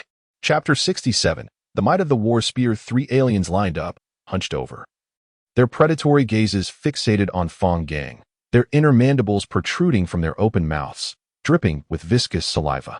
The alien's sixth sense warned them that their adversary was formidable. The strange war spear in his hand instilled a primal fear within them, a terror that felt instinctual, awakened only upon sighting the weapon, causing their very souls to tremble. Instead of launching an immediate attack, the aliens patiently observed Fang Gang's every movement, seeking to uncover any weaknesses. After all, the oppressive aura emanating from Fang Gang, armed with the war spear, compelled them to proceed with utmost caution. One alien tentatively stepped forward, attempting to flank Fang Gang. Suddenly, he raised the spear with a swift motion, its blade aimed directly at the alien, his eyes filled with disdain, provoking the cautious creature. Caution is an essential trait of a true hunter. Those who charge recklessly are but brutes, not hunters. Thus, despite the alien's apparent trepidation, Fang Gang remained vigilant. For every ounce of their caution was merely an anticipation of a ferocious counterattack. With the spear in hand, Fang Gang felt confident in confronting the 3 messenger aliens. Yet he could not guarantee his own safety, having never faced a coordinated assault from 3 aliens before. Having fought numerous battles, dealing with a single messenger alien had become second nature to him. Therefore, choosing to take on 3 at once represented a personal challenge and a quest for self-transcendence. The spear he wielded was not merely a weapon against the aliens. It was a challenge to his own limits and a declaration of humanity's indomitable spirit in the face of adversity. As seconds ticked by, the standoff continued, with neither party daring to make the first move. When 3 shadows suddenly lunged at him, Fang Gang calmly retreated 2 steps, sweeping the spear in a half-circle through the air, slicing open the exoskeleton of one alien's head. Viscous green acid blood oozed out, trickling down the alien's exoskeleton. After this initial clash, Fang Gang felt a surge of confidence. He sensed that the aliens were wary of his spear. No longer hesitating, he tightened his grip and charged at them. In response, the 3 aliens quickly dispersed, forming a triangle to await Fang Gang's advance. He darted to the left, feigned an attack, and then pivoted sharply to strike the tail of the alien on the right. The alien's tail was severed cleanly, falling to the ground and twitching uncontrollably. In pain, the injured alien stumbled back, causing the once triangular formation to morph into a semicircle, granting Fang Gang ample room to maneuver. with a flick of his wrist. Fang Gang transformed the spear's blade into a piercing form and thrust it at the alien on his left. The sharp blade pierced through the alien's shoulder exoskeleton as easily as paper, delving into the muscle beneath. He swiftly altered the blade's shape again, morphing it into a hooked sickle, and with a powerful tug, he tore a large chunk of muscle and tendon from the alien's shoulder, leaving it bloodied and mangled. It appeared that the nerve connecting the arm had been severed, causing the alien's arm to hang limply. The alien directly in front of him retaliated, its claws aiming for Fang Gang, attempting to prevent further harm to its wounded companion. Fang Gang countered with a swing of his spear, the solid shaft breaking the alien's claws with a resounding crack. He followed through, bringing the sickle-shaped blade crashing down onto the alien's neck, severing it with a single stroke. The once menacing creature collapsed lifelessly, its headless body crumpling to the ground. Onlookers were left in astonishment, having anticipated a fierce battle. Instead, they witnessed, within moments, one alien dead and another gravely injured. Was this the ferocious alien they had feared? Why did it seem that the aliens were afraid of the war spear in Fang Gang's grasp? Kapasa pondered aloud. Indeed, I noticed it as well. Sherman nodded. Who knows why? Perhaps the aliens were simply trying to evade it. As the two remaining aliens lunged at Fang Gang simultaneously, he kicked the right alien in the chest, using the force to leap and thrust the spear toward the alien on the left. The creature had no time to dodge, impaled by the spear. Its balance lost as it fell to the ground. With a sudden surge of strength, Fang Gang drove the sharp blade straight through the alien's neck, severing its spine. Acidic blood spewed forth, prompting the nearby special forces to hastily step back. Fang Gang delivered a kick to the fallen alien, which, though still alive, lay incapacitated. The spear, now stained with thick, acidic blood, glistened ominously in the sunlight, resembling a weapon forged by demons. The cage was drenched in acid blood as Fang Gang retreated, avoiding the flowing liquid. Two Special Forces members approached, opening the cage door and spraying a neutralizing agent inside. Please help me clean this, Fang Gang requested, extending the spear toward them. They nodded, beginning to spray the neutralizing agent on the weapon. Once the spear was cleaned, Fang Gang sheathed it and exited the cage. This spear was indeed a remarkable weapon, Fang Gang mused. It seemed purpose-built for combating the aliens. Yet, the connection between the spear's creators, the aliens, and the outbreak of this catastrophe remained shrouded in mystery. Meanwhile, the battle in another cage raged on. A Special Forces member named Alan struggled against three aliens.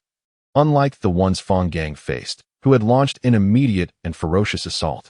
Despite Alan's extensive training, he found himself hard-pressed against the relentless onslaught.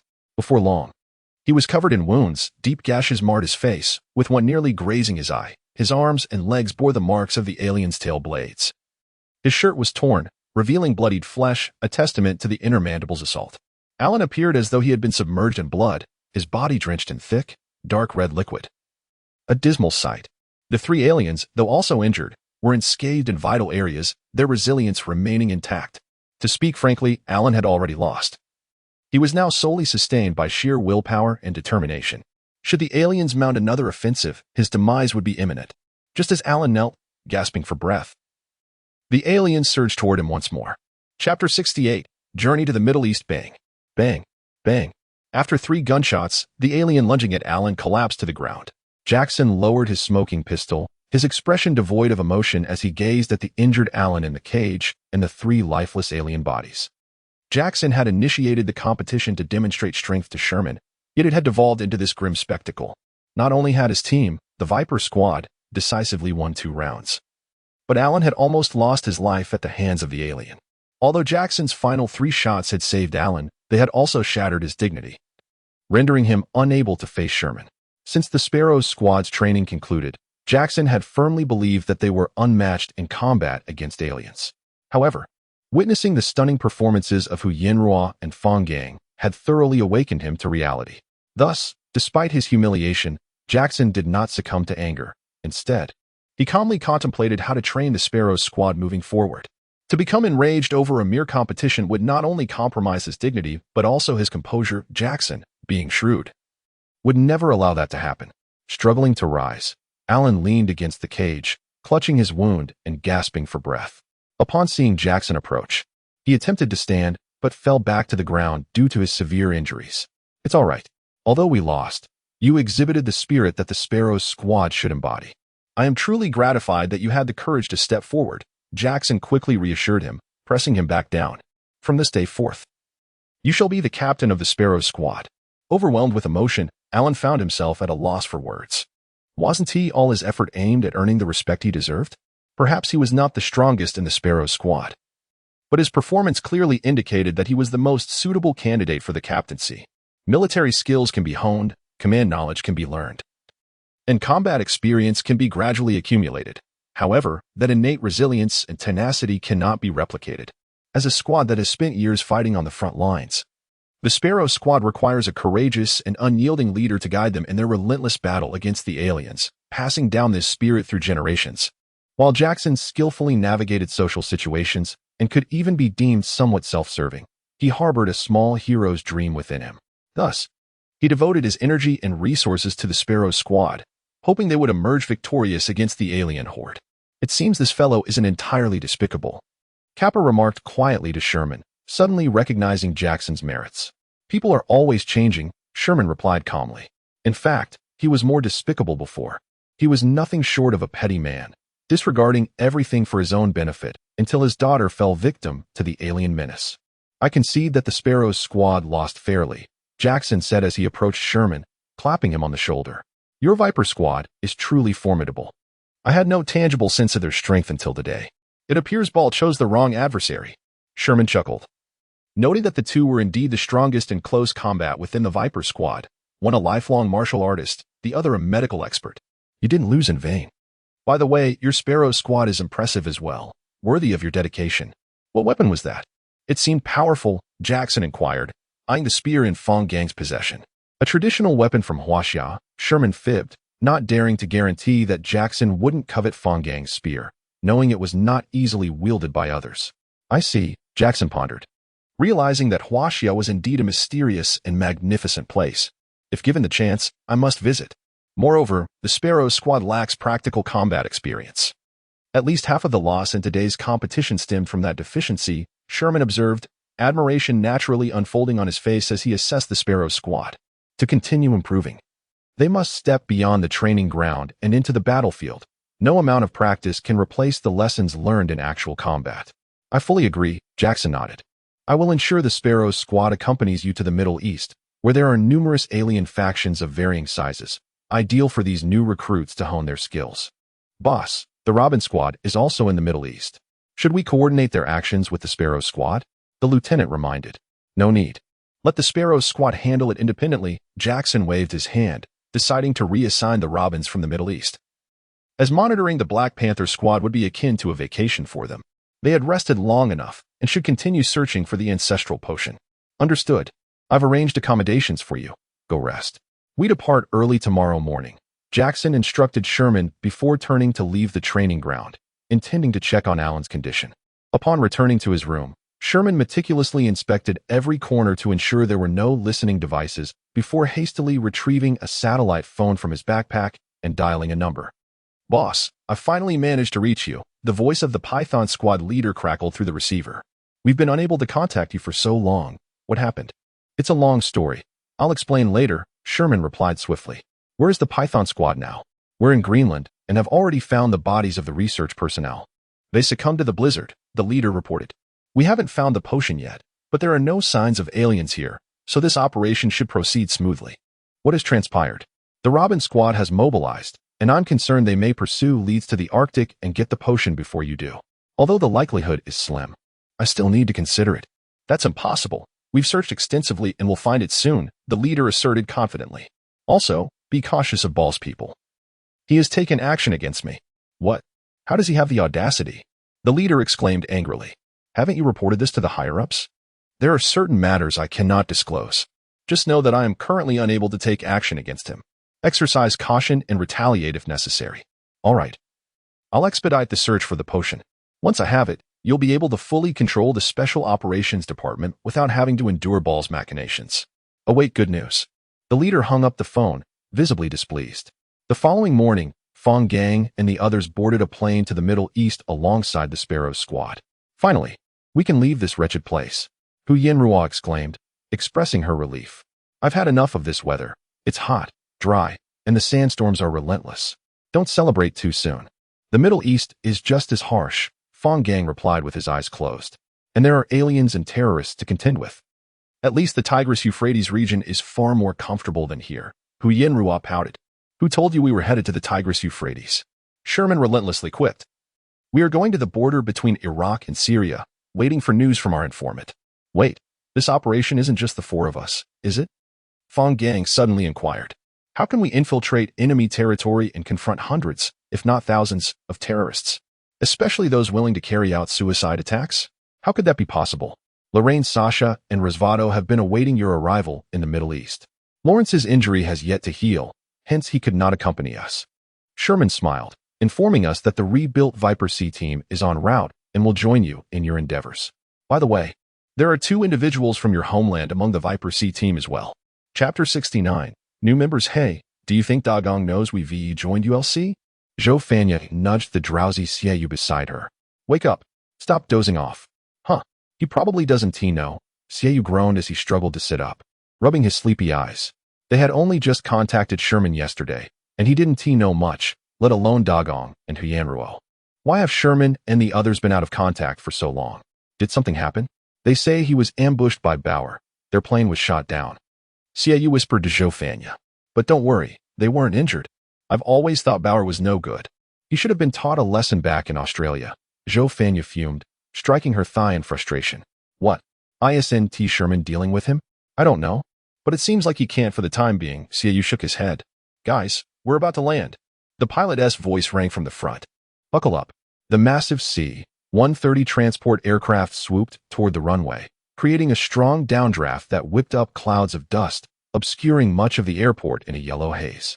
The plane struggled against the fierce winds and dust before finally coming to a halt at the end of the runway. As the cargo door swung open, members of Viper Team C were immediately assaulted by the swirling sand. Cough. Cough. Xiaoha spluttered, hastily donning her gas mask. Once she had secured the mask and shielded herself from the sand, she sighed in relief. Is it really that dramatic? It's not like it's poison gas. Xiaoha remarked, pulling a scarf over his face. Viper Team C, right? Welcome to Rutba. A local Arab soldier approached them, saluting. With halting English, he continued. The commander has arranged accommodations for you just outside the airport. Please follow me. What is the situation in Iraq now? Xiaoha asked the soldier. It's chaos. There is no unified resistance anymore, the soldier replied. Each army controls a few towns, fighting their own battles against the aliens, terrorists, and even each other. This situation sounds oddly familiar, Xiaoha mused, scratching her ear. Isn't this just like the warlord chaos during the Republic era? Xiaoha commented. If this continues, every town here will fall, Xiaoha expressed her concern. Without a concentrated defense zone, we cannot withstand the aliens' unified attacks. Every small town will be systematically destroyed, and no one will survive. Why should we care? Xiaoha shrugged. All we need to do is get the chip and leave. Who cares about the fate of these warlords? The camp was modest, consisting of only 2 rows of wooden barracks, yet the facilities were quite adequate. The open space in front of the barracks was filled with various vehicles, from Humvees to T-72 tanks. The officers had evidently gone to great lengths to procure these vehicles, even allowing their troops to carry worn-out AK-47s, all in hopes that Viper Team could decisively defeat the terrorists lurking in the towns. Wow, they even have SAM missiles, Xiaoha exclaimed, staring at a missile launcher. What do they need that for? I refuse to believe those beggar-like terrorists have aircraft. They do have planes. Captured from the government forces, the soldier explained. But judging by their maintenance, they likely haven't flown in ages. Still, it's best to be prepared. While the others were engaged in examining the vehicles, Xiaoha wandered to the front of the barracks, casually pushing open a door. Inside, a mixed-race man and a blonde beauty were having breakfast. Upon noticing Xiaoha's entrance, they paused, placing their utensils down, and looked at her warily. Hello. I'm Xiaoha. May I ask who you are? Xiaoha said awkwardly. We're on the same side. Lorraine Sasha sighed in relief, picking up her fork again. I'm Lorraine Sasha, and this is Rosvado. We're both from Viper Team A. Fang mentioned you before. Oh. And there's also a handsome fellow named Xiaoha. Hello, Rosvado greeted Xiaoha, shaking her hand. I heard you and Xiaoha joined a week ago, but I didn't have the chance to meet you until now. Pleasure to meet you, Xiaoha said, scratching her head with an innocent smile. I've heard you performed impressively in the Amazon. I admire your skills. Fanya, you must love that T-72 tank. It's so thrilling. Xiaoyu burst in, quickly scanning the room before his gaze settled on Lorraine Sasha. He immediately closed his mouth, adjusted his collar, and approached Lorraine Sasha in what he believed to be the most elegant manner, extending his hand. Delighted to meet you, Miss Lorraine Sasha, Xiaoyu said softly. I must say, you are even more beautiful and alluring in person than in your photographs. Xiaoha covered her face in embarrassment. This guy had spent all his training time mingling with foreigners, and while his knowledge and skills hadn't improved much, his ability to charm women had skyrocketed. The thought of it left Xiaoha feeling helpless. I'm glad to hear that, Lorraine Sasha giggled, shaking Xiaoyu's hand. You're quite the gentleman. Seizing the moment, Xiaoyu planted a kiss on the back of Lorraine Sasha's hand, which made her laugh even more. She's a psychotic mercenary. You'd better watch out, Risvado said expressionlessly. You're the psychotic one. Your whole family is psychotic. Lorraine Sasha retorted angrily. She had finally encountered a charming young man, only to have Risvado threaten to ruin it. I merely wanted to frighten Kapasu, but that jerk took it seriously, as if that wasn't enough. He went around spreading the word. When I see him again, I'll skin him alive. Lorraine Sasha's fury was not without reason. During her recuperation in Australia, she had met some delightful young men and had hoped to invite them for a drink. To her dismay, they all hurriedly avoided her, secretly gossiping that Lorraine Sasha was a psychotic. This had left her quite displeased. I'm just puzzled how Kapasa managed to spread rumors all the way to Sydney. Lorraine Sasha fumed. Xiaoyu felt awkward, holding Lorraine Sasha's hand in a daze. Having a brother like Kapasu is just bad luck, Risvado remarked, turning to Xiaoyu. But she is really a nice person. Lorraine Sasha smiled brightly, staring intently at Xiaoyu, who quickly turned red. Ha ha ha. Lorraine Sasha laughed again. Hello, everyone. A loud voice from outside drowned out Lorraine Sasha's laughter. From now on, we're all family, so let us take care of each other. Outside, Kapasu enthusiastically greeted the members of Viper Team C, often putting his arm around their shoulders and trying to get close. Just as she was preparing to confront him, Lorraine Sasha abruptly dashed out the door. Chapter 70. The mother-in-law's decision without a doubt. You scoundrel, Kapasu. Lorraine Sasha stormed forward, seizing Kapasu by the collar, her fury palpable. Now the entirety of Australia believes your nonsense. I attempted to flirt with that handsome lad, and he ignored me. You frightened me, and I took it seriously. Kapasu instantly grasped the crux of Lorraine Sasha's complaint and retorted defiantly. Moreover, when I was speaking with Fang Gang and the others, you didn't stop me, did you? You brought this upon yourself. I merely intended to scare those two. Who could have anticipated that you would relay my words to your group of friends? Now look at the situation. All of Australia is aware of it. Lorraine Sasha tightened her grip on Kapasu's collar. Enough, enough. It's been hard to reunite. And you two resort to fighting at the first opportunity, Fang Gang interjected, stepping between them with a bemused expression. Have you developed a crush on someone again? That's none of your business. Lorraine Sasha snapped at Fang Gang. Someone wishes to see you. They're in the adjacent room. Hurry along. I need to settle the score with this rascal. Someone wants to see me? Fang Gang murmured, extricating himself from between the two and making his way toward the shed. Hey, don't abandon me in my time of need. Silence.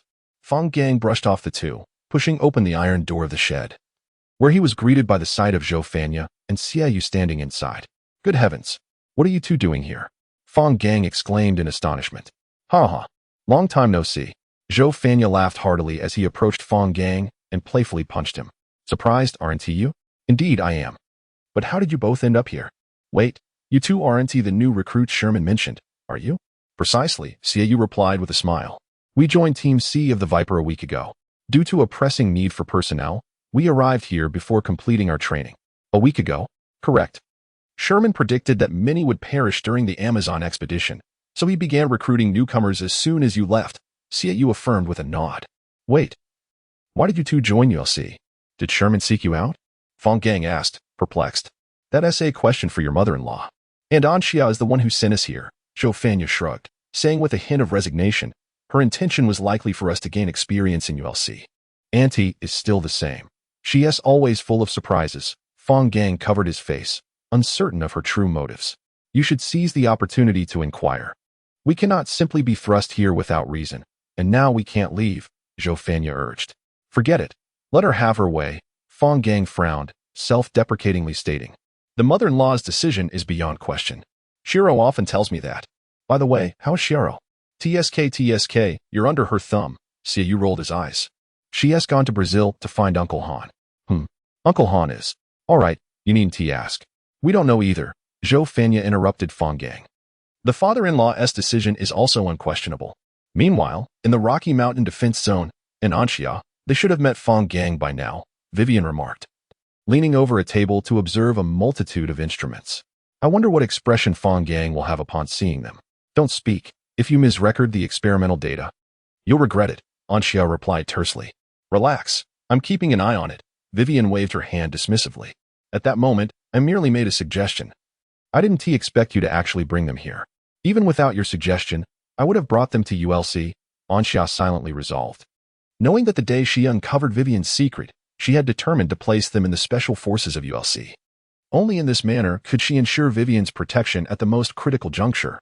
The pivotal moment would be when Vivian severed ties with USC, at which point she would inevitably face the wrath of the entire special forces, and Fang Gang and Huyin Rua alone would not suffice for her protection. So you know each other, Sherman smiled upon witnessing Fang Gang and the others engaged in animated conversation. This is splendid. I was pondering how to expedite the integration of Teams A and C. Since you are acquainted, things will proceed much more smoothly. Team C follows Fanya. This big oaf had everyone subdued on the very first day. See, you boasted to Fang Gang. No need to worry about anyone opposing us. Best if no one is scheming against us in the shadows. Fang Gang had certainly had his fill of being outmaneuvered. Come on in. Sherman called out to the doorway. The informant has shared the intel. Let us discuss our operational plans.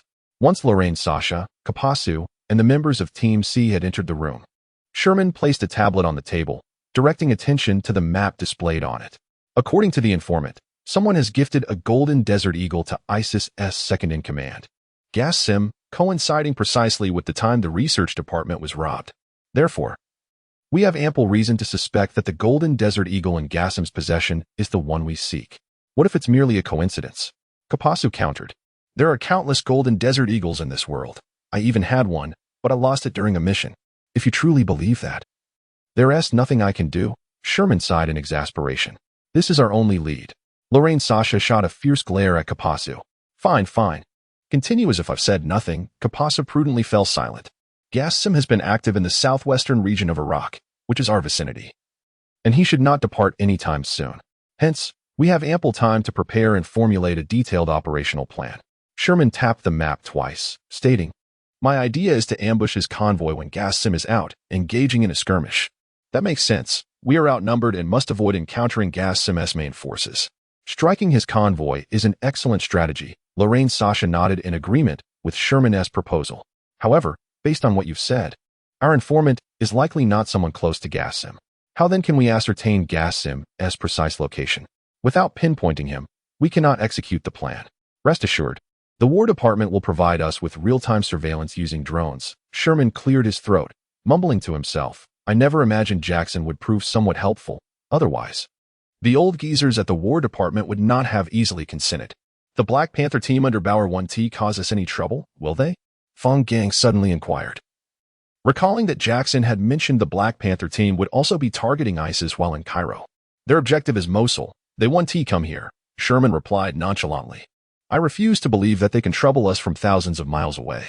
Indeed, the Black Panther team was focused on Mosul, aiming to dismantle ISIS's command center located there, thereby throwing ISIS's frontline forces into disarray and rendering them incapable of launching any further offensives. We will elaborate further once we receive more detailed intelligence. For now, there is no rush. All right, that will be all, Sherman concluded as he put away the tablet. In Baghdad, our mission is merely to dismantle the command center in Mosul, sir, the captain of the Black Panther team stated coldly. Pursuing the first and second commanders is not within our purview. What news? See for yourself. The officer tossed a fax to the captain. After reading it, the captain, with a stoic expression, addressed his team members behind him. The first commander is in Mosul. We can take care of him. The second is in the southwestern region of Haditha. Send a small team there. It should be manageable. Understood. Chapter 71. The ambush. Attention, everyone. The target will arrive in approximately 20 minutes, Sherman communicated through the radio. No firing unless ordered. First, ascertain which vehicle Qasim is in. A day prior, Sherman had received intelligence from an informant indicating that Qasim would venture out the next morning to inspect the supply reserves in the western city of Anna. Following this information, the Viper squad convened urgently in the dead of night, hastily driving northward to lie in wait along Qasim's anticipated route by dawn. In southern Iraq, there exists a singular highway that traverses east to west. If Qasim were to travel from Haditha to Anna, he would undoubtedly use this road. This alleviated the need for the War Department to deploy drones for surveillance on Qasim's convoy. The Viper squad dug foxholes on either side of the highway, concealing themselves beneath camouflage nets, quietly awaiting the arrival of Qasim's convoy. The Iraqi morning air was still refreshingly cool. Xiaoha set his sniper rifle beside him, exhaled into his hands, and rubbed them together while peering towards the end of the road. Thanks to the dry weather, his line of sight was unobstructed by morning mist, allowing him to clearly see the crimson sun rising slowly on the horizon. Is he reliable? Sherman glanced at Xiaoha, whispering to Fang Gang. The position of a sniper was not to be taken lightly. He should be fine, Fang Gang replied, curling deeper into the foxhole, attempting to conceal himself more thoroughly. Not quite on par with Lorraine or Sasha, but acceptable. Huyen Rua, don't you think we resemble the 8th Route Army ambushing a Japanese supply convoy? Zhou Fanya suddenly chuckled. Keep your voice down, Huyen Rua admonished, giving Zhou Fanya a nudge. Your laughter is louder than a pig's squeal. After more than 2 hours, a pickup truck mounted with a heavy machine gun appeared at the end of the road, instantly alerting everyone, who focused their attention on the rapidly approaching vehicle.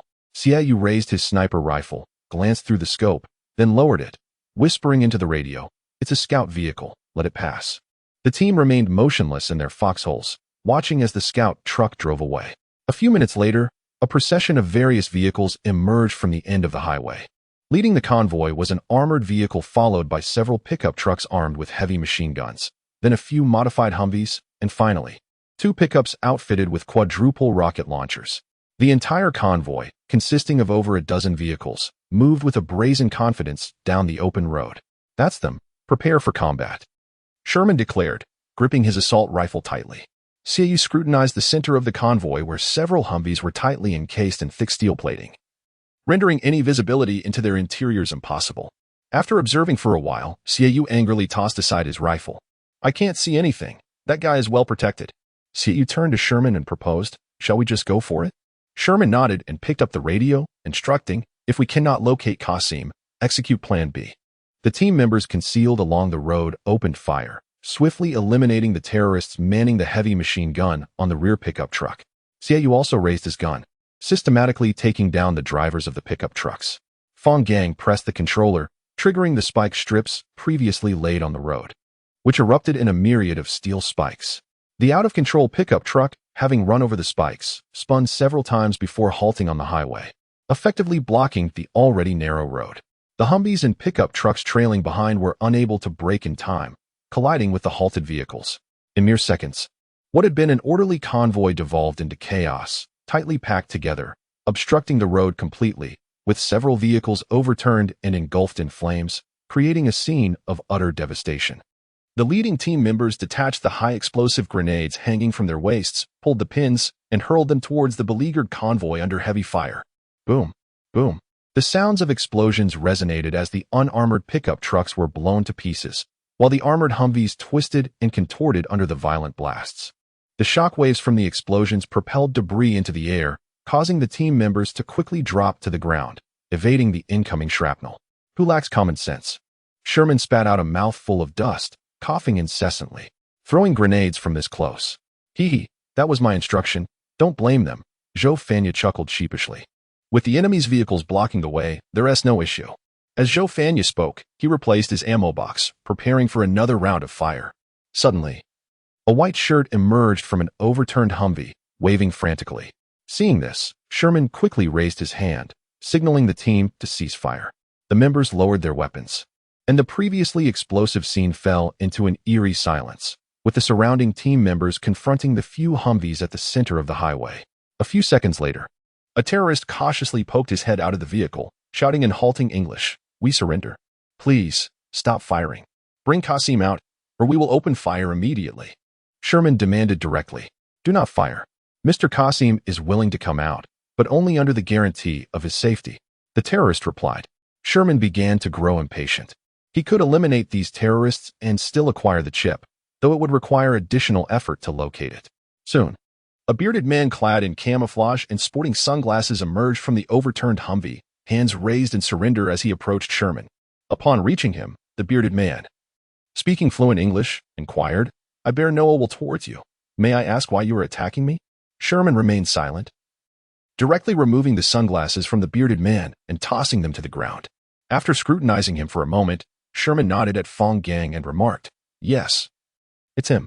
Qasim gazed innocently at the surrounding Special Forces members, genuinely puzzled by the sudden attack from those who had shown no prior signs of hostility. "Hand over the Desert Eagle that others gifted you." Sherman extended his hand towards Qasim. Qasim, bewildered, thought it absurd that someone would ambush him for a mere handgun. Nevertheless, he obediently retrieved the pistol from his coat and presented it to Sherman with both hands. Sherman accepted the handgun, removed the magazine, and opened the specially designed compartment at the bottom of the magazine, extracting a chip as delicate as gossamer.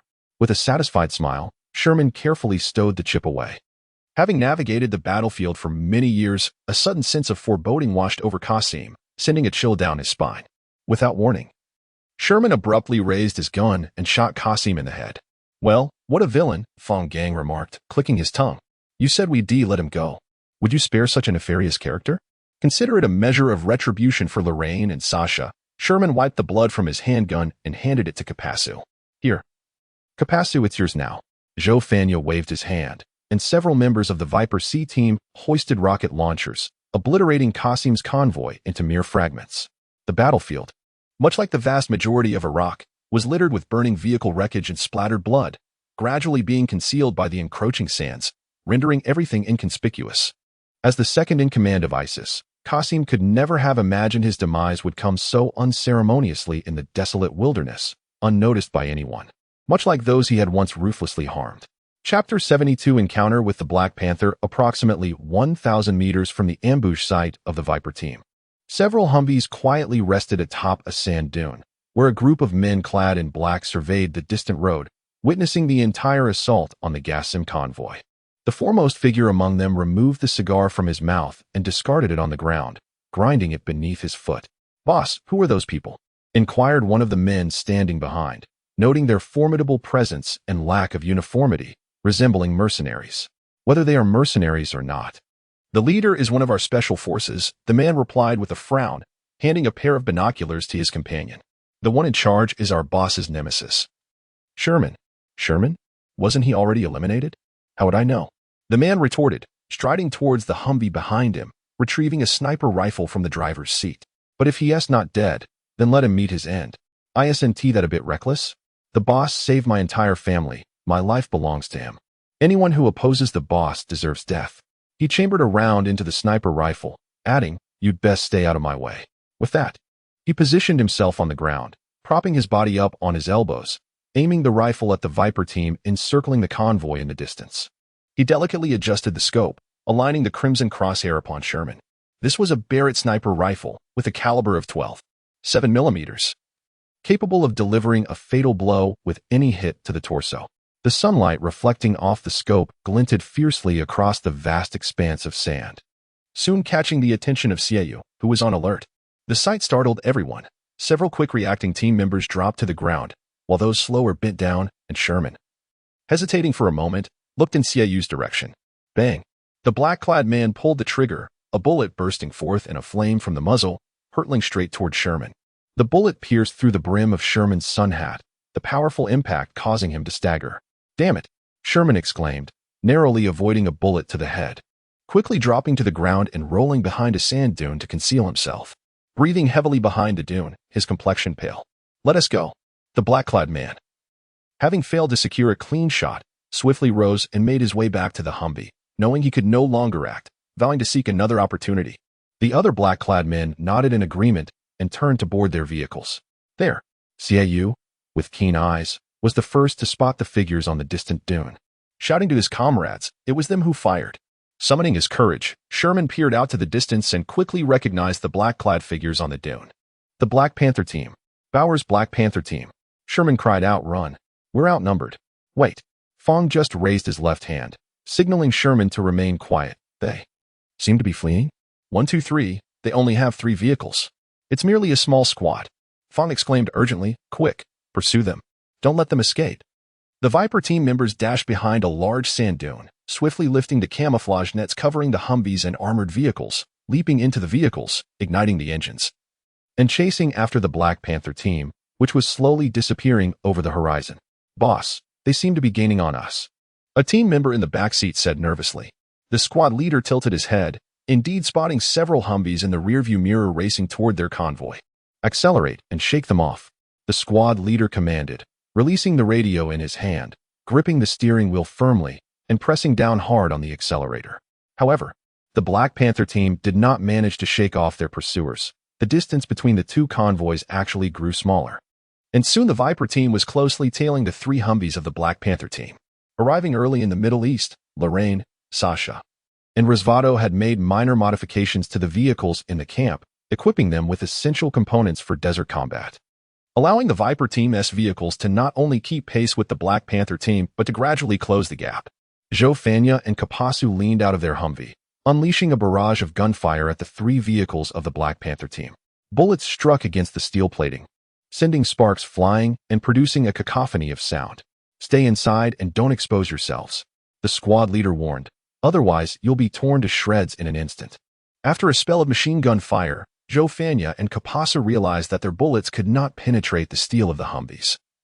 Shifting their gaze to the rocket launchers beneath their seats. "Can we capture any alive?" Sherman turned to Fang, seeking his counsel. "Let us hold off on the rockets for now. I'll give it a go," Fang replied, pressing the accelerator down further, the Humvee roaring ahead.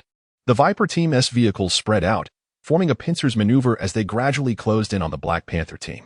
Bang! Fang sharply turned the steering wheel, charging toward the leading Humvee of the Black Panther team. "Surrender! You can't escape!" Kapasa shouted loudly. The Viper team had completely enclosed the 3 Humvees of the Black Panther team, yet the latter showed no signs of surrender, attempting to speed through the encirclement. "If you don't surrender, I'll open fire," Kapasa warned, raising the rocket launcher, ready to coerce the Black Panther team into submission. "Boss, they seem serious," a team member said nervously. "What should we do? Should we just surrender? They probably want to harm us." "I fired the gun." "Do you think they would let me go?" the squad leader retorted. "How would they know? Someone would surely betray me to save their own skin," the squad leader scoffed. Especially regarding those 2 who had always been at odds with him. Just as the squad leader contemplated a way to shake off the Viper team, the other 2 vehicles of the Black Panther team abruptly slammed to a halt. "Boss, we don't want to die. You'd best take care of yourself." A voice came through the squad leader's earpiece. "You." The squad leader was momentarily speechless with fury. Indeed, his suspicion was confirmed. A member of the Black Panther team burst forth from the recently halted Humvee, frantically waving his arms at the Viper team, shouting, "Don't fire. We surrender." 2 Humvees of the Viper team quickly halted as well. 5 or 6 team members jumped out, confiscating the weapons of the Black Panther team members. One shouted, "The gun fired by our squad leader has nothing to do with us." Risvado glanced at the shouting member and inquired, "Who was the squad leader?" "Up front in that vehicle. Is that the truth?" Risvado pressed the barrel of his gun against the chin of the Black Panther team member. "Absolutely," the member stammered. "The one who fired is in that front vehicle." Risvado seized the radio, saying, "Understood." Upon hearing this, Kapasa decisively pulled the trigger, and a rocket, trailing an orange-red flame, shot forth from the launcher, striking the rear of the Humvee carrying the squad leader. The vehicle was lifted into the air, and moments later, it was struck by another rocket fired by Xiaoha, exploding into a brilliant fireball and disintegrating into fragments. Chapter 73, The Battle of Mosul 5 Mixed Brigades. Comprising approximately 40,000 soldiers and over 1,000 various armored vehicles and tanks were assembled. The officer spoke in a detached manner, indicating that all forces from the Middle East and North Africa were present, with orders from above to decisively resolve the issues here, including extraterrestrial threats, terrorists, and local armed factions, before turning their full attention to the extraterrestrial menace in Europe. The implication was that the Middle East was to serve as a rear base for operations in Europe. "Take a breather. I shall prepare for my mission." Captain of the Black Panther unit nodded, then exited the room. "Our battalion's objective was to advance along the city's main thoroughfare, striking directly at the enemy command center, neutralizing heavy weaponry in the vicinity, and providing cover for the Special Operations Unit." A company commander stood before his troops and shouted, "We have friendly forces covering our flanks. So do not linger in battle. We will assault the command center directly." "Do you understand?" "Understood," came the response. "Tom." The commander turned to a soldier who appeared lost in thought. "What are you thinking about?" Nothing." Tom, the soldier, quickly straightened up. Concentrate on the battlefield. Distraction can lead to a grim fate, the commander admonished. Yes, Tom replied emphatically. All right, that's all. Prepare to move out. The soldiers scrambled onto the neatly lined up M1A1 tanks, opening hatches to climb inside. Tom took his place as the gunner, adjusting the sights and getting ready. 2 months prior, Tom had been trapped in a dire situation, waiting with his family for death at home. Rescued by the War Department, he underwent training to become an ordinary soldier. Although often bullied by peers and superiors, he was grateful that his family's livelihood was secured, freeing him from the daily struggle for survival. As the family's primary breadwinner, Tom trained diligently, fought fiercely, and strove to secure better welfare for his loved ones. Soon, he earned the recognition of his superiors and was appointed as a squad leader. With plans to assume his new role after this battle, excited at the prospect of being assigned to Europe as a squad leader, Tom was eager to escape the horrors of the Middle East and confront the extraterrestrial threat. He could not fathom why humanity continued to engage in civil conflict even at such a critical juncture. The daily battles against terrorists and local factions made him nauseous. Many who joined the War Department initially aimed to combat extraterrestrial threats and safeguard humanity's future, not to utilize their weaponry to slaughter fellow humans. Who relishes pointing a gun at their own kind in times of life and death? Yet, this was not merely a choice, it was a necessity. Aimed at uniting humanity to combat the extraterrestrial menace more effectively, rumors circulated that once the conflicts in the Middle East concluded, all would be reassigned to the European front to confront extraterrestrials, with accompanying improvements and benefits. Perhaps life was indeed getting better, Tom mused. As a spearhead unit, Tom's battalion was the first to exit the camp, rolling onto the highway in a formation of 20 tanks, marching resolutely towards Mosul. About a kilometer behind were the tank units responsible for flanking support and the mechanized infantry tasked with clearing operations, coordinating with Tom's battalion to provide assistance and protection for the Black Panther unit's decapitation mission. Once a bustling city, Mosul was now reduced to ruins. No longer deserving of the title city, this once second-largest city in Iraq had no intact buildings. It was a tapestry of shattered walls and debris, with rare complete walls riddled with bullet holes and deformed projectiles. Almost all roads were obscured by rubble, with intersections piled high with bricks and stones. And surrounding buildings were more than half collapsed, exposing their interiors to view.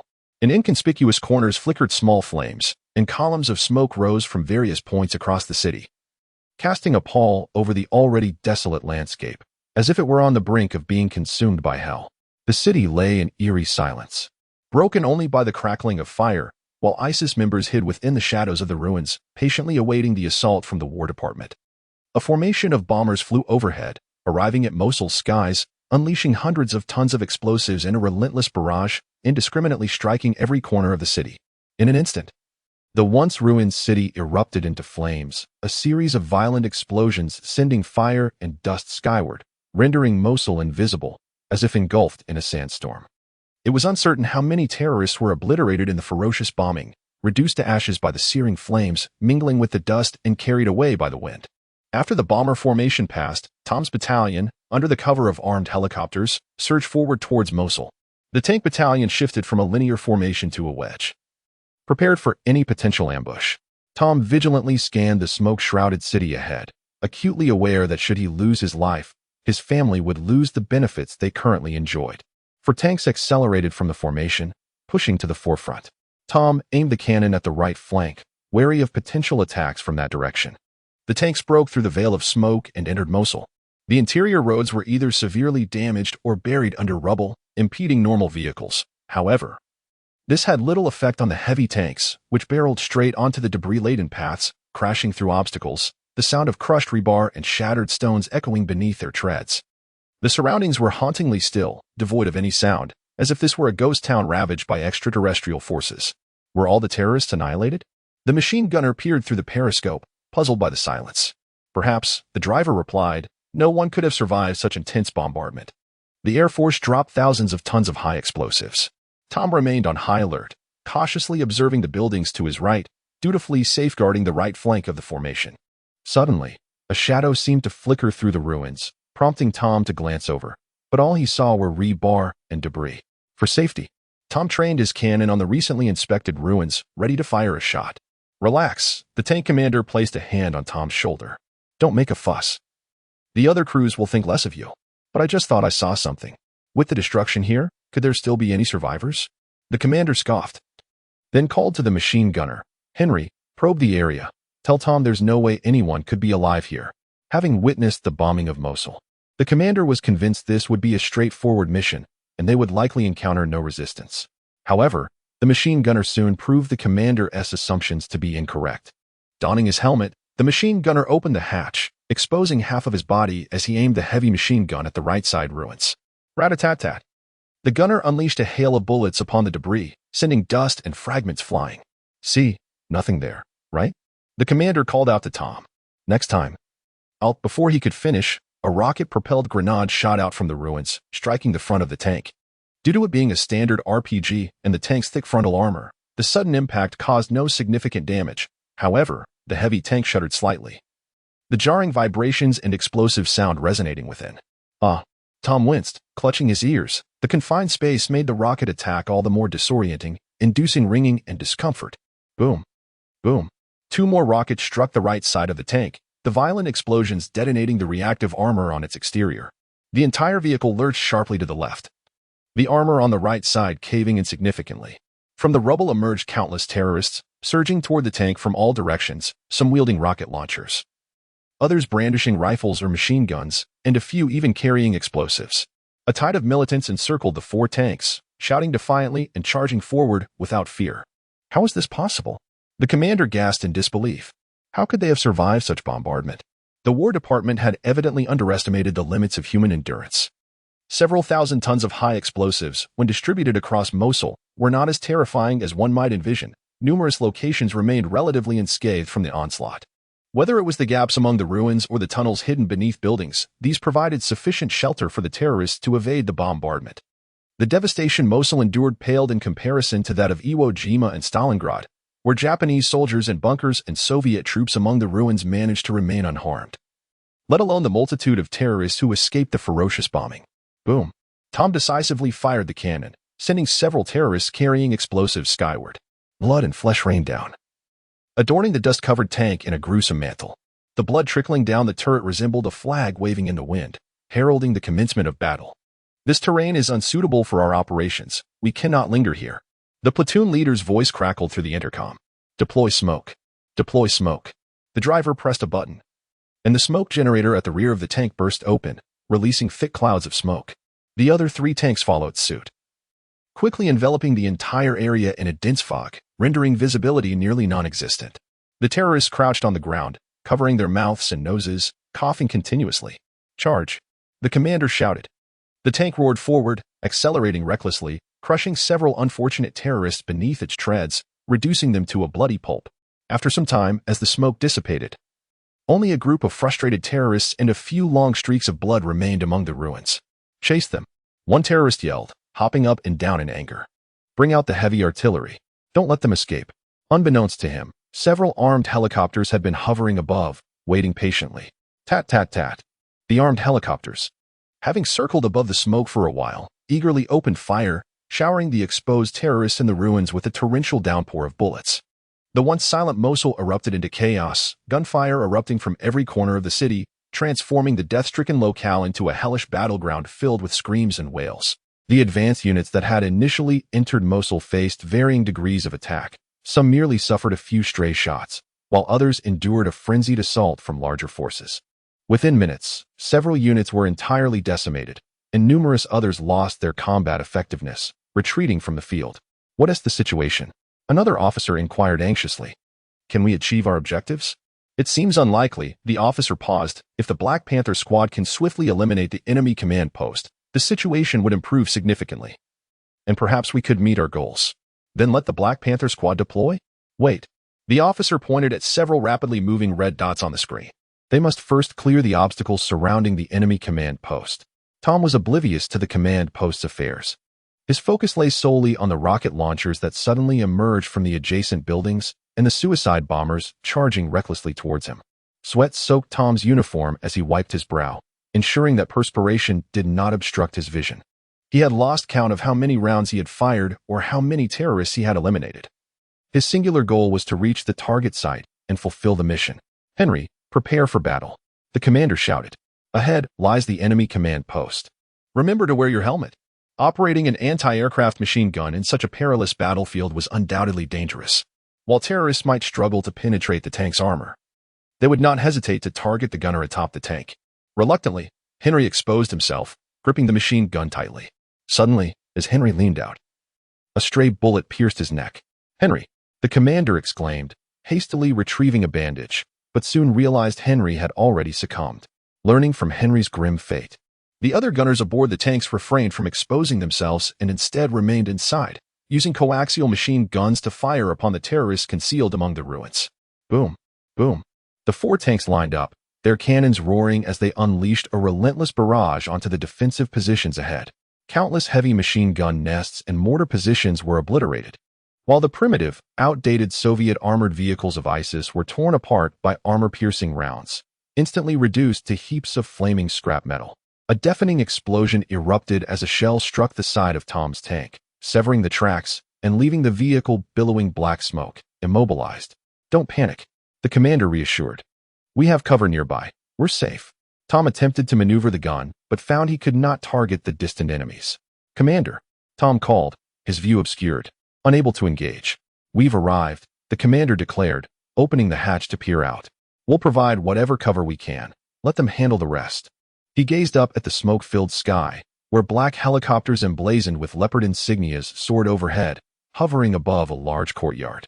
Ropes descended from the helicopters as special forces clad in black combat gear began to slide down, one after another, into the courtyard below. Those must be the special forces. The commander mused aloud when suddenly, a cold dagger pressed against his chin. Chapter 74. Handing down justice. Lauren Sasha glided through the dimly lit tunnel like a lithe feline. As a premier marksman, her vision was extraordinary, allowing her to see farther and clearer in the obscurity than most. The winding, shadowy passage could not impede her quest for vengeance. Upon noticing beams of flashlight flickering around a corner ahead, she swiftly pressed herself against the wall, holding her breath. Moments later, 3 patrolling terrorists strolled by, engaged in fervent conversation. Seizing the opportunity, Lauren Sasha sprang forth, grasping the nearest terrorist by the throat and yanking him backward. The other 2 terrorists, startled, opened fire, their bullets raining down and sealing off the tunnel, yet all were absorbed by the terrorist she had subdued. Casting aside the bloodied and gasping terrorist, she drew her submachine gun from her side and unleashed a barrage upon the one reloading his weapon, dispatching the remaining 2 terrorists in an instant. The cacophony of commotion echoed from ahead, indicating that other terrorists had been alerted by the gunfire, though it remained uncertain whether they would converge upon Lauren Sasha or flee in panic. Reloading her magazine, she charged forward. Turning another corner, she glanced left and, just as the previous terrorist had indicated, found herself facing a modest cavern. Lauren Sasha dashed into the cave, where she spotted a terrorist hastily gathering items. Silently, she withdrew her handgun, creeping up behind him without a sound. The terrorist remained oblivious, engrossed in his task. Suddenly, she pressed the gun to the back of his head. Her voice icy as she inquired, "John?" The terrorist trembled at the mention of the name, then coolly replied, "John has long since perished, killed by the Anglo-American coalition. You may deceive others, but not me." Lauren Sasha delivered a swift kick to the back of his knee, bringing him down. "After the Anglo-American coalition's airstrike claimed your double, you changed your name to ensure your safety, did you not? Executioner John." "I'm not John," the terrorist screamed, desperation lacing his voice. "I have done nothing."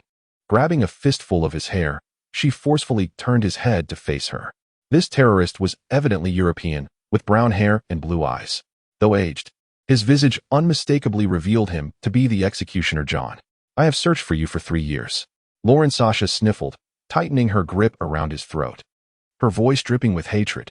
"Today, you shall finally meet your demise. For the glory of the Almighty." Suddenly, John erupted in a frenzy, breaking free from her grasp and snatching for her gun. Taken aback, Lauren Sasha swiftly pressed the magazine release, dropping the magazine while reaching for her dagger. John, oblivious to her movements, was solely focused on seizing the firearm, muttering incessantly, "You worthless scum. You deserve to die." Lauren Sasha released her grip, causing John to stumble as he lost his balance. He fell to the ground and, upon realizing he held the gun, a sinister smile spread across his face as he aimed it at her. "Die," he shouted. Yet, the expected bright flash of gunfire and acrid scent of gunpowder were replaced by a mere click. John repeatedly pulled the trigger, but nothing occurred. Descend into hell with your false god. Sasha kicked the magazine away and lunged at the fallen John with her dagger, though John possessed slightly more strength. He was no match for Sasha's superior reflexes and combat skills. In the blink of an eye, she severed the tendons in his hands and feet, rendering him incapacitated. I know a Chinese friend who spoke of a peculiar form of punishment called Ling Qi, she said, wiping the blood from her blade as she advanced on John. Deliberately avoiding vital areas, slicing away pieces of flesh methodically so he would not die immediately but would instead endure excruciating pain, watching himself transform into a mere skeleton. No. No. John's eyes filled with terror as he scrambled backward, attempting to evade the demon-like figure of Sasha. Traditionally, Ling Qi would involve thousands of cuts, 3,000, 6,000, or even 9,000. I cannot ascertain the significance of these numbers, nor am I a surgeon capable of ensuring you remain alive through such torment.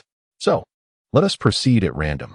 With that, Sasha planted her foot firmly on John's chest, pinning him to the ground.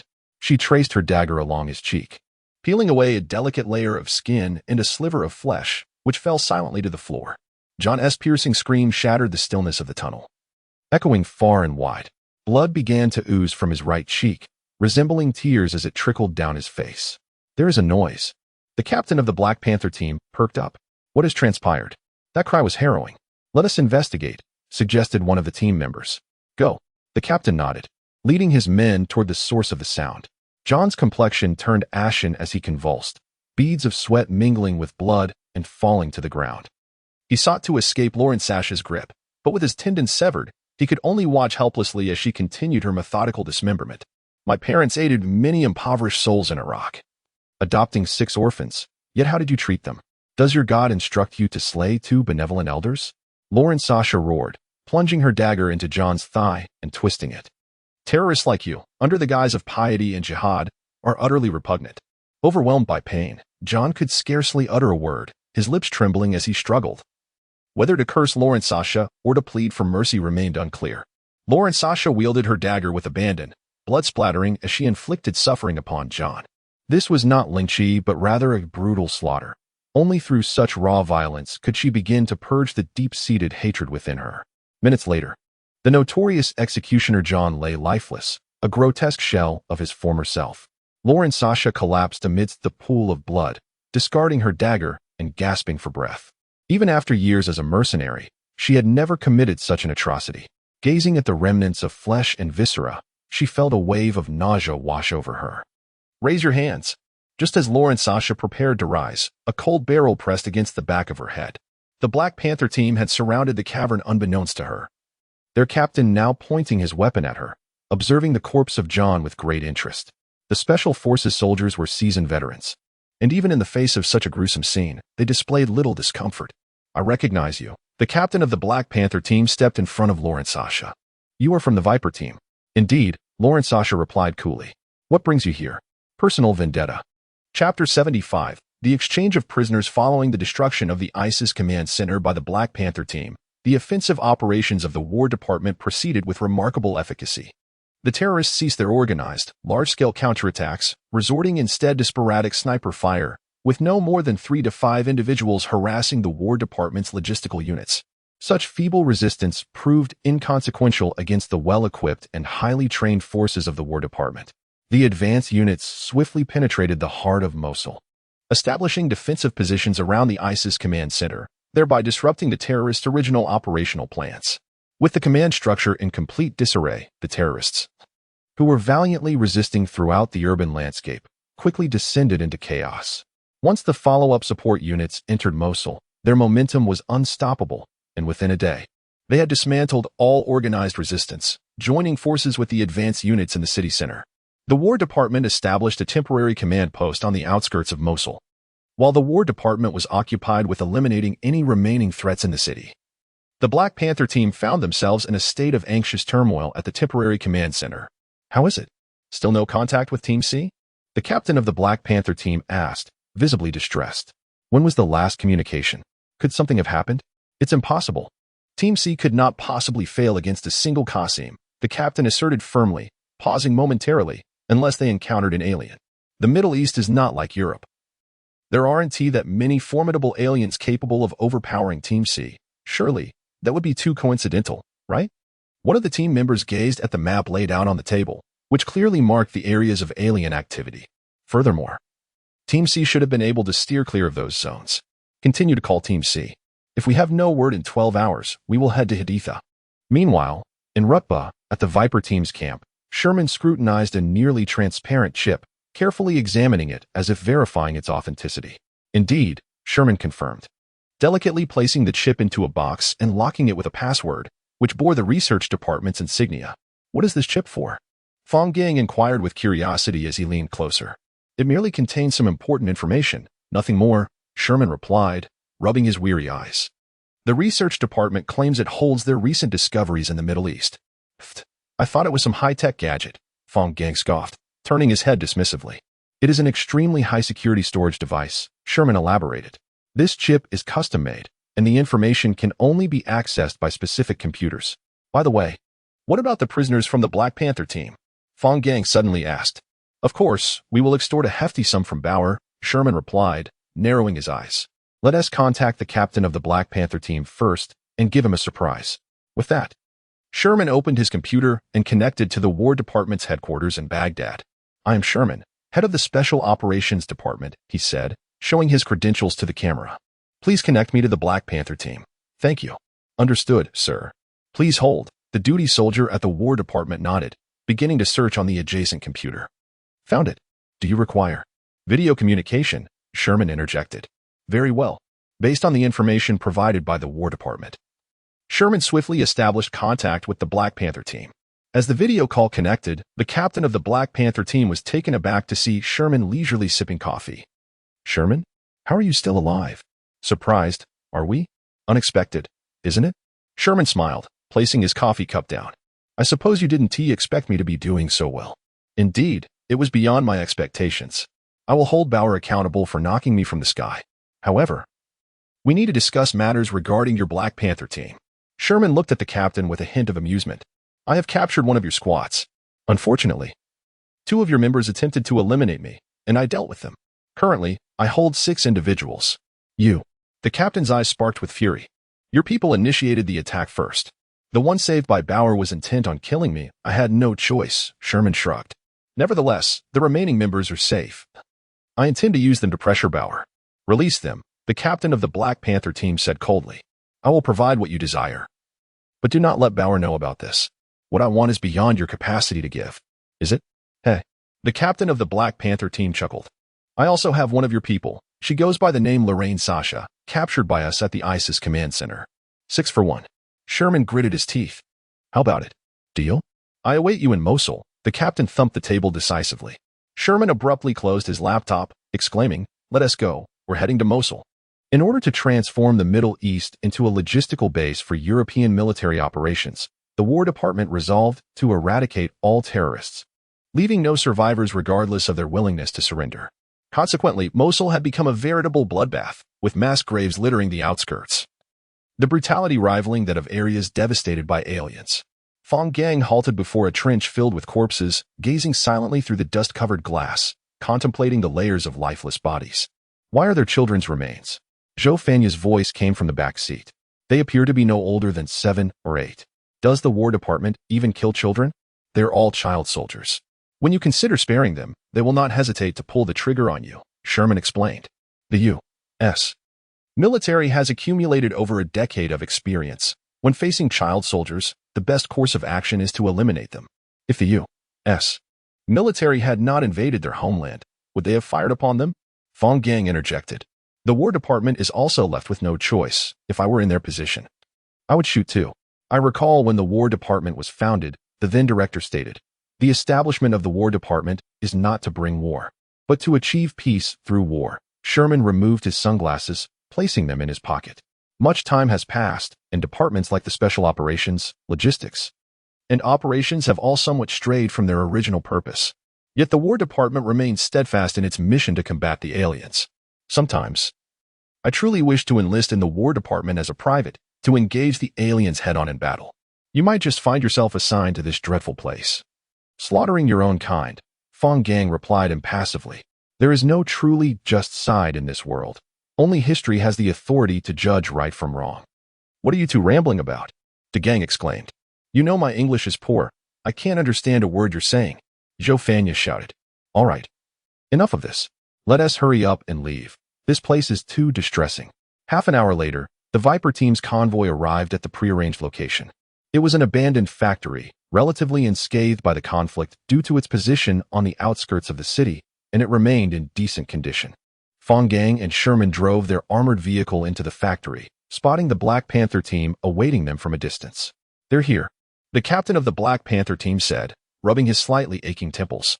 He instructed his surrounding team members, put away your weapons. We don't want to create any misunderstandings. Captain, shouldn't we take this opportunity to eliminate Sherman? He.S. a thorn in the side of the higher-ups.